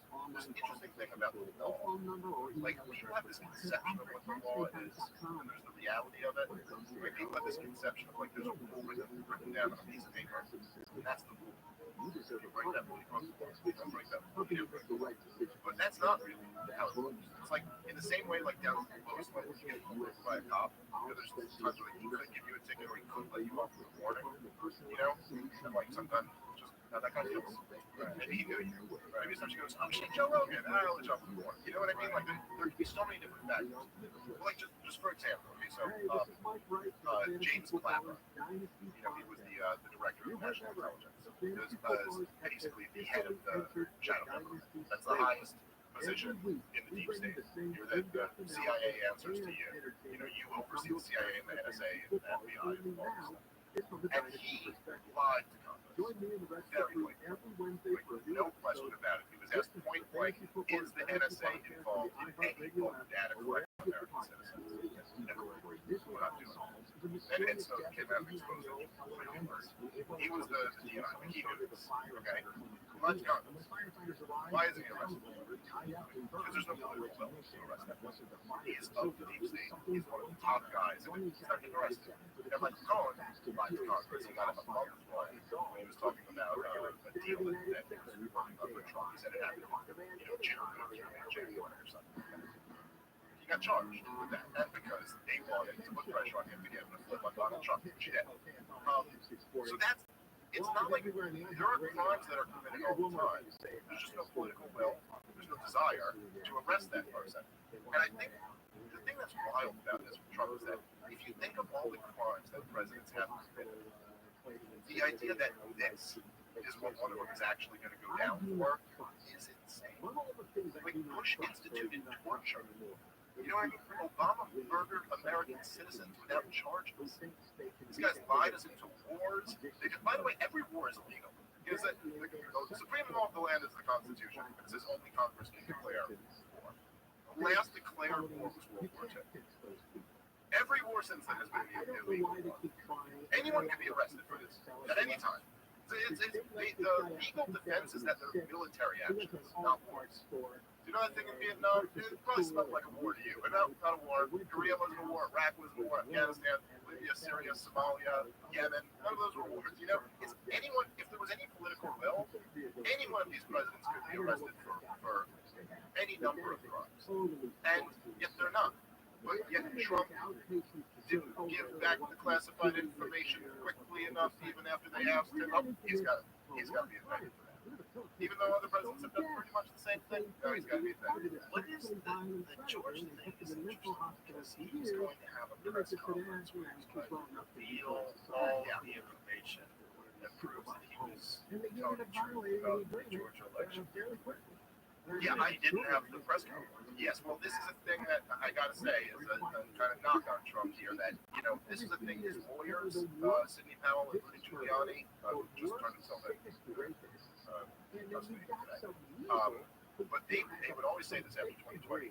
We have proof that millions of votes were stolen from Donald Trump and will be releasing this soon. It's never going to come. So I don't know what he thinks he's going to tell us about that. The issue with the thing in Georgia, where I will grant there's like a little bit of a gray area there. And I think that, look, there is a gray area there. It's kind of like when they impeached Trump over Ukraine. There was a little bit of a gray area of like what exactly he did. It's just that when you look at things of all the crimes that presidents commit, the idea that you go after a president for this is so petty compared to these greater crimes. But like, he called the Secretary of State in Georgia and was kind of like, I need you to find me these votes. But he was saying, he was like, look, there's been fraud. I know there's been fraud. You got to go look for it. The guy's like, I don't see any evidence that there's fraud here. He's like, find it. I know there's fraud. He was putting pressure on the guy to go look, but it's not as if he was telling the guy, I need you to commit fraud, right? He wasn't telling him, I want you to flip votes or I want you to manipulate something. He's like, I want you to go find where the fraud is, right? So you almost have to prove that he didn't really believe that in order to prove you're up, because if there was really fraud, he has every right to tell the guy to go find it. So now they're arguing that he did it, and in the indictment they argue that he knew it. And he was, like, he knew that there was no fraud, but was still trying to get the guy to go find it. And the case that they're using to argue that is that he had advisors around him who told him that the election was legit. The problem with that is that doesn't prove at all that Trump believed those guys, just because they told him that. Right? If there's one thing I'm fairly confident in, I believe Donald Trump believes he won the election in 2020. Yeah, my position has always been, we all have to agree that election fraud is not 0%. It's not zero. And everyone agrees. Do you think there's any election fraud at all? Yeah, probably. At some level, there's probably some campaign workers that have the best interest in one party or another. Like, a lot of these people that are working in these election offices are very biased, right? They're very politically active. They're probably not agnostic. Pretty steadfast in that this is, whether it's Republicans or Democrats, that this is the guy that I want, and if there's a way where you're getting some votes from a particular county that might be blue, or a county that might be red, and there's some person who's on the right side of history, especially with like how white hot politics are now in the moment, where people hate Donald Trump, hate him so much. Look at this, the sampling of recent election fraud cases from across the United States. Heritage Foundation's election fraud database presents a sampling of recent proven instances of election fraud from across the country. Each and every one of these cases in this database represents an instance which a public official, usually a prosecutor, thought it serious enough to act upon it, and each and every one ended in finding that the individual had engaged in wrongdoing in connection hoping to affect its outcome, or that the results of the election were sufficiently in question and had to be overturned. So look at this. So it says here, there's 1,438 proven instances of voter fraud, 1,240 criminal convictions, 48 civil penalties, 108 diversion program, judicial finding, official finding. Okay, so it's showing that there's at least, it's not zero, right? And that, you could argue, in a country as big as ours, wouldn't even be that bad if that's all there was. But those are just the proven cases. So then you're left to wonder how many go unproven. And we don't know exactly what that answer is, but remember, I think it's more like, I think if you zoom out and you just say, okay, what was the year that was 2020? Well, okay, coming into 2020, Donald Trump is the president. He's presiding over what is, he would describe as a white hot economy. where there was very low unemployment, there were certain tangible things you could point to and say, look, this has really worked out for the economy. And that cause for is that because of the policies of the Obama administration about their coming to fruition for us because of direct changes?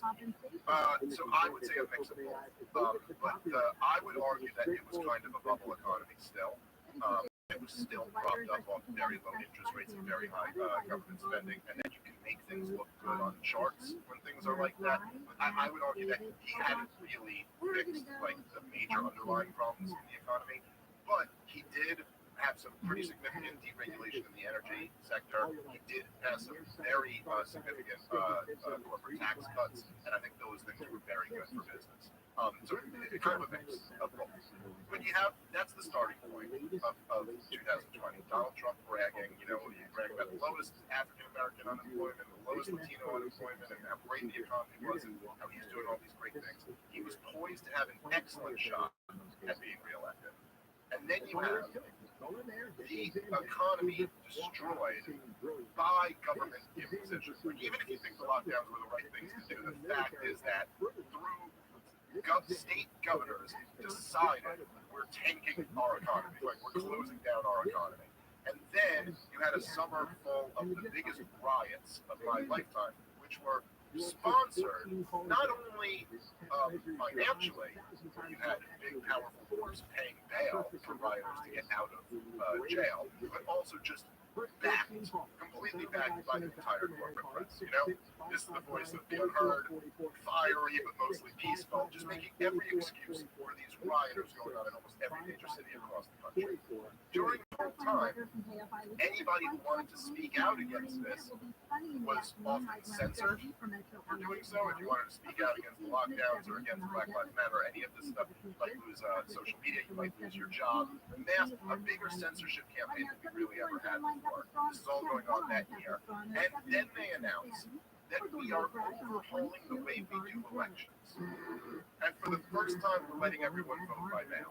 Not just the absentee ballots for like military personnel, but everyone can just vote by mail. A way that we were never okay with doing it before because we would have been very concerned about fraud. But now we're all going to do that. So in this like revolutionary year, we're overhauling how we do everything. And then you have the thing with the Hunter Biden laptop story being censored. And then the result is that Joe Biden wins the election.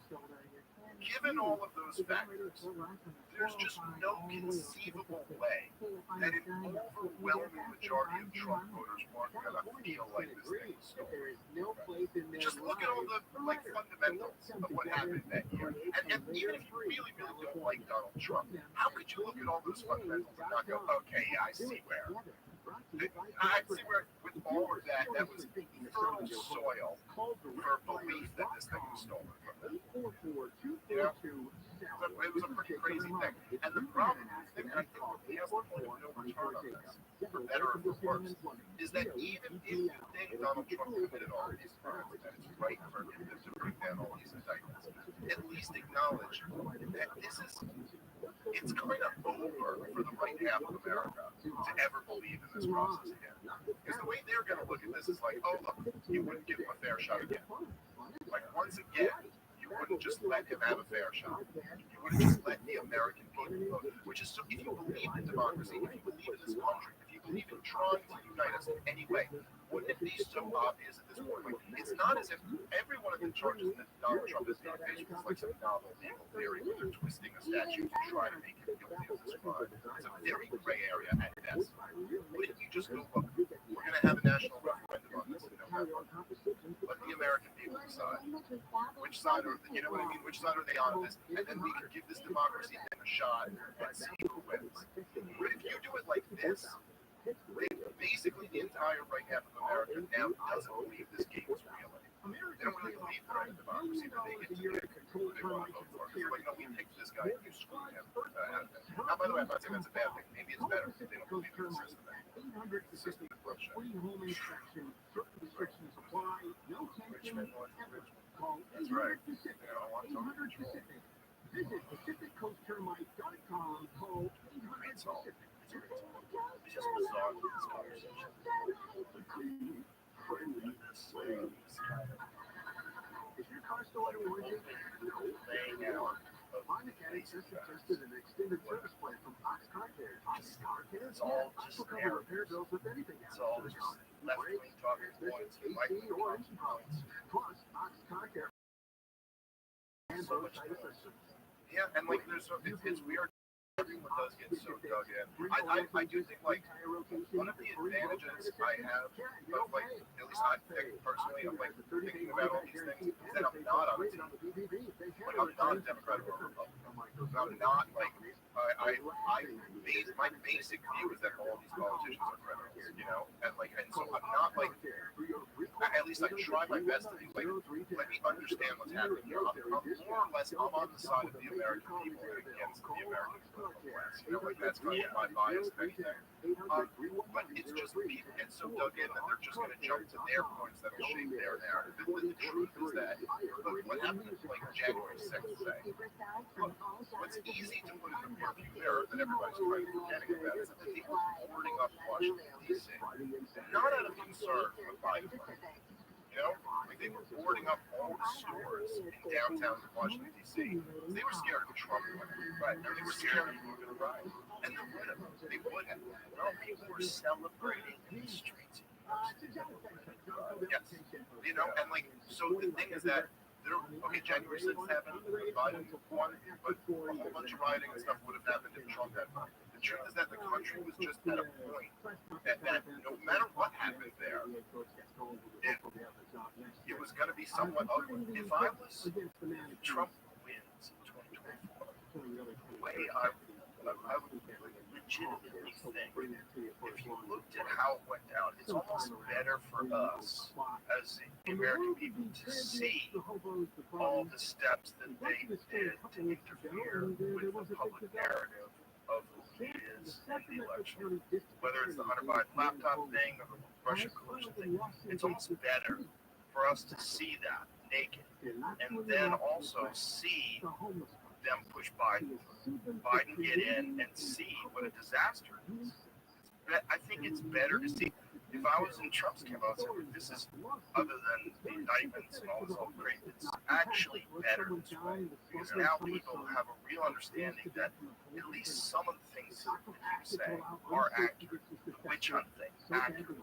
The Russian collusion bullshit. Yeah, it's accurate. Like, and no one's admitting that. And people see it, and they know it, and it scares the shit out of them. It scares the shit out of them. They just want to continue doing this to us. And if they did it with the Hunter Biden laptop thing, what else are they doing it about?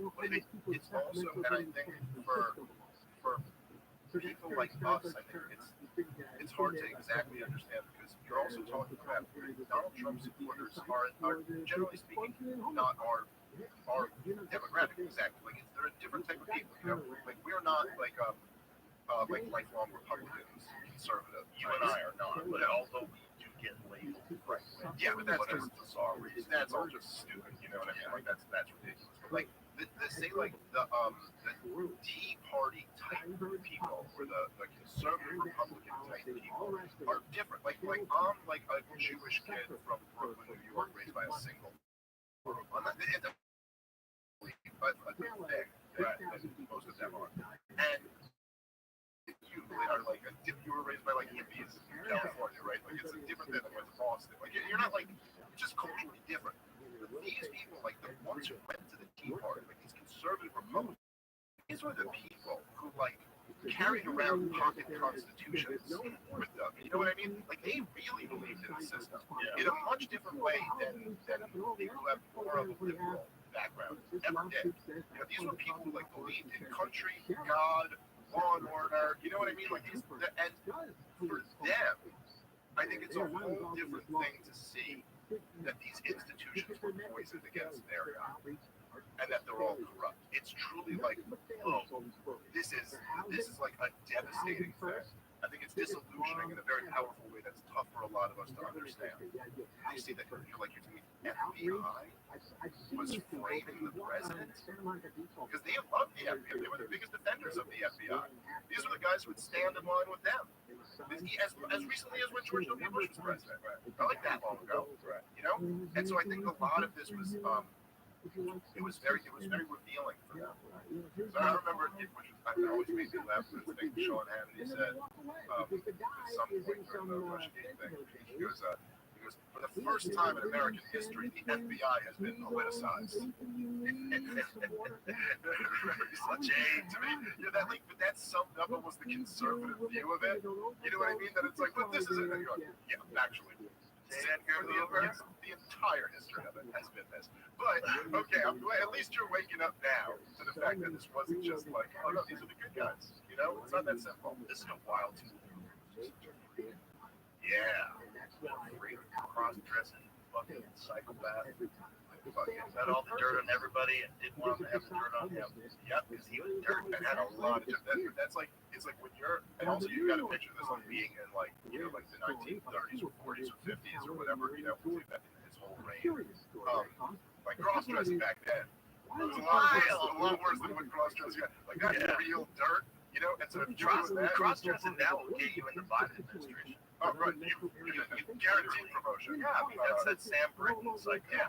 But back then it was like, so you know right away he was like, I need a lot of dirt on everyone else. Yeah. Because anyone finds out about this. Also, there had to be like some guilt aspect that made doing dirt things more exciting. Because you know that you're like supposedly exposing that other people, but you're killing yourself. And it's women's shoes, and yeah, and also just like, you know, spying on civil rights leaders, encouraging them to commit suicide. The letter that they sent to Martin Luther King. And they sent his wife an audio tape, right? Of, I think they sent him an audio tape of him like having an affair or something. They just crazy shit. But that, and it's interesting too that like it kind of represents the whole transformation, like. In the 20th century, there's this real transformation of like what the United States of America's federal government is. And J. Edgar Hoover was there for a really interesting part of that with the FBI, where they start off as just this like, they said there was no constitutional authority for a federal police, so they kind of start off as like, they're like basically have like a pad of paper and a pen. And you can go around and ask questions. They didn't have guns, they didn't have arresting power, they had like nothing. And then by the end of his term, it's the fucking FBI. You know what I mean? Like what we know today. But that's kind of like the story of America. It's a really fascinating story where we start as the smallest, most restrained government in the history of the world. And no other experiment like it. You know, it's like the government is, the whole Constitution is basically telling the government what it can't do, you know, and like dividing these powers. And then we have a Bill of Rights, which is like all basically, you know, Congress can't do this, government can't do this, you can't do this, you can't do like this, the whole thing. It's basically telling the government what it can't do. And so we have this experiment in limited government. And if you look at like the period between the end of the Civil War and like 19, let's say 1865 to 1912, you have this period where probably the largest experiment in a free market of capitalism in human history. Like the America, the federal spending was nothing. It was like 2% of the national income. You had no income tax, had no central bank, no federal regulation. It's just like very free market conditions, and it builds up like the richest, most powerful government in the history of the world. And it's so rich and powerful compared to every other country that they can kind of get away with like, all right, well, now we go to the progressive era. Let's have an income tax. We go, and the way the income tax was sold in 1914 was they go, well, listen, this is only going to apply to like the richest people, and it'll only be like 1 or 2% of their income. Yeah, we'll just take a little bit from them and help the little guys out. That's how it starts. You know, the Federal Reserve grows. You get into World War I. Now you have the security apparatus growing rapidly. World War II, you know, and you know, there's the depression in between World War I and World War II. And what does that mean? That means we need a new deal. More government, more regulation, you know. And you get into World War II and create the CIA. And all of a sudden you have like this deep state forming, drop 2 nukes on Japan. Now we're the bad motherfuckers. We run the world, you know what I mean? Which more and more from that moment, it's like in the 60s they have like the real rise of like the Great Society, the welfare state, all this shit that started as the smallest government ever, just balloons and balloons and balloons and and now you have it, and it's the biggest government in the history of the world. That's like where we're at now. We're from this experiment to this experiment in the biggest, most powerful government in history. And some people think the solution to our problems is to expand. All right, this is so wild. It might be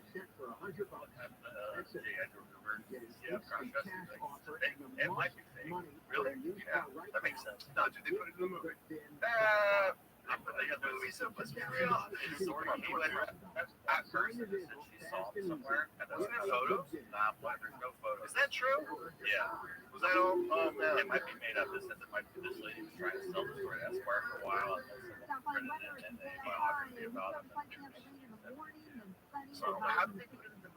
There's a lot of rumors about his relationship, I'll say, with well, he was always single, right? He's a very private person.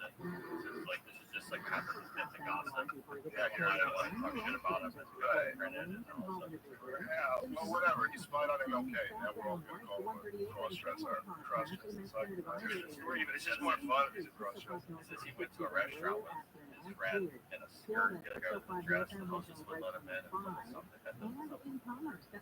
Yeah, I don't know why he went to a restaurant. That seems sus. He said he saw him at a private party at the hotel. How many of those? So we know Epstein's Island. I think that was fucking insane. Alex Jones is telling me about that. They compromise people on this island. They get them go there. Hot girls, they look hot when they're 16. Tell me this whole thing. I was like, what? The thing about Alex Jones is that he always has this method of like, he throws a lot of shit. Trying to frog, yeah. But that one turned out to be right too. Or that's kind of right, you know? Yeah. Trans, whatever the frogs are doing. Changing their sex. Yeah. But like, and by the way, the thing is that there's two people like Alex Jones was right, and there are a lot of things he was right about, but there's also a ton of things he was wrong about. That he's just saying with certainty, like, I have the information, I have all this, and this, and it's like, I remember right after 9/11, he was going in this thing about how we're going to get it in nuclear war, so Iran already has the nukes, and they're going to use them. I had this whole thing about how, like, Iran has nuclear weapons, I have the documents to prove this, we've got the sources off the record, but it's none of things right, you know.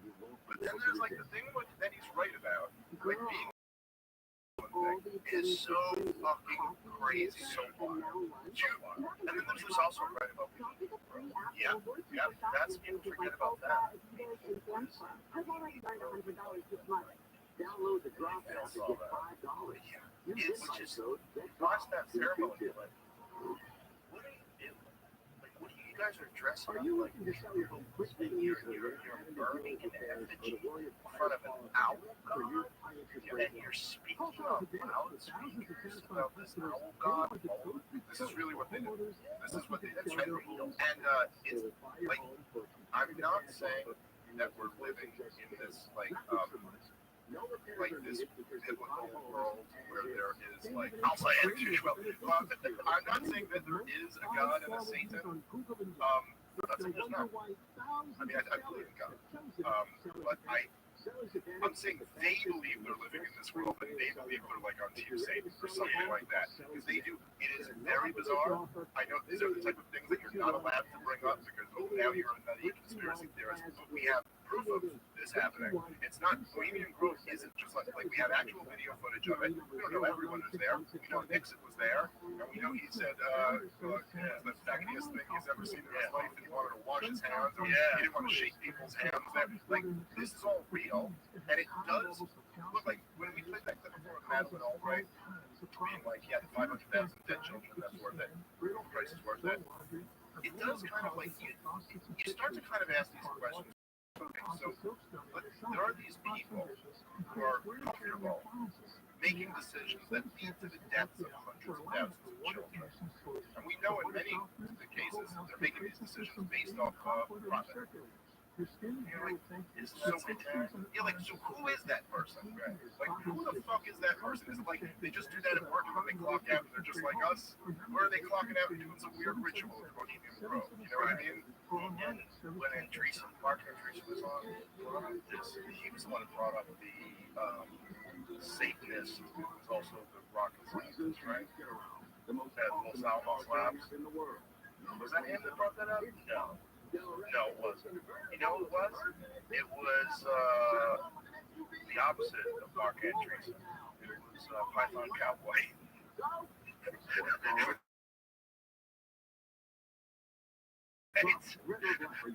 Andreessen brought up the nuclear tests about how videos are weird of the nuclear tests. Like there's a truck behind this building, and also the truck disappears. Like yeah, very weird. Or the truck appears. Like I forget which one, but it's like also like how are they filming this? And there's all these conspiracies. He wasn't saying it was true. Conspiracies are this is all rigged. It's fake. But there was a guy who was the Aquarius, you're the superiority firm. A superiority firm is a quinoa. Locally, I don't think you qualify for this superiority firm. Quinoa live 7 to 10 p.m. on JFI and on demand anytime on the iHeartRadio app. John Cobell, Jim Shampoo, Camp 5, AM 640 live everywhere on the iHeartRadio. Well, for as long as we can tolerate it, we'll be running on Camp 5. It is conference for the LA County DA's Road's home, scheduled to begin around 3 o'clock. About the short skip demand to kill the LA County Sheriff's Department. Last weekend, apparently confessed to, but now he has a lawyer, so he's pleading not guilty to everything. Not guilty, and not guilty by reason of insanity. That's right. In case that's right. In case so in case the judge says, well, yeah, we're going to hold you not guilty to all that, we're not guilty by reason of insanity. We'll talk about it if we think after it runs at 3 o'clock. One more story on the vagrants brings us to one of our favorite newer columnists at the El Segundo Times, Erica D. Smith. She's been writing about the RV dwellers on and off for the past couple of years. He focuses again on, from what we understand, the cleanup that's going on Jefferson Boulevard along the Viola wetlands there in Playa del Rey. This has been a disgusting collection of RVs that has been camped there for years. Finally, the area got a new city council person that's Tracy Park, and she said that is something they're going to work on. It took her a while, but we understand that great progress has been made in clearing out the RV encampment for the Viola wetlands. But as Erica D. Smith writes, she tries to get us the history of this and explain it's very complicated. She starts by talking to she did a couple of years ago, a woman named Wendy Lockett, who was hanging out here at a dilapidated RV, and of course, she had a community of closely grouped of men, women, and dogs living in equally dilapidated RVs.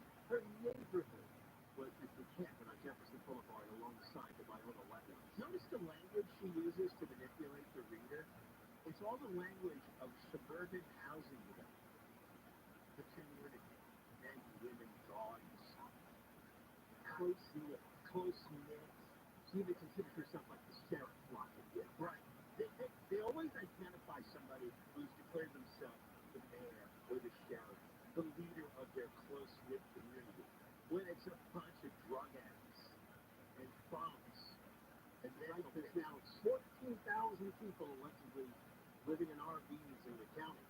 And then she said, well, they're speaking, it's the fault of officials at all levels of government. They listen to the NIMBYs and give them enough housing to meet the needs. Oh, you know what? That is a total lie. These people are never going to live in a house or an apartment.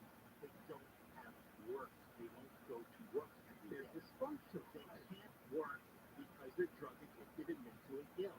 Erica D. Brown, I don't know how many times she's Erica D. Smith. I don't know how many times she's going to write this same silly, ridiculous column. They never will work because they're crazy or they're drug addicted. And we don't have the obligation to take care of all of them. We don't have to build housing in our neighborhoods so drug addicts and mental patients can live next door to us. If you want to call it NIMBYism, fine. It is NIMBYism. Not in my backyard. I don't want mental patients and drug addicts in my backyard or my front yard. She eventually talks to the chief executive of ROTHSCHILD, the Los Angeles Homeless Services Agency. Her name is now Alicia Adams. So this is desperation. People are literally paying rent to live in a dilapidated RV, shows a level of despair, and they're being pushed to build affordable housing. Again, all this links back to the same wrong dead end of housing first. People have so many dysfunctions and problems. It's not going to be the miracle of taking an apartment that's going to change them. People refuse to work, and we're constantly being gaslit, BS2, lectured, scolded. I'm not listening to your lectures and your scolds. They have to go to work. I mean, you take this to the extreme. There's really, in certain neighborhoods in Southern California, never been enough housing.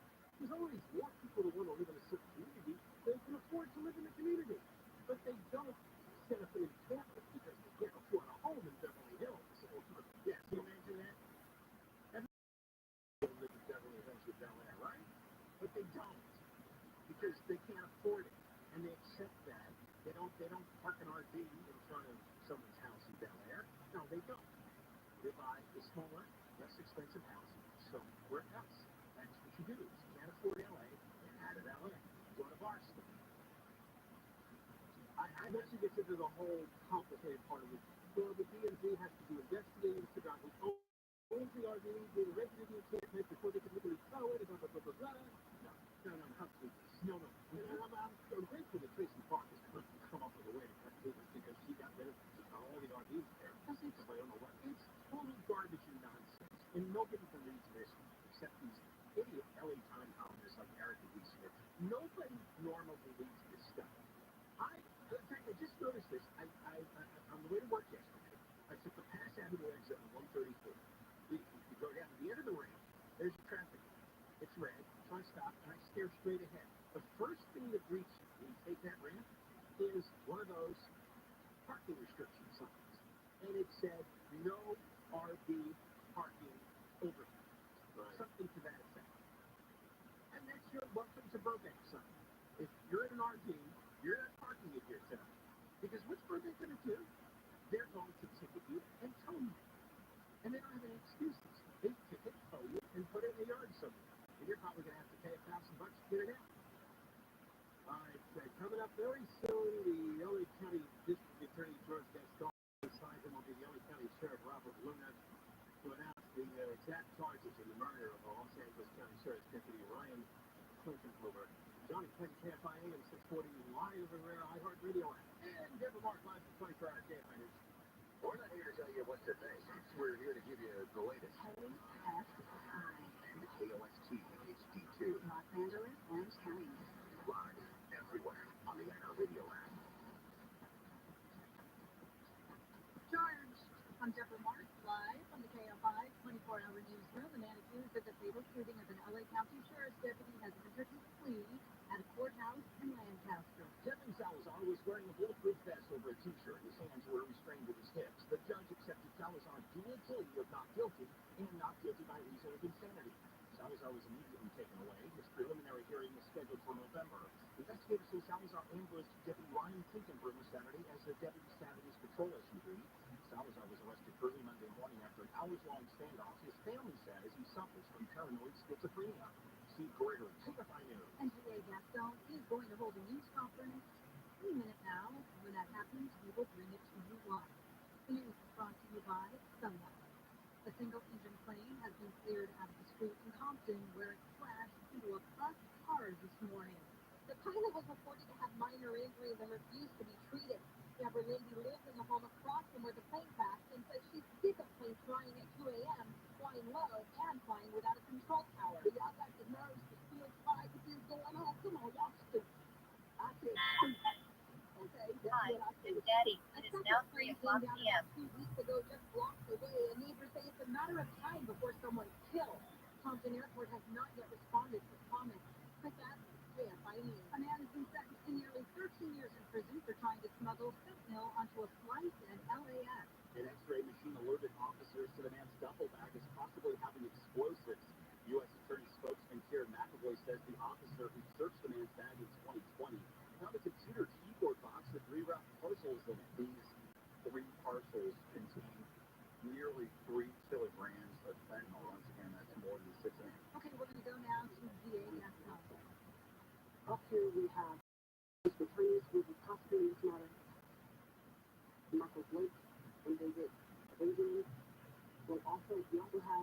Ryan's 11 families here. Kim, Ryan's mother, Mike, Ryan's father, Chad, and Katie, his brother and sister, and Brittany, his fiance. Give it.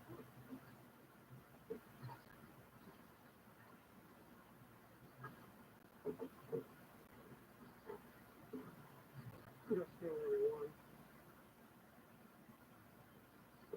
For the men and women of the Sheriff Department, thank you for being here tonight. Appreciate you. The trial chance, thank you. Much appreciated.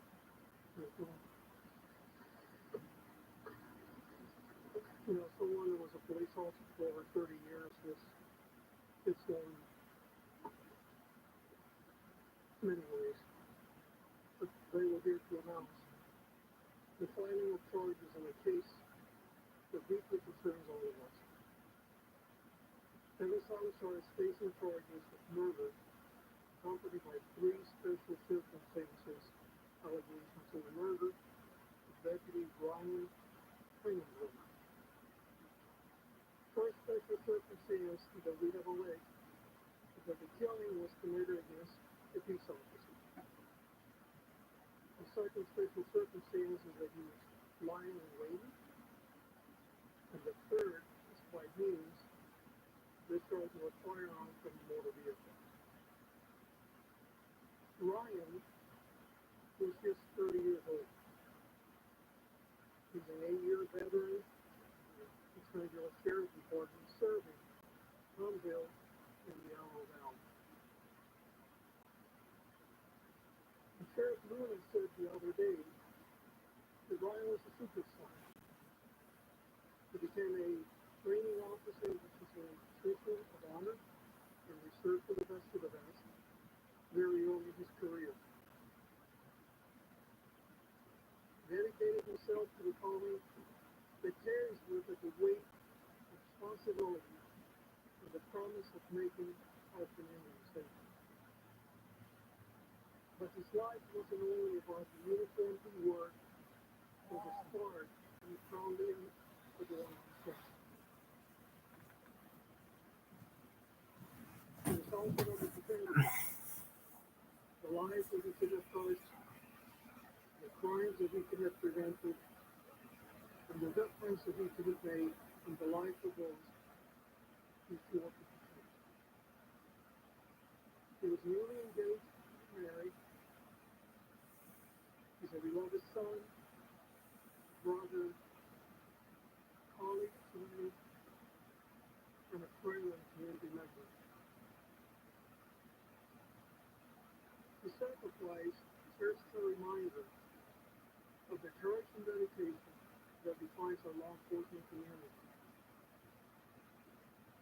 The loss of any life is a tragedy, but when a sworn officer, when it's a sworn officer, someone who's taken an oath to protect our communities was taken from us and touched deeply. It's an assault on the very fiber of our community and civilization. It is a stark reminder of the dangers that law enforcement officers face every day while selflessly serving and protecting our neighborhoods. Having served as a police officer myself, I have personally experienced the bond that exists in the law enforcement community. In light of the charges filed today, it is imperative that justice be served. If the defendant is found guilty, he will face severe consequences. If convicted, the defendant will face a sentence of life and a prisoner without the possibility of parole. Let me emphasize that our pursuit of justice is not in with these charges. Our dedicated team of prosecutors, alongside the Sheriff Department and other agencies, will work tirelessly to ensure every aspect of this case is thoroughly examined and that all the evidence is meticulously presented and the truth is brought to light. We owe it to Ryan, his family, and every member of our community. The pursuit of justice is a solemn duty, and I want to assure you that we will leave no stone unturned in in our efforts to bring food to our village. I want to thank the community for the help and the Los Angeles County Sheriff's Department for their quick and lengthy work of bringing the defendant in this cowardly and senseless murder of Ryan. I want to thank Sheriff Luna for his leadership during this incredible tragedy. To the Ryan's family, we want you to know that our hearts ache. We share our grief and we stand with you in this defiant episode. Ryan's bravery and unwavering commitment will never be forgotten. He will live on the hearts of our community. We will honor him, his memory, by continuing to work tirelessly in our pursuit of justice in this case. I'm going to turn it over now to Sheriff Luna, and then we will have, I believe it's Brittany that was going to say a few words, and then we'll answer any questions in English, and then at the end, we'll answer any questions that you may have in Spanish. But I'm going to turn it over to Brittany.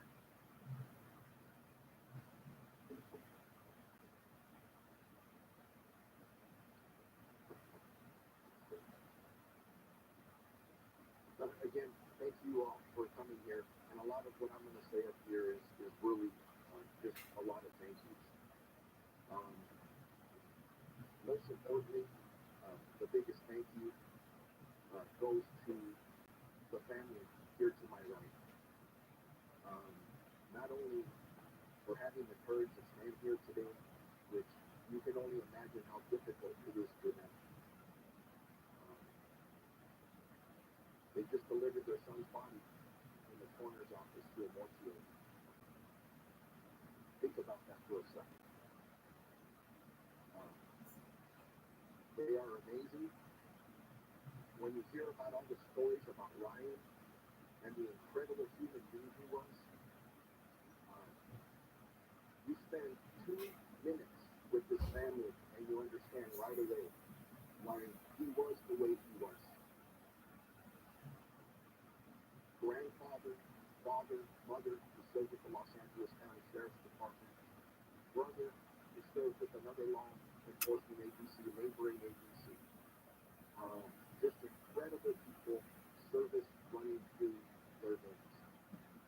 And I want to personally publicly thank you for sharing Ryan with us. We can't thank you enough. Over to my left,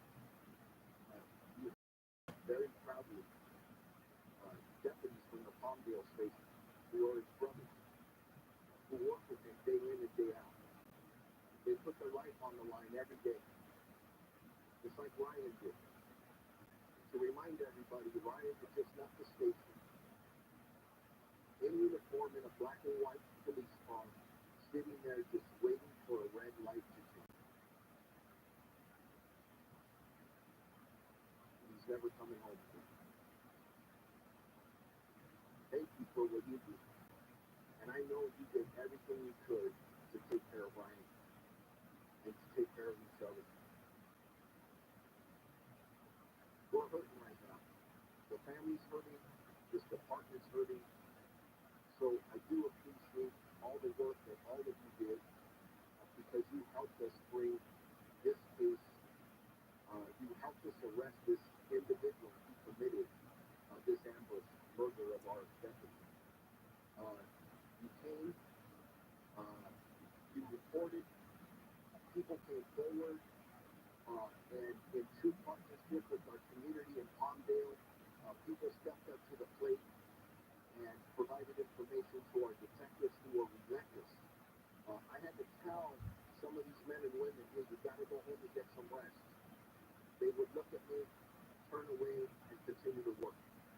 That's the level of commitment they showed to solve this case. All the way through to the arrest, the professionalism, the discipline that they showed. And I also want to end because, honestly, you need to hear who we're here to listen to. Before I turn it over to her, just please remember the pain that she's going through and will continue to go through. And I'm going to be standing right next to her, and I'm protect her like a lion. So just please respect her. But before I turn the mic over to Brittany, I would like to thank our district attorney. Him and I had several conversations during the last several days. We promised the parents that we would arrest this individual. They talked to me about prosecution, and based on the DA's announcement today, we are hoping for nothing less than the maximum punishment available under the law for this individual. With that, I'm going to turn it over to Brittany. I'll have her step up. Please remember what she's been through the last 3 or 4 days.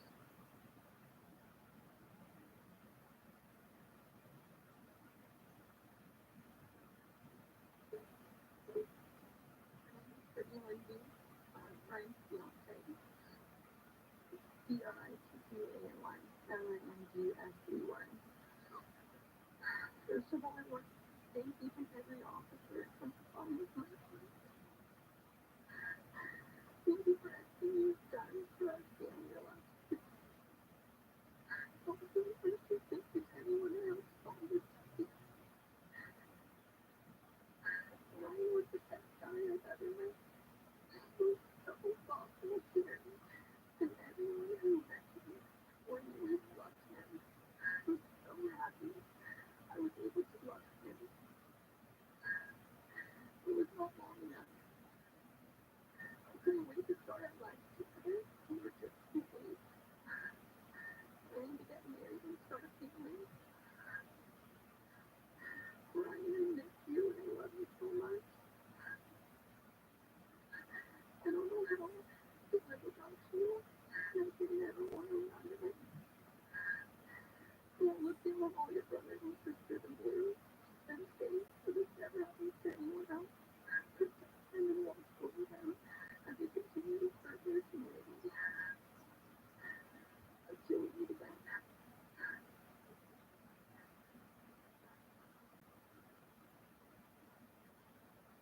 Any questions in English before we turn it over to Spanish?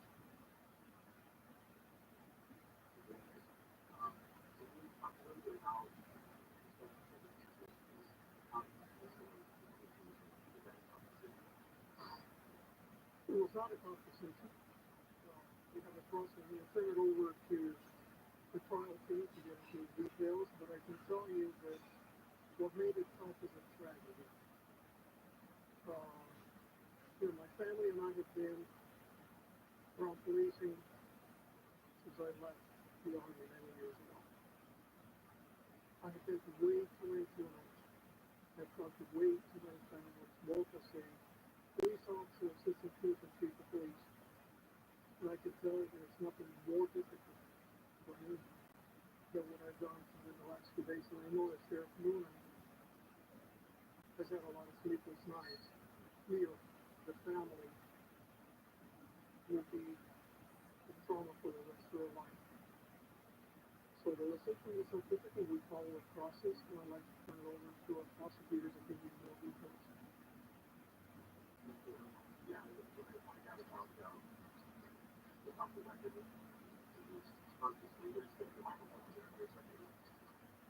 My name is Michael Blake, B-L-A-K-E.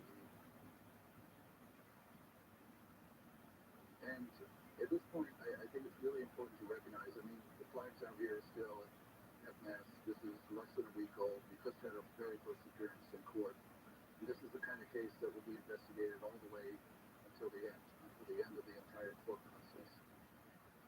All we can say at this point about any weapon is that we believe there was a purchase made in the weeks before this crime occurred. But beyond that, at this point, we can't offer any details about any weapons in the case. How many weapons were used? No.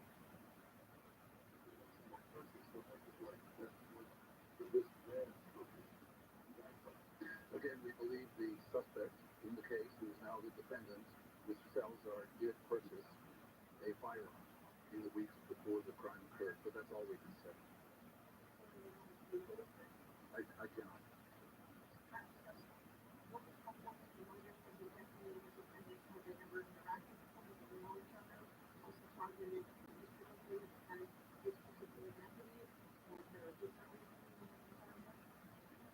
Well, you see the footage, he was certainly targeted.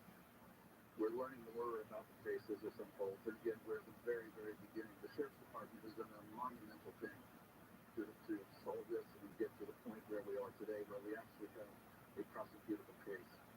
And now there's a long court process and an investigation that's going to continue, but I can't say any more than that.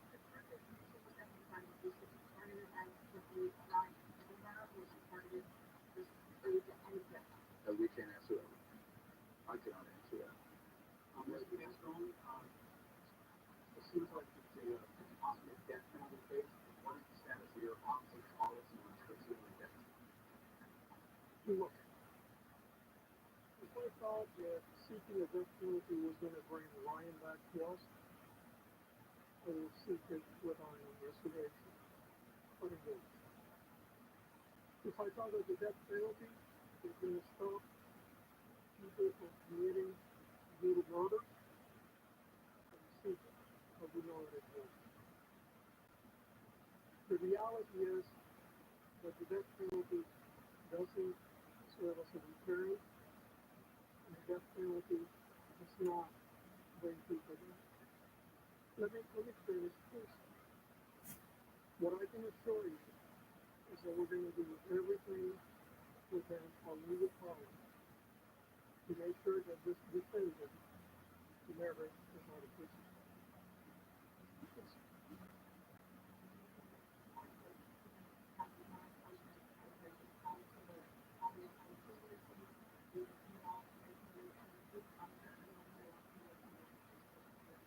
Look, this is an ongoing investigation. You heard prosecutors, and we have a lot of it.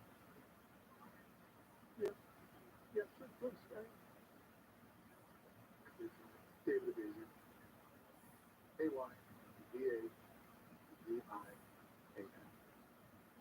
Now, we had unconfirmed reports that there may be a mental health history, but we're going to take every step that we can with the Sheriff's Department to get actual records to see if there's been any actual contact with any mental health professionals. And so, at this point, I don't think we can speculate as to what his mental health history is or diagnosis, but it's an ongoing investigation. Obviously, as competent as the prosecutors, we're not going to close our eyes for years to any evidence that was here. We did need to build a full picture of who this person is, and in order to determine what the motive was and what role any mental health played in this conflict. No, it's an ongoing investigation. I don't discuss that. Sure. This is how many ships done.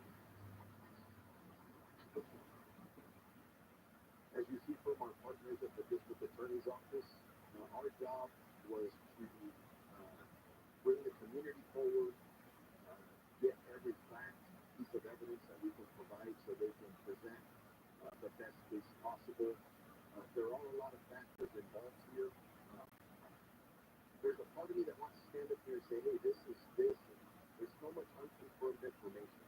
We're still in the process of putting it all together, which includes part of the question you're asking.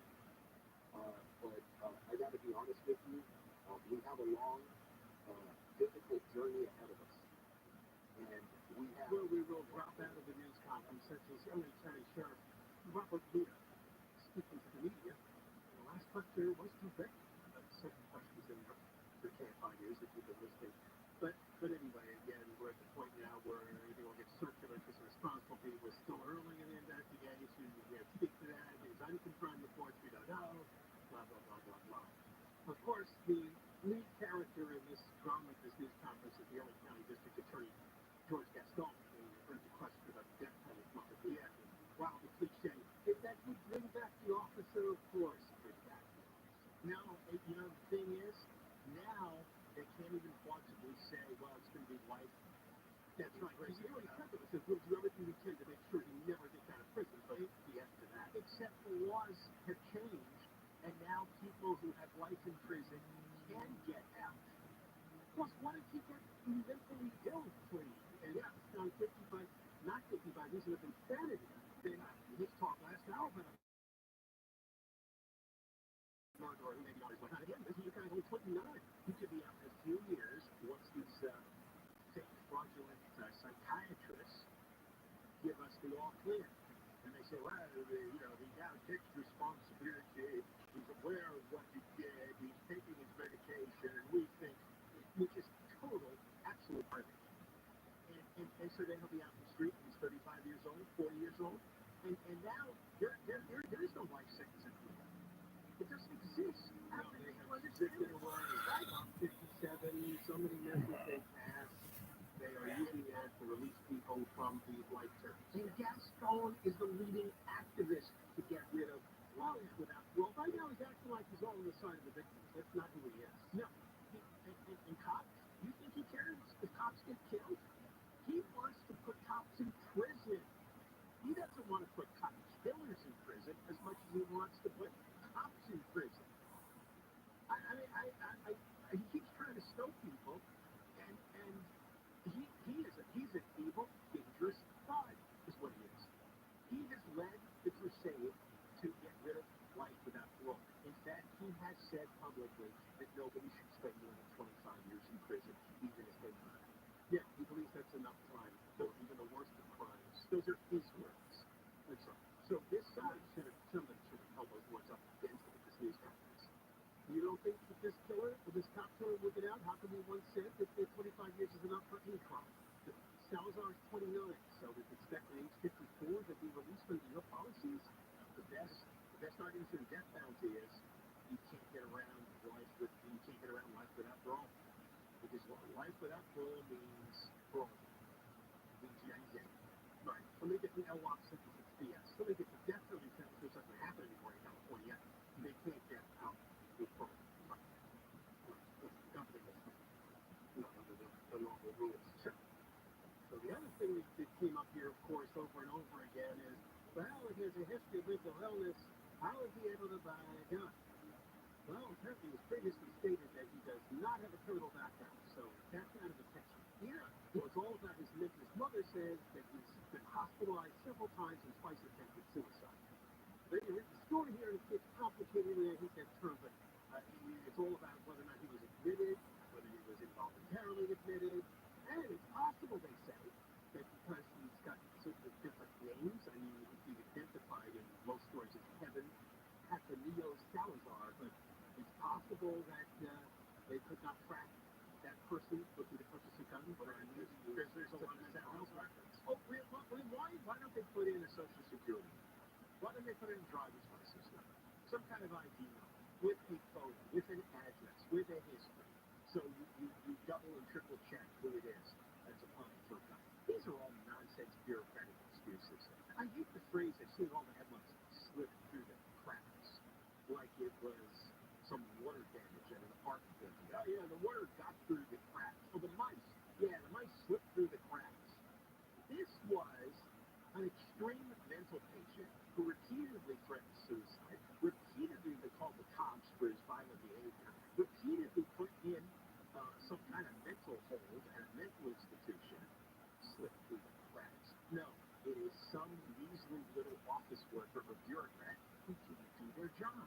Because as soon as the person shows up in the mental hospital and then shows up again and then has all these police calls again and again, that information should be typed into the system. And it should be flashing red on the screen whenever somebody is selling him a gun. It's like, whoa, wait a second, there's lights flashing on my screen here. Wow, what? It should show up immediately, right? When the cops pull you over, they get your driver's license, they immediately put it on, they immediately see on the screen everything about you. They see if there are warrants out for you. Whatever's in the records. So it's somebody you put it in the records. Some, $15 an hour office waste product didn't do their job. There's no oversight. Because who in the government cares? You think government office workers care when they have to put in all this data processing information? They don't care. That's why all this gun control stuff is a waste of time. Because even if you pass a bill that looks like it makes sense on paper, You don't have the personnel who care enough to follow through. Slip people practice. How hard is it to put the new mental patient's name in the system? And yet you can get his real name, and you can get his phone number, his driver's license number, his social security number. It doesn't matter if there's a lot of guys named Kevin Salazar. Stop it, man. Not that complicated. How hard would it be to get it done illegally anyway? If this is a crazy person, I want you to have a gun because the voices in their head are telling them that there's threats against them. This paragraph in the El Segundo Times, Leo Salazar had purchased a handgun recently, according to a law enforcement source, who, of course, requested anonymity. Leo Salazar's record indicates he was barred from purchasing a firearm in California until 2026, potentially from his involuntary hospitalization in 2021. But it's possible he lied on the form when he purchased the gun, or that he had multiple variations of his name. That he missed the mistake date. But all that's fixable if you have confidence in people who have even twin college degrees. Not like you said, to attach some other type of ID, with your social security number, some type of identifying information to make sure you're talking about the person you're talking to. I love this bureaucratic explanation. Well, I guess somebody didn't do this, or they didn't input that, and you got confused. But do your job. You don't have a hard job. Do it. Now we have a dead sheriff's deputy in prison. In fact, the names of the people who handled this case, they're to be publicized too.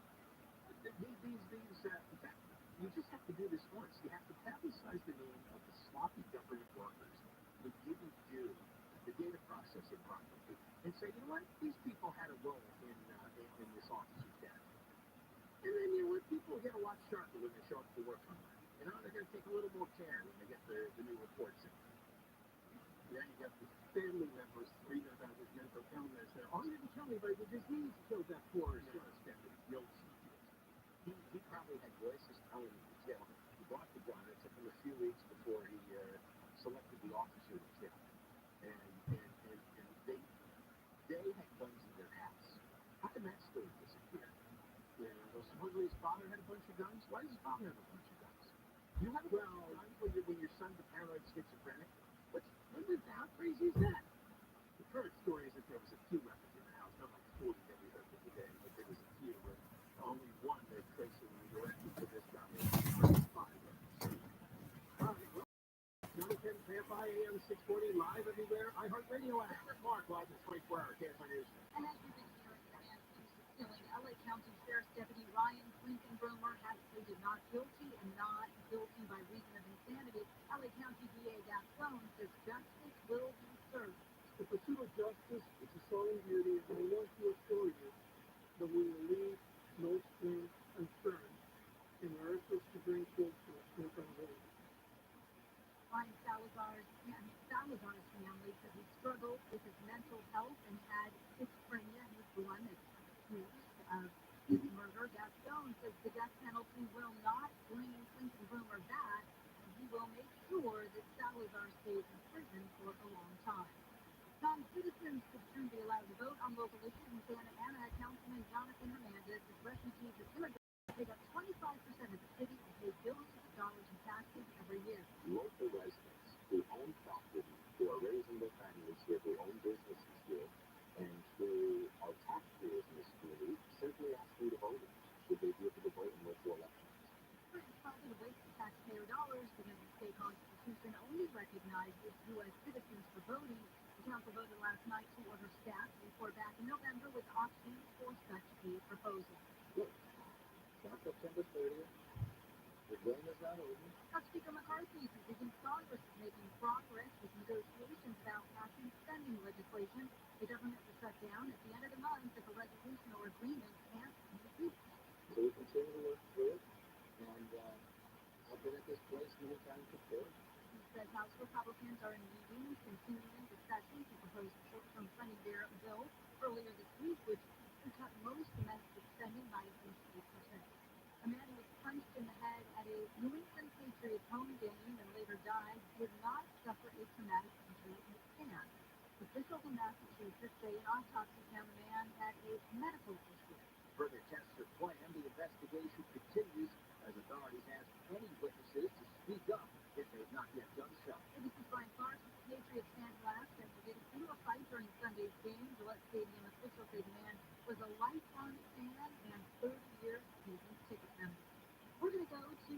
134 next. Why should you choose sweet change if you're hurt in a car, motorcycle, or trucking accident? Well, you got me because we're supposed to do a different commercial, but sure. Hold on, I was given incorrect information. Well, it says Legacy Precious Metals brand for 228. This is a portfolio today in front of me. Right, but I was told there's 3 different commercials. All right, go ahead, we'll do it. This is what I did. You choose sweet change because you're so sponsors. I'll sit here and talk about all of them. Here are some of these elements of the one for convicted. It's like the attorneys at 2 changes. $850,000 is one for a client hurt in a rear-end accident. $400,000 for a client hurt in a motorcycle accident. $5 million, one for a client who was hurt in a trucking accident. Sweet change wins for clients hurt in these types of cases 98% of the time. They settle for more money in 1 year than most firms settle for in their lifetime. Well, if you're hurt in an accident, this is what you need to know. This results matter to you. You got to call the attorneys at 2 changes. You pay nothing until they win. They can't guarantee the outcome of any case, but it's important to have experience and successful law firm on your side. So you got a free consultation at 800-9-million, 800-9-million, 800-9-million, sweetjames.com.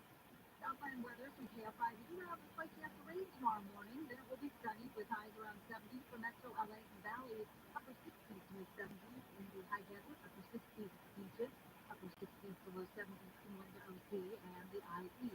Right now 74 in Villa Park and 76 in Westminster. We're going to a crash on the 134 in Glendale. This comes off the eastbound side, turning up on Pacific. Still great news that just pulled us out of lane. The lanes are loading up, holding out of Burbank, getting away from Hollywood Way. Santa Monica with Michael O'Brien, KFI in the sky. And there we are. That's it, eastbound bound. You're going to be on the brakes there pretty much from Cloverfield on and off into downtown Los Angeles. Now it's going to loosen up a bit. We're going to be back on the brakes. City Terrace on and off of the West Covina. Now the 60 eastbound, a bit tougher out of East LA. It's going to load up in Whittier, Lorena. First stretch heavy over to the 605, and then get from Hacienda Heights into the Rolling Heights area in the Mercy 57. Michael O'Brien, KFI in the sky. In the times in Irvine, slowing down 405 northbound from the 133 freeway towards Calder, slowing in Costa Mesa, Bristol, and stretches to Fieldwood Boulevard. KFI in the sky. Hope to get you there faster. I'm Angel Martinez. It's Friday and Saturday. Join this, our 2023 Igers Radio Music Festival. The biggest superstars from all genres of music on one stage. T-Mobile Arena here in Las Vegas. Stream it live only on Hulu. You will not want to miss this Friday and Saturday, starting at 7 p.m. Capital One is a proud partner of the iHeartRadio Music Festival for the 7th year in a row, bringing great products, rewards, and services to its customers. What's in your wallet? For official rules and more information about contests on this station, go to KFIAM640.com/rules. Injured, Kyle's largest injury firm in the world, Morgan & Morgan, for them. Southern California editor. Stay prepared, stay safe. This is Jacob Emma. If you've been in a truck accident, call 844-24-JACOB. I've been a BMW owner for over 25 years. I test drove the BMW iX at Sterling BMW in Newport Beach. I bought it. They have exceptional offers from BMW Financial Services. Visit sterlingbmw.com. Do you have 3 ex-wives and your current trophy wife wants a life insurance policy 3 times the size of the policies you had to purchase for your previous mistakes? If so, you need to call Big Lou at Term Provider, 800-859-3220. Big Lou is intimately familiar with your problems. And if you're 50 to 60 years old and in reasonably good health, a $1 million policy should only cost about $100 to $200 per month. Big Lou may have a solution for your previous policies as well. You may even save enough money to lighten the load on your new $1 million policy. Remember, call Big Lou. He's like you, except he's only on number 2. Call Term Provider at 800-859-3220. That's 800-859-3220 for $1 million in term life insurance that you can live with. Call Big Lou at 800-859-3220. 800-859-3220. Reason to use Get Around. The awesomest car sharing app in the world. Number 6. The app does it all. I want to rent a car and not deal with anyone. Just use the Get Around app. What about leaving someone for the key? The Get Around app unlocks the car. Great. I don't want to talk to anybody. Me, right? 100% digital car rental, 0 hassle. Get around. Book, unlock, drive. Save $25 on your first get-around trip with code F25. Every day, you breathe in thousands of microscopic germs, allergens, and viruses. Don't let these invisible invaders make breathing through your nose impossible. Flush them out with Navage. Navage uses powered suction to pull saline in one nostril, around the back of the nose, and out the other nostril, helping flush out all the nasty things that make you miserable. Nearly 4 million people use Navage to breathe better, snore less, and feel healthier. People like Cindy, a verified Navage user who writes, I've had such awful nasal congestion for the last couple of years. I bought Navage and OMG, I can breathe again. I love this thing. Goodbye, Neti Pot. Hello, Navage. End quote. If you suffer from sinus congestion, allergies, or snoring, then Navage is the safe, drug-free solution you've been looking for. Navage is at Walmart, Walgreens, CVS, Rite Aid, Target, and Navage.com. Navage. N-A-V-A-G-E. Clean nose, healthy life. Edible headlines from around the world. Non news on the Work Report. Saturdays at 4 on K5.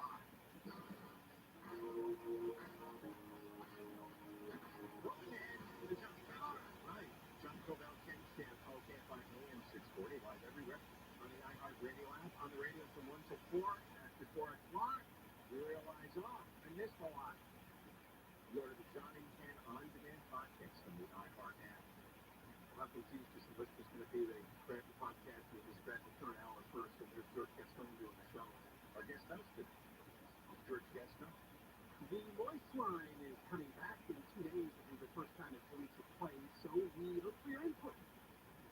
Use the iHeartRadio app, the microphone icon, or call the toll-free number 1-877-Voice-6, 1-877-664-7886. Well, John, I know you will enjoy this update, because there is another update on the F-35 fighter jet that we're missing. That's going to crash people's field.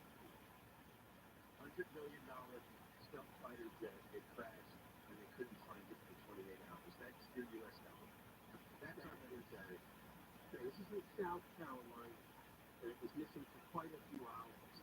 We now hear that there were people that heard it crashing. They could hear the noise of it screeching as it was heading down. It's a $100 million F-35 fighter jet, state-of-the-art.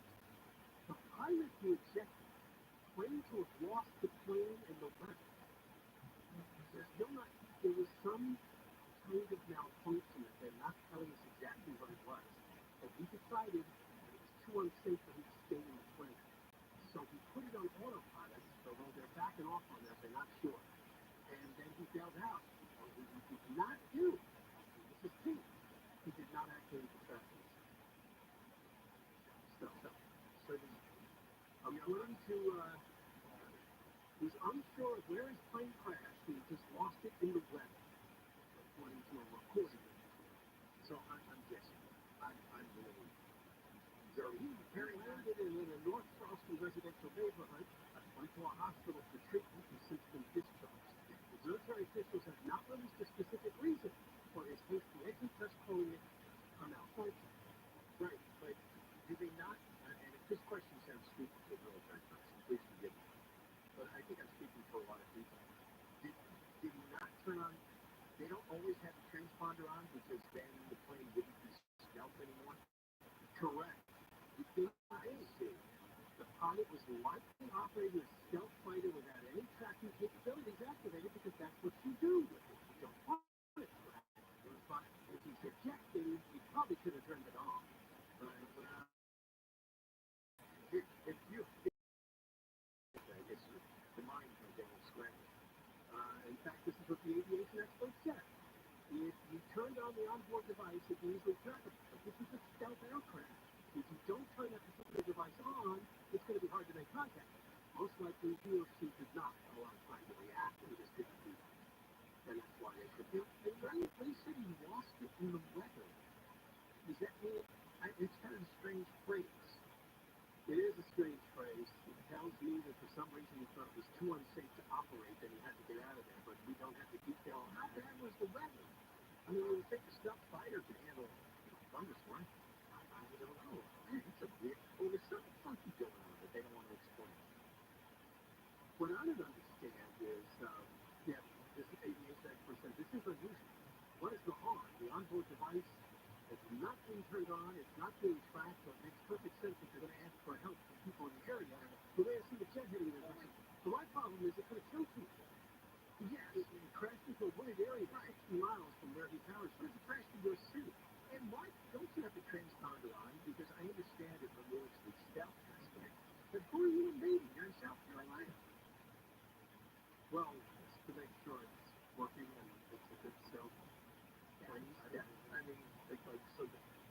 the auto are they trying to sneak up on? I wonder if they're going to tell us that the autopilot system will detect, whether or not it's safe to land or crash, rather than just it was on its own and it just ran out of fuel and just. That's what I assume happened, right? It just ran out of fuel. But maybe it still crashed. Maybe it's that smart. I found a wooded area where there's people. You know what? This is fascinating, but nobody's ever going to explain it, right? Because this is probably all top secret stuff. Yeah. Were they testing out some new version of the plane? Now, Deborah Mark, did you play somebody's imitation of the screeching of the plane? I thought I heard you play that earlier in the show. Did I missed that particular story? No, I did not. Oh, my. Local residents in the area heard an ear-piercing screech before a massive boom that shook their homes. Ken listens to another reason. I know. It's okay, Ken. I thought I heard you play something where the guy was making a screeching noise, but maybe I imagined that. No, I'm trying to remember what's. You're right. There was a story. There's a different story, but there was a guy making a screeching noise because it caught my attention. I went through my headphones. I heard, well, see, now the plane should be making a screeching noise. Well, if it's going again. Even though it's apparently got some tech issues, it is still considered the top fighter jet around the world. That's one. That $100 million of rubble smoking in the mountains. Or is this the behind $100 million? It's stuff this more than anything. Well, what's the discipline when you've destroyed a $100 million fighter jet? Well, once he gets out of the hospital, I'm sure he has quite an explanation as to why he's considered it too serious to fight. And it's truck drivers, right? If they crash a truck, then it's their fault. That's it. They're not asked that. Yeah, most stories I'm looking at questions their name, why the pilot of the jet. Why the jet appears to continue flying on the jet. Yeah, that's a part that we can leave it all the time. Guys got a lot of explaining. So it runs until it's out of gas. I'm thinking that's what happened. I don't know what is dangerous. They can somehow control it remotely. I have no idea.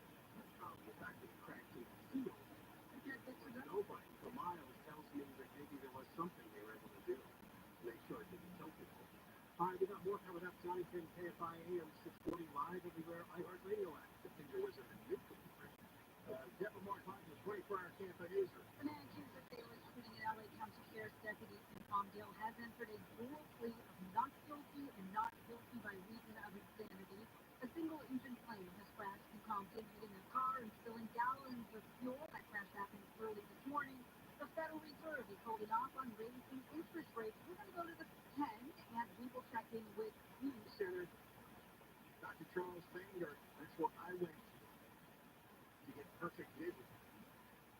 This is how it works. He's got the latest LASIK technology, and it will cure your nearsightedness, farsightedness, your astigmatism, even if you need reading glasses. You walk out of there 20/20 or better in most cases. Now, the latest iteration of his exam is called the VisionMax Pro LASIK exam and procedure.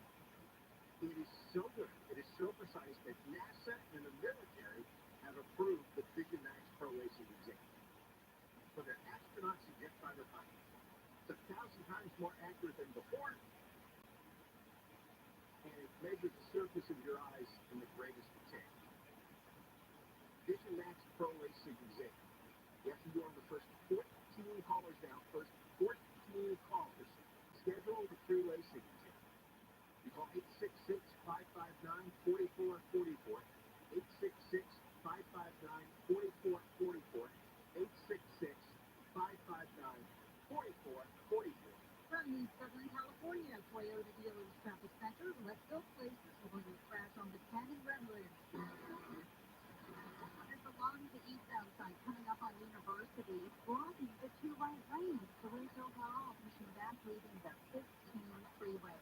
It's Michael Ryan, Hollywood, KFI in the sky. Well, the 101 shotgun. That's going to be quite a challenge now from Hollywood Boulevard, downtown Los Angeles, northbound side of the fence, little tight through downtown, and then once again from about sunset up into Universal City. Now, trouble's out at Diamond Bar. Looks like the 60 eastbound, just about Diamond Bar Boulevard. Street with the number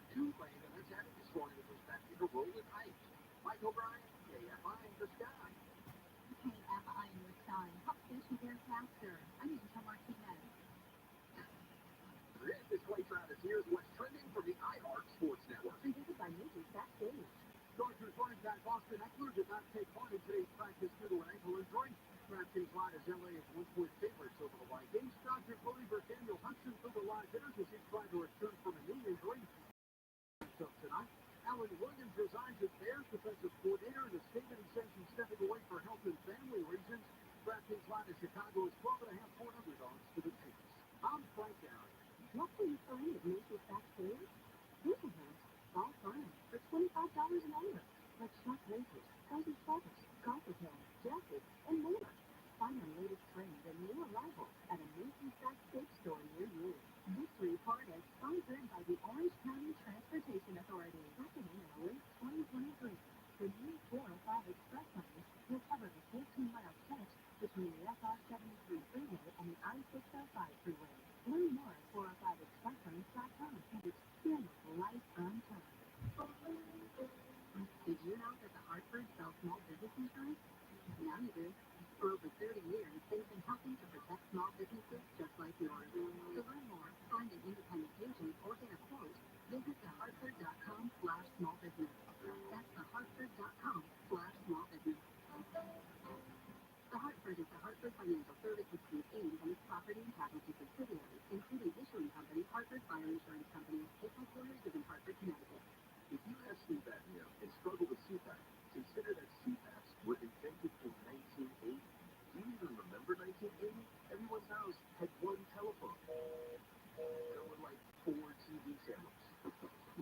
You played video games in arcades and watched movies in theaters.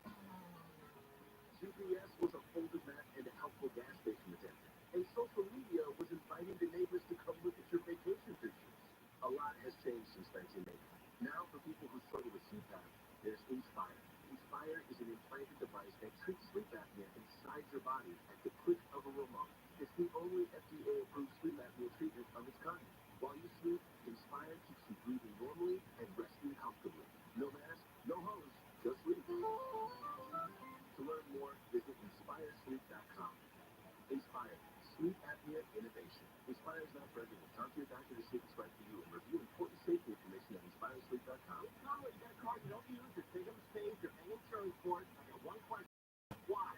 Get rid of it. Donate it to Cars for Kids. Now, I'm not going to sing the jingle, but I'm going to let you know Cars for Kids is the most convenient way to get rid of your old car. You're reliable, fast, and you don't even have to be there when they pick up your car. So easy. I had a car that I wasn't using, and I donated it to Cars for Kids. Look at you. Towing is free, you get a cash for kids and a hotel voucher. Just go to carsforkids.org right now to donate. carsforkids.org. That's Cars for Kids. If you're honest, it can feel like you're trying to find a needle in a haystack. You can hope the right person comes along, or you can just use ZipRecruiter. And now you can try it for free at ZipRecruiter.com/radio. In fact, ZipRecruiter has helped a lot of business owners find their needle in a haystack. Like Marco, president of operations at Telly Tires and Auto Centers. Because Telly Tires has grown a lot in the last few years, Marco needed to hire everyone from a receptionist to a store manager to a head mechanic. ZipRecruiter helps me find all the right people, even the most difficult jobs. ZipRecruiter helps me keep my business running. Take it from Marco and millions of other businesses who use ZipRecruiter. ZipRecruiter can help you find the needle in the haystack. See why 4 out of 5 employers who post a job on ZipRecruiter get a quality candidate within the first day. And right now, you can try ZipRecruiter for free. That's right, free at ZipRecruiter.com/radio. That's ZipRecruiter.com/RADIO. ZipRecruiter.com/radio. ZipRecruiter, the smartest way to hire. Hear the latest news from the headlines on your phone. Download the free iHeartRadio app for exclusive live coverage of breaking news from what's happening where you live. What's happening across an episode. Listen for free anywhere, anytime. Download the free iHeartRadio app today. My experience with football games, if a guy gets punched in the face, he did something to warrant getting punched in the face. You've been an a-hole for 2 or 3 quarters. It's one reason I was on football games anymore. These too many big guys going nowadays. You feel like small guys like me. There ought to be a small guy section. There should be for Tim Conway Jr. show. It's the no fighting, cowardly small guy section. Live 4 to 7 p.m. on KFI and on demand anytime on the iHeartRadio app.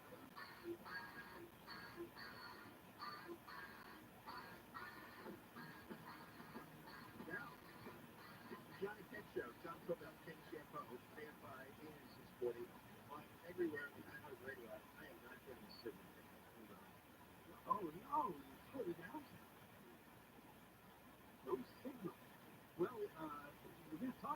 one of our favorite topics in the last couple of years. 79-year-old Rudy Giuliani is back in the news again. There is a woman by the name of Cassidy Hutchinson. You might remember her. She was a former Trump aide, a traffic young woman. He testified before the January 6th committee hearings. She's the one that said that some friend had put his hands around the throat of the driver. Remember that? Yes. She's got a book. A memoir. 27. Well, you know, she's for a lot. Yeah, you're dealing with Trump and Giuliani, and there's probably a second volume from it. Well, the story's making the news because so much about Trump for January 6th, but she claims that on that day, January 6th, when they were preparing for Trump's big speech before the marchers went to the Capitol, they were backstage in a tent, and, well, Rudy Giuliani got a little frisky with it. I felt his frozen fingers trail up my thigh. Oh, that's a terrible sensation. Apparently it started with Giuliani admiring the leather outfit she was wearing. He started to fondle her clothing, and then his fingers moved up his thigh. He really lost his mind. He says, you put his hand under my blazer, then my shirt, like a rope closing in on his thread. He fingered the fabric lightly. That's what she claims. I'm lugging this leather jacket on, fingering the fabric. Oh, but then eventually his hand, she claims, ran up her thighs. He describes his frozen fingers as it was a chilly day. Was his hair down running down his face? That's it. And I just love the moment, too, like just before this big event, and Trump is going to speak, he could stop the kilo. Rudy's there checking out Cassidy Hutchinson with, he counts a few. You know he's going bankrupt? Well, on top of everything else, he's got a lot of legal bills. He could be going to prison over that Georgia case, right? Yes. Yeah, he's indicted on that. And in the middle of all this, he's running his cold, dead fingers on his she says, I took some chin. The white of his eyes looked honest. My eyes start to, John Easter with flashes of really red. John Easter. I fight against the pace of my muscles and the coil from Rudy's grip. Filled with rage, I stormed through the tent. Yet another quest I had to do for Mark Meadows. What a dirty business, huh? Well, I took it also, write a book about obviously your experiences back in January 6th. But does that even feel good on the side? You can throw in there and get people think, oh, yeah, this is Rudy Giuliani's story. Sure, this selfie book. Now, this stuff really works on me because I got a Kindle account, and they sell the Kindle books for like $9.99. Oh, so I hear one good sentence like, yeah, okay, $9 I'll read that. And I've got all kinds of books piled up that all right, yeah, it says that Rudy Giuliani's former lawyer sued him, alleging that he had not paid but a fraction of the $1.6 million in legal fees in his own. He refused to get hands of these that Trump completely failed him. And Trump has held a couple of fundraisers and actually gets these rich business groups to show up, and they're paying thousands of dollars at some gala fundraiser. Rudy Giuliani's in the witness. Oh, yeah, in fact, he's got a website that's a legal defense fund. The story also says his garage is sold his Manhattan apartment for up to for $6.5 million. And he's going to have to turn to get over to the lawyers. Otherwise, he's going to die in prison. He may die in prison anyway. Empty can. The story has one of his immediate defendants saying, this is the man who cleaned up New York City and comforted the nation following September 11th. He took down the mafia. You know what you say? I tell people all the time that the best mayoral performance I've ever seen in my life is Rudy Giuliani in New York City. That's still number one. And it's embarrassing. You can't even talk about that anymore. People look at it. They look at it. Yeah, because there's a whole generation that only knows this Rudy. They don't know Rudy from 25 years ago. He was a superhero. Tom Mason. Hey now. Dr. Ray Kashiri Tono was last year to get the back for the booster, Man, I'm tired of issues. I had him up to the wax for me. I don't want to get. Yeah, I got addicted to inoculations. I have 15 or 16. Yeah.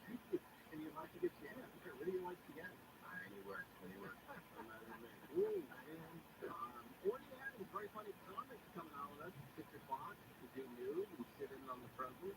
Right. And then we also have the Sierra Madre bear encounters. Man, every news station stops whenever they see a bear. Everybody's flying. And I'm like a shark in the water. So excited. Almost as good as a car chase. But it's like, it's almost become like the day before April 15th, or the day before Christmas with the traffic. It's so mundane where, there's a bear on the loose and everybody knows about it. Maybe they'll eat some. I don't know, but they never attack anybody. They just come in for a meal and they're food, right? You see the one, last year the guy inside a Krispy Kreme truck and boy, went nuts on the donuts. Not right. Really? Oh, yeah, this poor thing must have ended up dying. Hey, boxes and boxes of Krispy Kreme. They say once these bears get a taste of human food, they're not going to eat that other traffic. I still remember the bear that was drinking into the person's freezer. Yeah, the garage. And it was the Costco meatball. They love the Costco meatballs. The meatballs. Yeah, and also had problems afterwards. Okay, everybody runs. Everybody. Conway. All right, good job. Go on with you. Dr. Red. Not this chair. He's walking. There he is. Back into the studio. Waving his arms. It's something. If you keep listening, you might understand why. See there. Oh, all right. He's an acquired taste fan. He gets hot. And I like it. What can go wrong? I don't know. Are you ready? Roger, the news class is 25 again. Moving into pharmacy grades, stimulating content. KFI. KOST HD2. Los Angeles, Orange County. Live everywhere on the IR Radio app. Going for the math. Convicted with essential experience, sentence of life. Personally without the possibility of parole. I see Gregory Wide at the Hall of Justice where LA County DA Gaston announced the murder charge against Kevin Salazar, the man accused of the deadly ambush of LA County Sheriff Deputy Ryan Cleveland. Gaston also added special circumstances. The killing was committed against the peace officer. The second special circumstance is that he was lying in wait, and the third is by means discharge of a firearm from a motor vehicle. This morning, Salazar pleaded not guilty by reason of insanity. Cleveland rumors fiancée Brittany Lindsay says Salazar took away her future.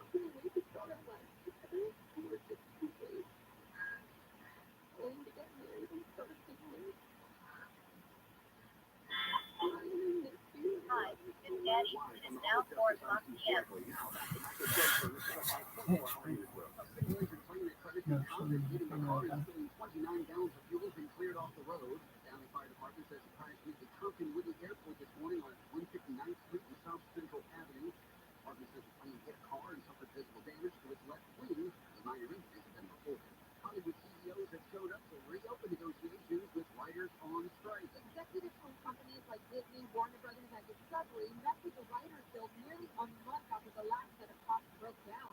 Business rep for IOPSI Orange County, Brad Marlowe, says he's happy to see negotiations moving again. It's a fight to put it in eventually, and the writers and the actors are going to win, but it's just sad that Jennifer is holding out. The WGA has entered its 4th month on strike and remains on picket lines with actors who joined them shortly after. Writers are demanding higher pay, residuals, and protections against artificial intelligence. Chris Adams, KFI News. Attorney General Merrick Garland testified before the House Judiciary Committee for the first time in 2 years during an unprecedented moment in DOJ history. Garland is overseeing 2 cases against former President Trump and another against the sitting president's son, Hunter Biden. We will not be intimidated. We will do our jobs free from outside influence, and we will not back down in defending our democracy. Garland says the Justice Department's job is to follow the facts of the law, and that's what they do. The committee says the DOJ is protecting the Biden family, but while targeting his opponent, Trump. The FDA has rejected a needle-free alternative to the EpiPen. ABC's Brian Clark says the drug called Neffy is a nasal spray. The FDA has paused the approval process, saying there's not enough evidence right now to approve the drug. Neffy was not tested on people with life-threatening allergic reactions. CEO of ARS Pharma says he was surprised by the FDA's decision and will resubmit its application next year. Recovery of an F-35 fighter jet that crashed in South Carolina has started. ABC's Justin Finch says the pilot ejected Sunday during what military told him mishap. The jet was left on autopilot. That jet, among the most sophisticated on Earth, with a $100 million plus price tag, was undetected for more than 20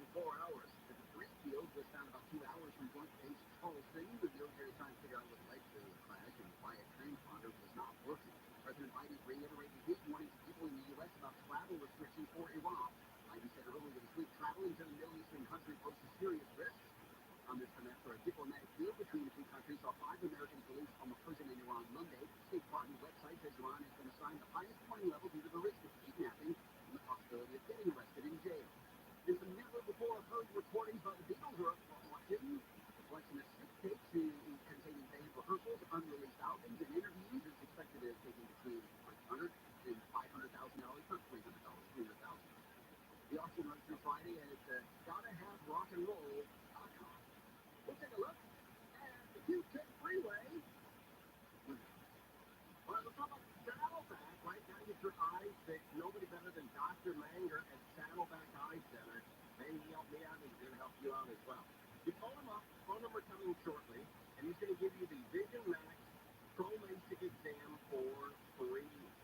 First 14 callers are going to get this exam for free. I'll tell you who uses the Vision Max Pro LASIK exam. Airline pilots, fighter pilots, and astronauts. All 3 of those professions need to have great eyesight, fantastic eyesight. You're landing on the moon, got to see the moon.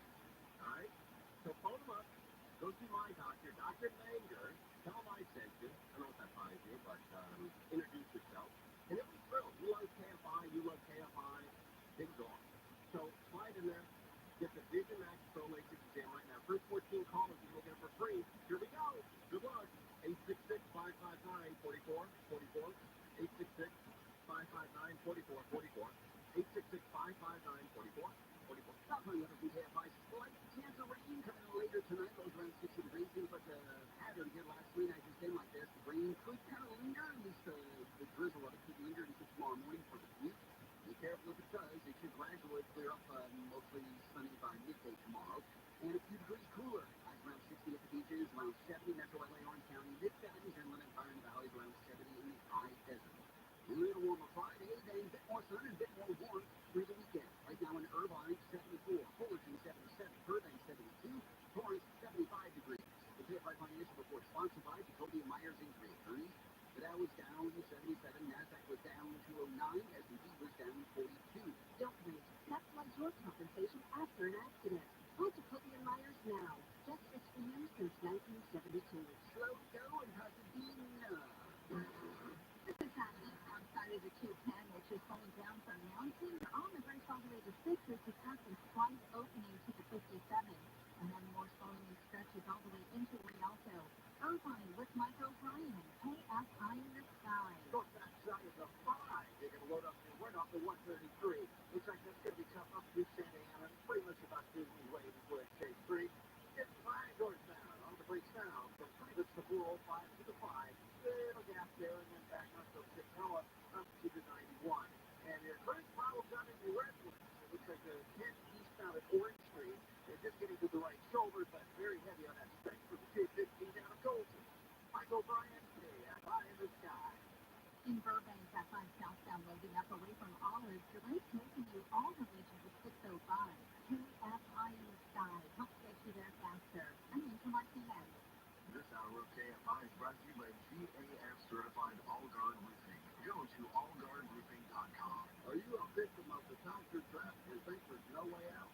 I'm Chuck McDowell, founder of Wesley Financial Group, the original concrete insulation expert. And I'm here to tell you that there is a way out. All you need to do is give my office a call. I will send you a concrete exit information kit absolutely free. Explaining how the concrete industry works and your options for cancellation. Call Wesley now for your free info kit. 800-522-5700. 800-522-5700. If you are planning to file for the employee retention tax credit, be careful. The IRS is cracking down on fraud. A CPA firm can keep you out of trouble. Most of the ERC firms on radio and TV are not CPA firms. JWC ERTC Advisory CPAs help thousands of businesses file for the ERTC and stay on the right side of the law. Learn how to protect yourself at iHeartTaxRefunds.com. Find out if you qualify with JWC's anonymous online qualification tool. No phone number or email address required. Go to iHeartTaxRefunds.com. And listen on the free iHeartRadio app for all your music, sports, talk, and podcasts. Free never sounded so good. KFI AM 640. KFI AM 640 Spotlight Show. And we begin with trying to figure out why Crozier was sick. People want to know. If I'm getting taxed, oh yeah, typically don't get that hot till like Thursday. I appreciate people's concern. I wasn't. Oh, okay. When John says, "Oh, look at it," he's kind of throwing on that here. It's like there are things that are going on in the station that not everybody's always aware of. So to assume that there's a job that's not being focused on. I'm just placing it to be correct information. So keep listening, and you will understand why things will work. Well, Steve was trying to get on line, right? Yeah, Steve did what we call in the industry out of the box. Wow, I didn't know that. That's why John's intro me saying, make a pro. It wasn't me, it was Steve Gregory who was supposed to be out of the box. I didn't need to be in the tip. But to John's credit, he didn't, because he probably didn't know that. That's right. So, yeah. I'll bet he's never heard that from me out of the box. You think he has? I've never heard that from him. Is that right? I really haven't. Wow, there's two people who have extensive radio experience, that was much more than I. And neither one of us has read that. And you know the interesting part about that?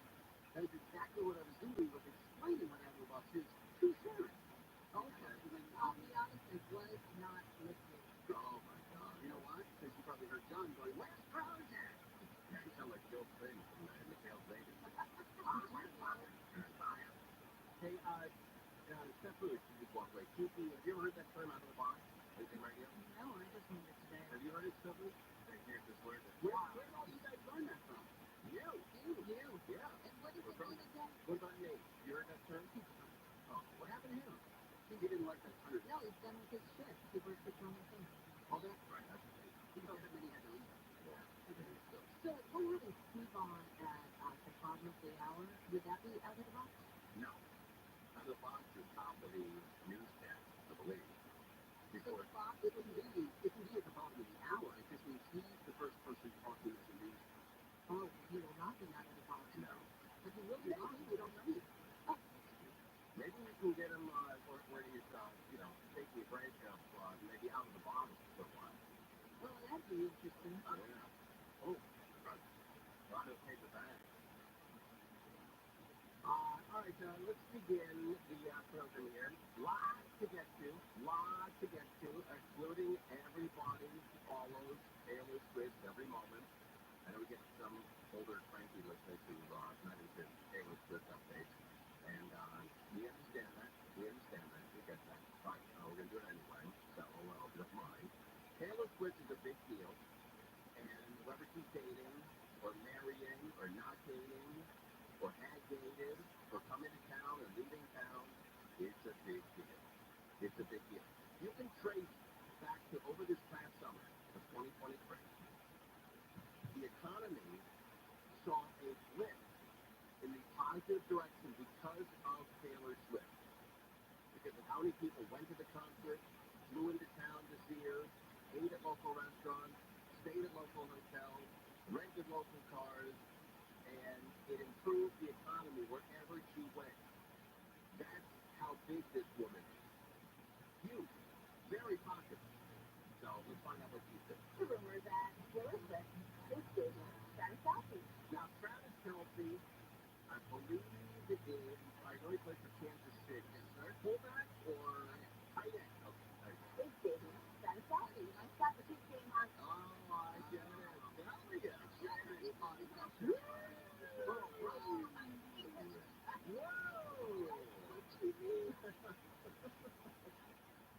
It's dating Travis Kelce. Got the Chiefs game on Sunday. You probably heard NFL announcers making a ton of Taylor Swift references with Travis. Strong guy with a drum and a horn in the back.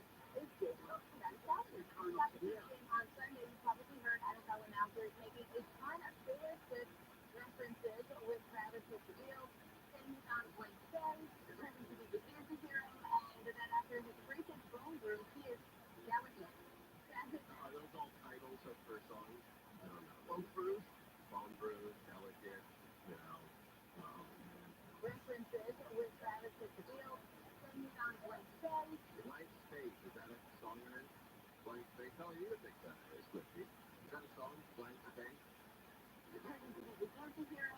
The anti-hero, is that a song? And then after his recent bone bruise, he is delicate.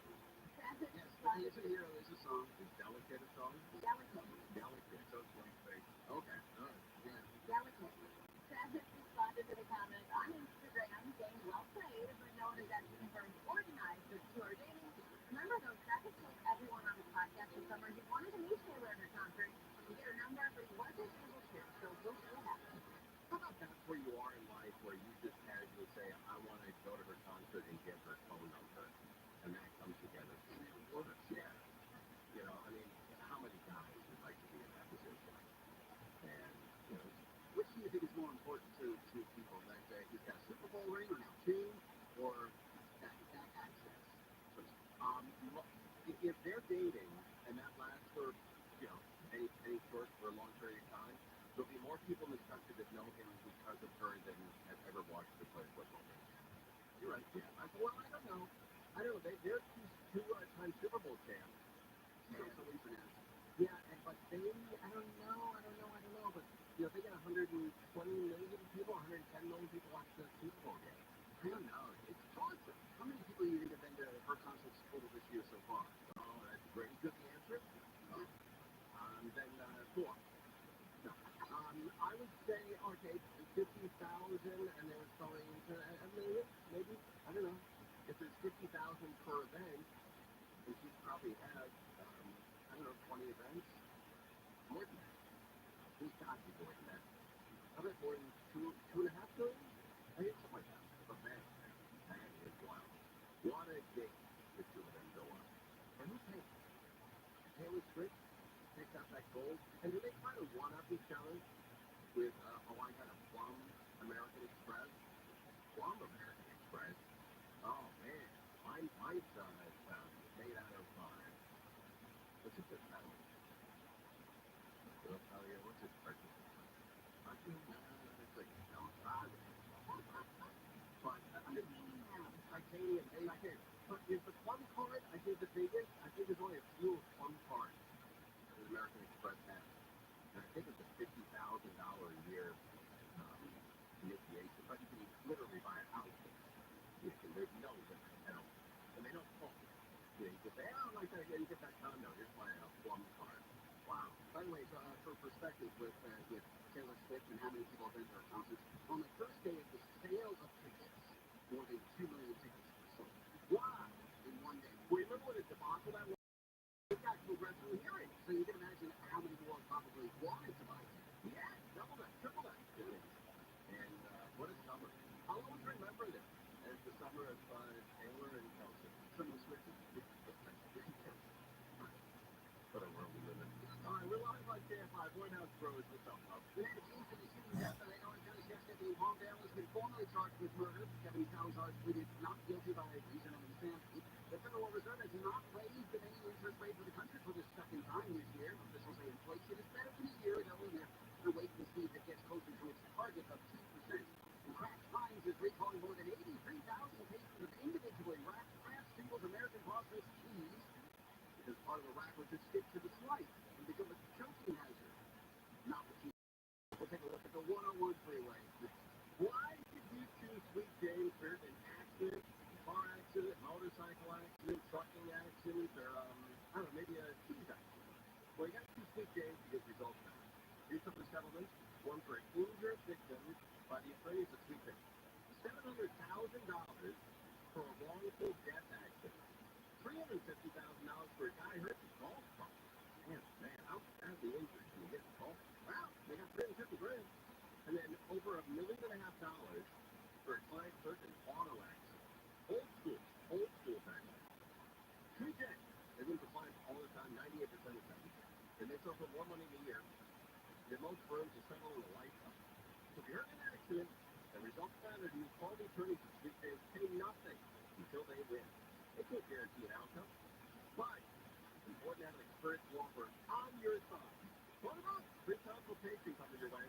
800-9-million. 800-9-million. 800-900-0000. And Sweet James. Things are slow and you tell them that. It's that southbound side of the 101 with delays loading up at ROTHSCHILD. You're on the break-in stretches all the way to the 170, 134 split. In Studio City, the 101 northbound loading up at Coldwater Canyon, all the way to Wonder Canyon, Encino. It's Brea with Mike O'Brien, KFI in the sky. Forecast outside with the 7. Take the break here. Just as you bring it past, start against Lambert. Lambert, it'll be on the break close to the way to the version of the 60. 60 eastbound, typical storm now from Hockey and Heights over the 95, and then once again to the 71, on and off at the Riverside. Michael Bryant, KFI in the sky. KFI in the sky. Hope that you're there faster. I'm Lisa Martinez. This is Eric Dickerson. Here's what's trending on the iBlock Sports Network. Presented by Staples Stores. Dodgers running back Austin Eckler did not take part in today's practice due to an ankle injury. DraftKings line is LA as 1-point favorites over the Vikings. DraftKings reliever Daniel Hudson took a live hitters as he's trying to return from a knee injury. Their series of the Tigers wraps up tonight. Alan Williams resides as Bears defensive coordinator in the state that he says he's stepping away for health and family reasons. DraftKings line in Chicago is 12.5-point underdogs to the Chiefs. I'm Frank Aaron. Staples has great deals on a full range of HP printers, America's most trusted printer brand. Right now, Staples is dropping prices on their entire selection of HP printers, with select models starting as low as $69.99. See staples.com/HP for details. Upgrade to HP at Staples. This report is sponsored by Blindster.com. I am Kyle at Blindster.com, and I sell custom blinds designed for do-it-yourselfers. Unlike stock blinds offered at big box retailers, Blindster blinds are custom made for your windows and shipping is free. Don't hire an expensive pro. Do it yourself and save big at Blindster.com. Prime members save more at your Amazon Fresh store. As a Prime member, you'll save 10% on hundreds of items in store, from organic produce to pantry staples to handcrafted pizza. Head to Amazon.com/fresh locations and find a store near you. I've been a BMW owner for over 25 years. I believe it is by far the best performance car on the road. I'm not alone. So I went to Sterling BMW in Newport Beach to test drive the new BMW iX. I bought it. Sterling BMW is family-owned for over 30 years. They treat you well like family. So if you're looking to buy an electric vehicle, visit Sterling BMW, test drive the new iX. Exceptional offers from BMW Financial Services. SterlingBMW.com. SterlingBMW.com.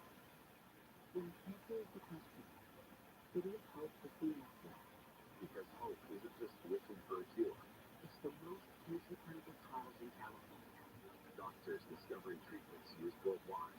And success is treating all types of new stages of cancer at a top-ranked hospital with just one mission.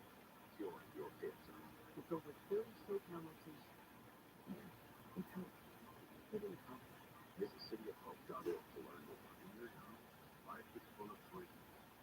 Don't let open doors close. Highly addictive and fentanyl is the way your life is one long tour. Find medical solutions and choose that way. Reasons to use Get-Around is the most ultimate car-sharing app in the world.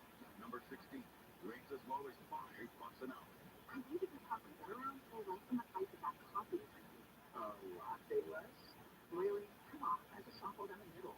With Get-Around, you only pay for the time you need, with rates starting at just $5 an hour. So you can get moving on a budget. Get-Around. Just book, unlock, and drive.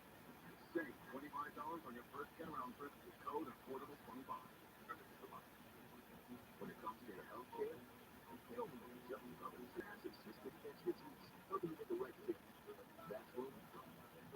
At Tech Medicine of USG, our specialists listen. They work with you to find the personalized solution you need. They don't let anything get in their way. Tech Medicine of USC. Together, we are limitless.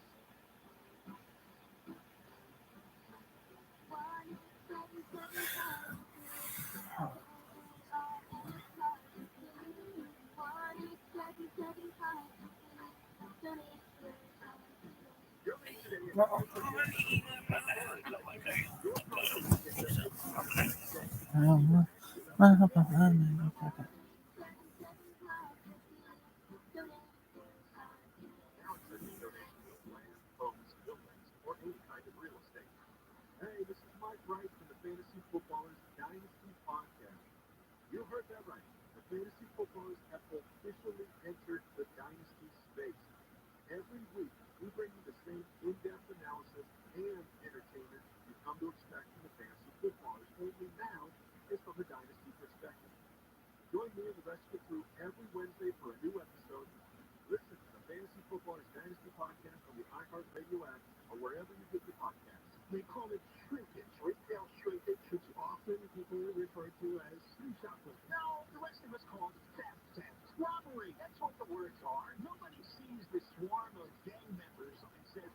John and Ken. Hey, look at all that shrinkage going on at Macy's. Live 1 to 4 p.m. on KFI and on demand anytime on the iHeartRadio app. Come on, man.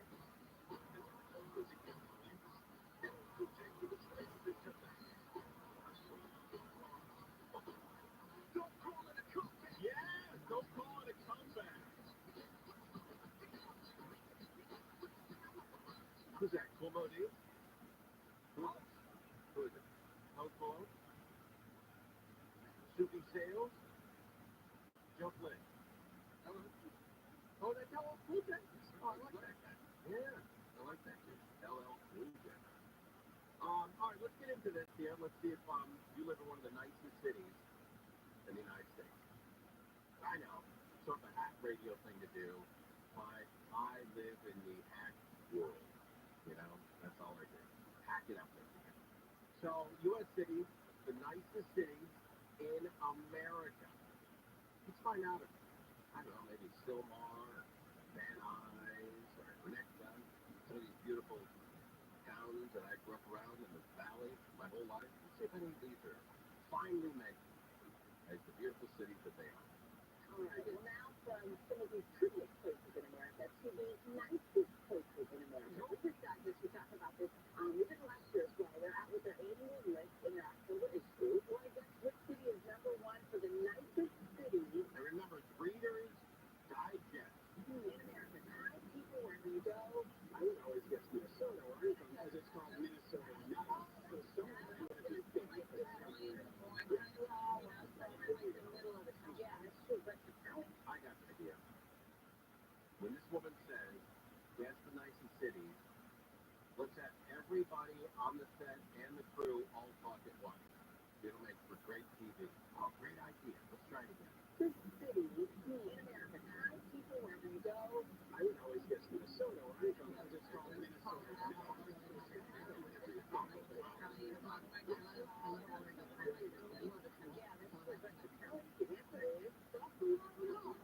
Wow! Buffalo, New York. Tell me, you have a connection to Buffalo? You seem like I mean, not just the Colorado Buffaloes. Yes, my aunt Margaret, sister's daughter, Went to Buffalo State? no, but she went to Niagara Falls. Okay. So she drove through Buffalo. Buffalo, all right. Buffalo has been through a lot, and it keeps continues to persevere. We know that. Fred Hines and Buffalo Bills player Mark Hamlin wrote a special thank you letter expressing his love for Buffalo. And here's a look at some of the other nice places, cities and businesses that they highlighted. Woodshire Flower Farm in Providence, Rhode Island. Okay, Providence, Rhode Island, number 2. Oh my God, you did? I actually did. Wow, what is it? My father is was from Rhode Island, Woodstock, Rhode Island. Well, I've never known anyone to be from Rhode Island. Rhode Island's like the size of Orange County. Yeah. Tiny. Are they nice? They're very nice. I lived there for very good. Montana. Never been. That's that morning. Is this from a morning show? It has to be. That's that morning humor where they laugh at nothing. But he said, are they nice? And then everyone busted up. Yeah, I believe that. Are they nice? They're very nice. I lived there for about 2 years. Unity Park in Greenville, South Carolina. Very nice, but I think. I know one of you guys. And Mark Barbecue. We have some traveling to do. They've only, all 5 of these people on that show have only been to the 5 boroughs of New York. They've never been anywhere else. We have traveling to do. I know one of you guys. And Mark Barbecue in Colchester, Vermont. They've been doing this business. I know. Yeah. None of them. They've been to none of these places. They always talk about diversity. But yet, they stay in New York City. Yeah, they like talking about diversity. They just don't want to be around people that experience it, right? So they stay in New York City. I get it. I understand. All right, at 4:30, coming up, we have Steve Gregory. He's great. Then we also have Dr. Ray Kasheri. He's even greater. And then we have Horny Adams, who might be the greatest comic ever to walk the face of the earth. It's possible. Anyway, they're all coming on tonight. What a treat for you guys. And for me, Frozen, and Elio, full crew, and Indy, TP, food over. So we're going to have first Steve Gregory, then Dr. Ray Sherry at 5:05, and then Orny Adams at 6:05. What a show. This is going to be great. Yes, we're live from Camp on Board. How's Close? What's going on, Bob? Green Catholic Services and Fullerton have banded together to offer low-interest loans to homeless families with jobs. Homeless families with little kids will subject very, very troublesome. St. Philip Denise and Father Dennis Chris says the 2% loans would help about 30 families stuck in a hotel room struggling. So they would have a roof over their heads, but they would never be able to save first month, last month, and the security or payment deposit to be able to get into an apartment again. Chris says payday loans are crushing these families because the CARES Act raised $40,000 of a $100,000 goal to offer loans, financial literacy, and other services to get families into homes. In Fullerton, Corbin Carson, KFI News. This report brought by Jacoby Myers injury attorneys. A man who intentionally ran over and killed a man on the street in Riverside has been convicted of first-degree murder. 3 days of deliberations, and a jury convicted the man of the 2021 murder as well as the sentencing against allegations using a deadly weapon in the crime. The judge yesterday scheduled a sentencing hearing for December. 25 years to life in state prison. Governor Nixon says he won't be making the 2024 presidential run and will instead continue to back President Biden. Nixon told News Nation host Chris Cuomo Biden deserves to be president and members of his party deserve to have his back. I'm really proud of the president, I'm proud of what he's done, and I'm proud of his team. And you will know this well because of your own experiences in politics. It's not about the guy on the white horse. It's about those around the table. Nixon said yesterday Biden has brought together an extraordinary team. That's why he's a team player for the president. If they consider a possible Democratic presidential contender by some analysts, he believes that he will not run in 2024. And McDonald's in San Francisco is being sued by an elderly woman who says employees refused to help her when she was severely burned by a coffee. The lawsuit filed last week claims the employees breached their duty of care after failing to secure the lid on her coffee cup that she took into the drive-thru. Or that I should say, that she bought in the drive-thru. The woman says the coffee then spilled and caused her severe burns, scarring, emotional stress, and medical expenses. The owner of the franchise says they're reviewing the claim in detail. And it's care. King Charles and Queen Camilla have arrived in France. They've been welcomed by the country's president, Emmanuel Macron, and French First Lady Brigitte. The two couples participated in a ceremony at the Arc de Triomphe in the week treating the unknown soldiers to mark the shared sacrifices of the past and an enduring legacy of cooperation. ABC's Inez de Catara says French and British fighter jets then flew above the monument. He's being hosted for a dinner at Versailles tonight before heading south to Bordeaux. We'll take a look at the 10 freeway next. Let me introduce you to Dr. Manger at Saddleback. He's the best. And he has the newest, latest technology. It's called Vision Max Pro LASIK Exam. Remember that. Vision Max Pro LASIK Exam. Military uses it. NASA uses it. Airline pilots use it. And they all have great sight. We rely on those guys and gals in that cockpit to see that runway when they're landing. And they do it with the Vision Max Pro LASIK exam. Some of them do. It's 1,000 times more accurate than before. 1,000 times! And it's really accurate before. Extreme. So let's follow them up. First 14 callers that can get the exam for free. And this is very expensive equipment. And usually a very expensive exam. You're getting it for free. That's a big deal. So phone them up. Whether you're nearsighted, farsighted, contacts, glasses, the whole run. Here we go. Fix those on. 866-559-4444. 866-559-4444. 866-559-4444. Maybe spring again overnight. Light rain, lows around 60 degrees. Mostly clearing up by midday tomorrow and another few degrees cooler. Some sun peeking through Friday and about 5 degrees warmer on that day and another 5 degrees heat coming toward the weekend. 75 in Costa Mesa, 80 in La Palma. There's a crash mid-city. It's on the eastbound side of the 10 just past Vermont. It's on the Collector Road and has just been cleared to the right shoulder. But overall slowing loading up out of Santa Monica, leaving Lincoln. It's out to Hockey in the Heights with Mike O'Brien, KFI in the sky. Yeah, equal trouble for the 60 eastbound, just a hair past Azusa. That's a stuck big rig in the number 3 lane, so quickly backing up through Hacienda Boulevard. And before you get that far, you've got normal swing from East LA interchange down to just about Paramount. Heading up to a problem on the 210. 210 eastbound at Irwindale Avenue. Looks like they just got to the right shoulder there. It's adding the slowing way back by the Rose Bowl. Mike O'Brien, KFI in the sky. In Hawthorne, 105 eastbound, right at the 405. There's a crash out of lane now to the right shoulder. The winds are loading up away from Sepulveda Boulevard. KF Lane Sky helps get you there faster. I'm Angel Martinez. Water damage, fire damage, AdlerGap.com. American Vision Windows, SoCal choice for energy-efficient windows and doors. AmericanVisionWindows.com.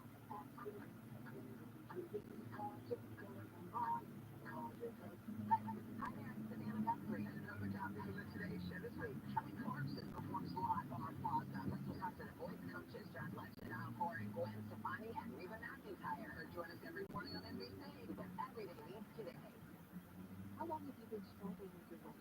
Months, years, or entire life? If you need to lose 50 pounds or more, the team at Breast Medical can help.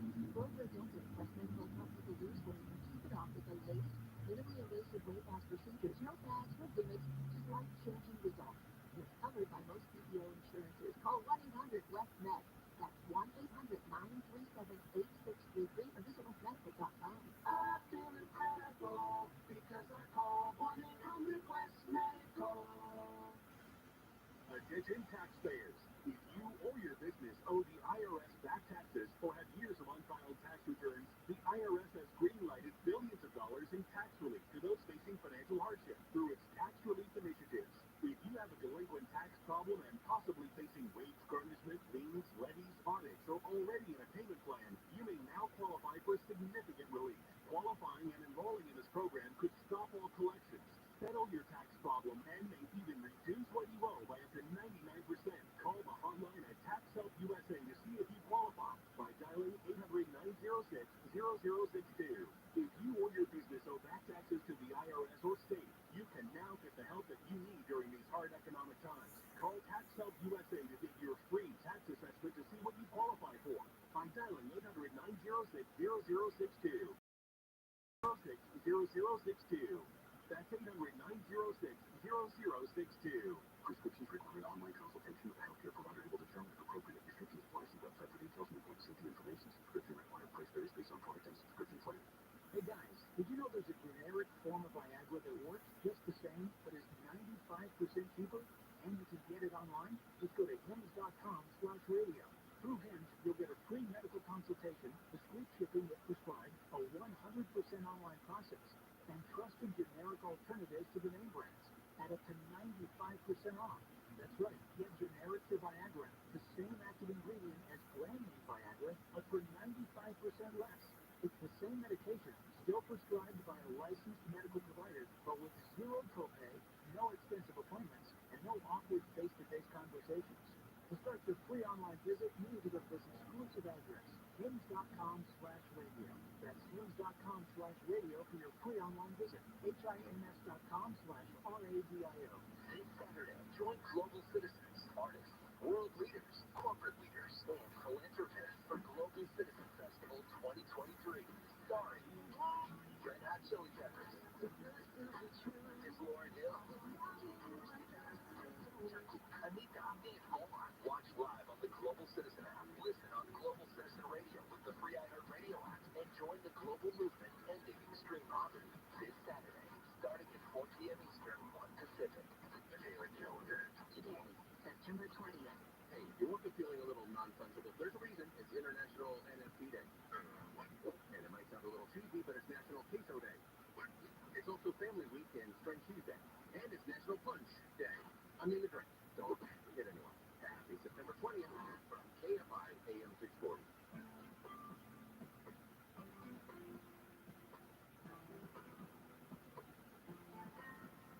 KFI AM 640. John Waysell. Steve Bradley is with us in downtown at the Hall of Justice. Is that right, Steve Gregg, Hall of Justice? The Hall of Justice. This is where both the district attorney's headquarters and the sheriff's headquarters are located. Okay.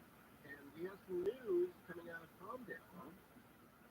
Well, this morning, the man that has now been officially charged in the shooting death of Ryan Kissenberger appeared in Lancaster Courthouse this morning, and he was donning a bulletproof vest. His hands were restrained at his waist. It looked like he had no shirt on underneath the bulletproof vest. His hair was a complete mess. He just stood there, didn't say anything, and his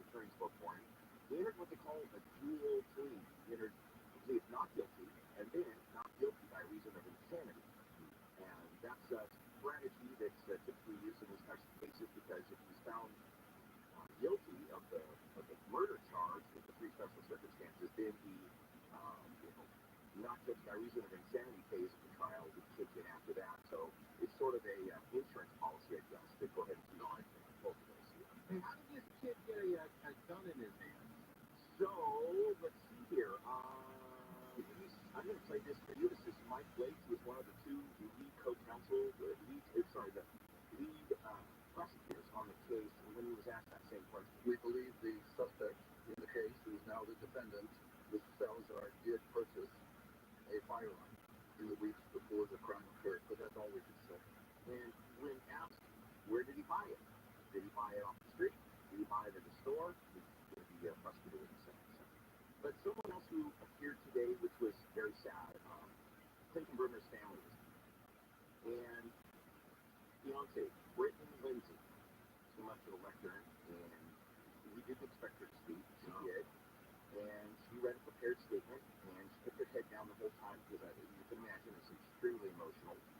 But she thanked everybody involved in the case and everyone who came forward with information. He was the best guy I've ever met.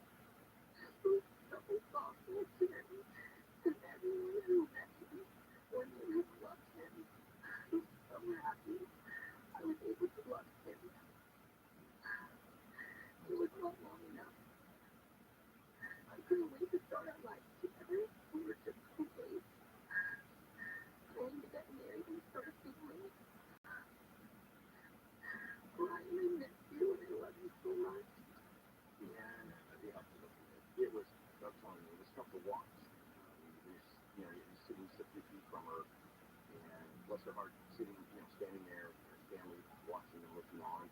They had just finished delivering the body from the coroner's office to the mortuary. They just finished doing that before they took the home justice. Is there a date yet or time for the service? Not yet.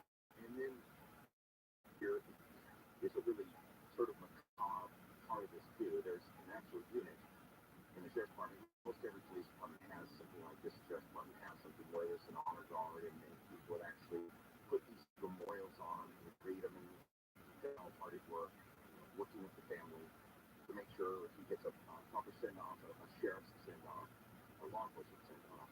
And that's what they're working on now. And of course, they'll let us know because they will have a public memorial and then they'll have a private memorial. And what about his grandfather and Ryan's grandfather and father both served in the sheriff's department? Is his grandfather still with us? That is a great question. I don't believe he was there today. If he's still with us, he wasn't there. What about his father? Yeah, his father was there. His brother is actually an officer with another police department. They didn't reveal which agency, but he's with another police department. So, truly a law enforcement gap. I mean, they really take blue. Yeah, but I know that you've covered, unfortunately, a lot of these in the past, but this one, I hear your voice, seems to have really gotten big. You know what this reminds me of, Tim? The one and only time I ever broke down on the air? Was the Ryan Von Minion. Oh, wow, yeah. Remember that one? Yeah. We talked about that night, and I covered the memorial up there, the military burial. Yeah, that's just a tough one. Yeah, it really is. And I can't imagine there'll be anything less than 1,000 officers at that service. With the history of that family has in the sheriff's department, so if not more. Yeah. I mean, because then what happens traditionally is officers from all over the world will show up, and it's an amazing sight to see that all the different colored uniforms that represent agencies from all over the world. I remember at Montemino's memorial, there were Royal Canadian Mounted Police that had shown up. There were officers from Australia that come over. And yeah, so it is a big deal. It really is. And what is Gaston going to do? Throw the book at him here? Well, he did announce today there's the single murder charge, and he added 3 special circumstances.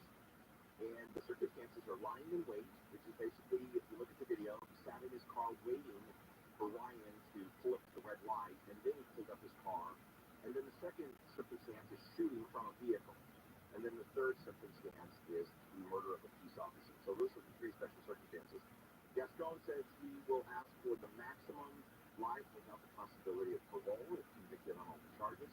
When asked about the death penalty, Gaston said the death penalty will bring him back, and the death penalty is not a well, it's any kind of wrong. It's a deterrent for people like me, you. It's a big sure. But I know that you've been traveling and it's been a rough week for everybody here. But as soon as you get word on the service, we'd love to keep them on here. Of course. All right, thank you, sir. Thanks, Jim. All right, there you go, Steve Gregory. And Steve is a terrific reporter. I think he's the best reporter in LA. And every time there's a press conference, he always gets the first question. People respect him. They understand that he's not going to be very hard on people, but fair. But man, you could hear in his voice that this was especially tough to cover. And he's there. And nothing bothers him. Nothing bothers that guy. But this did. And it's a big deal. Big deal for everybody, for the sheriff's department and people live here in Southern California. It's just a gruesome way that happened. And for nothing. Like, absolutely nothing. We lost a guy who's third generation police officer. Third generation with the LA County Sheriff's Department. Unbelievable. All right, we're live on KFI 40's Dr. Ray Sherry's playing Elvis at 5:05. We'll talk about boosters and find out what do we do here with the boosters and the vaccine. We're live on KFI 41 out Kroger and KFI 24 News. LA City Council member Kevin De Leon says he's running for re-election. He refused to step down a year ago after he was heard on leaked racist conversations with other city officials, including City Council leader Nuri Martinez, who did step down. Britain has added on to Europe's new internet safety crackdown with its own laws requiring tech companies to take down illegal content and protect kids online. Digital rights groups say it threatens privacy and free speech. And officials in Massachusetts say preliminary autopsy results show a man who died after flashing during Monday night's NFL game probably didn't die from being punched during a fight at Gillette Stadium. Take a look. And at the freeways, next. Genetics, stress, hormones, aging, all natural factors that can lead to hair loss. Well, if you only find a way to stop that, and reverse balding and thinning, you gotta go another direction. Introducing advanced hair. They're the best. Advanced hair restoration. It's simple one-day treatment, and they can regrow your own natural hair the very next day. That's when it starts growing. And it can replace hair that's been gone for years and maybe even decades. Advanced hair works for men, women across all ages, and backed by the Advanced Hair Guarantee. Top-rated physicians at Advanced Hair have improved tens of thousands of lives, including mine, by reversing that clock on hair loss. Schedule your free consultation right now. Phone them up, 844-333-HAIR, 844-333-HAIR. If it's right for you, you're going to get $250 off and $250 free haircut. So I don't know if I mentioned this, but you can regrow your own natural hair with Advanced Hair, and it starts growing the very next day. 844-333-HAIR or the website, advancedhair.com. As wet as possible tonight, mostly clearing, but a bit from the bottles. Sunny, maybe 10 degrees warmer for the weekend. This report brought to you by Discover from the Southern California Toyota Dealers Traffic Center. Those go places. Harnessing West LA. This one's on the northbound side of the 405, and it's just past Wilshire. Looks like everything's out of lanes now, but you still have that messy drive out of Culver City from Washington Boulevard. Pasadena with Mike O'Brien. KFI in the sky. Working outside of the 210, starting to hit the brakes here, just approaching St. Gabriel Boulevard. That's jumping to downtown Pasadena, but pales in comparison to the 210 eastbound. That's going to be tough, pretty much from the Rose Bowl out to Citrus. Little gap, hits around the 57, and then one more time through Bucamonga there. That's going to be from Mountain over to Day Creek. Mike O'Brien, KFI in the sky. KFI in the sky. How sketchy they're faster. I'm Angel Martinez. Discover credit cards do something pretty awesome. At the end of your first year, they automatically double all the cash back you earn. That's right, everything you earn double. The cash back from trips, restaurants, all double. Seriously, those key terms are checking out for yourself at discover.com/match. This report is sponsored by ViralRabbi.com. The Metropolitan Water District of Southern California has rebates for water wise devices like smart sprinkler controllers and kits to reduce water use everywhere at home. Visit ViralRabbi.com. That's ViralRabbi.com. It seems you're taking a victory lap with my new permanently restored vision, thanks to Schneider RLE. Yes, there is a permanent solution to readers' contacts, glasses, and cataracts. To learn more, join me at a free live webinar September 28th at noon. The doctors at Schneider RLE will explain how it's different than LASIK, whether you're a good candidate, and how much it costs. Don't miss this free live webinar Thursday, September 28th at noon. Register now at SchneiderRLE.com. SchneiderRLE.com. Running a small business takes grit and determination, and a communications provider that's got your back. That's Spectrum Business. Fast, reliable communication solutions that keep your business going. Get 300 megabits per second internet, just $49.99 a month, when bundled with Spectrum Business Connect, the all-in-one phone system that lets you work from anywhere on any device, and get a free mobile line for a year. Visit spectrum.com/go faster. Restrictions apply. Services not available in other areas. Hey, it's Shannon, and I love Thornton Buick GMC in Pasadena. Ted and Tom over there stay true to their ad prices. Here's the deal on the new Buick Invicta. You put $3,000 down and lease it for $250 a month, including tax. Just $250 a month. Thornton Buick GMC right off the 210, or go to ThorntonMotorCenter.com. Click here to take 35% off your next cleaning. Your kitchens and bathrooms' natural stone surfaces are exposed to germs and bacteria. So call Coit. Our certified technicians deep clean marble, granite, and more to remove buildup. Then apply a sealer to protect from bacteria and stains. Give Coit a call today, and be sure to have your natural stone surfaces cleaned every 12 to 24 months for a healthier home. Call 800-4-COIT now and take 35% off your next cleaning.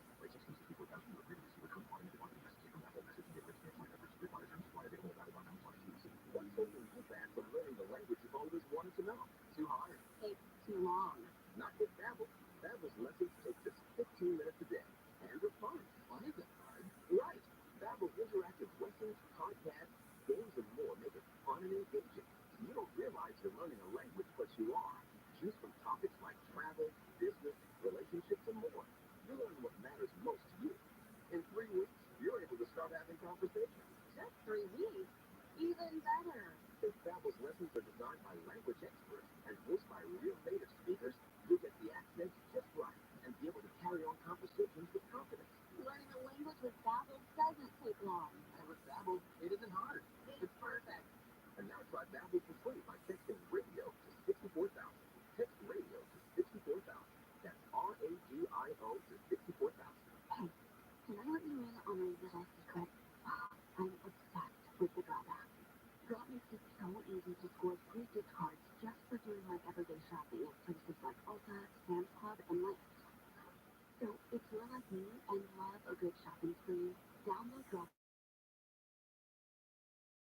today and join with us. And use my code GETDROP999 to get $5.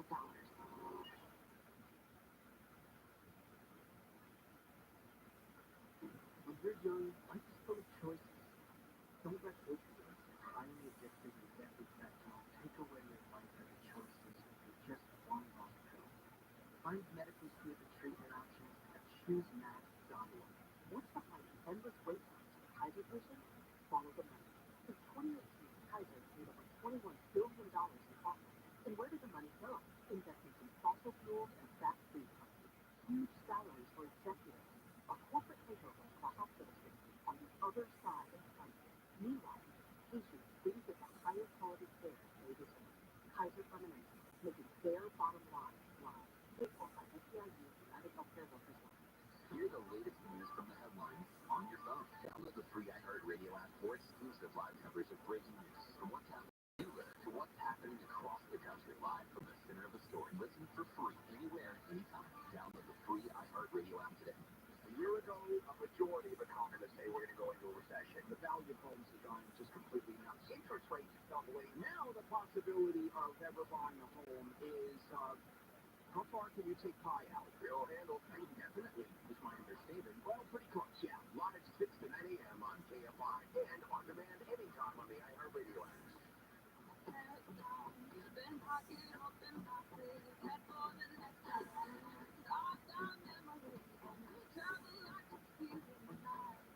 KFI AM 640. Sound like them. You know what's cool about working here is that during the commercial break, you run into guys who work down the hall, like Petros and Money. And Matt Money Smith is the play-by-play guy for the Chargers. And he's leaving Saturday to go to Minneapolis, St. Paul, Twin City, play the Minnesota Vikings. And what a cool job that is, right? And he tells the inside scoop of what's going on with the team and the players. And, that's a great outfit. I mean, you literally go to the airport, you get on a chartered DC-10 or 777 wide-body plane, and they only have, I don't know, probably 70 seats on them, all used as big leather seats. You get your own TV set, you get your own menu, there's people giving you food the whole time, drinks, I think, on the way home, and you literally, you're on a chartered 777 or DC-10 flying cross country, and they treat you like kings. There's a lot of money in the NFL. So by the time you get off that plane, they got the most beautiful buses in the world. They take you to the hotel. They put you up in the nicest hotels. You get all the meals paid for. On Saturday night before the game, if you're not playing, if you're an announcer, you can go out and see the town. And this past week, they were in Nashville. So how cool is that? To be in Nashville and walking around and not really having anything to do.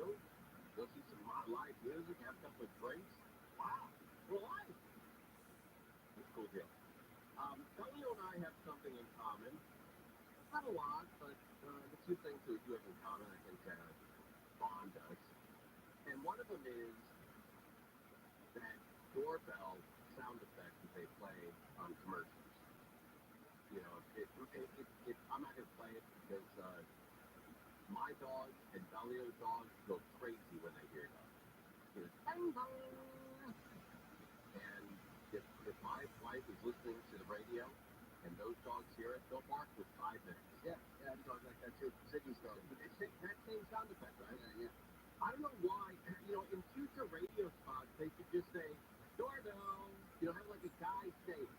Like something, or knock knock. Yeah, why don't you just put a knock? Right. But it's the exact same sound of our doorbell at home. Exactly. And you and Elliot both have smaller dogs. That's right. Yeah.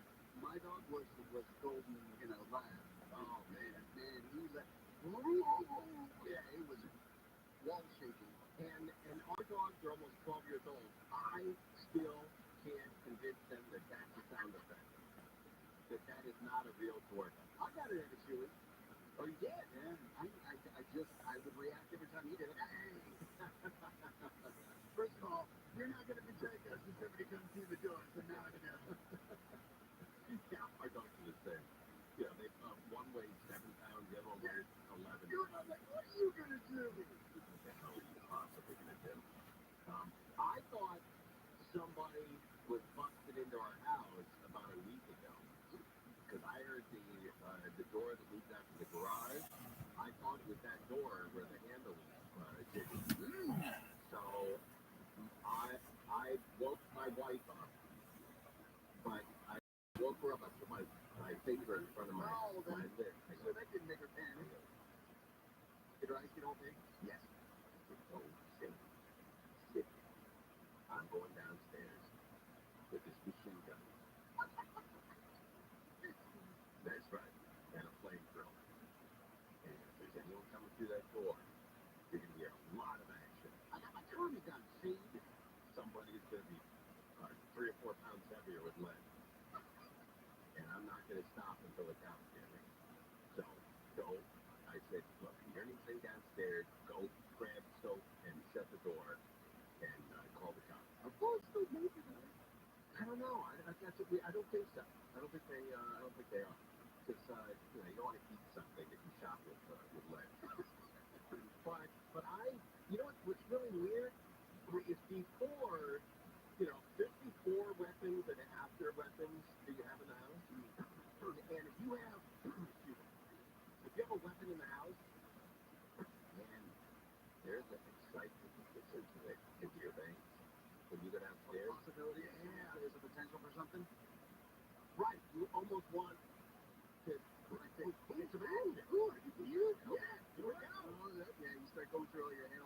abilities. You just hope he doesn't have a bigger one. You know, right? Oh, okay. Well, if you got a machine gun, I don't think you have to worry about it. But, hey, you know, it's the difference between being younger and older. When you're young and you think someone's breaking the house, it scares the hell out of you. You wake up, you don't know what to do, but a million things rush through your mind. But as you get older, you almost want game on. You almost want like the action and the possibility that someone's going to find out, F around and find out in our house. You develop that filter with age of being able to quickly disseminate noises. Yeah, right. And determine if they're a threat or not, and if you get to respond to it. Right. But my grandfather told me this. He said, when you're getting older. I'm like, oh, Grandma, how many of these are you going to do on me? I know you're getting older. But he said, when you get pulled over by the cops when you're young, there's a fear factor that goes along with that. Because as you get older, like 60 plus, and you get pulled over by the cops, you get pissed. Like, hey, why are you pulling me over? I didn't do anything. Here's my license registration. I got things to do. You get angry, and you get older. Before when you're younger, you get scared. All right, we'll get back. We'll talk to Ray Kasheri, Dr. Ray Kasheri. And about the vax, no vax, I don't know. I don't know where he is with the vax and the boost. We're live on Tampa Kansas. The more you know, the easier it is to avoid the idiots around you. KFI and KOST HD2. It is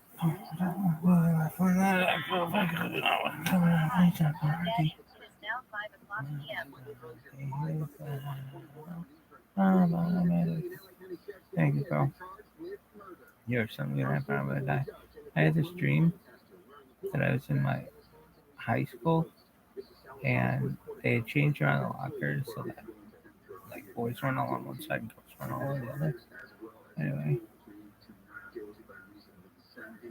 I remember I was in Mr. Bowder's math class and I forgot my book and I was flirting with Peter Thomas and I was like in the bath. Then I went to the bathroom and it was like, it took me forever to tie my shoe. And I remember being like, man, can you tie your shoe in a dream? I didn't know if I was dreaming or not. But anyway, then Mr. Bowders came and he's like, everything okay? And I was like, yeah, I just had really bad diarrhea. And he's like, oh man, it was just in the bathroom. It really smells. And I was like, yeah, I was puking. And then I forgot I told him I had diarrhea. But he didn't catch on. I'm like, I'll be there in a sec in the class in a second. Okay. LA County Sheriff's Department says person safe. Protesters demanding their homes be fixed from the botched LAPD fireworks detonation have paid a visit to the mayor's home. The group says more than a dozen homes remain in disrepair from the explosion in 2021. Protesters shouted through a loudspeaker and waved signs in front of the mayor's home. Ron Coates, who helped organize the event, says many people still live in the hotel. Nobody wants to live in a hotel. It's not a place where you spend holidays. It's not a place where you celebrate your child's birthday. 4 LAPD bomb squad members were disciplined over the detonation. The city has allocated at least $6 million for people impacted in LA. Blake Trolley, KFI News. It's not hard to stand up for what you believe. Members of the United Auto Workers Union have continued picketing outside Ford, GM, and Stellantis plants. You're done. Big three automakers in Detroit. 25-year veteran. You are fucked. Royally. He was the push from the union to strike. Middle class, and we have to protect the middle class. The union said Monday the strike will likely expand to other fleets. Serious progress is made in contract negotiations by Friday. Israeli Prime Minister Benjamin Netanyahu met with President Biden, bringing the leaders together for the first time since Netanyahu resumed office last year.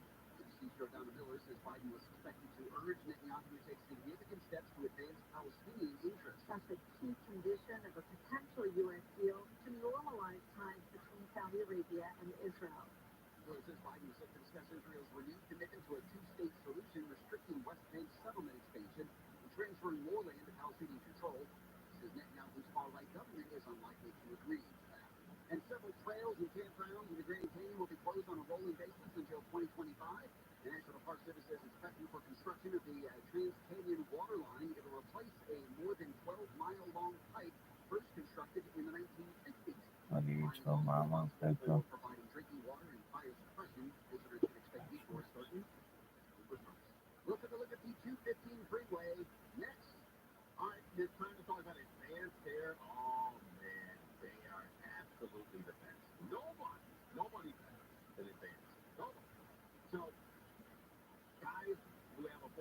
congratulations.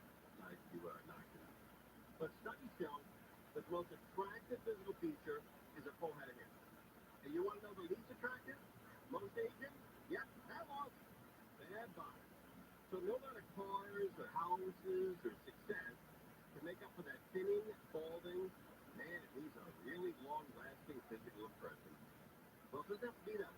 Advanced hair is a quick one-day solution, and your hair loss can make you look 10 to 20 years younger. Advanced hair, it reduces thousands of lives, including mine, and no more expensive pills or toppings. Nothing. The price. Your very own natural hair, guaranteed to grow. Did I mention your own natural hair begins to regrow the very next day? I think I did. And it can regrow for life.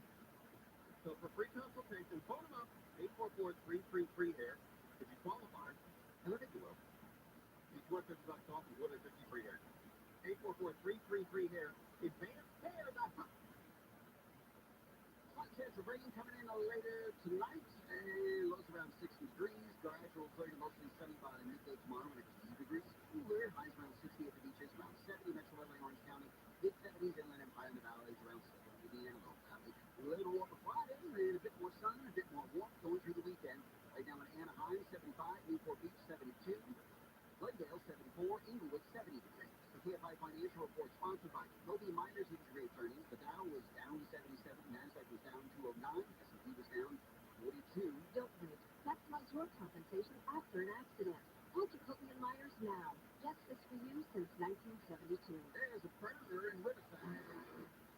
This car fire on the 215 southbound at Central has the 3 right lanes blocked. The lanes are going to that from Columbia. It's affecting the 60 eastbound from Pyrite. Mike O'Brien's checking out Santa Monica. KFI in the sky. Yeah, typically tight drive here for the 10.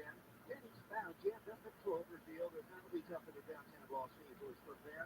Around the corner, looks like the 405 working out at Verona. They cleared over the right shoulder. Just working on problems there. But gotta tell you, that's adding the storm from Culver City almost all the way to the 5 of the Valley. And if you're heading their way out for a flight, the 405 southbound, it's pretty well tied up there. Wilshire Boulevard to Inglewood. Mike O'Brien, KFI in the sky. In Irvine, the 5 northbound, that drive jamming up off the 133 all the way to Harbor in Anaheim. KFI in the sky helps get you there faster. I'm Angel Martinez. Have you Googled yourself lately? Are there negative posts from an ex-employee or from a former client? Maybe an outdated news article or sensitive personal information about your family? Search engines don't always get it right. For right or wrong, it's your reputation on the line. That's where Reputation Defender by Norton comes in. One of the most trusted names in online reputation repair. Reputation Defender has been fixing people's search results for over 15 years. Their cutting-edge approaches help you to wipe away unwanted information in your search results. They also promote the good stuff so that it rises to the top, helping you put your best foot forward. Your good name is too valuable to leave to the whims of a Google algorithm. Take control with Reputation Defender.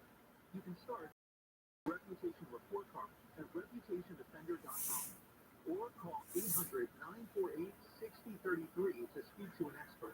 That's 800-948-6033. Listen on the free iHeartRadio app for all your music, sports, talk, and podcasts. Free never sounded so good. KFI AM 640. KFI AM 640 Soundwave Show. People are starting to talk again about the boosters and the vaccine, masks, and Dr. Ray Kashari is with us throughout the entire pandemic to talk people off the ledge. And he's back with us. Dr. Ray Kashari, how you, Bob? I'm doing great. How are you doing? Yes, I love hearing your voice on the air. It doesn't remind me of the pandemic. It reminds me of all the great laughs we had. You know, I say that, didn't I? Look at this one. All the issues, man, the schools, the origin, what to do, what not to do, natural immunity better than the shots. You nailed every one of them. Every one of them. Yeah, and you know, it was in the literature. It's not that I'm such a brilliant guy. It was all out there for everybody to read. But for some reason, we don't want to believe we don't want to believe the science. We don't want to believe the literature. Hey, so where are we now? Are we going back to, boosters and vaccine and masks? What do you read? Well, okay. Okay, let's go through. Cover this up a little bit. We expected that. What respiratory viruses do. They go up and they go down. And COVID back up to about 50% across the country. It's this new FCC variant of Omicron. Omicron, is what hit us last January. And there is a new booster out. The last bivalent booster, which was across the summer, as you recall, we actually spoke about this, and I recommended people not get it because it wasn't very effective against this new Omicron booster. I'm sorry, against this new Omicron variant. But the new booster, which just came out September 12th, is effective.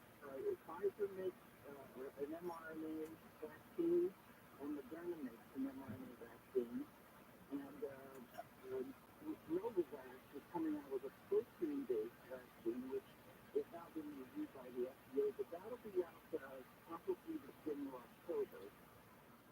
And they are supposedly effective. We haven't seen a whole lot of data. But what has happened in the research is that it decreases hospitalizations and it decreases long COVID. Okay. So that's potentially a good thing.